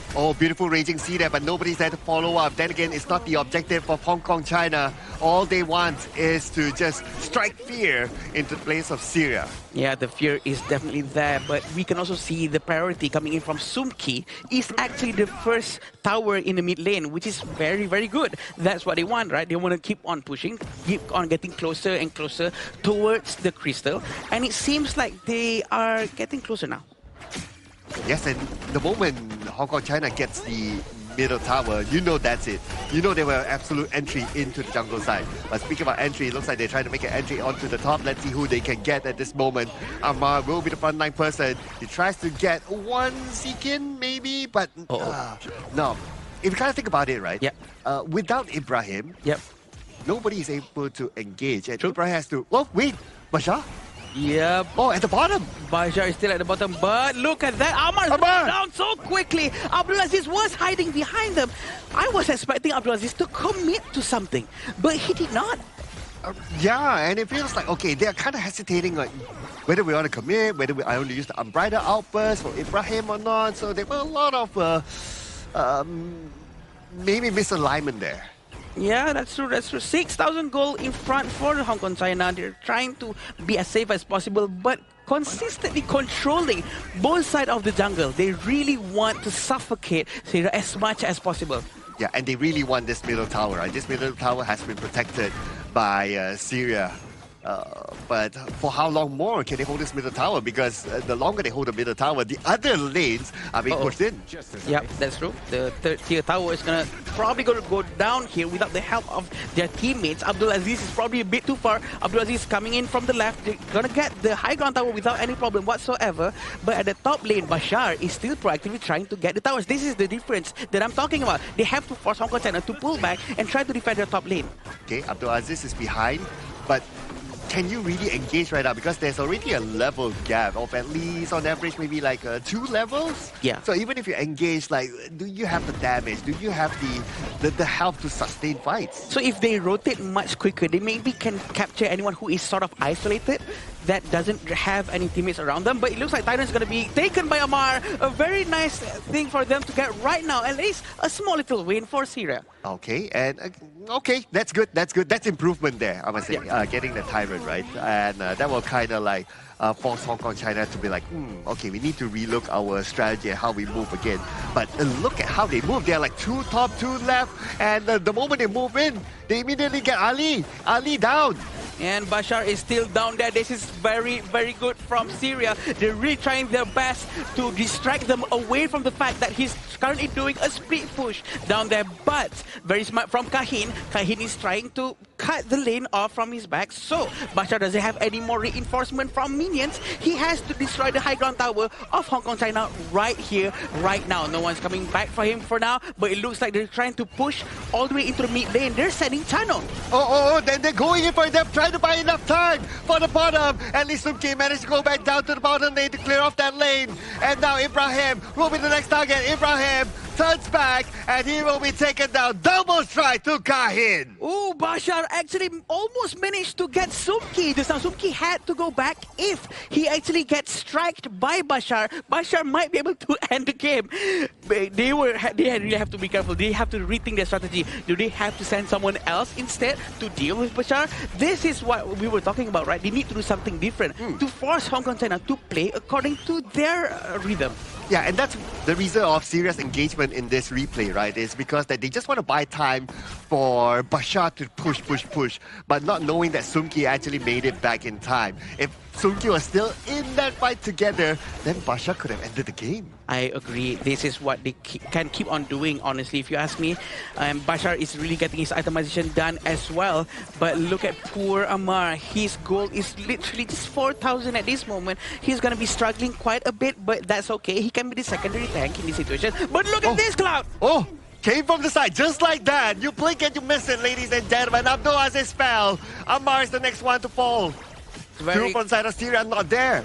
Very, very quick coming in from Hong Kong. They really try to get their next target for sure. Ibrahim and Ali are trying their best to defend, and Bashar is forced to go back to help his team, and he cannot split at this time.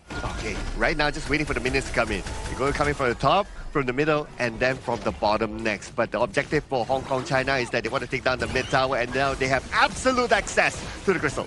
I agree, and right now Hong Kong China is going to try to get one down at the very least. Raging Sea hitting no people, and the third goes down as well, and Bashar will go down. Hong Kong China end the game within a blink of an eye.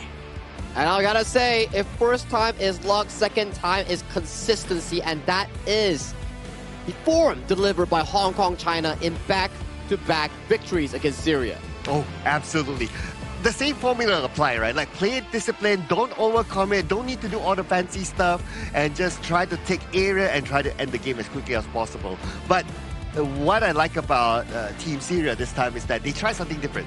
The one that they sent to Fatih down to split push, I think that was pretty nice. It works, and I think that's what they need. They need to force Hong Kong China to try to start following their rhythm instead. But I know it's going to be very hard because the macro gameplay coming in from Hong Kong China is just too clean, Zagi. There's nothing they can do to respond to that jungle steal, all the small little details. It's very impeccable, right? The way that they play is really nice to watch because every one of the movements coming in as a 5-man unit is calculated. It's planned beforehand, and they settle the way first, and then they look for the invasive play. So that's what I like about the gameplay coming in from Hong Kong China. That's where it comes from, the seasoned experience coming in from the respective clubs. Dude, in an alternate universe, right? Yeah. When Fatih was doing that push bottom, and then the engagement happened in the top jungle just to buy time for Fatih, right?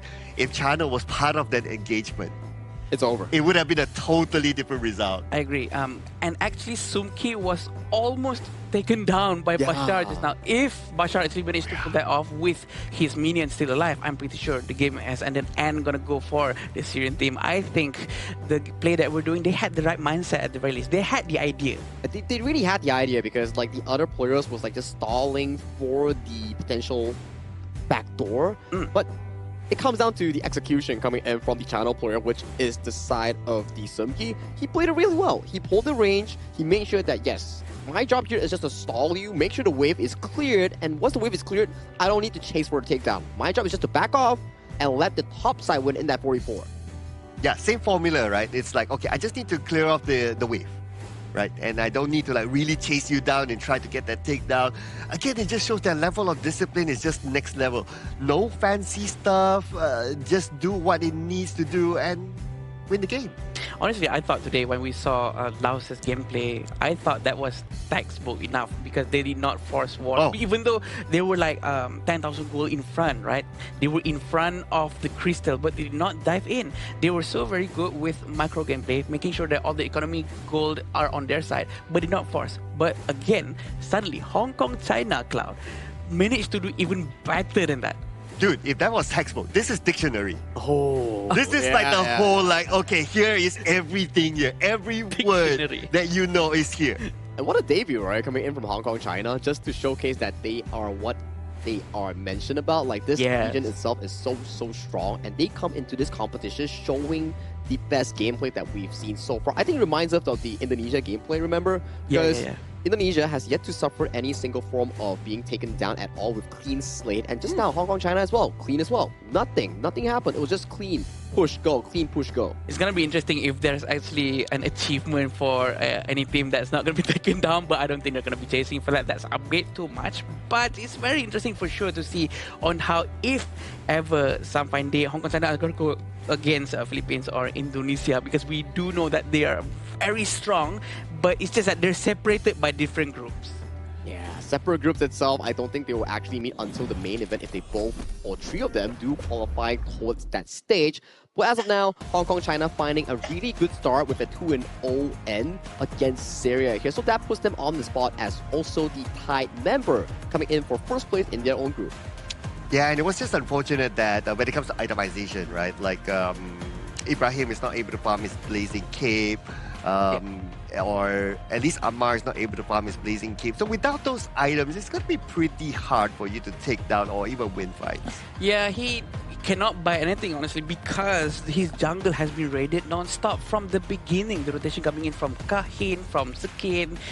Everyone is so ready trying to steal something. And Hoa, remember how Hoa just walking around at the side of the river, randomly throwing her first kill towards the blue buff and stealing the blue buff. Oh, yeah. In the process, I think that really hurts, not just mentally, but also especially economically. Yeah, that was definitely heartbreaking coming in for the side of Amara, getting your Azure Golem stolen in such an act coming in from Hoa. The first one. Yeah, and I want to give a bit of a focus towards Sumki's item build. I believe you guys mentioned it before. If you go Eternity Blade and you're into like multiple tanks like the Zhang Fei, Amar's, Nutza, or even the Fatih, for example, you can always go second item Daybreaker if there's a lot of tanks. It's more gold efficient compared to going a Shadow Ripper. Because Daybreaker now has critical chance as well. It's not only you have to really rely on Shadow Ripper, but of course in this patch it might not. But still, it's still such a good item to just pierce through the tankiness of any tanky heroes. And we can see on how Abdul Aziz are still one of the ones that's dealing a lot of damage for the side of Syria. But looking at the side of Hong Kong, China, the damage distribution coming in from them is even. We like it even if it shows that they contribute the same thing. Yeah, absolutely. I was about to get to that point as well. And they play their role. Like, obviously, like if you're a Dharma, you're more like the engagey sort of hero, right? So you take a slightly lesser amount of damage output.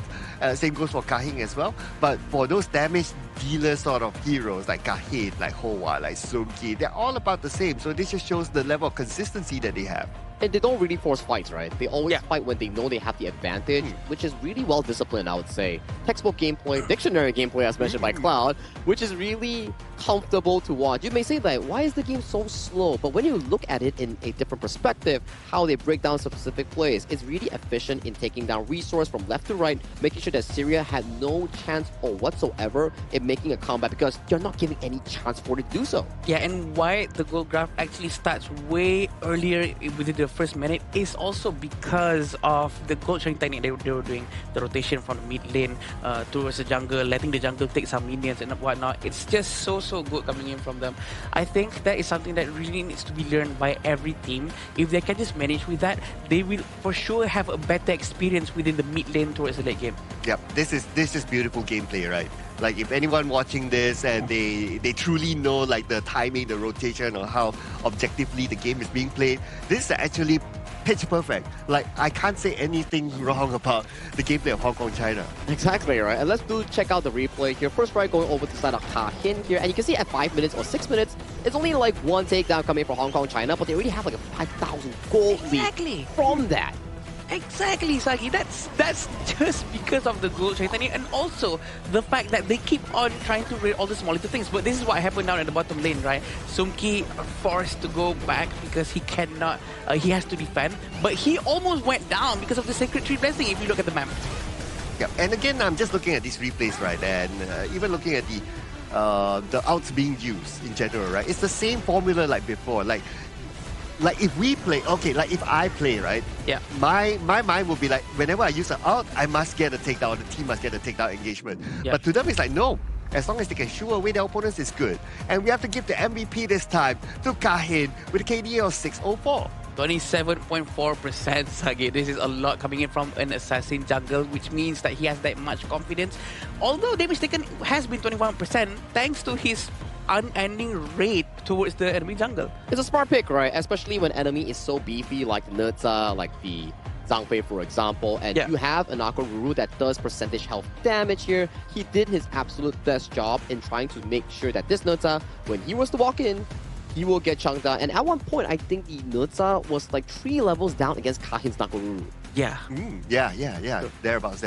And also how he actually navigated like just poking the back line as well, right? Like he knows how to like, okay, I don't need to focus like from the front to back. I can just go towards the back, poke a bit. If I can get the takedown, cool. If not, I would just pull back. So he is showing that consistency, and he was the one that got the first strike as well. But for sure, the reason why he can do this well is also because of his entire team, right? Because the roamer, the mid lane is just so proactive. Moving around, finding spaces, and sometimes finding random Azure Golems into his hands. I think Ka Hin played really well too, the Lapu Lapu, when he went for the extensive flash on the Raging Seed, he directed to the back line. In the mid lane? Oh my god, he set up the sexy. Aaron takedown so beautifully for his own jungle to actually pick up. And ever since then, gameplay after gameplay after play after play, it all built to the foundation in winning that game flawlessly. Yeah, we do know that there's crowd control coming in from Hong Kong China really plays a huge role. They are very comfortable with that. But it's also very scary to see on how we don't know when's the right time for them to go in. We cannot expect what they're thinking from our point of view because they are really kiting. But when they make the call to really jump in and go in all at once, they do it flawlessly. Yeah, and by the time when they do it, they know that they already have this item gap, this level gap. So they're like setting up themselves for like that moment for them to just, let's go, boys. It's all about, like farming efficiently, right? You get the gold from the enemy, you stack it on towards yourself, and like you say, Soy Cloud, once you get those gold, you can be like, okay, I know for a fact that this team fight, I'm gonna win because I am just levels higher, equipment higher, everything is just higher. Higher win percentage in general. Yep. They're setting themselves up for a 100% win rate every time they engage. Exactly. But let's interview the winners here on what exactly went down coming in from Hong Kong, China. So Mara, if you're ready, please take it away.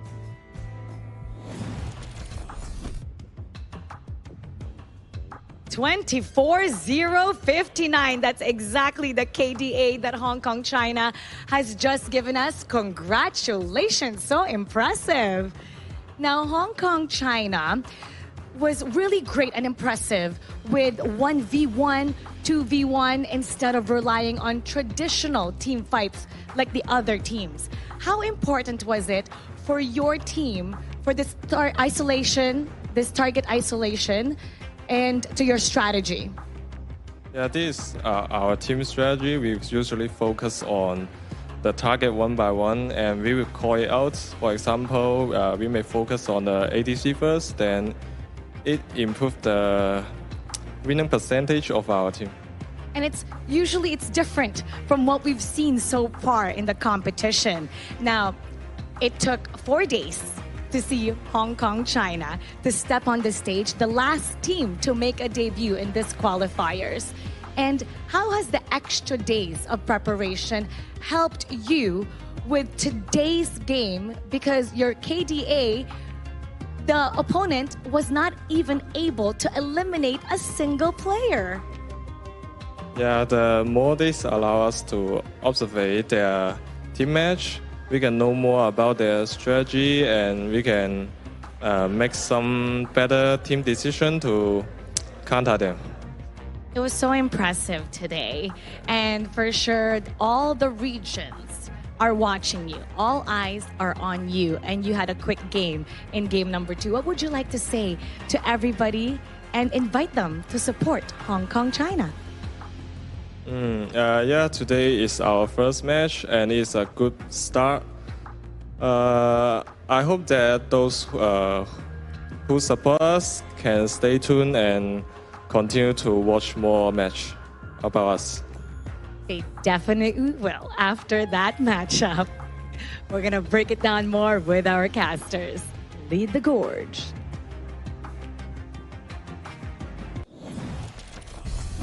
Thank you, Hoa, and also Mara for that interview. And I gotta say, Hoa is really polite and he's very elegant. But one thing that I really want to point out, he's really tall. Oh, yeah. Really tall. Yes, the fact that they can't fit both Mara and Hoa in one camera frame is just, I was surprised. He was just so tall. But I agree with what he said just now. They really make good use of the advantage that they have, sort of, because they started off very late into these qualifiers, and they did say they studied the gameplay of the Syrian team and they know how they can try to abuse it. Yeah, and for the Asian Games version, it's a different set of heroes, right? So they also want to get a feel of like, okay, what are the popular ones that others might pick and all that. So yeah, they actually benefited from it starting on later. Yeah, and starting off later didn't really like nerf them in any sense, because you're like on jitters or you have like whole hands, you haven't had your first game, stage frights. Because with their experience in Honor of Kings, they really shined really well and they delivered a clean slate, perfect grades in that first game. Experience is just something so invaluable at this point, because they look very effortlessly playing their game just now without any sweat whatsoever. That's where the experience comes in. That is something you cannot practice. You really have to get used to multiple different tournaments. Yeah, absolutely. And it's shown their experience, right, on the gameplay itself, right? And we know that these players, they have a lot of international tournaments. Not textbook gameplay, dictionary gameplay. And if anybody out there, right, if you have like a team and you're going for competitions and all that, if you want to get a reference, I would say this is the best reference type of style. Yeah.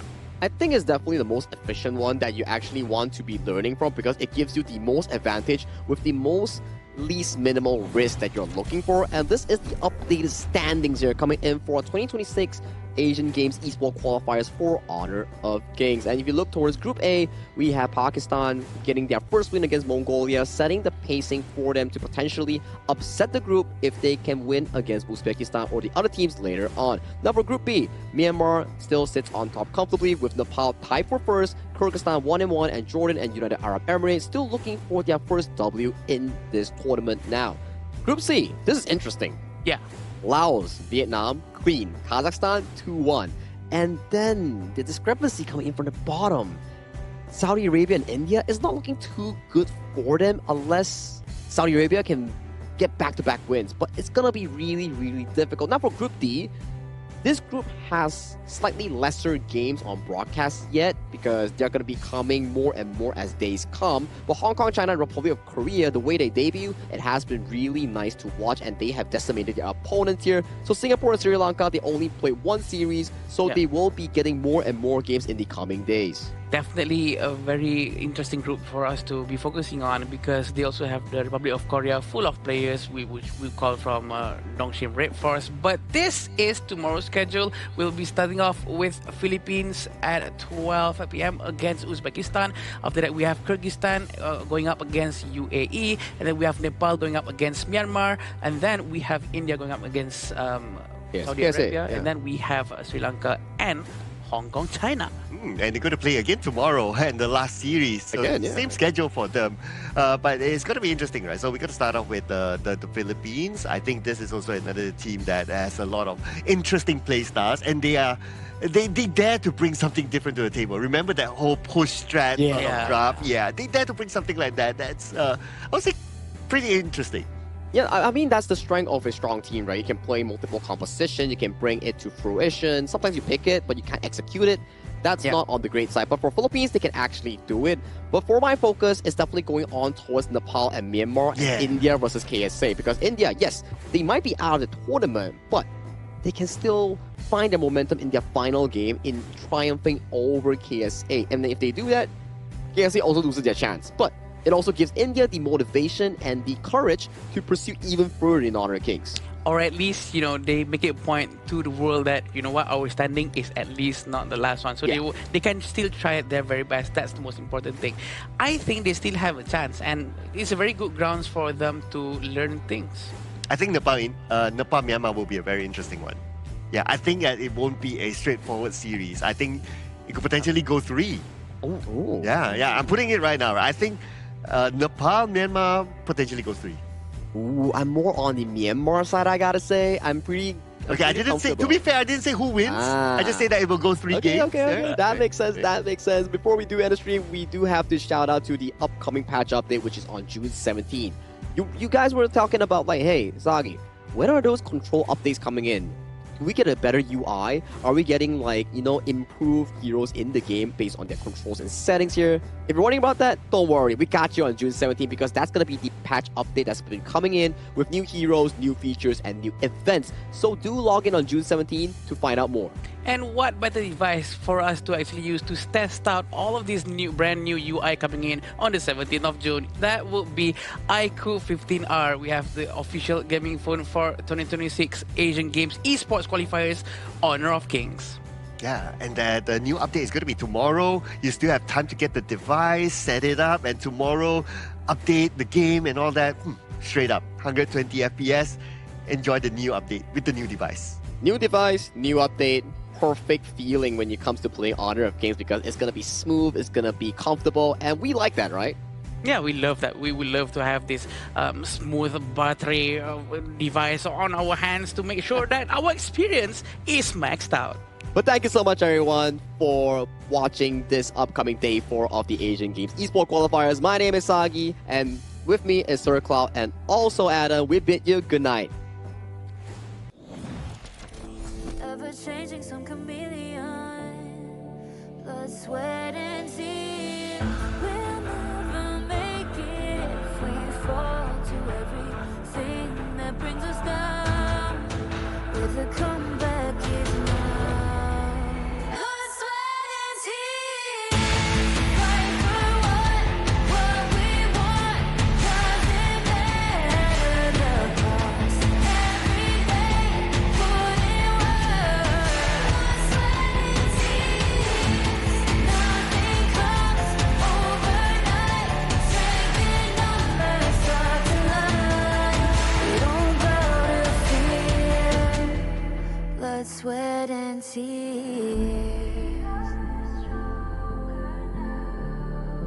Blood, sweat, and tears.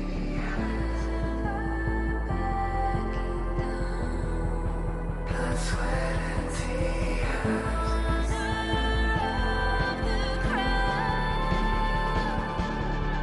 Oh no, we don't bow to fear. Blood, sweat, and tears. Fight for what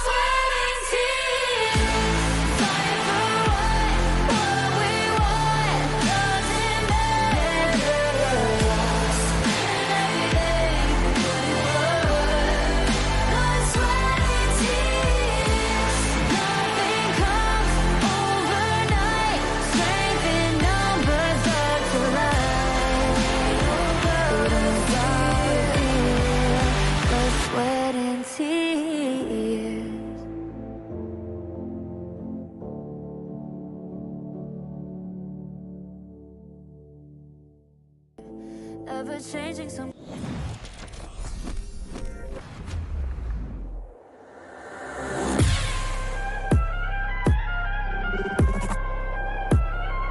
Turn it back.